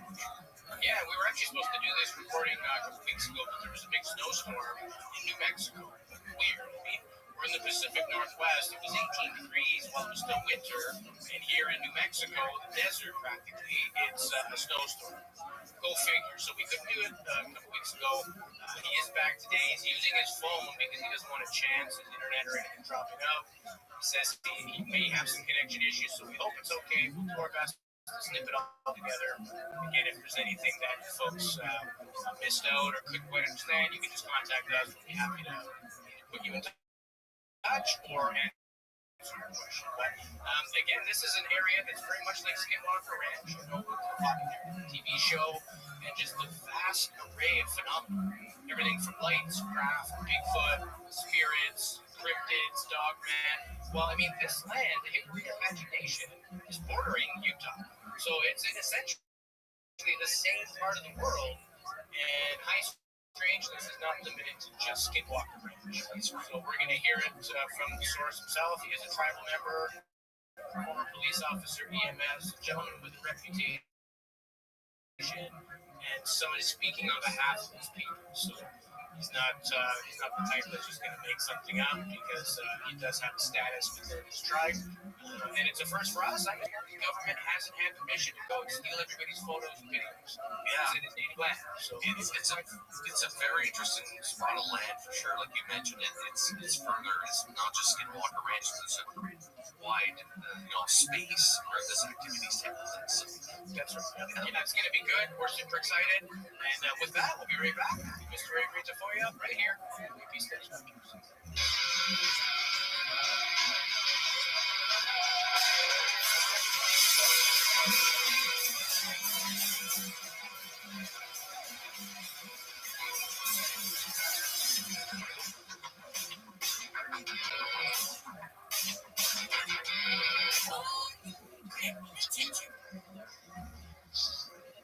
Welcome back to another episode of UAP Studies Podcast. My name is Louis Borges. Joining me as always, my best buddy, Mr. Jason Gilman. On deck, sir. How's it going? Going really well. It's a great day today. For the first time, we're chatting with somebody who's a member of an indigenous population of people who have had high strangeness for hundreds, maybe thousands of years. We don't know. And I think it's important to tell the story. And also kind of the fact that it's not crazy in a lot of Aboriginal people's legends around the world, that this is just something that's accepted. Yes, there are star people. Yes, there are ancestors. What's the big deal? And we're all still debating on, is this real or not? And these folks are like, yeah, it's real. Like, let's move on. So very interesting to have Mr. Avery Tafoya on today. He is a tribal council member of the Yukari Apache Nation. He's also appeared on such shows as GUINNESS, Mysteries Decoded. Today we're going to talk about all the weird things that have been reported on their land. And again, of note, this is also the home of Archuleta Mesa and the home of the rumored Dulce base, which is supposedly a human-alien cooperation that even big-name people like John Deere have said, yeah, it exists. It's proof. So it's going to be a great day today. But first, welcome to the show, Mr. Avery Tafoya. Thank you. Awesome. Glad to be here. Yeah, glad to have you. I've seen you on TV a bunch of times. I always thought you were a well-spoken guy, very polite, and I like your style, so I thought we got to have him on the show. And so for those that maybe don't know you, tell us a little about yourself, and also the connection between your people and strange phenomenon that's gone on for centuries. Okay, well, for starters, I'm Avery Tafoya, a full-blooded Yukari Apache. Also a council member for our Yukari Apache Nation. Lived in Dulce pretty much all my life. Went to school in California for 4 years, came back. Held various jobs from, a bartender to fire chief to police officer to EMS. So my background, my my job is pretty well scattered in different fields. Right now, I am a council member with our tribe, our nation, and I got a year and a half to go on that. As far as our connection to, I guess I'll use the term starving. That's what a lot of the indigenous tribes use. The history goes back, way back, probably when we were first here. And actually, last year we were out hiking around and we found some petroglyphs that, I had heard that those were there in that area. So we went looking around. It took us a little while to find them. The funny thing is we were hiking up on this hill, a good decent sized hill. Once I got phone reception, I called this gentleman. I said, we're in this area. Can you tell us where it's at again? So he tells me. We end up walking all the way down the hill, right beside the road. It was covered by a big old tree. But anyway, they had different petroglyphs. And actually, they had some fun hiking over this grass. They had a creature drawn, and then they were having like fake drawn beside it. There was like 4 or 5 of them.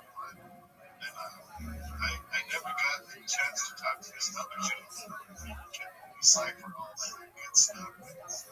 So I'm kind of curious what the story is on that. But as far as, the history goes back, and a lot of this is for a lot of the indigenous tribes in North America, South America, wherever. The sightings and the connection with UFOs, UAPs, whatever you want to call them, goes back, like, since we've been here, from way back in the beginning. And a lot of those were built rituals, as you all know. You can go anywhere, New Mexico, Arizona, Utah, Colorado, and they got petroglyphs of different symbols and stuff. And actually back in 2020, I went over to the Hopi lands in Arizona. They say that's the center of the universe. That's where mankind, all races originated.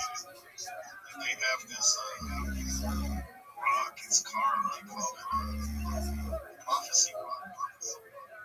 It tells the story of how we all came out from underground and branched out, how we came to be where we're at today. And the thing that's extraordinary about that is they have a line where they actually detonated the nuclear bombs. You have like a gate, the first one, the second one, there was supposed to be a third one, but they never did. I never got the whole story of that. I'm curious about that. No, that's an ancient painting or an ancient petroglyph that had those depictions.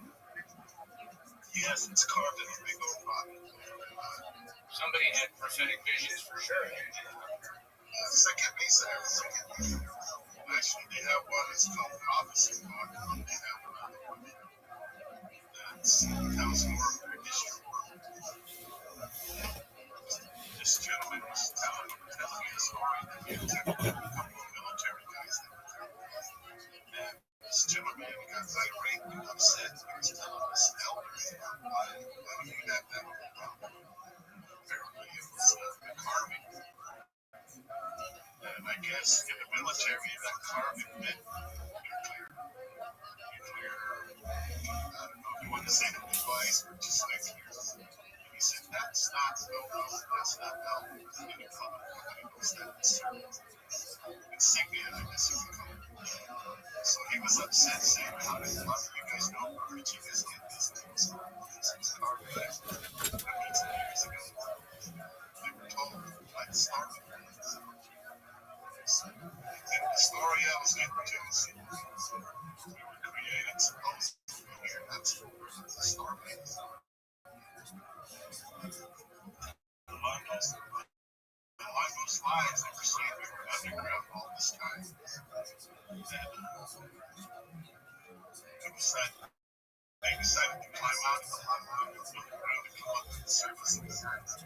And once they did, they branched out and they made all the races. So, from what I gather from this elder who member, we were all originated in that area. And when we were underground, they were saying we had that. In the Hickory way, they also tell a story of we were underground also. We were with that. So,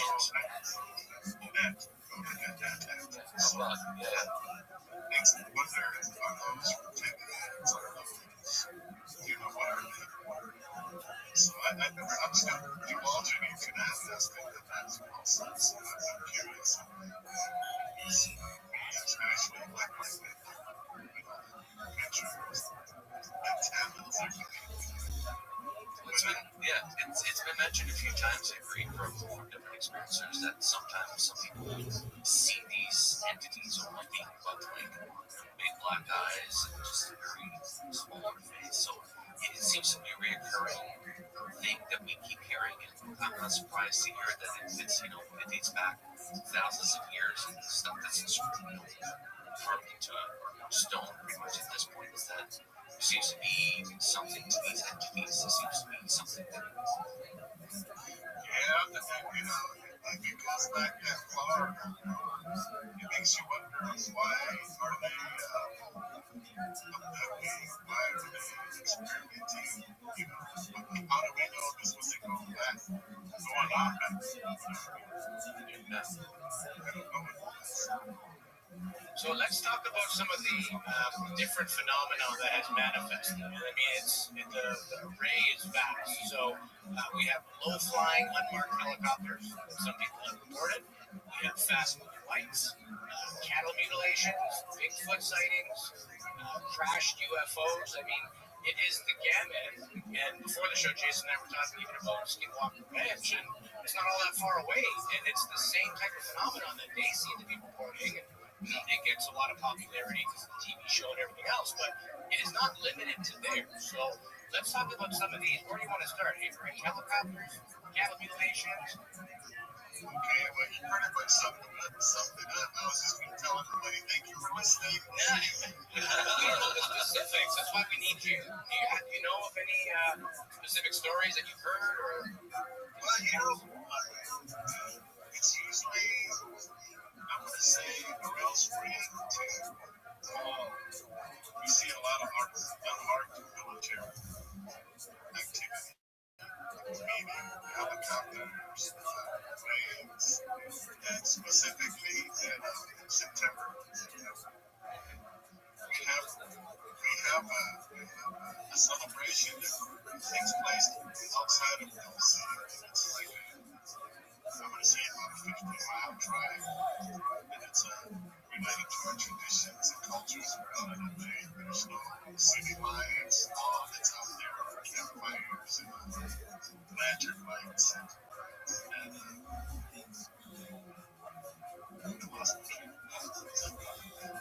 Did you have a festival in September? Okay, yeah, Military. a lot of during that time, I'm going to say like 2 weeks prior to the middle of September, a lot of people go out and they put up shades and whatnot, their tents and whatnot. The military flies over that area like constantly. I'm going to say maybe every 2 hours. And they fly so low that you can actually see it's like the Why do you think that is? What do you think is behind all that? I'm not sure, but a lot of those are C-10 planes. Once in a while, you get the Osprey helicopters. My only guess is they're flying from Colorado to the Air Force Base. They're not there. But, it's strange that they would do that at that certain time. But I've also heard stories on March 3rd. These guys are hiking out of the blue, or I should say the bushes. Military guys come out and tell them they can't be in this area. They have to leave. Actually, I had a friend say that happened to him about a year ago.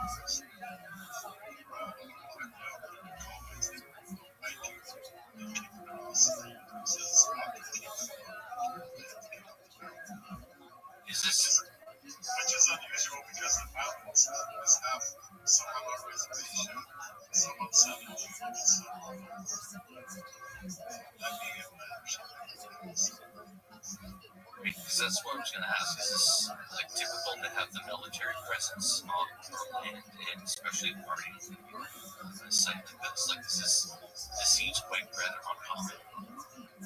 Yeah, it is. But regards to the military, they're there for you.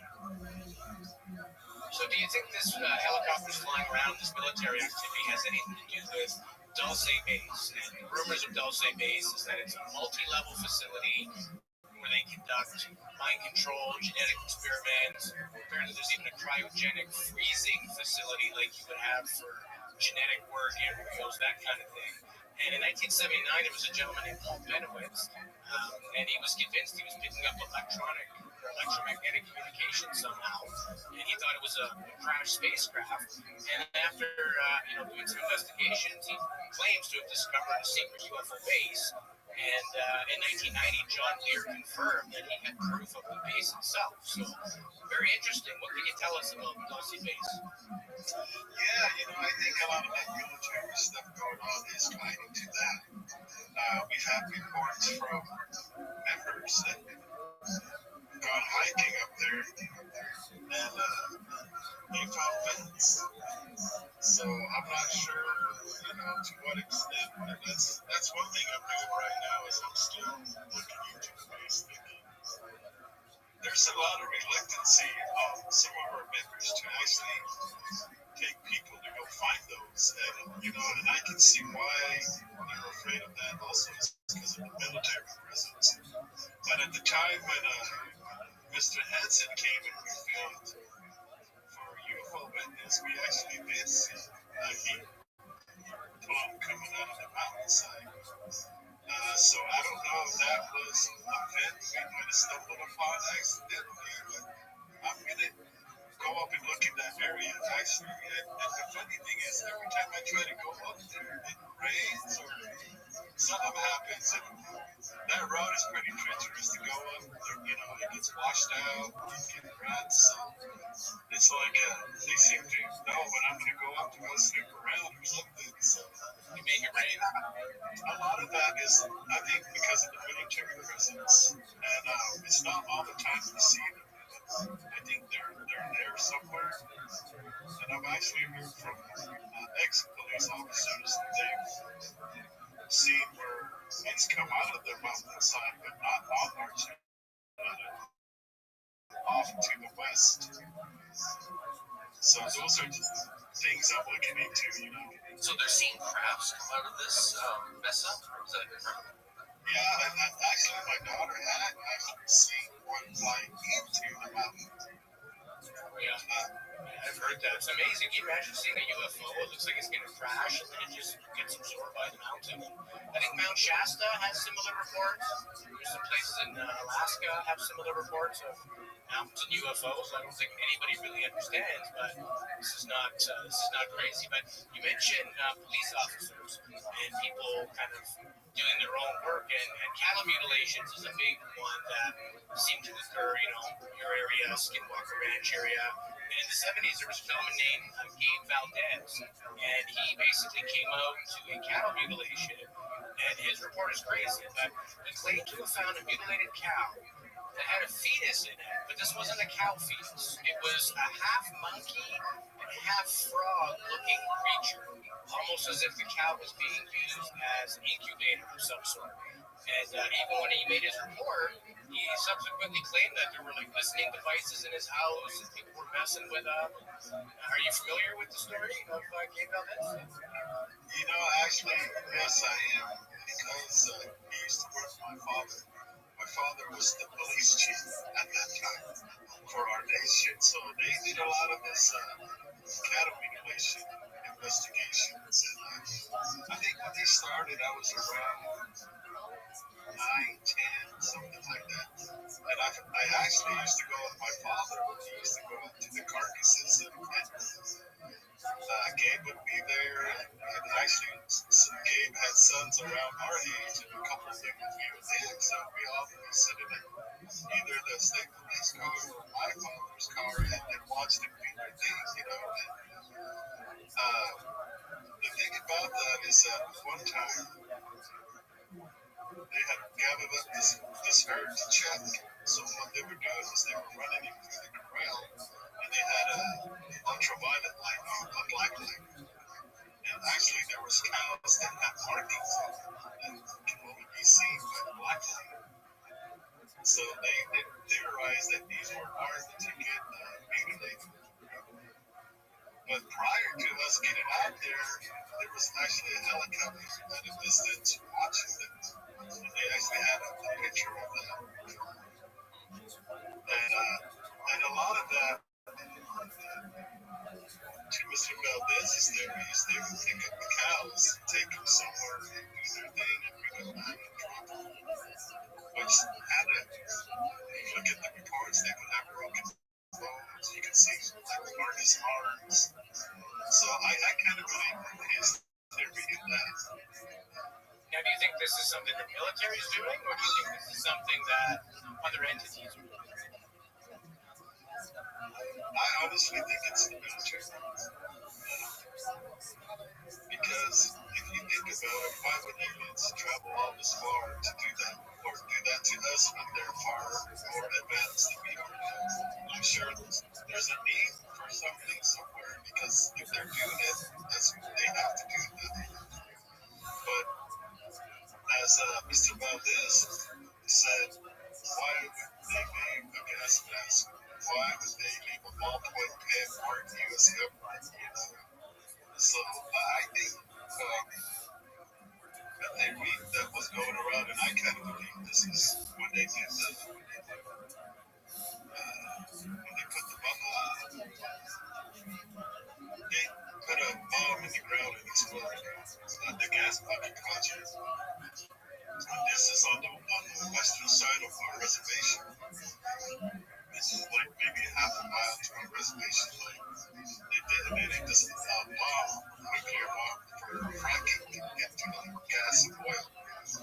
What they didn't realize is it contaminated the gas and oil and the water under the ground, so they couldn't use it. So what I'm thinking is maybe some of the mutilations are because they're checking the cattle to see if they got any radioactivity in them. Now, the cattle mutilations in question is usually, verbal and new people to the subject that are not familiar with cattle mutilations. Usually, a farmer, somebody owns, livestock, will find an animal dead, and usually under really weird circumstances. Sometimes the eyes are removed, the brain is removed, a big piece of the ear, genitals, no blood, genitals removed, and perfectly, the laser precision cuts. There's no bloods, no evidence of any struggle from the animal whatsoever. And it's as if the animal's dropped from elevation back onto the ground, and it's found this way. What's really fascinating about it too is that animals won't come and eat from the dead animal. Ants and bugs won't have anything to do with it either. It's like this really weird phenomenon that's happening to these cows. So if it is military, they're using something really potent to prevent other animals from even wanting to eat the carcass of the dead cow. Is this a state that these animals that you guys have found on the land, is that kind of what we're talking about? Yeah, I mean, that was very unusual. The coyotes usually get to it. The crows, the birds, mountain lions, whatever's out there will eat this. But they won't come near it. That's really the strange thing about this is they won't come near it at all. They won't touch it. It's as if nature itself is opposed to it. Yeah. So let's talk about some craft now. Obviously, UFOs are a prevalent thing that's happening. In fact, one of the elders of your people, a lady named Geraldine Julian, she's been very outspoken. She was on the episode with Ben Hansen and herself as well. And I mean, this lady's awesome, not scared to speak out. She looks like she's about 4'9", but wouldn't want to make her mad. And I mean, she flat out said she's seen like a huge spaceship over her house, flat on the bottom, domed on top, Other people have claimed that they photographed them. There's no lack of UFO evidence amongst your people. So, anything interesting or any stories you can share with us regarding actual UFO sightings? Gerald, I actually had a lot of time to sit with her. And, God bless her soul. Unfortunately, she passed about a month ago.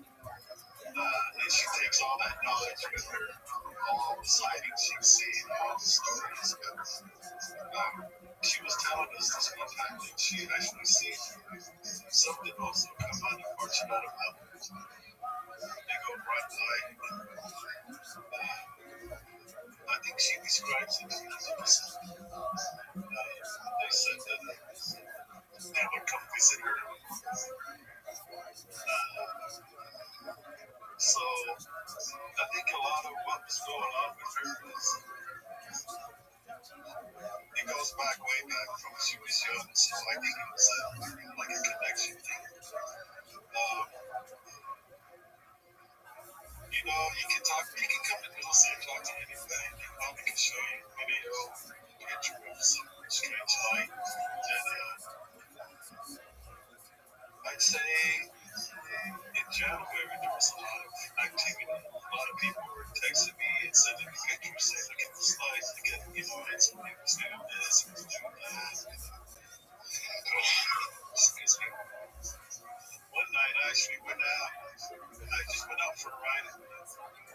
We can drive about 5 miles around into the woods, either direction from those areas.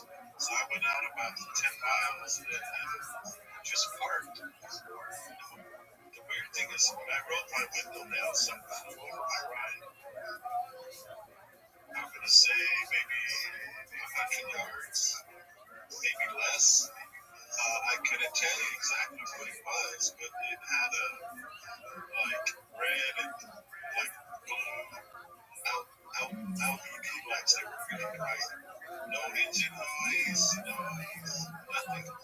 It just quietly flew over my ride, and I was trying to get a picture. By the time I got my phone out and everything, you could just see the back end of the red light go in the distance. So I honestly don't know what that was. Maybe it was military, UFO, which is kind of strange because I honestly didn't think anything. I just figured I'd go for a ride and kind of scope out the skies.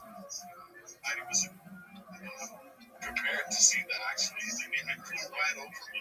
So they knew I was there. And I tried turning around and driving down the road and trying to get a better view. It was hard. I lost that. And I actually had one of our fish and game officers actually tell me one night he was parked at this one lake and something flew over him. He said it had green lights, the shape of a stop sign. And he said it basically flew on top of the road along the highway. So he was like going to try to catch it and drive to catch it. He said he followed it for about 7 miles and it just flew off.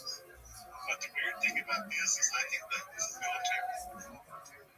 Because when we were out at our celebration out at the lake, I'm going to say about 2:30 in the morning, we can hear like a plane or something coming. So we all got out from our shade area, camping, stood outside, and we saw this 2 planes fly over us. Well, I would think they were, but the second plane had the green lights with the stop sign. So I'm thinking what that officer saw was a military. And Avery, just so I can get this clear image, is it normal or typical for planes to fly that low to that site, like on average, like every year, or is this just something that it's not normal for planes to fly that low to the ground? But they seem to be doing it at this specific time of year. No, it's not normal. It's not at all. Yeah, in aviation, height is your friend. I have a friend who's a pilot. I said, because I hate flying. I've traveled for 3 or 4 years of my life. I've flown 300 times and still hate it. And he was telling me all the different things about it. And basically, he was saying that shit, I just lost my train of thought. Just about flying, and it's not typical low flight. Yes. Yeah. So the whole idea of flying, I said, why do you want to fly at 40,000 feet? There's no small accidents. And he says, no, elevation is your friend. If something goes wrong, the pilot has time to fix it. They can. Even if it stalls or whatever, you need that elevation to be able to drop the plane and bring it back in. The most dangerous way to fly is 300 feet over the ground. If something happens, you're done. So. Yeah, so it doesn't seem like it would make a lot of good sense for aircraft to be that low ever, let alone over like native land, which they probably have no business being over in the first place. Very strange. Well, they even fly that low over, you'll see, the town. Yeah, I mean, that's the thing that scares me, because like you said, we need the altitude. That altitude to correct your problem, and if you're flying that low and something happens, you're going to crash into it. Yeah, exactly. Nowhere to go. Now, do you think this has to do with the land itself, the topography? Because mesas seem to pop up in a lot of different areas that have anomalous things. Even Skinwalker Ranch, I mean, the biggest area of what's going on is the mesa. So, do you think the land itself might have anything to do with this? It might. Maybe there's some kind of magnetic draw or something that's drawing these crafts and phenomena that's going on. And just for the listener, because I just learned recently what a mesa is, because it's not common.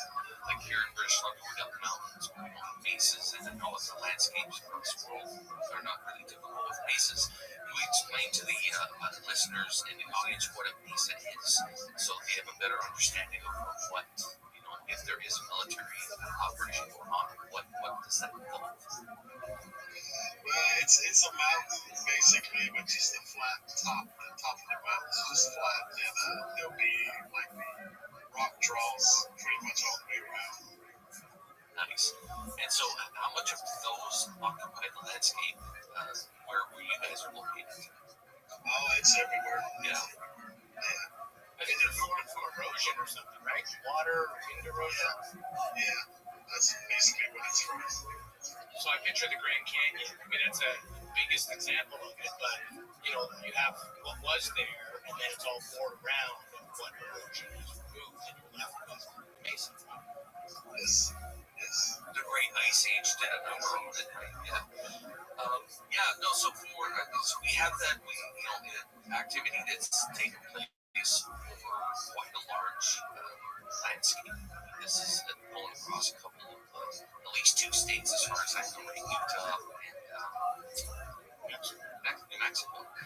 So with that, have you heard anybody say with interactions with entities? I know no Bigfoot.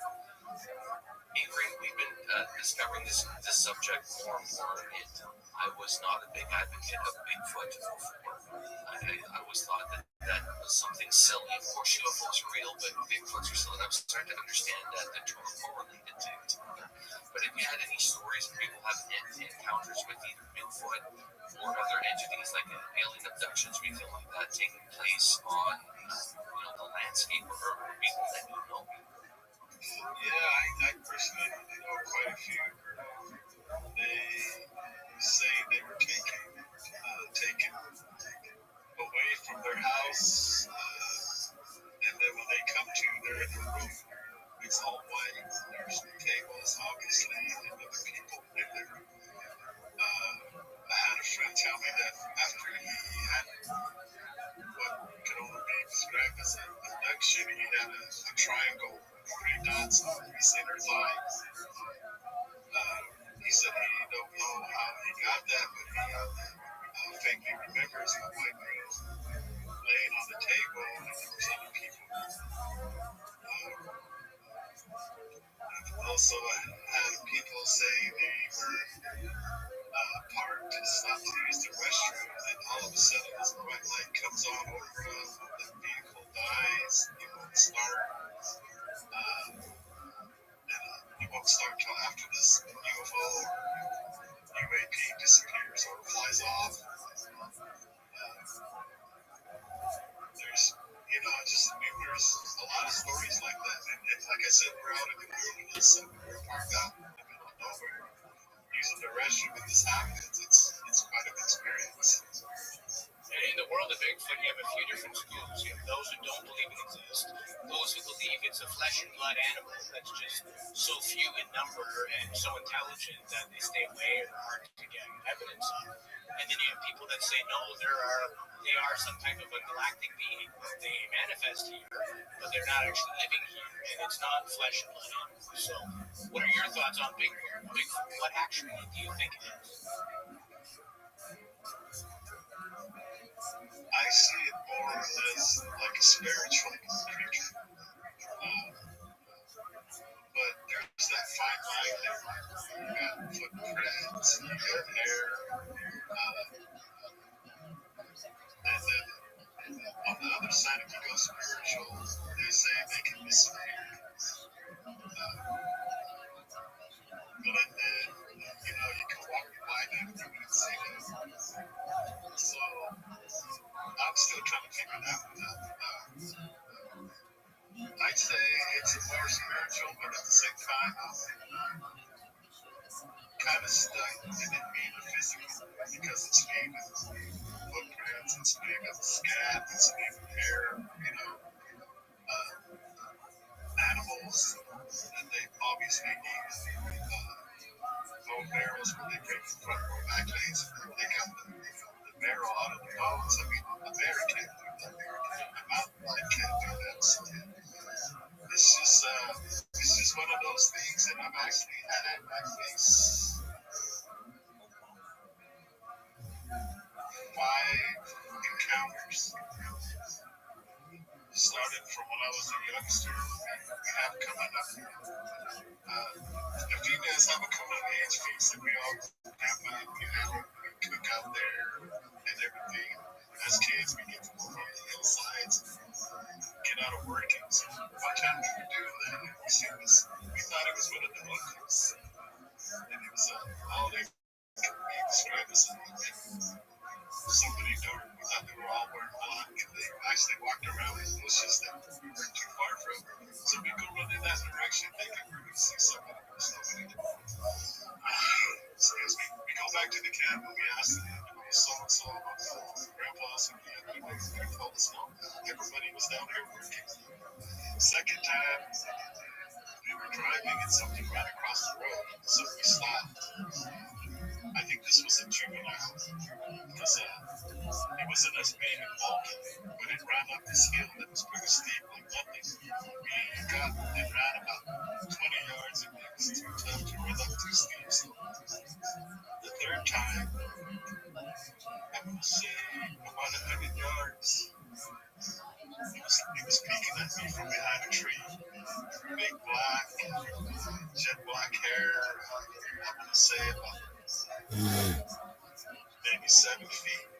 I'm going to say this one was a male. I didn't see no breast or anything like that. I could see half of his body as plain as day. We had went out the night before. We had heard. We could smell it. We could hear something walking around, but we couldn't see anything. So the next morning, I went up to that same area, same place. I forgot my phone, and halfway to that place, I was debating turning around, go get it, and come back. I thought I have to binoculars. So the sun was over the mountains, so I was facing the sun. I look up on the hillside, I just see this huge creature peeking at me from behind a tree. I take my glasses off, put my eyes back on, and still there. So I know I saw something. I thought, hey, I got binoculars. I opened my back door and the light reflected in sunlight. I think it freaked me out. All I could see when I put my binoculars on was it fading into the bushes. And next few times, there's this bed that's coming to us. It's an open field. You got mountains on both sides, kind of like a draw. I see this. At first, I didn't know what it was. I thought it was like a tree stump. But I've driven that area hundreds of times, and I know there's no tree stump. This was squatted down, like almost sitting. the hair was like dreads. I was driving by, it was kind of raining, so I could stop. It was right behind me, but I'm looking at this because I can just see right off the road.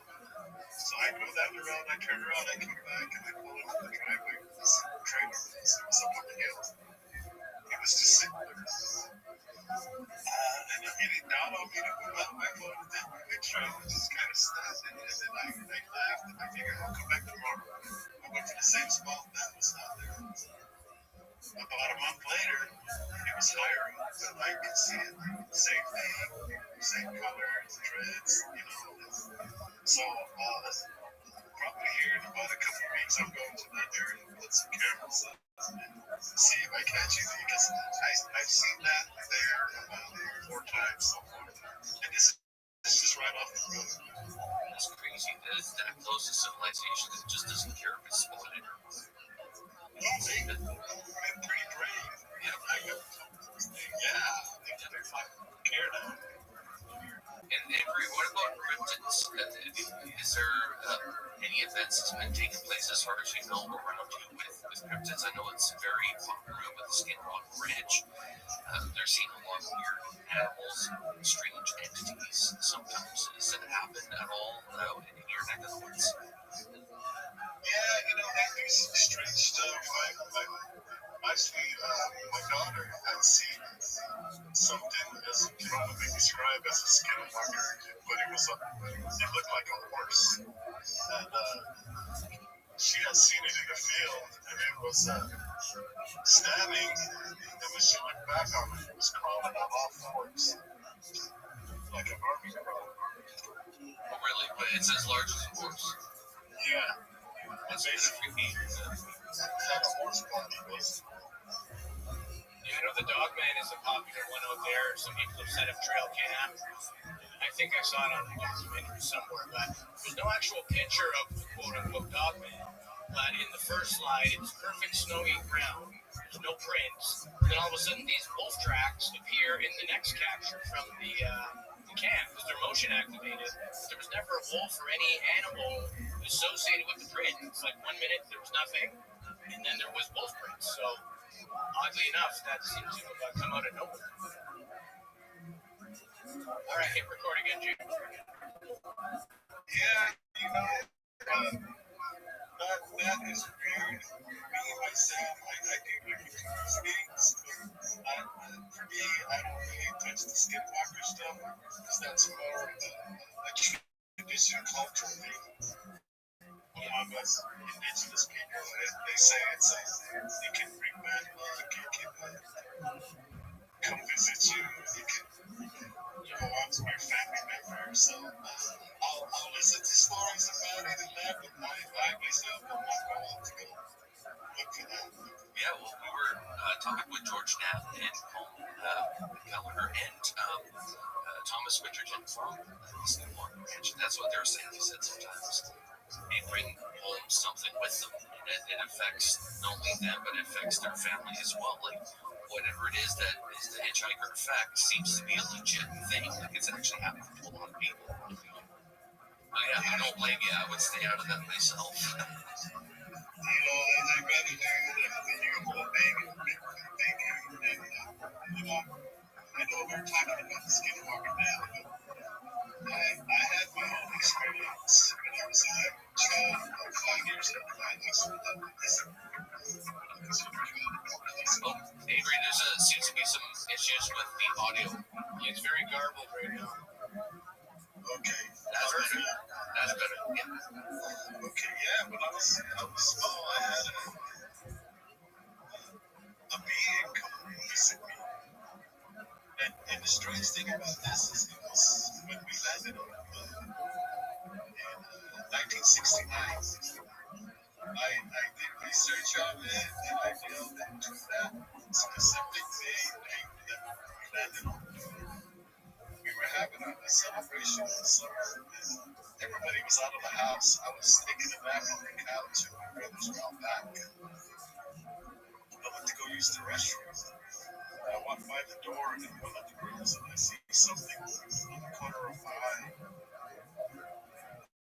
So I thought, there's nobody in here, it's just me. So I walked back and I look at it and I see this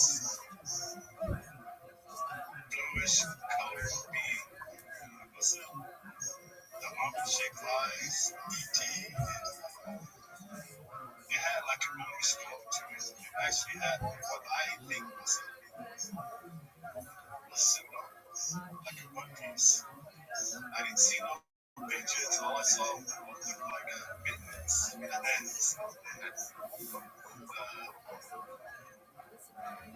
It had like a little slit from the mouth. Probably had a nose. I'm smaller than this being, so I'm kind of looking at it. I freak out.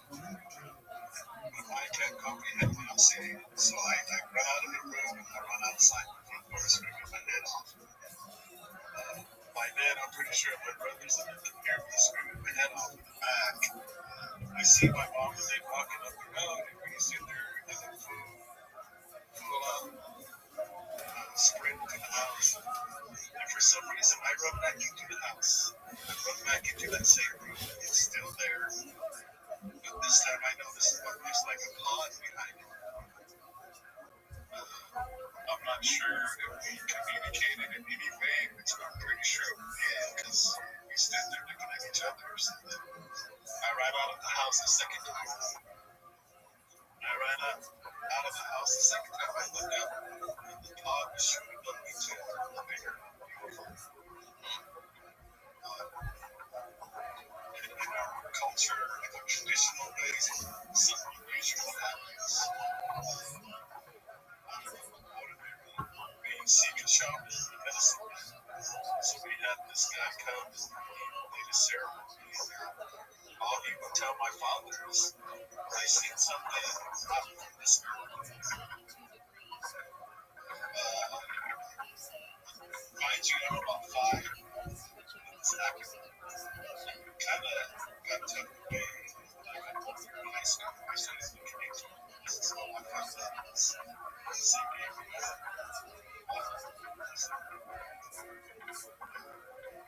I asked my mom one time, she would tell me, that's what you see. I've always wanted to do this. This is the same.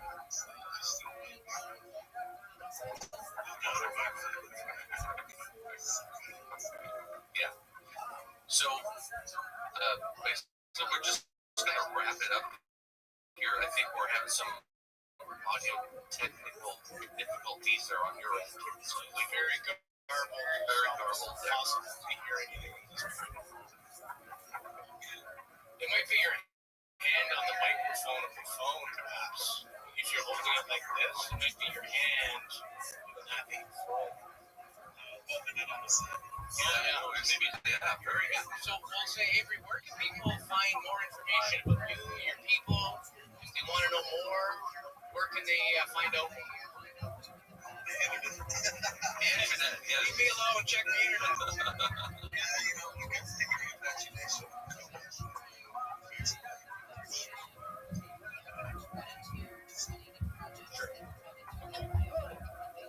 Perfect, Avery. We thank you so much for joining us today on UMP Studies. It means a lot.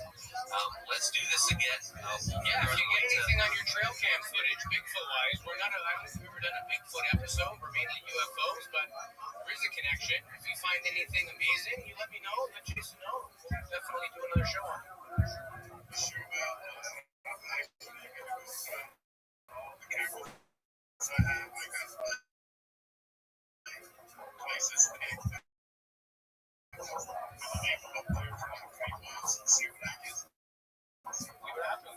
Nice.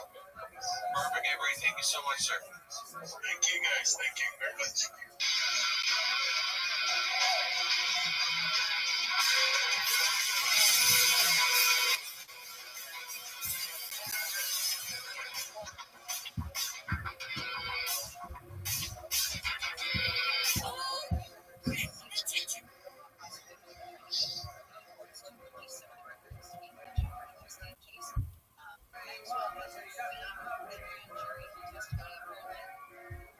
But she said the process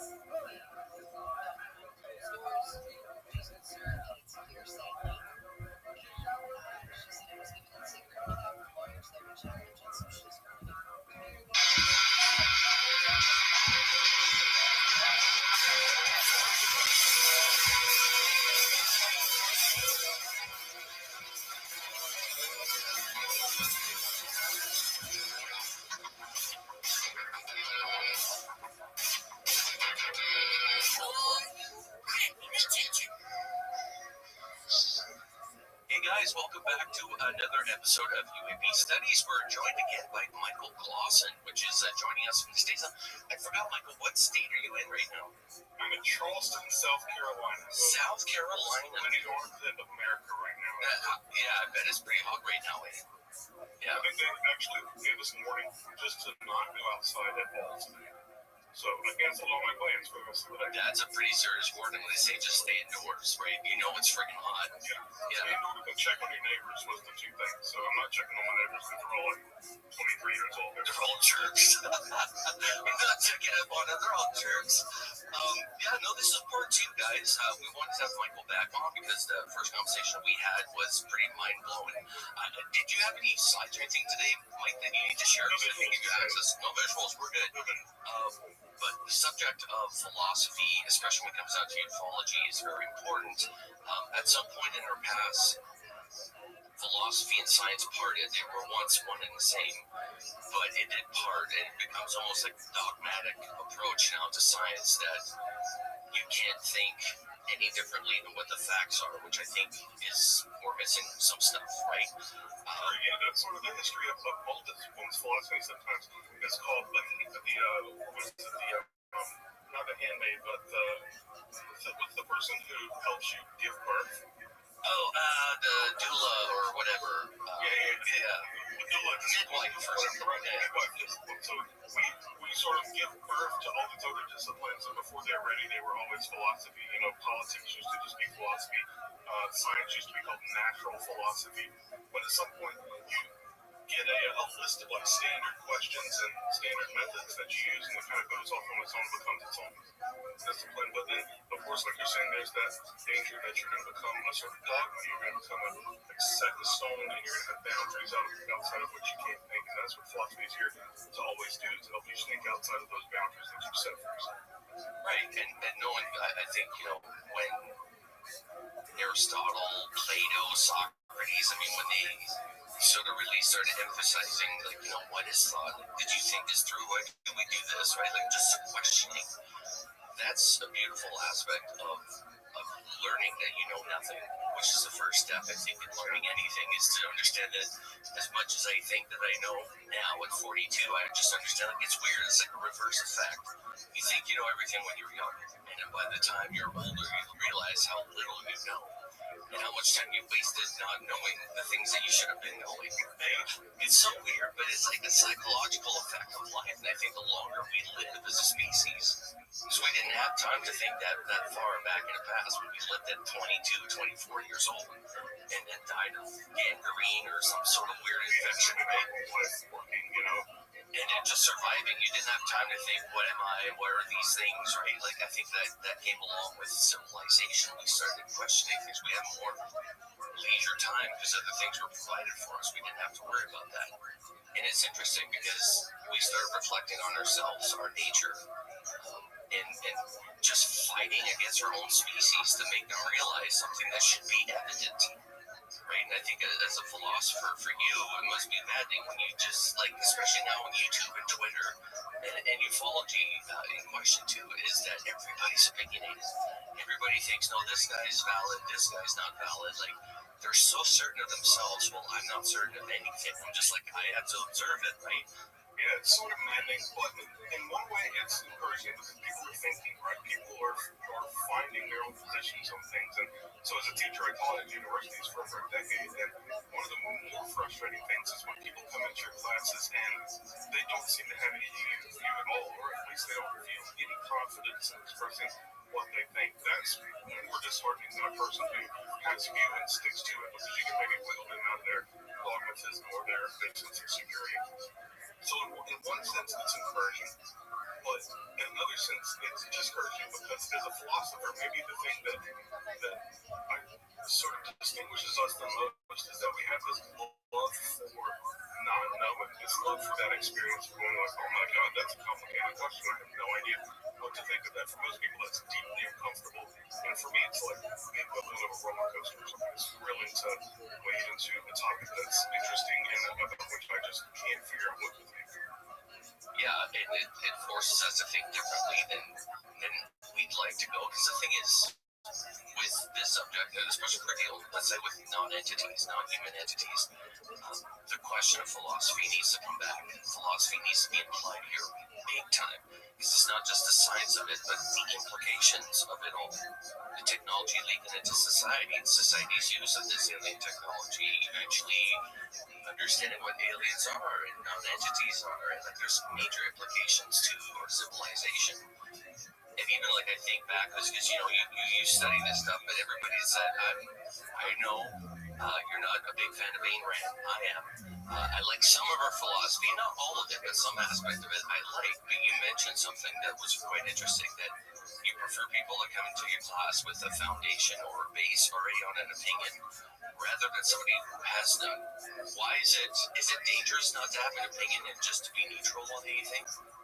Well, I think that it's sort of our natural inclination is to gravitate towards some idea that we can use and like get through the world with. So when a person feels reluctant to lean in any direction at all, or sort of identify any direction as the one that kind of appeals to them the most, it kind of signals to me that they've been taught against their own natural nature to not commit intellectually to something. So they just sort of sit back and observe a lot, which can be good, but I think there's something sort of unnatural about people who are like, I just don't even know anything. I don't think about that. That tells me that they've been kind of traumatized out of it or discouraged from doing their own thinking, and that's kind of just a natural state is to think and wonder and lean in one direction or another.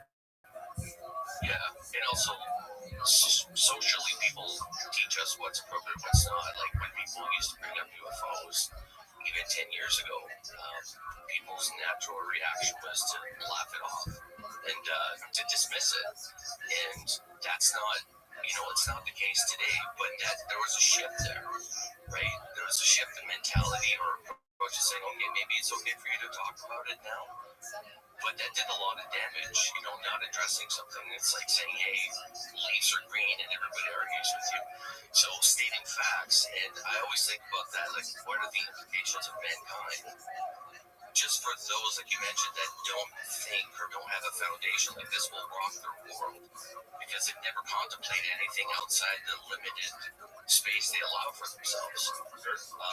What do you think that does to the individual? And in the second part of that question, what do you think that would do as a civilization? Like, what do you think the implications of that are?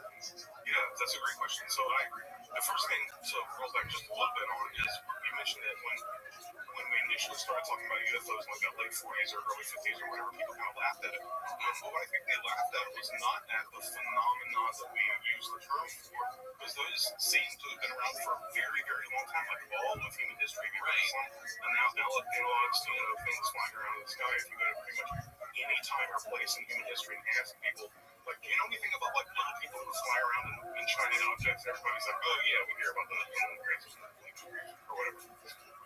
But so it's not that they're laughing at. It's when we gave it a name and sort of conceptualized it, that we could also start like putting it into Hollywood movies and making tabloid headlines about it. That's when it became a subject about which we could laugh. It was that framing that somehow American early sci-fi era America put around this phenomenon that made it laughable.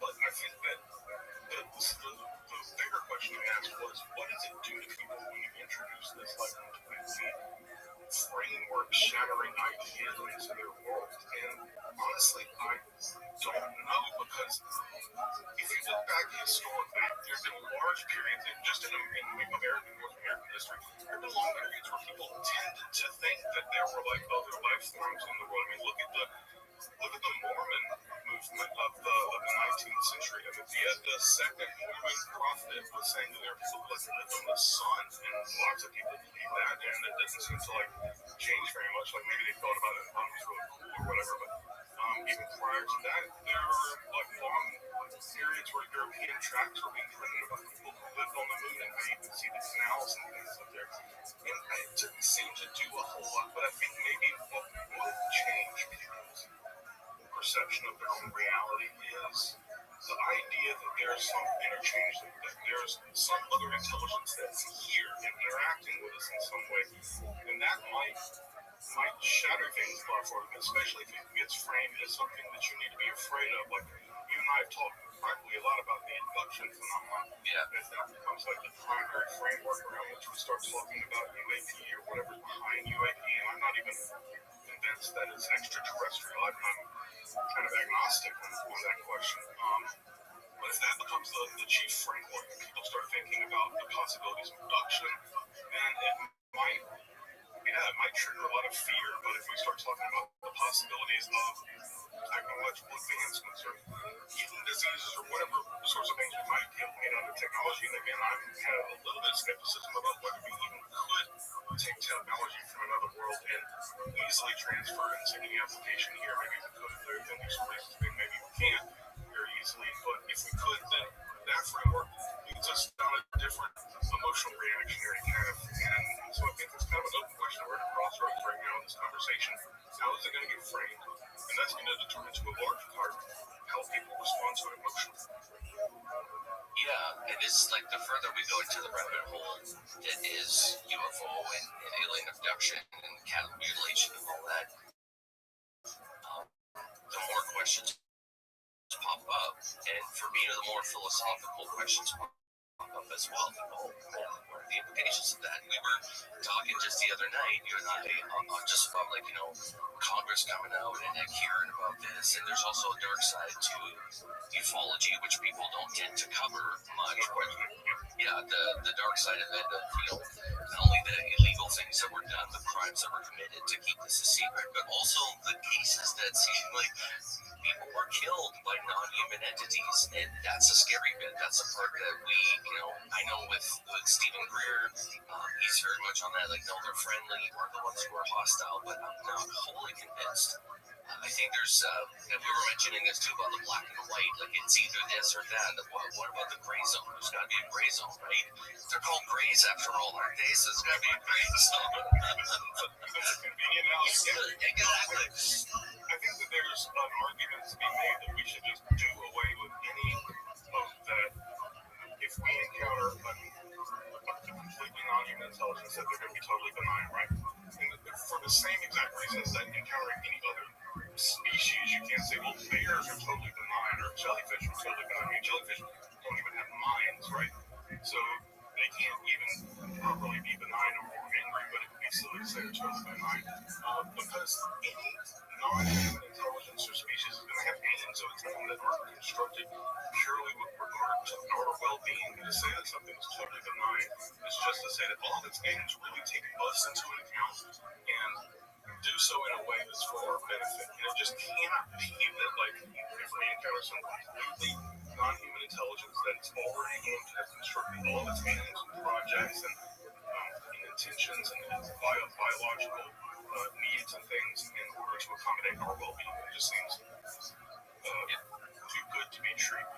So the best we can hope is that it would be nice and would try to take our well-being into account, but there's no telling how they might calculate things. I mean, they have needs of their own, and they're going to have to, at some point, ask questions about whether they should sacrifice our well-being for their own, and we know how those kind of thoughts go with their own species, so it's probably going to be the same thing. Yeah, and I often think that ego, at some point, must exist in their society. I don't think you can progress technologically and just survive. You need defense mechanisms and weapons to be able to do so. So a part of protecting itself and self-interest is going to be part of these species. I mean, if they're here operating, it's for self-interest. It's not, like you said, for the benefit of us surviving. There's a purpose here. The scary bit is that it is a multitude of different things. So it's not, I think we addressed this last time. I think that I would fare better and society would fare better if it comes out look, we made contact with an alien species. They seem to be friendly. We're communicating right now, see if we can meet. The public, I think, would be able to react to that better because you're only dealing with one fact, right? One entity. We can handle that. But this subject might be really deep in the sense of it might be extraterrestrial, ultra-dimensional, interdimensional, something that's already been here, something that's from the future. There's a multitude of possibilities, and it could all exist in the same realm as well. We don't know. That's a scary bit, because there's some, I'm sure, are friendly and don't mean us any harm, but the others talk about the cat mutilations that humans are found in the same ways that these cattle. And I was thinking about this after a conversation on Friday. And if we were to send a drone out to another planet to dissect an animal that's there, do you think we would care if the droid did it with finesse or kindness? Of course not. No. I mean, look, we have the answer to that question, right? We do this sort of stuff all the time. We kill tons of animals in sort of brutal, cruel ways. We just test things like our shame, like rubbing in eyes of rabbits and things like that. So yeah, our own concern for our fellow evolutionary siblings' well-being is pretty abysmal. So it might be the case that if some other intelligence comes here and they try to figure out, well, how should we treat these things, that they would just look at how we treat one another and say, oh, well, that's the norm, let's just follow that, and that'd be really bad for us. Yeah, like I said, I understand our human nature won't apply to their nature. It'll be quite different. In the Bible, God says, "My ways are different than your ways." It's like heaven is from earth, or earth is from heaven. Meaning, it's such a different way of thinking that you're not going to get there. And I think this is the issue that bugs me the most, because we're going to throw all our scientists and everything that we can at this, and philosophy, and people of different fields of study need to investigate this and try to put this as a collective, because it bleeds into every aspect of our lives, like even to the core of consciousness. We're talking a bit about consciousness, and what does that mean as the individual? Like when let's say your rights, it's not really a right. It's amongst ourselves, it's a right, human rights, but for them, they can come and go and just do what they want to you at any point in time, and there's nothing. Right, so you're talking about our right to not have our own free will and keep on in a Yes, exactly. Paralyzed or my memory was completely wiped or something. Yeah, that being sort of like a violation almost, right? Absolutely. Yeah, and you hear that a lot in the abduction cases, that it's a violation of your body because you can't control it, violation of your consciousness because you do whatever they tell you to do. They tell you to forget about it, you forget about it. Like that superiority, I think, is the hardest part for these abductees, is to explain how superior these things are to us. And it seems like they have every right. People say you don't have a right to do this, and they say no, we have every right.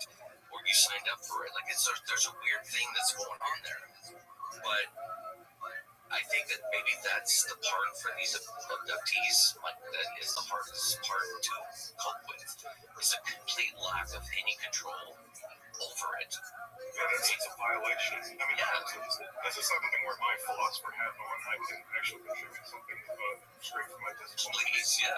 Rights are something that just the whole concept did not emerge until way late in human history. I mean, we're talking about sort of John Locke's era and John Donne and other people. It's fairly recent. Yeah, fairly recent. They have that concept guiding our ethics for a long time, and it sort of fell out of legal theory. Like, what gives you the right to something?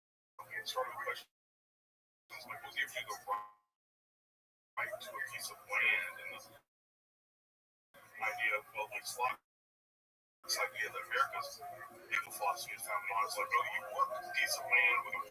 So that whole concept fell out of these sorts of discussions. It's not something we automatically bring into the world. And so it'd be kind of strange to think that when you talk to an alien race or an extra off-world race, that they would develop that same concept along the same lines, especially if your biology or psychology are completely different. But what more deeply, what people seem to be objecting to in these abduction cases that you mentioned is what we call in philosophy bodily autonomy. The right or the ownership of your own body, and to direct your own body's experience, and to be the one who controls what you go through and what you experience and how you experience it, right? So a lot of times in moral philosophy we talk about rape, for instance. The wrongness of rape is construed in terms of violating a person's bodily autonomy, what position their body is in and what they feel and things like that should be yours. So it seems like that's kind of the ground upon which a lot of people are not complaining, because that makes it sound petty, but the way that they feel traumatized by the experience of abduction is that their autonomy of their own body has been violated sort of in like a rape way, which I can understand and hear. But if the if whoever's doing the violating doesn't have a similar relationship to their own body and their own consciousness, then we might not expect them to understand what it's like to go through that. Yeah, good point, because that's something that they're used to, or something that they do themselves. Like, they wouldn't see from our point of view that, and there's no, for the people that do come back relatively unharmed. I mean, there's some issues there, but it's interesting. It's interesting that they could do that to you, but yet, we often joke that they don't throw you out the airlock when they're done. At least they return you to the right place where they took you from. Most of the time, we don't know. Maybe there's some. Yeah, what's his name? Is that his name? Tim Scott, the guy who was abducted and then dropped off like several miles away from where he was 2 days later. I can't remember. Randy Scott? You thinking about like the Fire in the Sky incident, or? Yeah, that guy. Okay, yeah. No, you got Tim in my head. It's not Tim. The audience is gonna kill us right now. They're probably just shouting it out right now. Just look into the comments and they'll tell you. Right? Yeah. We said Tim, and now my head is stuck on that. Fire in the Sky was Tim Walton's. But that's crazy, but the thing is, that was a rescue mission because they took him in the middle of the woods. They had no place to put him back, or they're not going to put him back there. That's the point. The nearest town, near a phone booth, like they did him a service, for sure. And when you hear stuff like that, you're like, man, that shows kindness. Like, when he mentioned Travis Walton, not Tim Walton, Travis Walton. Thank you. But Sorry, I think murdered in the comments. Fair enough. It's early. But, it's crazy because he thinks that it was a rescue mission after a while because his friends left him. He was in really bad shape, and when he woke up, they were working on the painting behind me is from his point of view when he woke up, and he could see 3 entities above us. Yeah, that's his hand up there or whatever. I mean, that's not legit what happened, but a rendition of it. And it's scary because you realize that there's no ill intent there. They did him a service. They brought him back. They kept him alive. It was a weird experience for sure. Like, I think and that's the thing. It's an alien experience. Like, how do you describe it? And they always say, "Oh, it was like this," but not really. Like, and I could totally understand. We don't have the lexicon for that yet, right? And that's really one of the things that when I started getting some level of interest in people's experiences with UAP and abductions and things, one of the things that was most compelling to me was reading testimonies where people would say that they didn't quite have the vocabulary to explain their experiences, right? Because people don't mistake some normal experience for something they don't have any vocabulary for. Right? You see something straight across the sky, and it was actually a weather balloon or it was actually a meteor. You might mistake it for something else, but you don't mistake it in a way that says, "Oh, it's just some color that I've never really seen before." I can't even talk about what the surface texture was like. It was sort of like aluminum, but it was also sort of like woody or transparent or whatever. Those sort of outside of your normal vocabulary experiences kind of convey a truthiness to me, a truth-like quality that I can't find in other places. You just don't find them in the realm of normal human experience, and that's kind of what started making me think like, well, these people have experienced something. Why do they experience something? And it's not just a mundane experience that they mistook because it's outside of their normal vocabulary of experiential descriptors. Yeah, and I think maybe the closest thing to that is somebody has an acid trip and they go through and they see different things. They can't describe it. They've never had that happen before. There's no point of reference. As a person going through these experiences, like, there's nothing you can latch on that makes any sense. So, yeah, that's interesting. And when you hear the commonalities between these abductees and the things that they go through, like not only the emotions, but things that are said to them or messages that are left, like, it's very interesting. And on Friday, we were talking about the Zimbabwe case in Myanmar. And that's crazy because that little entity, when he turned around and addressed the kids, there was like 60 odd kids, but each one, from the little guys all the way to the older ones, each got a different message from that being at the same time. Like, how superior is that intellectually to us?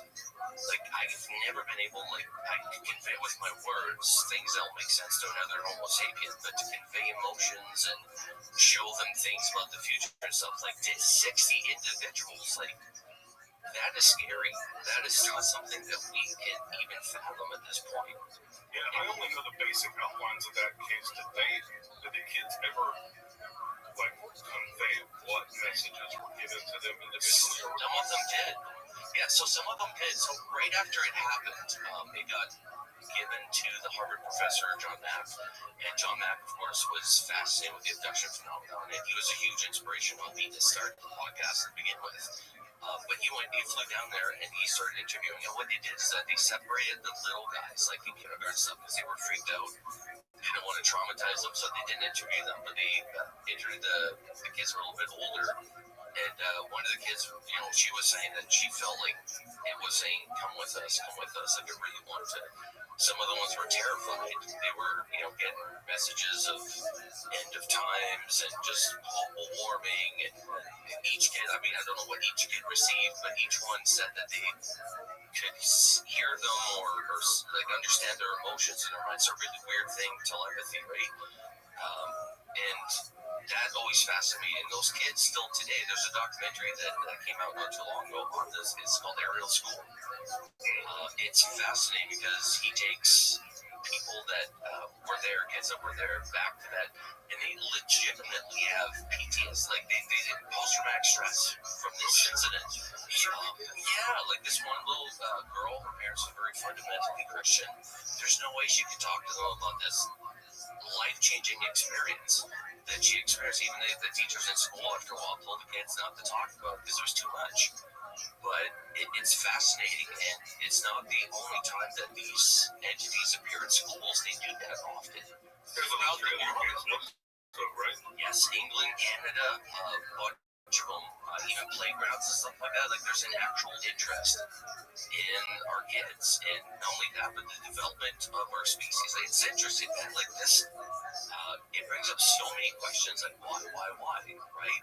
Children are objectively better and more interesting than adults. So hands down. And great observers too, because they'll take everything in. I think as adults we have blinders on. There's a lot of things we don't see because we're conditioned not to see it. And kids will report things that adults can't really say, and their experience is different. When they're little, these entities are almost like friends, like children that they play with. When they're older, it becomes more traumatizing, but I think that's because you start realizing that it's not normal, or your brain is now conditioned to stating absolutes, which I still have a hard time with that, stating absolutely, yeah, especially in this field, and it's hard because you gotta pick a lane and drive in it, right? And I say that to people, you gotta pick your article that you picked your niche philosophy, right? And I'm talking about for the people listening, the article in a debrief. What was the title? I think that Mike was a much better editor and sort of person. I don't even know how to say it. Pitcher than I am. Gave it a title like "It's time to rethink some of our basic assumptions about UFOs" or something like that. Yeah. But it nailed it on the head because that's exactly what your article was about. And it brings about the question of getting philosophers. I got some that add me on LinkedIn, right, which is great. But I'd like to see them more engaged like yourself to actually cover this subject because it is a huge part of it. That, the questions of why, the implications. You were talking about disclosure. The implications of disclosure, and you brought up like multiple angles that I never thought about. Like, one thing leads to another, right? One problem leads to multiple other problems, and depending on which path we take, you had a chart, which was just like fascinating. We'll look that up at some point in the next 2 weeks or so, and I'll let you link to it. But the idea was to show like how complex any particular disclosure scenario is and how many applications it has, and questions for policy, questions for international diplomacy, and how to handle like homeland security and all these other things. Like every one of them is so deeply broad and complex that there's a million ethical questions to ask for how you'd handle it. And one of the disappointing things thinking about this is that it makes me much more sympathetic to a point of view of maybe government insiders who are like, just hide everything, just don't tell anybody anything, because the risk is too high and the complexities are so unknown. I mean, governments especially don't like engaging with the unknown. It's just like into blood, right? So I can really understand why there's hesitancy on the side of anybody who knows anything to tell people. It also makes sense, like at a personal level. One thing I get a lot now are people emailing me asking, and I don't have children, but people asking me, how should I talk to my kids about this? I've gotten at least 3 different people email me with that specific question. Good question. Great question. Yeah, I mean, as a person who doesn't have kids, I'm like, just tell them everything. Just tell them whatever you think is true and tell them here are the options that other people think, and we don't really know, but here's the evidence that we're considering and so forth. And I think they're afraid they'll overwhelm their kids, and maybe it will, but I was overwhelmed by everything as a kid, so I just kind of don't have the built-in sympathy for that experience because it's going to be fun. You know, nobody's going to make their kids out and explode or whatever. But I'm not the person who has actually. So for those of you who are thinking about emailing me and asking me for parental advice, I'm just give me some LSD and let them Parenting time with Michael Lawson. You got puppets and stuff? Yeah, that's great. Yeah. I don't know, I got into this. This is weird. Yeah. Well, yeah, and, the thing is, we were talking about the crimes that are also involved in this and the implications of once these crimes come out, people being mad and more distrust in their government because now they know the government went above and beyond what is morally right to keep this secret. I think you were talking about cover-ups and the crimes of like military people being in danger or physically harmed by these things. Right, I know Gary Nolan is working on a lot of real cases right now. Pilots have been who had UAP encounters and who suffered what can be characterized as brain damage from it. And of course, there are other lots of examples. I mean, you and I talked about the flap of Chupa cases in 1977 in Brazil and the burns that people received from that. So that's just civilians, people who've been dispatched to specifically interact with these kinds of technologies or beings or whatever it is that they're encountering. Have certainly gotten physically damaged and psychologically damaged too. Yeah. Well, even now in Peru, I think there's something going on too. Tell me about this because I haven't followed this story. Well, my basic understanding is that it's a remote village, but these villagers have been attacked by some sort of predatory entity, has claws or something, but it also camouflage. It's almost like think Predator with Arnold Schwarzenegger, like literal Predator. And they said that it slashed one of the girls' throats and they saved her, but it wasn't pretty. And that these villagers have been attacked almost nightly by these things. So they're pleading, and you got to think too, Mike, for something to be like, I mentioned that before, but something to be remote to get attention from the U.S. government to go down, or to get any government to go down and investigate it. They must have been going through this for quite some time, and dangerous enough to send out people to go get help, right? So I'm not sure I'm following up on it every day, see if I can get any more news on this. Today we are August 13th, so when we're recording this is August 13th. It might be news that comes out since this podcast is released, but that's my basic understanding right now, and it's not uncommon that attacks take place in the southern part of the hemisphere. Like, you're mentioning the 1977 case, like people seem to be hurt or found in really weird ways down there. Not sure if it happens in North America. If it does, it's very much diluted amongst our population and nobody talks about it. But down there, it's prevalent. Like, it seems like it's not good. They're being attacked, they're being zapped, or major implications. Like I said, it's a scary bit of ufology that we never talk about. It might be there's like a selection problem too, in that if we found people with slash throats in America, we'd almost certainly attribute it to like one of them. I think there's like 1,000 serial killers loose at any point in North America.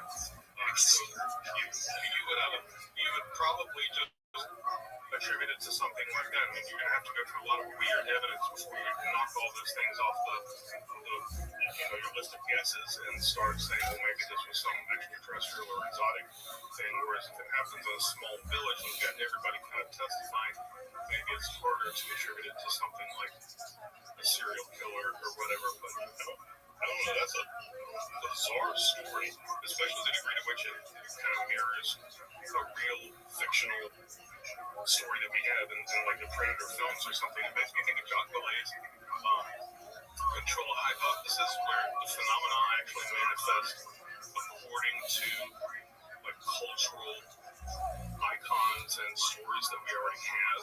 Like something sort of feeds off and takes forms that are familiar to us, or specifically for the purpose of being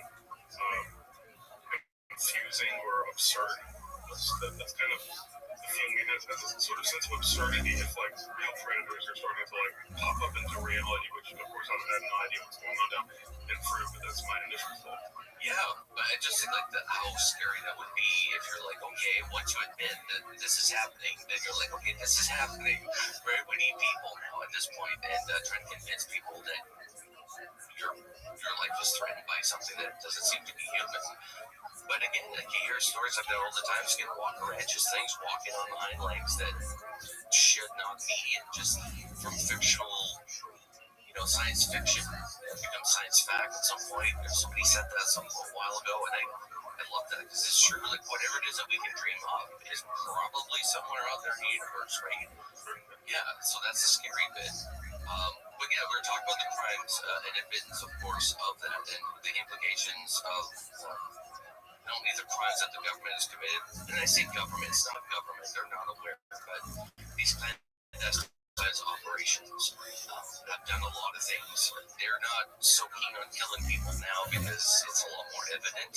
People go missing, and suddenly their TikToks, their podcasts are no longer coming out, and there's going to be some problems. But in the past, they've ruined families, divorces, and just from fear that they've caused. And I always think about, yes, a lot of these people are dead, but there's got to be some sort of accountability at some point, right? Because of this closure, and that's coming as well. What are your thoughts on what should be our approach when we start asking for questions on their behavior on this thing? How would we go about that?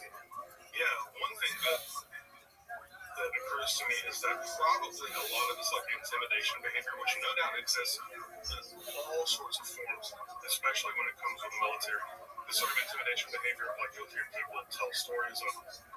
I think this happened in one of the Pentagon Papers cases where it wasn't Bob Woodward or some other informant who had said that a guy had told him to his face, like, you didn't see any of this, you don't know this, if anything comes out, you're dead or something, like some really shady, very like cliche threat.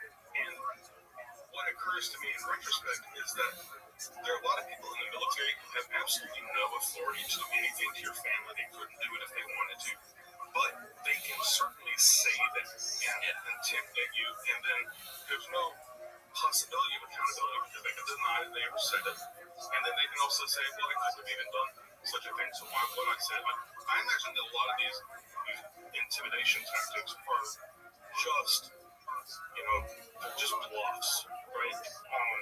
When people ever shows up here doing something, they're going to burn your house down if you tell anybody about a UFO that you saw. My guess is that they're probably bluffing. But then we have to ask what happened. What about the people who've really been harmed? And the ones that I know the most about are people who've been harmed through sort of psychological, manipulation and constant harassment, like gaslighting type thing. Yeah, or like Millie Holiday, the FBI tried to get her to commit suicide by just like being mean to her and depriving her for heroin and things like that. Based on David Rush's allegations, they do that within the military. Like they'll devote you and kill your entire career if you even approach the subject. Sure, that is real. I mean, certainly they can do that. Yeah.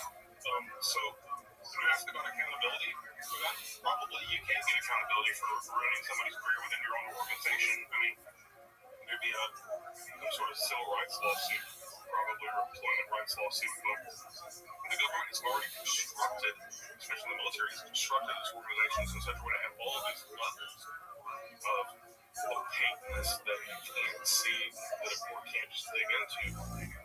So as sad as it is, there's probably not a lot of hope for accountability in the end for a lot of individual cases. When you get to weird cases where people have actually died or something, which I don't know many of those cases, there's probably a higher hope because there's just no, at least as far as I know, there's no protocol for just summarily executing a person for doing something wrong on the job. But I don't know, are there specific cases that you're troubled most by? Well, I was talking to a gentleman once, and he's a field investigator with in the case, and he realized he's being tailed by, government-looking cars. And he says everything's fine. He hits the highway, and then all of a sudden he's 40 minutes away from where he was, driving, I think, in the opposite direction, something like that. And it was caused by these people in the car, which, you normally hear about missing time when, you hear about alien abductions or some sort of encounter. Oh, he's 40 minutes away from where Yeah, exactly. He notices that he's being, it was him and somebody else, I think, in this pickup truck. He's thinking, what? That's pretty scary. Like, do they have a weapon? Do they have something? You know what I mean? Like, the accountability of what's being used on us based off of this technology. That to me is a crime against humanity. Using alien technology, that's treason to the human race, as far as I'm concerned. Maybe using something from it's too powerful that it can't be created by humans against humans, right? And the mind control stuff. We know the CIA's done a bunch of things on mind control and all that, but that involves bodies. It's never clean. It's never a clean job. It's not like they're going to hire people, scientists and stuff like that. Bob Lazar mentioned that. Scientists have been killed trying to reverse engineer. Russians have been captured. They were working at S4. They had some sort of breakthrough. Within 24 hours, the 4 Russians had been kidnapped. And that's when they handed Bob Lazar a gun. They said, you need to defend yourself. So shit's going down behind the scenes, and anything breakthrough and stuff like that. Like these clandestine operations, they're good at what they do. They'll bust in. They have SWAT teams. They know what the hell they're doing at this point. 90 years of keeping this a secret. But in the myself, I'm a Bob Lazar skeptic. However, I know that you and I I want to convert you, yeah. I'm looking forward to it. I did order the book somewhere at my house. And you know much more about him and his stories than I do. But I'm currently on the straddling the fence when it comes to Bob Lazar. But maybe it's just out of ignorance. I don't know. But no, once you read the book, he makes sense. He's actually a good writer, because to me it was like it was just a nice flow, and he explains almost week by week to the best of his knowledge of what took place, and it makes sense when you read it. He doesn't explain himself well in person, because people ask him questions out of sequence. So you never know what sequence things happen, but in a book he lays it out for you, which is quite nice. The biggest takeaway that I got from that was the secrecy and the threats that he received. Even like he would go to the gym, come out, his car doors were all open, his car was rummaged through, like just like you mentioned, psychological games. It probably can't go after a civilian, but these mercenaries that they hire whenever can. A lot of people have been threatened their life, like, shut up. Like, we know where your daughter works, we know where your wife works. Like, when you get a threat like that when you're a family person, that's scary. Like, don't come after my family, I'll shut up. Yeah. My own advice for what I would do in that situation is to try to call the bluff, but then it's not in a situation where somebody's threatening my family, because I don't want to call the bluff. But intimidation tactics like rummaging through your car seem to me to indicate the level of authority at which they're working. Like, okay, we can get around somebody's car and fuck with it. That doesn't, to me, stay the same level as like a person who can just vanish your bank account or make you disappear or something that seems your intimidation. And I know that there are a lot of organizations that work this way. For instance, was once targeted by the Church of Scientology. Wow.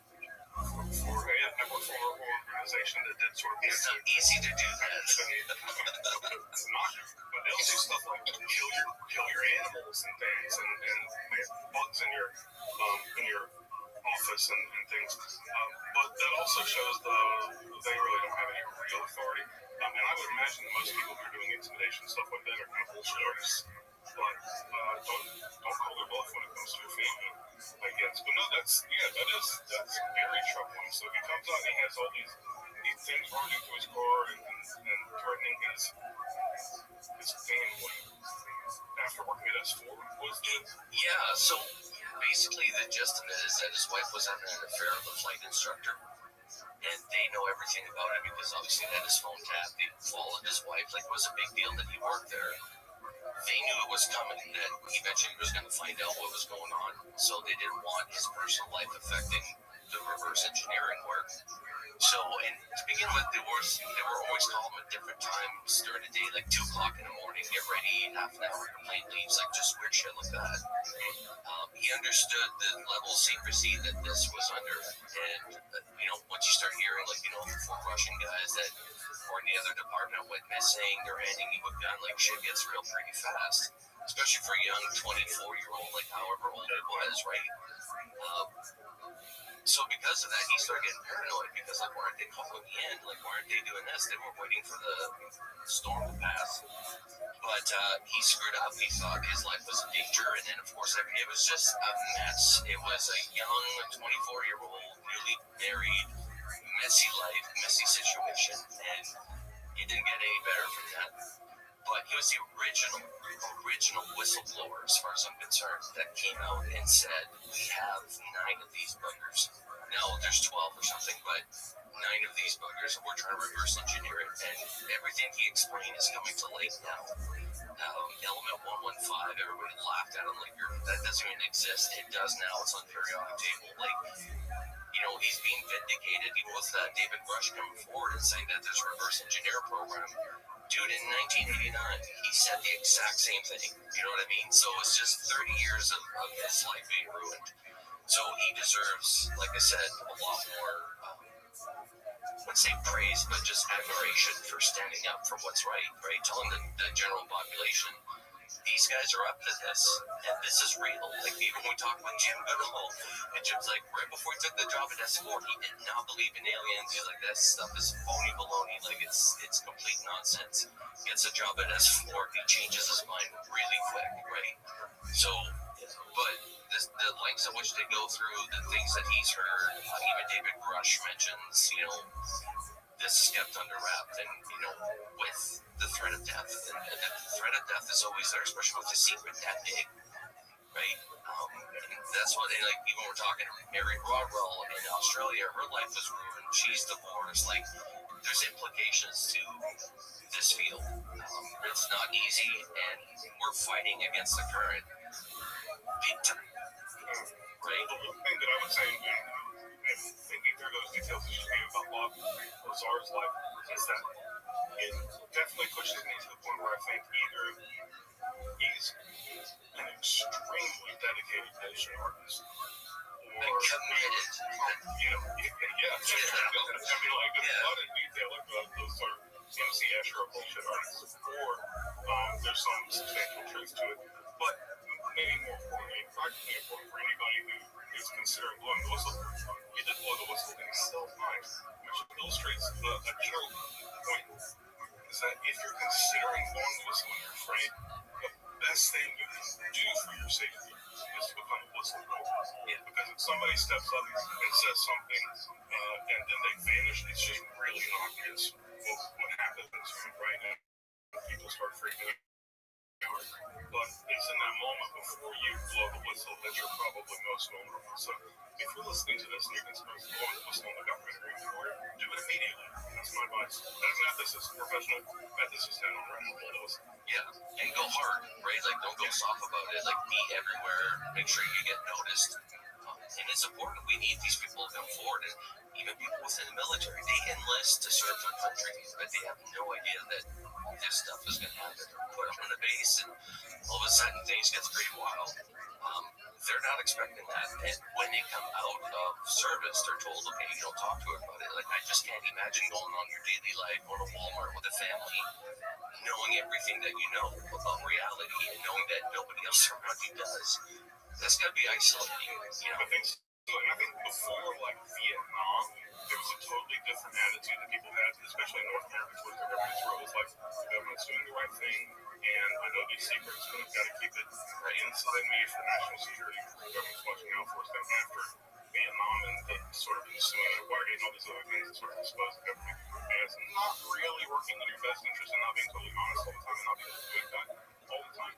But that attitude is starting to fade. And what that does is it incentivizes the government to try to enforce secrecy in other ways rather than just through like your own dedicated admiration and fidelity to the government. And all those other ways of incentivizing it are probably the dark, nefarious kinds of ways that make you afraid to tell the truth. Right. And I often think that, disclosure, the way it's going right now, is going to be marketed. You and I were talking about that on Friday, how it's going to start generating income for a lot of people. This is going to be a big topic. There's going to be superstars, and there's going to be the experts that are on TV, and exclusives are going to be signed, contracts are going to be signed, money will be handed down. The ethical aspect of this, though, it's like we're gonna start marketing disclosure. What are your thoughts on that? So my immediate thought is, to the extent that somebody is getting paid to talk about this stuff directly, like being paid to come on to 60 Minutes or whatever it is, right? The people you don't really need to listen to. But for a few reasons. One, journalism doesn't operate by paying sources of information. And there's a really good reason for that. If you start offering money for information, it incentivizes people to like chin up and sensationalize the information they can get as much as possible to make it as valuable as they can. And that's really bad for the information economy. You want information that's just clean and precise and coming from sources who are just interested in getting the information out there and informing the public. So avoid those sources. And the people who have information should also really avoid any opportunities to be paid for it. I mean, I know it's enticing or whatever, but it's kind of a trade-off. It's like a deal with the devil. If you start being paid $50,000 to come on to whatever, I don't know if Joe Rogan pays anybody for his podcast or whatever. I think he just flies him in or something like that. Yeah, well, good. That's a very good thing. Good job, Joe Rogan. But if you start getting offers to be paid for it, you've got to take the high road and turn that down, because it's always going to do is pollute the information economy, and it's going to take you out of the world of being able to like actually be involved with the paid interviews.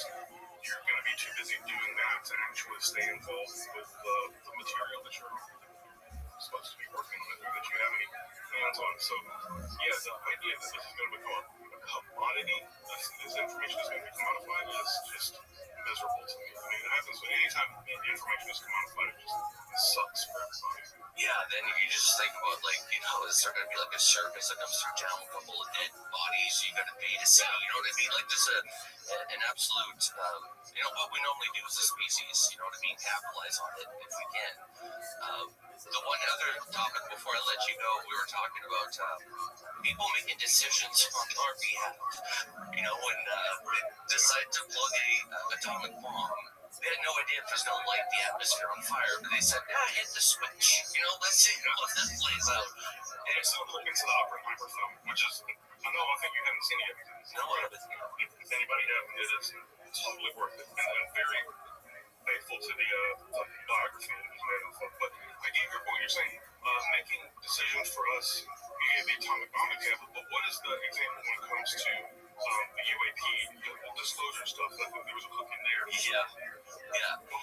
Well, the hook is basically people making decisions on their behalf of whether, not only the reverse technology, but if there is interactions with them, it's on their terms. You know what I mean? It's not a global, we didn't agree to this. It's basically a selected group of people making decisions for everyone without oversight. Without oversight. There's no oversight. It's, how else could it be? You can't put these things to a vote because it puts out too much information for people who might not want to hear the information, but it's certainly too much responsibility for anybody to, bear on their own. So, I guess, let's take an example. We have a craft that's easy sci-fi example. A craft is craft. It's got some sort of anti-gravity tech on it, and we're trying to figure out how it works. We're going to reverse engineer it and see how we can weaponize it, for instance. I mean, anti-gravity tech can be weaponized really, really easily. And scarily, it's scary. Yeah, I mean, that's something I wonder, especially about in these congressional Gary says, why has it come up that if we have these objects that can accelerate to like Mach 5 and speed, why we're worried about the weaponization of them? You don't even have to attach a payload to it. You just slam one of those things into a nuclear power plant, you get a really big catastrophe. And our weapons, like, our missile interception systems wouldn't work at all against something that could maneuver that way, but I haven't heard that discussion at all, and that seems conspicuous. I think it's supposed to be something that's de-emphasized in these discussions, probably for good reasons, to not freak out the public or whatever. But yeah, what do we say about people who are put in these positions of extreme decision-making power? What do you think you would do? I don't know what I would do. I mean, it's kind of like if you were given the opportunity, wouldn't you reason, well, somebody else is going to have the same opportunity, or Ryan is going to have the same opportunity, and you know what they're going to do, so I guess we should do it. Is that kind of how you think? Or I think it should not be a group and organizations that decide these things, and if they do, it's because they must have their reasons.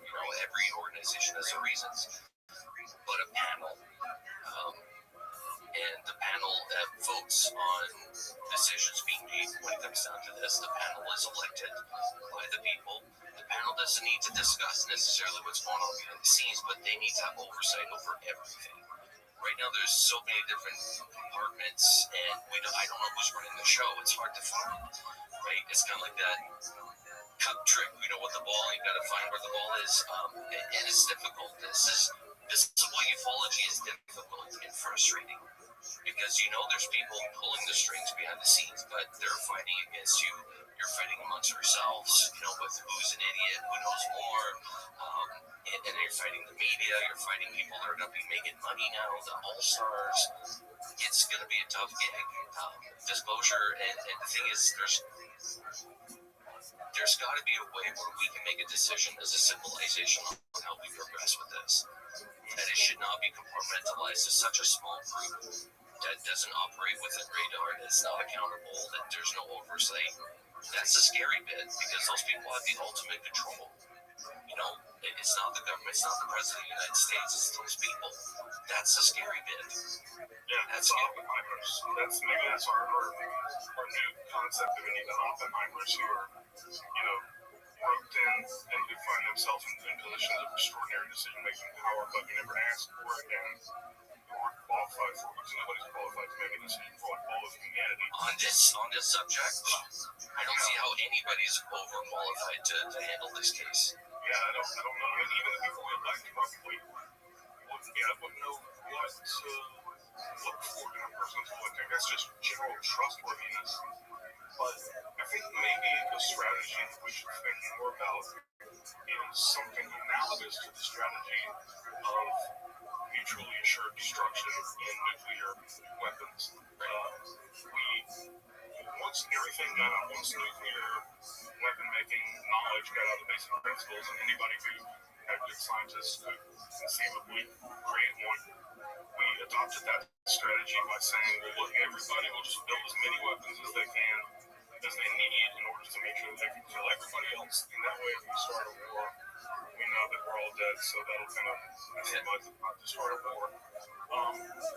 Maybe that's the only way through this. I don't like the really assured destruction path for nuclear weapons, because it involves me being destroyed if we ever start a nuclear war. But it might be the only way that we could ever get a sort of like democratized approach to what to do with this technology. If everybody had it, and we were just totally transparent about who had what and what we had, and whether other people look at that same information, then we could maybe progress without fear. It's really just like fear of it falling into the wrong hands and makes us make bad decisions, and it turns us into the wrong hands. It's just kind of like pernicious effect of corrupting your own intentions. I don't know, but I also wonder, like, from a grand scheme, is this like part of the test of humanity? Is it that at some point you encounter others who have like a vastly greater technological knowledge than you do, and if you find a way to make it through, that's like you haven't wiped yourself out and you get to progress as a civilization? I'm sure that if you ran this test a million times with different civilizations, an enormous portion of them would just wipe themselves out. bad decision making or accidentally or something. I don't know. It'll be interesting to see how it works out, and it'll depend a lot on the specifics of what it actually is in the hands of the government. I mean, there's something there. They're saying there's something there. We have tons of CIA documents from like the 70s saying there's something there. So we need to know the specifics, I guess. You're a parent. Is this like end of the world worry for you? No, I mean, I talk with my wife and my kids about it openly. I've always been open with my kids since they were little. I always told them Santa Claus isn't real. He's a character of Christmas, and the tooth fairy isn't real. It's mom, right? I've always been bluntly honest with my kids. Even teach them chess because it teaches them critical thinking.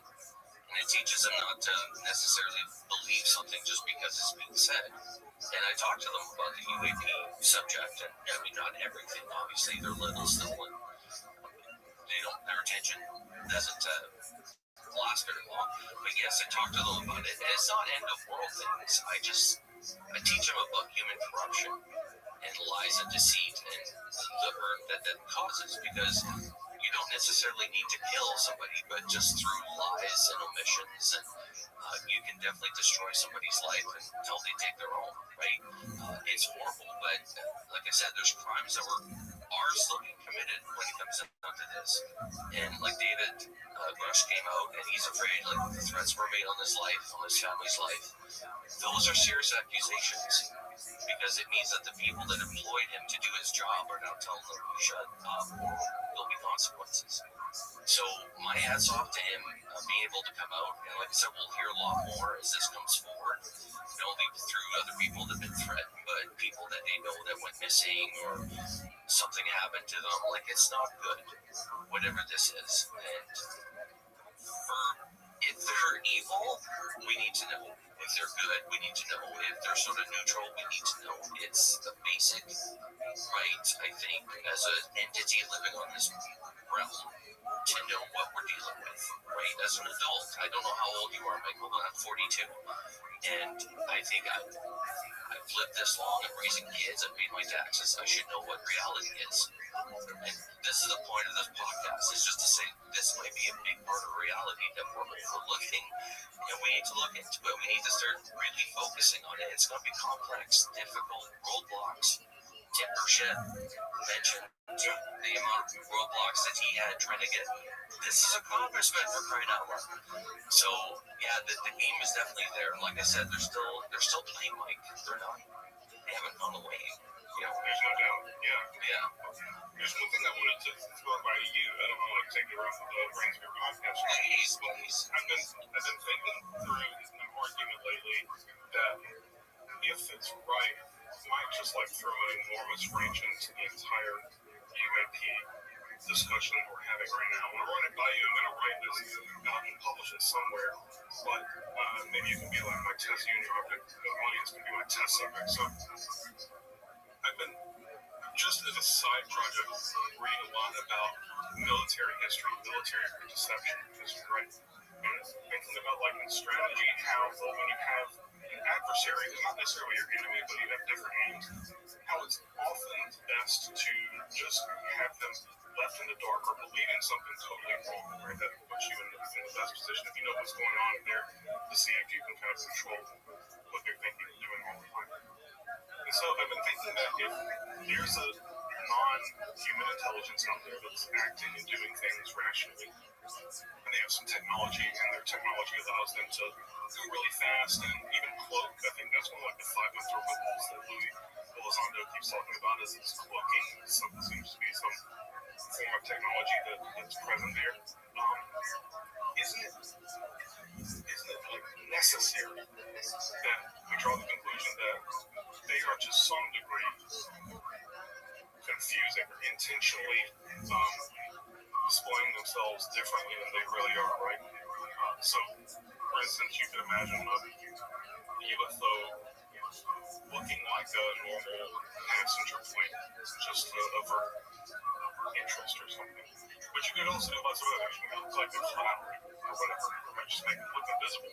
So I think the first step in the argument is that we have to assume that there's an incentive that whoever's running these technologies, and they have an incentive to mislead us and to sort of control our perception of them, and to confuse us or to make us not see them or see something that isn't there, right? And so the question is that how far should we assume that they're going and doing that? How much of what we see is constructed purely for our own advantage, their advantage, and how much of it is real? The assumption that seems to prevail throughout all of these discussions is that whenever we see something, it's really what's there, right? Somebody says, like, gigantic football field-sized red cube in Texas. I mean, there was a gigantic football field-sized red cube in Texas. I don't know if I think that that's the right conclusion to draw, given that we know that there's some sort of like deception ability and a deception, let's say, that there. What's more likely that we accidentally caught them with all this like really advanced technology we have, that they have, that we accidentally caught them with their pants down or their cloaking shield off, or that they strategically chose to allow us to see this. It seems that if they're as smart as they seem to be, and as technologically advanced as they seem to be, it seems extremely unlikely to me that we ever catch them with their pants off. It seems much more likely that the times when we think that we've just caught something and seen it against their intentions, that they probably intended us to see it, even if it means something like retrieving a crashed piece of technology or something. It seems to me at least as likely that they dropped something there that was made specifically for us to find and tinker with than it is that they accidentally crashed a ship. I assume that their crash avoidance systems are just as good as their cloaking or acceleration systems are. So the conclusion of this bizarre argument is that probably any observation we've made, whether it's just a visual observation of radar or catching a flying saucer crashing into a field, it's probably constructed for our deception or to make us think something rather than just all the truth that we think it is. Does that strike you as totally nuts? It is, but you know what, too? And I understand your point of view, because it's just weird how they're captured on radar. Like, and I know for a fact that they've upgraded their radars on ships, and especially now they have nuclear ships and stuff like that. I'm just going to address the crash situation. How often do we hear about an airplane crash? Very rare. They're one of the safest ways of travel, but they do happen, right? But at any given day, you have hundreds of thousands of planes in the sky, traveling the world, and we hear about it every once in a while. I think it's the same thing with these guys. They're so active that it's impossible at some point one of them's going to crash. It's just inevitable.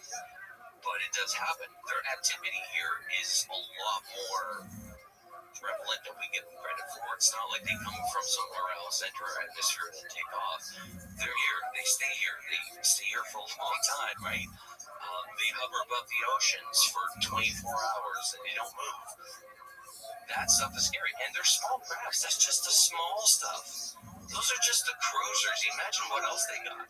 Right? That's a scary bit. It's just the stuff that we see here that's just to facilitate their job. But to tell the truth, Mike, I think that they know our limits. They know the boundaries of which we can experience this objective reality. And that's our five senses. They know exactly what spectrum of light we can see, so then they operate outside those boundaries. Same with audible tones and stuff like that. There could be noises out there that we can't hear because it's outside of our hearing spectrum, right? So I think if you're a species that is above, like it's the same with, let's say, okay, well, chimps can, let's say, see color. I don't know if that's true. Don't quote me on that. Let's say they can't see color. Well, you would operate on the terms that they can't see red, they can't see green. You know what I mean? Like you have information on them, and you use it against them. It's the same thing with these entities. What scares me more is the ability to manipulate thoughts, not only on one individual, but multiple individuals. Because because it doesn't matter how many jets you would throw at it and how armed that jet is. If they tell the pilot to shut off, the pilot shuts off. That's it. The mission is done. And that's the thing about this phenomenon, which is really weird, is that when we do and when we can't get close to them, it's almost like they play cat and mouse with us. Like they zoom out or they start flying circles around us, just make us aware of their superiority. That like this is cute. The kids are coming out to play, right? That's part of the phenomenon that is aggravating because it's you want to be taken seriously. If you're $1 million trained pilot, flying jets, like you want to be taken seriously. That's your job, and this thing makes us feel stupid. It very much does, right? Like toddlers with scissors. That's exactly what it is. So I say that the differences between that. And I think that's exactly it. Sometimes they're like, okay, it's okay, you can see it. And then sometimes, no, we need to operate in secret. So it's weird. It really is. And people say, oh, it could be the government. Why would the government act like that? What rationale is there a logic? Is it to acting like that? There isn't. It's an alien way of behaving. And you were mentioning about the crafts, and sometimes they do seem like other crafts. So imitate a plane. One gentleman was, we were talking to Chris O'Brien. He was mentioning about a helicopter in the field. And everybody could see it, those lights, it never made a sound. Big helicopter, like what helicopter do you know doesn't make a sound? Right? Like, it cut air, that's what it's here. Going to be some sound waves, that's nothing. So it's fascinating, like the tricks and the minds, like even abductees, they'll see things that aren't there, they can't make out what's real, what's not. Keeping us confused. Right? It's Yeah, the same. I just think that there has to be some percentage, at least some percentage of the observations you've made that were constructed for our either to be misled or for benefit or for their benefit. And they're totally not what we see on the radar or see on video screens or something. And then the question is just what percentage of those are true or veracious? Like what percentage of them have veracity attributes to them? And now I've become like, I've thought through this argument so many times that I've become kind of skeptical that there's any time I hear any report now, I think, okay, was that really what was there? Did we really just catch them unaware, or do they intend for us to see this? And if they intended for us to see this, why? It's not just because that's what's there, it's because there was some strategic decision being made there, and there have to be good strategic decision makers. You got great technology, you don't get cloaking or anti-gravity technology in a dummy. No.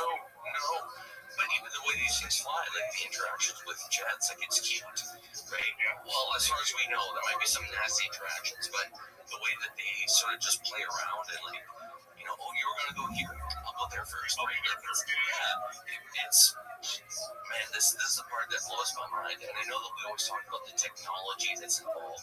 For me, it's the entities, man. Like, the technology will come once you know more about the entities. And that's the part that fascinates me. Like I said, that's why the phenomenon of abduction fascinates me the most. Like, is that you want to know why they're here, just look at the abductees. See what they say to the abductees, what they do to the abductees, right?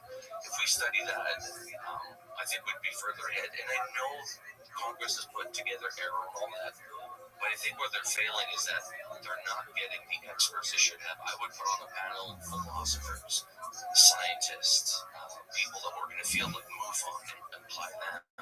People that have volumes of work that investigate, like Jacques Vallée's an advisor, like put people that know what they're doing and have investigated this for years or can actually contribute something. Like for you, your philosophy, do a book, write a book, the government procedures, what happens if this takes place. Like I'm sure they have people like that already in place. I think that's one of those cases where we think, like, certainly the government would do good, but man, it is hard to get the government to take anybody seriously who's not talking to them about money, and that's just not what they do. They're about the cash, right? Yeah, they must see a Benjamins. They must see a sort of like computational benefit that they're going to get out of this, and a lot of times the most important questions are not that sort of way. Yeah. But again, I think it's linear. Like we just focus on one thing at a time on this subject, but we should be looking at the whole. There's a whole phenomenon. It's not just that these things are in our air, water, or rivers, but that they're everywhere, right? The most important part of the videos that they released back in 17 was when he said there's a whole fleet of them. Look on the NSA or ASA or whatever, a whole fleet of them. That's the best part of the whole video is to admit it's like from a pilot that he's captured more than just one. Right? Like that is cool. Scary, but cool at the same time, right? I think the more we look at the phenomenon holistically, the more the boundaries of it are going to start to kind of erode, and it's going to become clear that there's not a clear delineation between psychological or psychic phenomena, or even like from now we're going to be starting to be taken seriously in the same way that like maybe UAP phenomena, like this are not cultist or Wiccan or anything, but in positions and what we think of as UAP, if we're not particularly in a religious mode of thought, those overlaps are so strong that it becomes impossible to ignore the more you start thinking within the boundaries of it. Yeah, and you're right. I think that we're kind of seeing that now, and not to the same extent, but within ufology, there's like key people that are like, no, I'm the guy that's going to follow me. I have all the answers. It's very dangerous. It's very dangerous because, like I said, it leads people to dangerous conclusions and the Messiah complex, and that's the biggest fear is that this is not the field to do this, and this requires teamwork. Many voices as possible. Absolutely. Hands down. Like, what are you working on? Like, what we look forward to coming up? I know we were talking on Friday about maybe writing an article soon, so what are you doing? I've got an article I'm working on with the Scientific Coalition of UAP Studies. We're going to try to publish something maybe in Science American or some other sort of popular publication, just about how science is best done. Right now, especially when it comes to like the UAP phenomena, there's a lot of very like high profile science headlines that are like super catchy, but that don't really push any sort of scientific dialogue forward in a substantial way. And so we kind of want to like put a voice out there that says, let's lean a little more towards the normal process of science of collecting information, data, and submitting it publicly and so other experts and having a rich conversation like that rather than immediately pushing your conclusions or your hopes for what the phenomenon might be into the headlines of, Vox or New York Times or something and getting a bunch of clicks and then it just kind of falling off. So we're hoping that we can encourage more substantial scientific discussion among scientists and the public who's interested in science. That's one thing. Another thing is I'm outlining this article on my argument for why maybe we shouldn't really put any faith into the content of our UAP observations. Maybe they're all strategic tricks or something. I don't know if I actually believe that argument, but I think it's an argument that is worth making, which is kind of worth debating. Yeah, it's worth the debate, and that's kind of how philosophers think. We say, let's lay an argument out and say that I think this argument could be made, and we say, well, maybe I like the idea, but we at least need to see it its fullness before we make a decision. So those are two things I'm writing now, and I don't have a specific place that I decided to publish them yet, but they'll be somewhere visible once they come out, and I'll definitely let you know. Yeah, man. We'll definitely share it on everywhere on Twitter and all that. Like, and people have really responded to like the last episode we had you on. Like, they really enjoyed it because this, like I said, philosophy is I don't hear it enough in ufology, and I think it's very important. Is there a discipline you think that needs to be applied here that hasn't really shown any interest? Hello and welcome to Jewish History Lab. Today we're going to look at the origins of Polish Jewry, really the origins of the entire Eastern European Jewish population, but Poland is one of the most central and memorable of the countries that we'll be looking at. And for those of you who took the time off to celebrate the holidays recently, I hope that you come to us refreshed and relaxed. And for all of us, I wish you all a wonderful new year of blessings. By the way, if you're not aware, this is the year 5782, according to the traditional count, now that we're past Rosh Hashanah. Very careful to go on a new diet this year where he will never eat more than the number. He will never eat more calories than the calendar number. And then he says, thank God I'm Jewish, right? Sorry to do that. I know a lot of you don't like my humor, but I couldn't help it. Let's talk about the origins of Polish Jewry. So when I say Poland, I'm really using the term somewhat anachronistically because the region as a whole was dominated by something called the Polish-Lithuanian Commonwealth. You can see in this map, which has the borders of the Commonwealth as of the year 1618, but superimposed on contemporary political boundaries so you get a sense of where it was. It was this massive territory. Poland was at sort of like the southwestern core of it, but after this dynastic union with Lithuania, it spread really to a massive area, almost stretching from the Baltic Sea to the Black Sea, well into European Russia, down into the East Central European countries as well. And so the material that I'm discussing today does not really apply, strictly speaking, to Poland as we understand it by 21st century boundaries, but to this larger entity, which includes, of course, Ukraine and Belarus and Lithuania, where there are very, very large numbers of Jews residing. The southern part of Latvia is also very important because it was part of the Russian Pale of Settlement, which we'll get to in a few lectures. At any rate, where did the Jews come from in this region, which became the dominant center of the world Jewish population in the early modern period? So there is a small migration that extends back really to the first centuries of the Common Era, perhaps even a little bit before the Common Era. And these are Jews that come from Byzantine lands and make their way through the Khazarian Empire as well. The extent of Khazarian influence is very, very difficult to quantify. It appears to have been minuscule. There are occasional references to Khazarian Jews, for example, in one of the early Russian chronicles, the Povest Ramenia Klet, which not strictly speaking Russian, but refers to Kiev and Rus, the region as it was known at that time.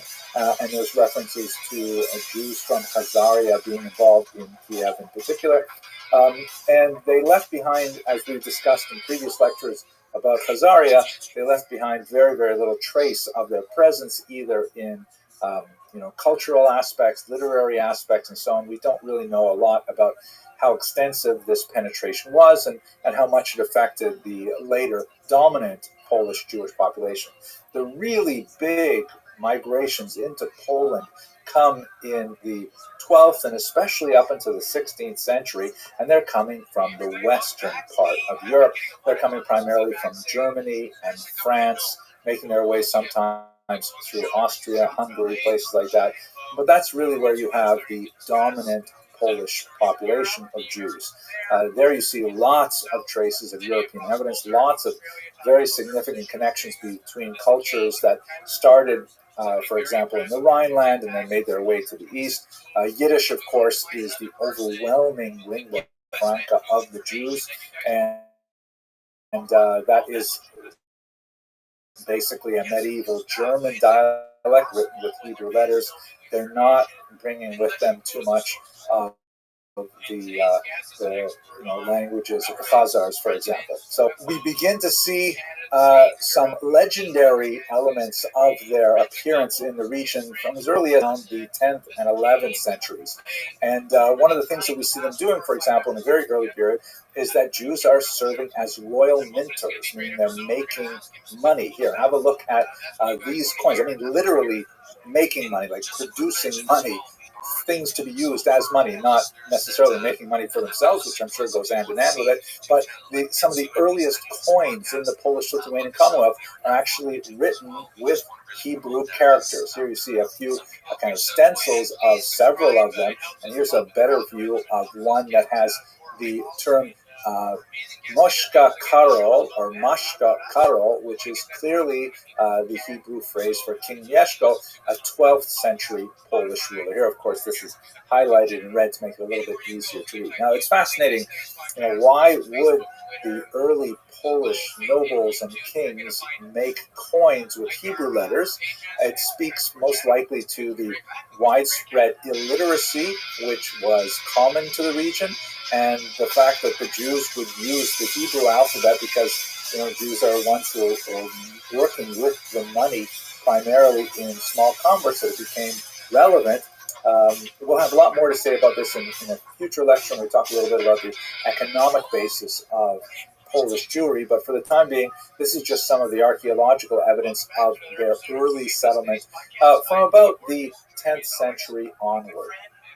Now, when we look at why Jews migrated to Poland, and the Polish-Lithuanian Commonwealth more properly, there are both push and pull factors, meaning there were factors which drove Jews out of Western Europe, and there are factors which drew Jews into Eastern Europe.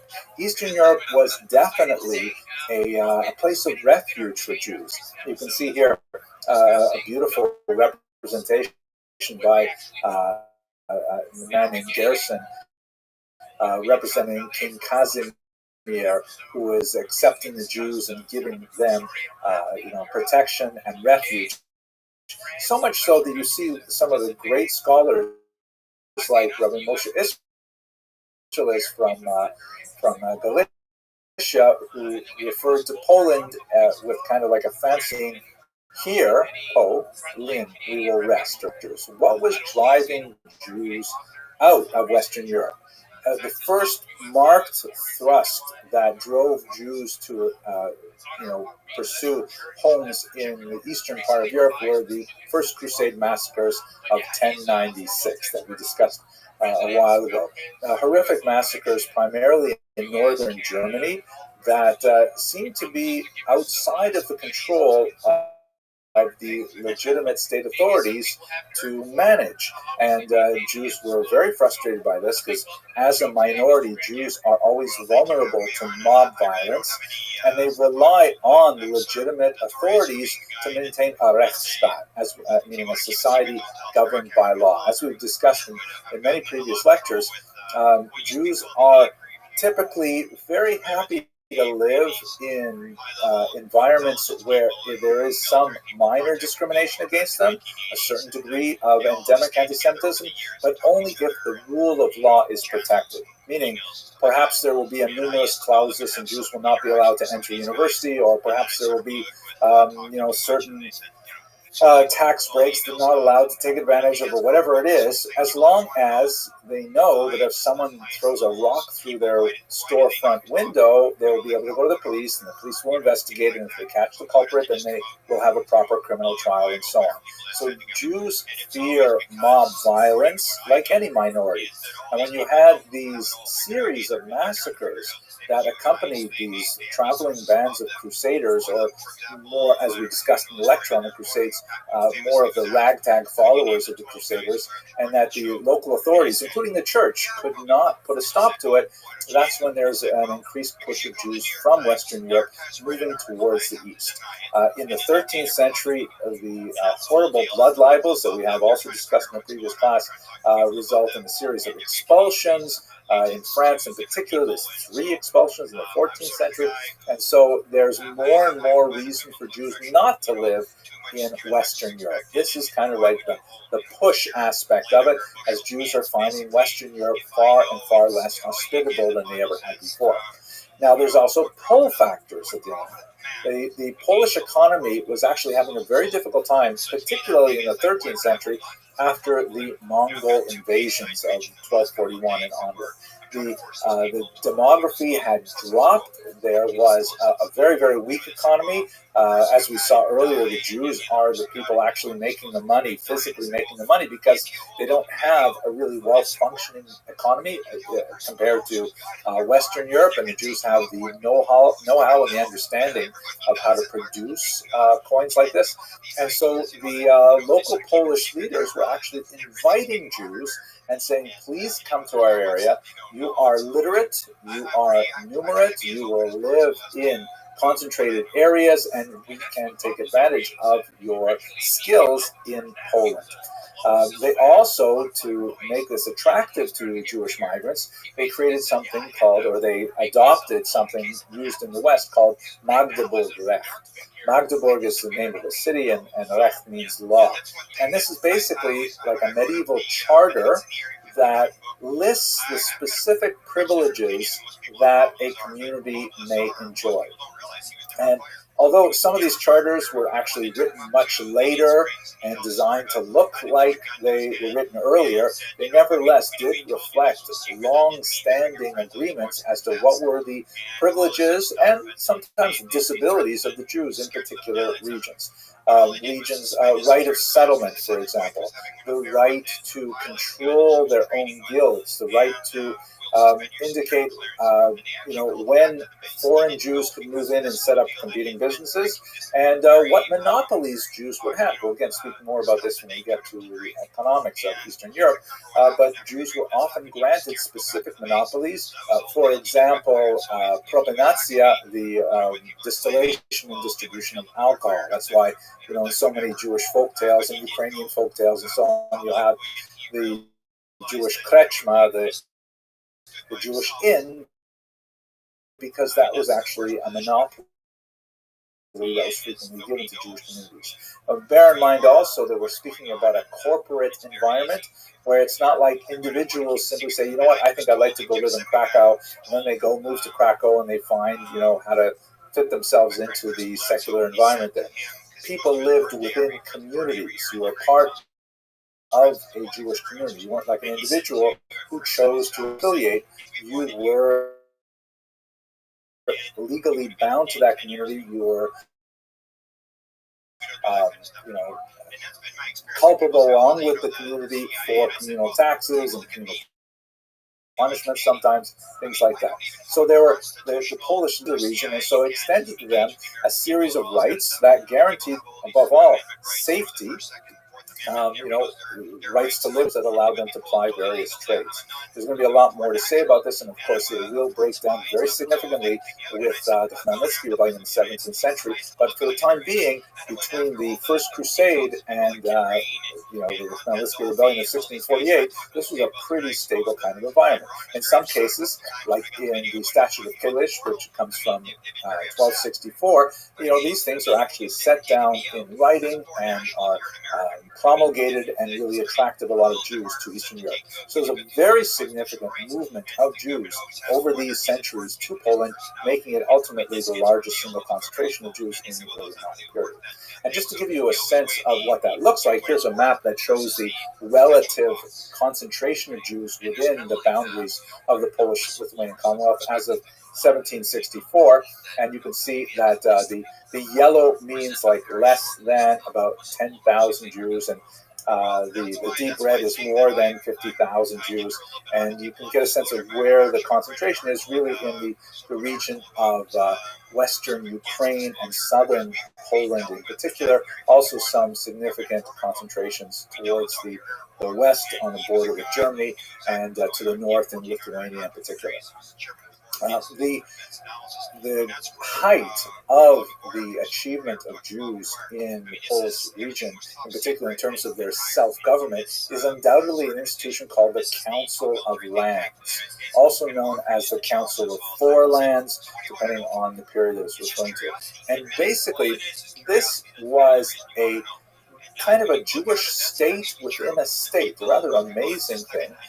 We spoke about the communal arrangement of the Jews in the Kehillah, essentially the self-governing Jewish municipality that handled, all of the social welfare works for Jews by collecting their own internal taxes and distributing it charitably to individuals as needed, and set up, like everything from wayfarers support to poor brides and orphans, and all kinds of social services, but also self-regulating by Talmudic law. And each of these municipalities was basically structured very similarly. And what happened was, in Poland, they came to terms and they united themselves across the entire scope of the Polish-Lithuanian Commonwealth within one, as it were, national organization. They would meet twice a year, and particularly in Lublin, and they would make decisions that would affect all Jews living within this massive country, the largest country in Europe at the time. It's really a rather amazing thing. This, by the way, we're looking at is one of the couple of pages from the minute books of the Council of Lands. Now, they didn't have, like, for example, their own police authorities. They worked very closely with the state, and the Polish-Lithuanian state realized how valuable they were, particularly at first, with regards administering many social functions that they wanted to themselves have. But once they realized that it was more efficient for them to collect taxes directly from the Jews rather than have the Council of Lands involved, that led to the erosion of the Council of Lands in particular. We'll talk about that as well, I hope, in a future lecture. But the kinds of things that they dealt with were really quite significant, and made a huge impact on the way in which Jews lived and considered themselves within the Polish state. This was really one of the high points of the Jewish diaspora, at least up until the Khmelnytsky Rebellion of 1648, where Jews regarded Poland as really a golden era for Jewish civilization, comparable in many ways to what we see happening earlier in Spain and before that in Babylonia. It would result in a kind of a Polish-Jewish synthesis that was very similar in many ways to the German-Jewish synthesis of the 19th century.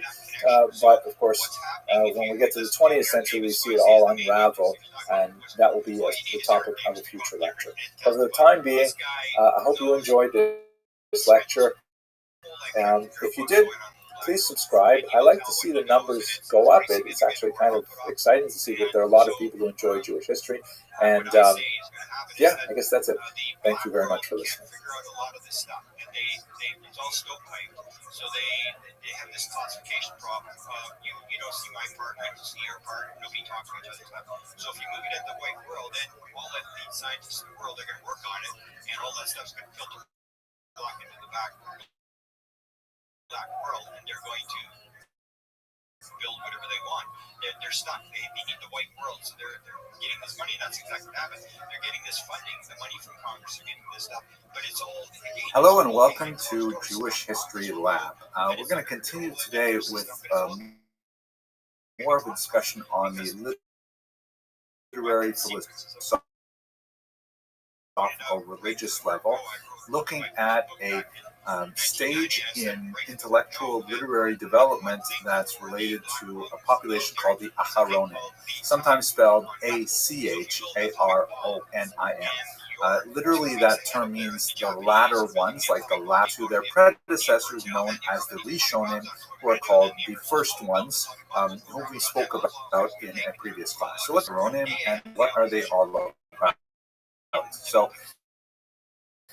let me remind you of a discussion we had in a previous lecture about this notion of the decline of the generations. In Hebrew, Yeridat Hadorot, the decline of the generations. There's this idea, which is religious, philosophical, that the closer a population was to the moment of revelation at Sinai, shown here, by the way, in this great picture of Charlton Heston as Moses in the great Cecil B. DeMille classic, which had a big influence on me, really. I was overwhelmed when I first saw this movie. At any rate, there's this idea that, at that moment when God spoke to the Jewish people as described in the Bible, and they all said, wow, and well, there's a lot to say about that.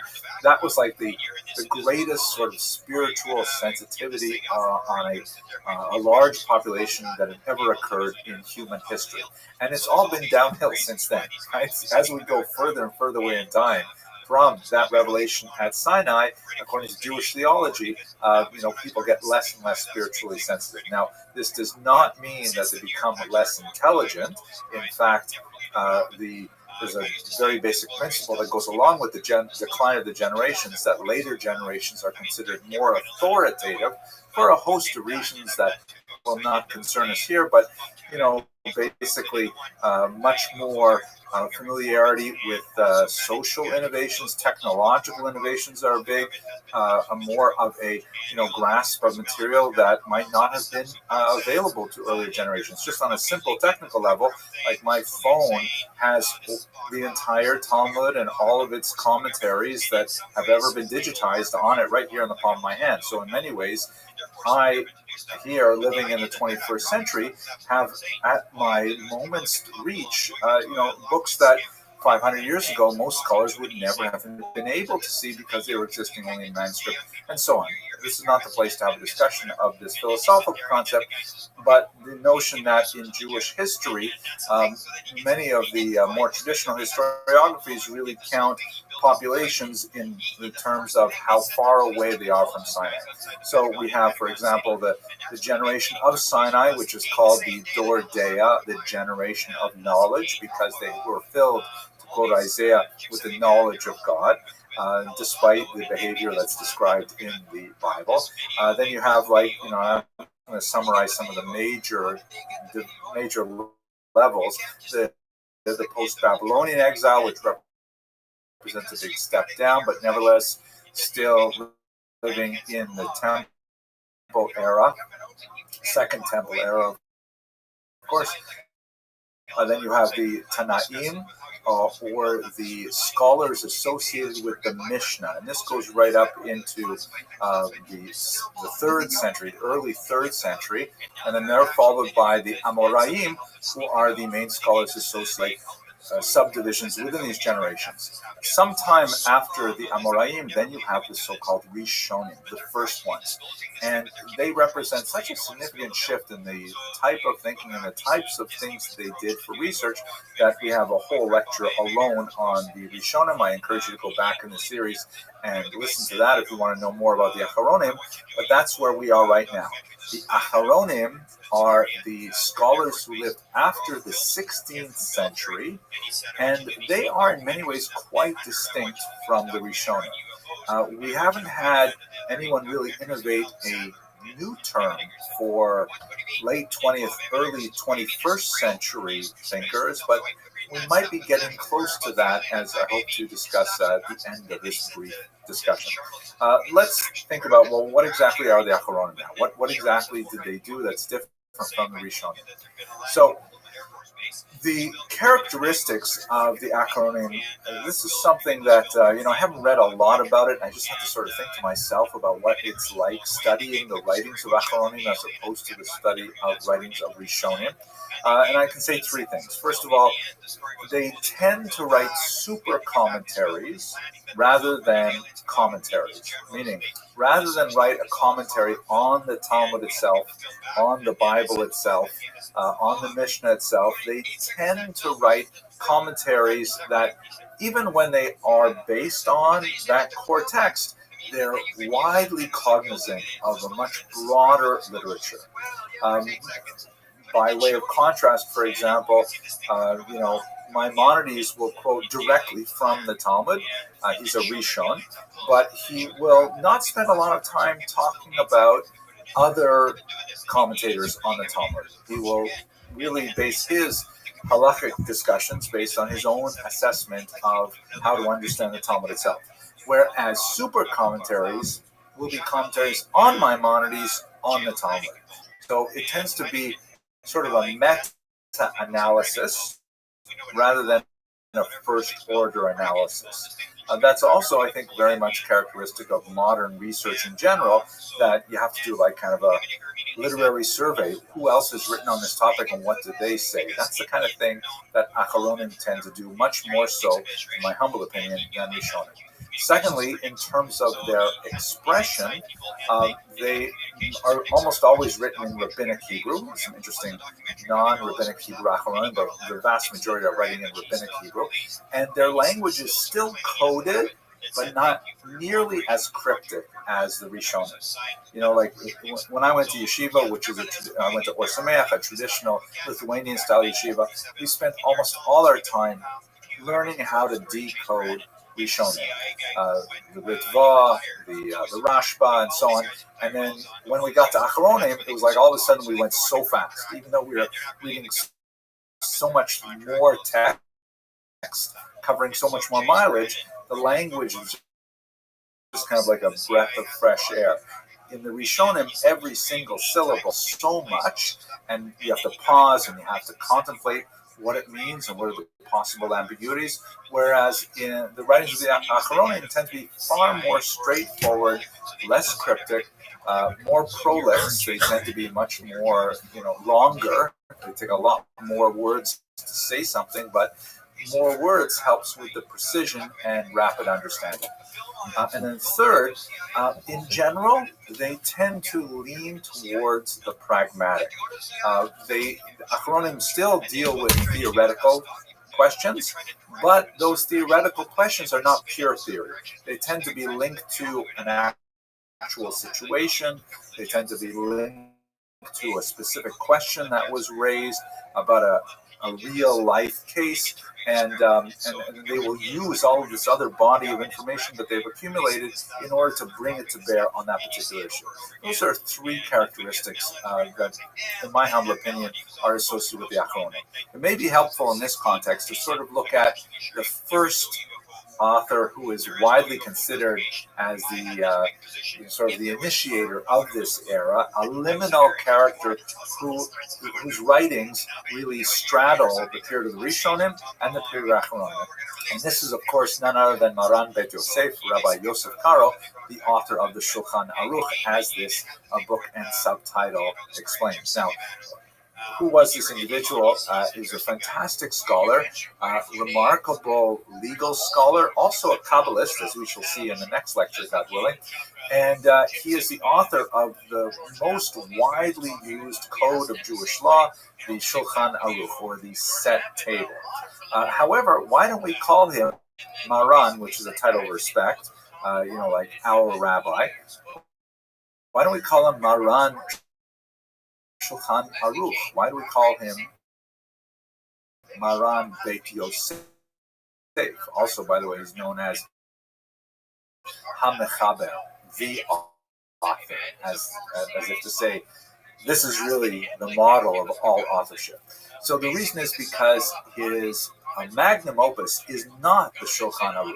And in fact, his greatest work of scholarship is undoubtedly this incredible work called the Beit Yosef, which is a Rishon-style commentary on an earlier code called the Tur. And what he does with the Tur is he really goes deeply into the sources, once again using the kind of pragmatic tools to draw out the theoretical foundations of the decisions as laid down in the Tur. Now, amazingly, he went and he wrote commentaries on other great codes, such as Maimonides' Mishnah Torah. And when he had finished all of these, only then did he go on to write the Shulchan Aruch, which he clearly intended, actually, not as the primary text to be studied. He hoped that people would study his Beit Yosef and his Kesef Mishnah, other works like that, on other great commentaries. The Shulchan Aruch was intended to be kind of like a short form of all of the decisions that were reached after having discussed all of the previous codes. And he actually intended for people to review it every 30 days. Can you imagine studying the entire Shulchan Aruch every month? But that's really what he was. It was kind of like a short form. It was a concise version of the much longer Rishon style, but in terms of thinking, that he put into his earlier commentaries. So the Beit Yosef is considered widely the last work of the Rishon era, and the Shulchan Aruch, by the same authors, considered the initial book of the period of the Acharonim. He also had a fantastic and amazing life, which also straddled, the great Iberian Jewish population. He was among the exiles from the Spanish expulsion. As a child, he wandered throughout Europe, and he was in Constantinople and ended up in Sfat, which, again, I hope to speak about in the very next lecture. Fascinating figure. So that's sort of like what the Acharonim are all about. Let me just ask one last question. What about the period we're in right now? It's been a long time, 5 centuries, that we have been thinking about Acharonim and writing Acharonim. Is there something new?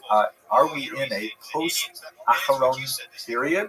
So there are definitely Acharonim who are still alive and well and working with us. Rabbi Chaim Kamnesky is one of the greatest rabbis, very widely respected, currently living in Israel, whose work clearly belongs within the genre. Again, I'm kind of going out on a limb here. This is not really my area of expertise. They say that historians shouldn't talk too much about our own times because we're like pressing our windows up against the glass.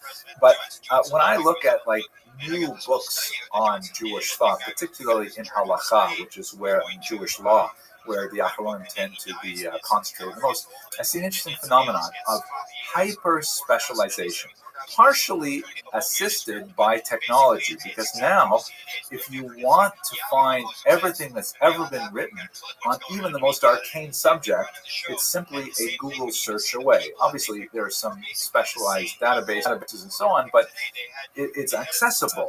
And so all of a sudden, a person can accumulate an incredibly broad grasp of what has ever anywhere been written about a specific issue and write a book about how these things come to pass. I'll give you one example, which is kind of amazing. I'm sure many of you who are watching this are familiar with the custom that on the holiday of Hanukkah, one should eat foods associated with oil, right? The oil is put in the Chanukiah, the candelabra, and so on. So one of the most common foods is potato latkes and also donuts, which are known in Hebrew as sufganiyot. So in Israel and in Jewish neighborhoods all over the world, you'll see lots and lots of sufganiyot that are baked and available for this holiday. They tend not to be, at least in recent times, they tend not to be what most Americans think of as donuts. They don't have a hole in them, but they are hollow, and they're typically filled with jelly or custard or something like that. I know you don't really want to hear about this, but there's a reason for this.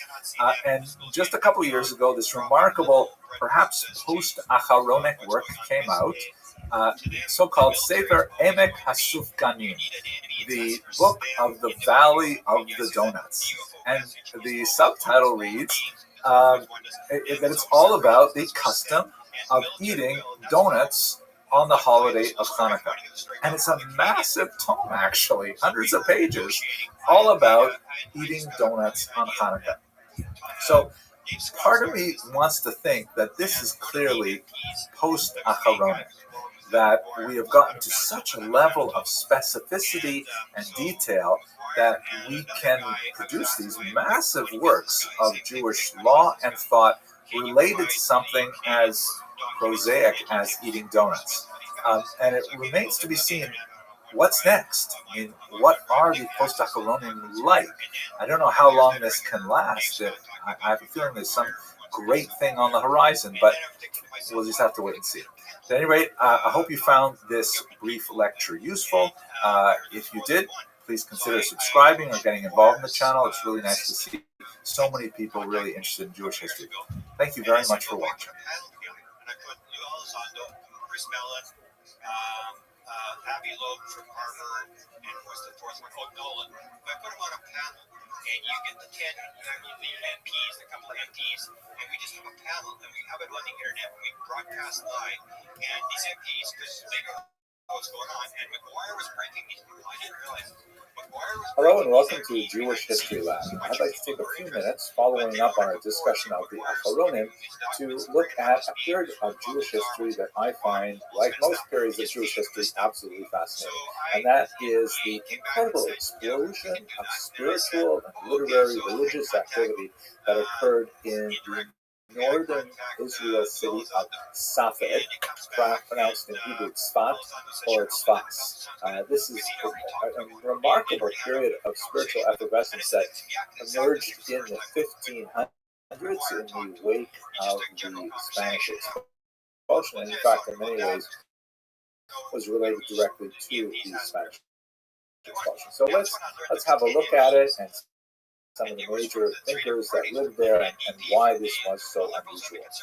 As we have seen on many different occasions as a result of the Spanish expulsion and the subsequent Portuguese forced conversion and a slower migration under tremendous duress from Portugal, created this huge ripple effect in which the implications of that upheaval reverberated throughout the entire world, really, because at this point, Jews were not only extending throughout the Mediterranean basin and into Europe, but also across the Atlantic into the Americas. One particular group of refugees from Spain and Portugal made their way all the way back to Israel, which you would think is a fairly logical location, but we should recall that in the 1500s, Israel was still largely denuded of Jews. There was a very, very small, tiny Jewish population there. The Ramban, Nachmanides, had arrived in the late 13th century and had begun to revive the very, very tiny community that was there. And so there was remarkably few Jews living in Israel. And when they lived there, they were especially concentrated in the big city like Jerusalem. That was one of the major centers after the Ramban began to revive the population there. Much less well known was this tiny town in Tzfat. It's a fairly high mountainous town with beautiful surroundings looking over the Galilee, but it received a huge burst of population as a result not of Jewish activity, but of the Ottoman Empire activity. Here you can see a beautiful map of the Ottoman Empire at its height, and the region of Israel was only recently conquered, and the Turks wanted to settle it with people who would be amenable to developing the economy. Jews were a very logical.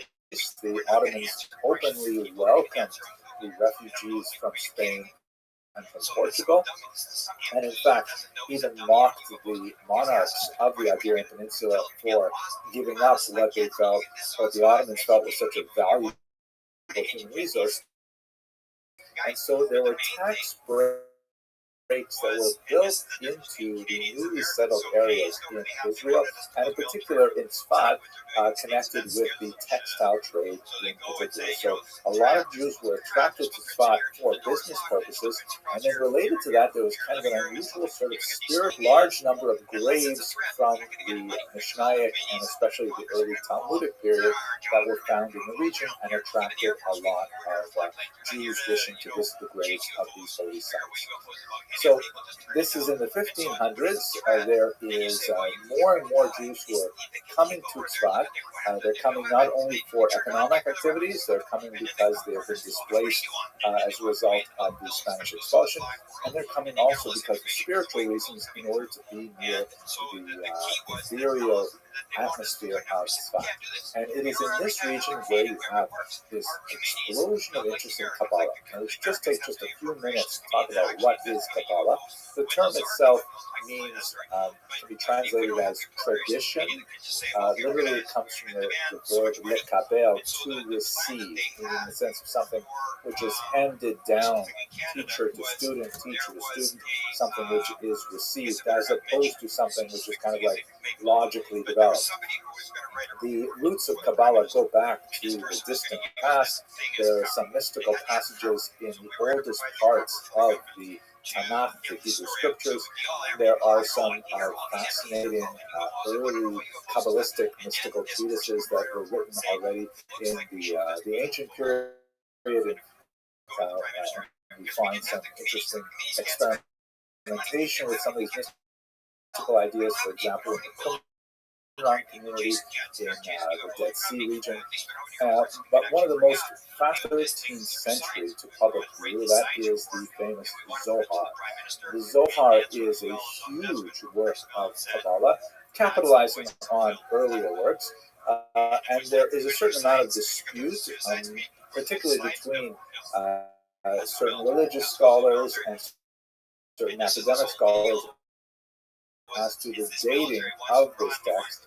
It is attributed to Rabbi Bar Yochai, which would put it already in the 2nd century of the Common Era, although most academic scholars and universities place it in the 13th century, being composed in Spain by a man named Rabbi Moshe de Leon. There are some interesting arguments for both perspectives, but what is known for certain is that the Zohar did not begin to circulate publicly in a known and outward fashion until the late 13th century.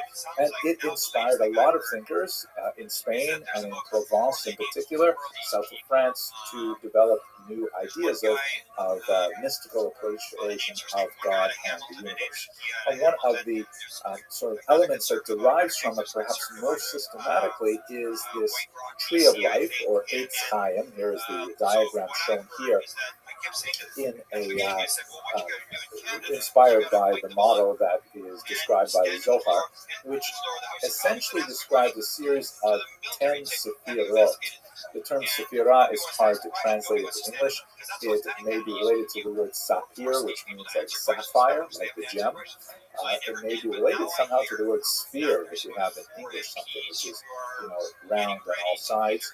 But basically what it refers to is a series of emanations of godliness descending, as it were, from the Ein Sof, the infinite, meaning God, into the finite world in which we live. And I hope to discuss in a minute different ways in which Kabbalists have approached that. But basically, this is sort of like the architecture of the universe as it is understood as the mediation of God's infinity to the finite world in which we live. The terms all have various characteristics that are assigned here. Keter means the crown, Chochma Bina means wisdom and understanding, and we can translate these into English in different ways. But basically, Kabbalists were very interested in how the universe was structured, the impact this had on the human soul, what the human soul was all about.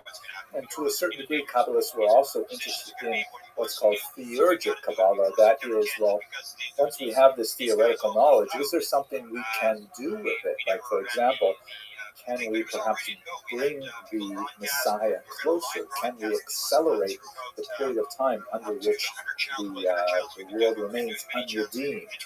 There are also fascinating kind of popular magic associations with Kabbalah as well, spells, amulets, and so on that go back well into the ancient period. Now, the Tree of Life is not the only representation of this kind of architecture of the universe. You see here, for example, this is a classic Cordoveran description of it, in which all of those spheres are kind of like nestled one within the other. If you look carefully, you'll see that each of these different colors and symbols represents a different letter of the alphabet that is represented in the 10 spherot that I showed you a moment ago. But we're not going to get into the essence of theoretical Kabbalah in this short video, but just giving you a sense of what it is that they talked about when they talked about Kabbalah.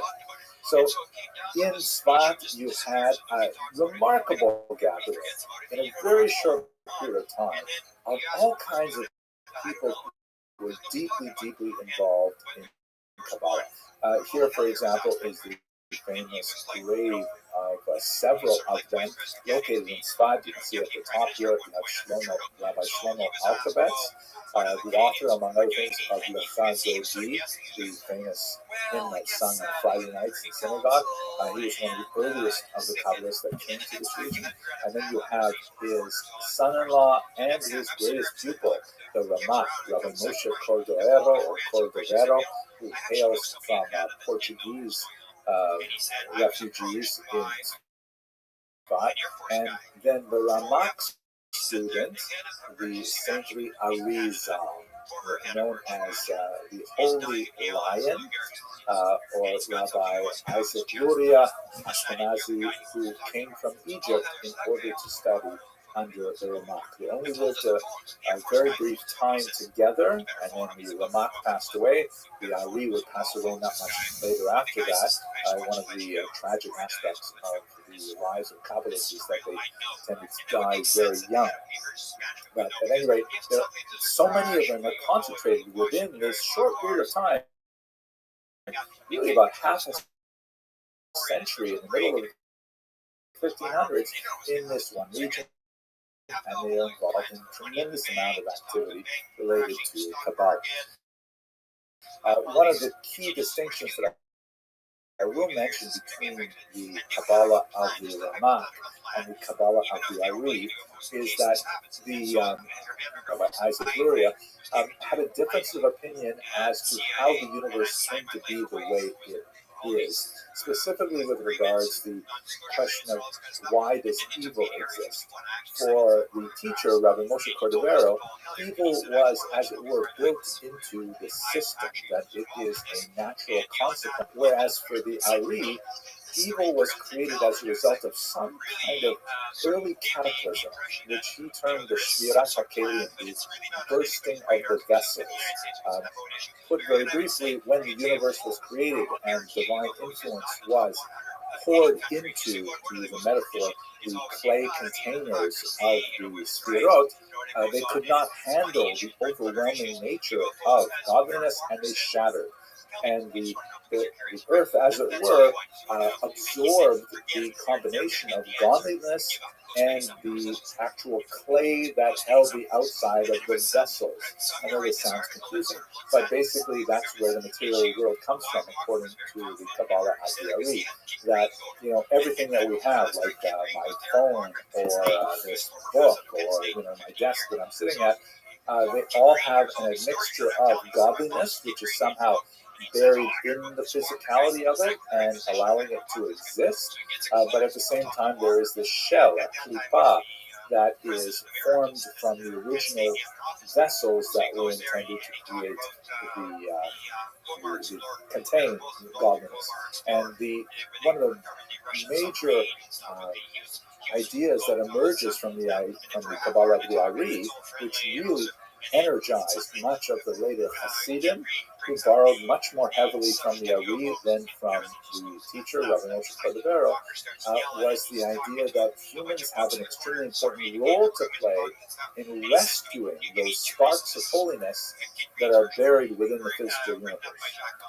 That it is the goal of Jews in particular and of humanity as a whole to raise up the holiness that is buried in physicality, and that is really kind of like the driving dynamism behind Hasidism in particular, related to the vision of Kabbalah according to the Ari. Fascinating material, all kinds. There's so many other figures who are active at this time, but let's just turn very briefly in conclusion to one other fascinating thing that occurs, and that is the debate over the renewal of smicha. This image is from a movie that had a tremendous impact on me when I was a very young child. The Ten Commandments, a great movie directed by Caesar B. DeMille. This is a picture of Joshua, the biblical Joshua. One of the few pictures that I could find online in which he's wearing a shirt. And Joshua was, of course, Moses' deputy. And at a key point in the Bible, Moses transfers his Hebrew as smicha, or ordination is the way it's translated to English, but literally means the laying on of hands. And you put your hands on a person's head and you put your weight on them and you transfer your authority to them. So a lot of interesting discussions of this in the Talmud as well.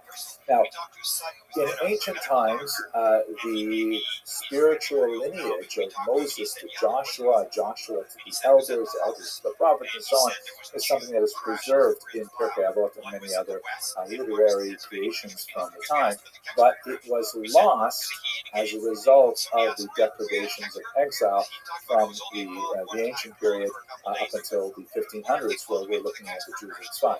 But an individual named Rabbi Yaakov Beirav said, wait a second, we have the greatest minds of the Jewish people all concentrated here in this northern Israel town of Tzfat, including, by the way, the great elder sage Rabbi Yosef Karo, who we discussed in the last video, the author of the Shulchan Aruch, the author of the Beit Yosef. He was in Tzfat as well. So Rabbi Beirav said, you know what? We should all get together. We should all agree that, for example, Rabbi Yosef Karo is the greatest sage of the Jewish people, and there's a very good argument to be made for that. And then we will collectively proclaim him rabbi, like not in the sense of just a throwaway title, but an actual rabbi like Joshua was a rabbi because Moses gave him smicha. And then once he has that authority, then he will give others smicha, including Rabbi Moshe Cordovero, including Rabbi Yitzchak Luria, including Rabbi Yaakov Beirav. By the way, it was probably not Rabbi Moshe Cordovero because he was incredibly young at this time, but nevertheless, there was a small group of people, about half a dozen, that were to get this new smicha. And Rabbi Yaakov Beirav said, and in so doing, we will reestablish the great authority of the rabbinic tradition all the way back from Moses. It's a fascinating idea, and it created a certain amount of interest in the Jewish world. But there are many rabbis outside of Tzfat, in Jerusalem in particular, so wait a second. Unfortunately, as a result of much controversy, this particular idea did not go very far. But nevertheless, it was indicative of the great excitement around Torah and Kabbalah that was happening in Tzfat in the 1500s. Okay, I hope you enjoyed this very brief discussion. I have lots more videos online that deal in particular with Rabbi Moshe Cordovero because I spent quite a bit of time studying his work. But if you like this video, please subscribe. It is really nice to see the numbers increasing. I love knowing that there's so many people enjoy studying Jewish history as I do, and I look forward to speaking with you in future videos. Thank you for watching. He works with cancer kids and stuff like that. He goes to hospitals and stuff like that. It's all sort of operating stuff and getting you to not reject metal implants. That was sort of one of the big invention he got. Was how to meld metal and tissue together, stuff like that. So there's a lot of money involved. If you see some of the inventions that you can get from this, even small stuff like the metals, which I say is important. I mean, then you come across the galaxy. Hello and welcome to another episode of Jewish History Lab. Today I'd like to begin with a discussion of the 17th century. In particular, we're going to look at the Khmelnytsky uprising. This is referring to Bogdan Khmelnytsky, a Ukrainian leader. I'll show you a picture of him shortly. And it's sometimes spelled in Roman characters with the Polish spelling, making it look something like Khmelnytsky. It's actually pronounced Khmelnytsky with a guttural at the beginning. This was an extremely consequential uprising in the middle of the 17th century that had a hugely negative impact on Jews in Eastern Europe, a very large loss of life, and a significant disruption through forced migration of Jews from the region. There was a fairly rapid recovery thereafter, but let's take some time to talk about the nature of the uprising and what specifically was the cause for the attacks on the Jewish population. This picture that we're looking at is a remarkable image by Ilya Repin, a very important 19th century artist from Eastern Europe. Cossacks. Zaporizhia is the place on the Dnipro River where the Ukrainian Cossacks would gather. Cossacks, the term is actually used in many different contexts, particularly when you get to the 18th and 19th century. So sometimes it's applied in a very different way. Sometimes it's used as a military designation in the Russian army and so on. But the original Cossacks, or Kozake, were these kind of freebooters, these cowboy types who fled typically from their owners where they were serfs and created these pretty much all male settlements in fairly remote places such as the rapids on the Dnipro River. And there they engaged in, some kind of I'm not sure what the right word for it is, sort of like nationalistic piracy, where they would raid enemies of the Ukrainian people, which was still kind of like in formation. This is before the great national awakening of the 19th century, but definitely there was an ethnic group that had a very common language and were overwhelmingly Orthodox, that is, worshiping Christian Orthodoxy, as opposed to Catholicism. We'll get to that in just a second. And regarded themselves as being, some type of Slavic group, not quite the same as the Western Slavs, and certainly not the same as the Russians, but having some relationship with them.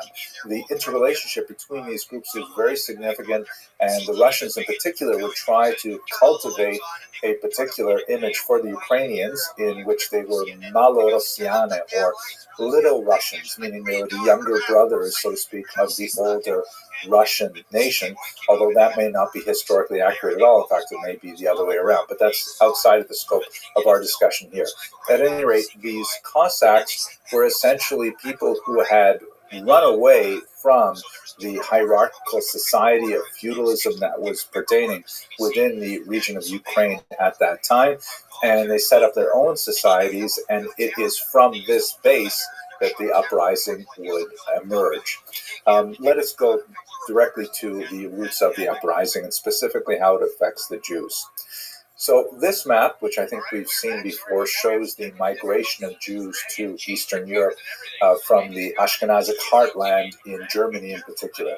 And beginning really around the 10th century, and especially accelerating in the 15th, 16th, 17th centuries, you have a large number of Jews who are making their way to the east. We spoke about this when we looked at Jewish migration patterns. And in particular, they are concentrating in this region, which we should call Right Bank Ukraine. Ukraine was not designated a country at the time. As I mentioned, there was a kind of common ethno-linguistic group living there that would ultimately define themselves separate from Poles and Russians and others. But for the time being, they were still under the control of the Polish-Lithuanian Commonwealth, which we've also discussed at length. The bank refers to the right bank or the west bank of the Dnipro River, which flows, you can see, from Kiev and then sort of in kind of a curving line towards the Krim or Crimea. And it is along this river that we have the Zaporizhian Sea, where the Cossacks are housed. And a large number of Jews are settling in this region. What are they doing there? Well, economically, the most important thing that they are doing is they are acting as middlemen between the Polish nobility and in this region, a very fertile region because of its Chernozem, its black soil. This is the region called the breadbasket of Europe for good reason.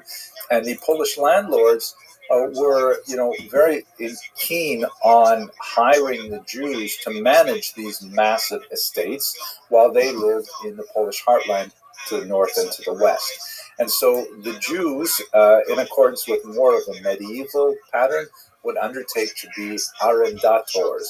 The arenda is essentially a type of tax farming. We've seen that before in the medieval period, where the nobility, which would actually own not only the land, but own the town and own, the bread mill and own the bridges and own the orchards in the forest and all kinds of things. They would lease the entire territory to the Jews and demand a certain amount of payment on a yearly basis. And they authorized the Jews to act as a community to essentially tax the local peasants in whatever way would be effective at raising the amount of money that was contracted. This type of tax farming is, a perfectly acceptable way of exploitative very easily, particularly if the Polish noblemen say, you know what, we're doing well, we're collecting 1,000 zloty from our territory this year, let's up it to 1,100 or 1,200 the next year. And the Jews who are entrusted with collecting those taxes, of course, let us now recall that the Jews have to collect more than that tax, and the difference between what they have to pay the Polish noblemen and what they charge the Ukrainian peasants is what they get to keep. So it is an inherently exploitative system, particularly if the noblemen get greedy and demand more and more. The Jews have to go back and try and find new ways to get that tax out of the peasants. So that tax could have been developed in a whole variety of ways. It could be taxes on produce. It could be a work tax, a type of corvée, which was called ROTHSCHILD at that time. Or it could be a tax on using services like bridges or hunting in particular forests, or even, as was alleged by many folktales, use of the church. For example, if a Ukrainian peasant had a child and wanted to baptize the child, according to widely perceived beliefs, Jews would charge to use the keys to get into the church. This has been widely disputed because it is kind of an inherently offensive thing, but there have been some researchers that have argued that in fact this did happen from time to time. At any rate, it is the kind of situation where the Ukrainian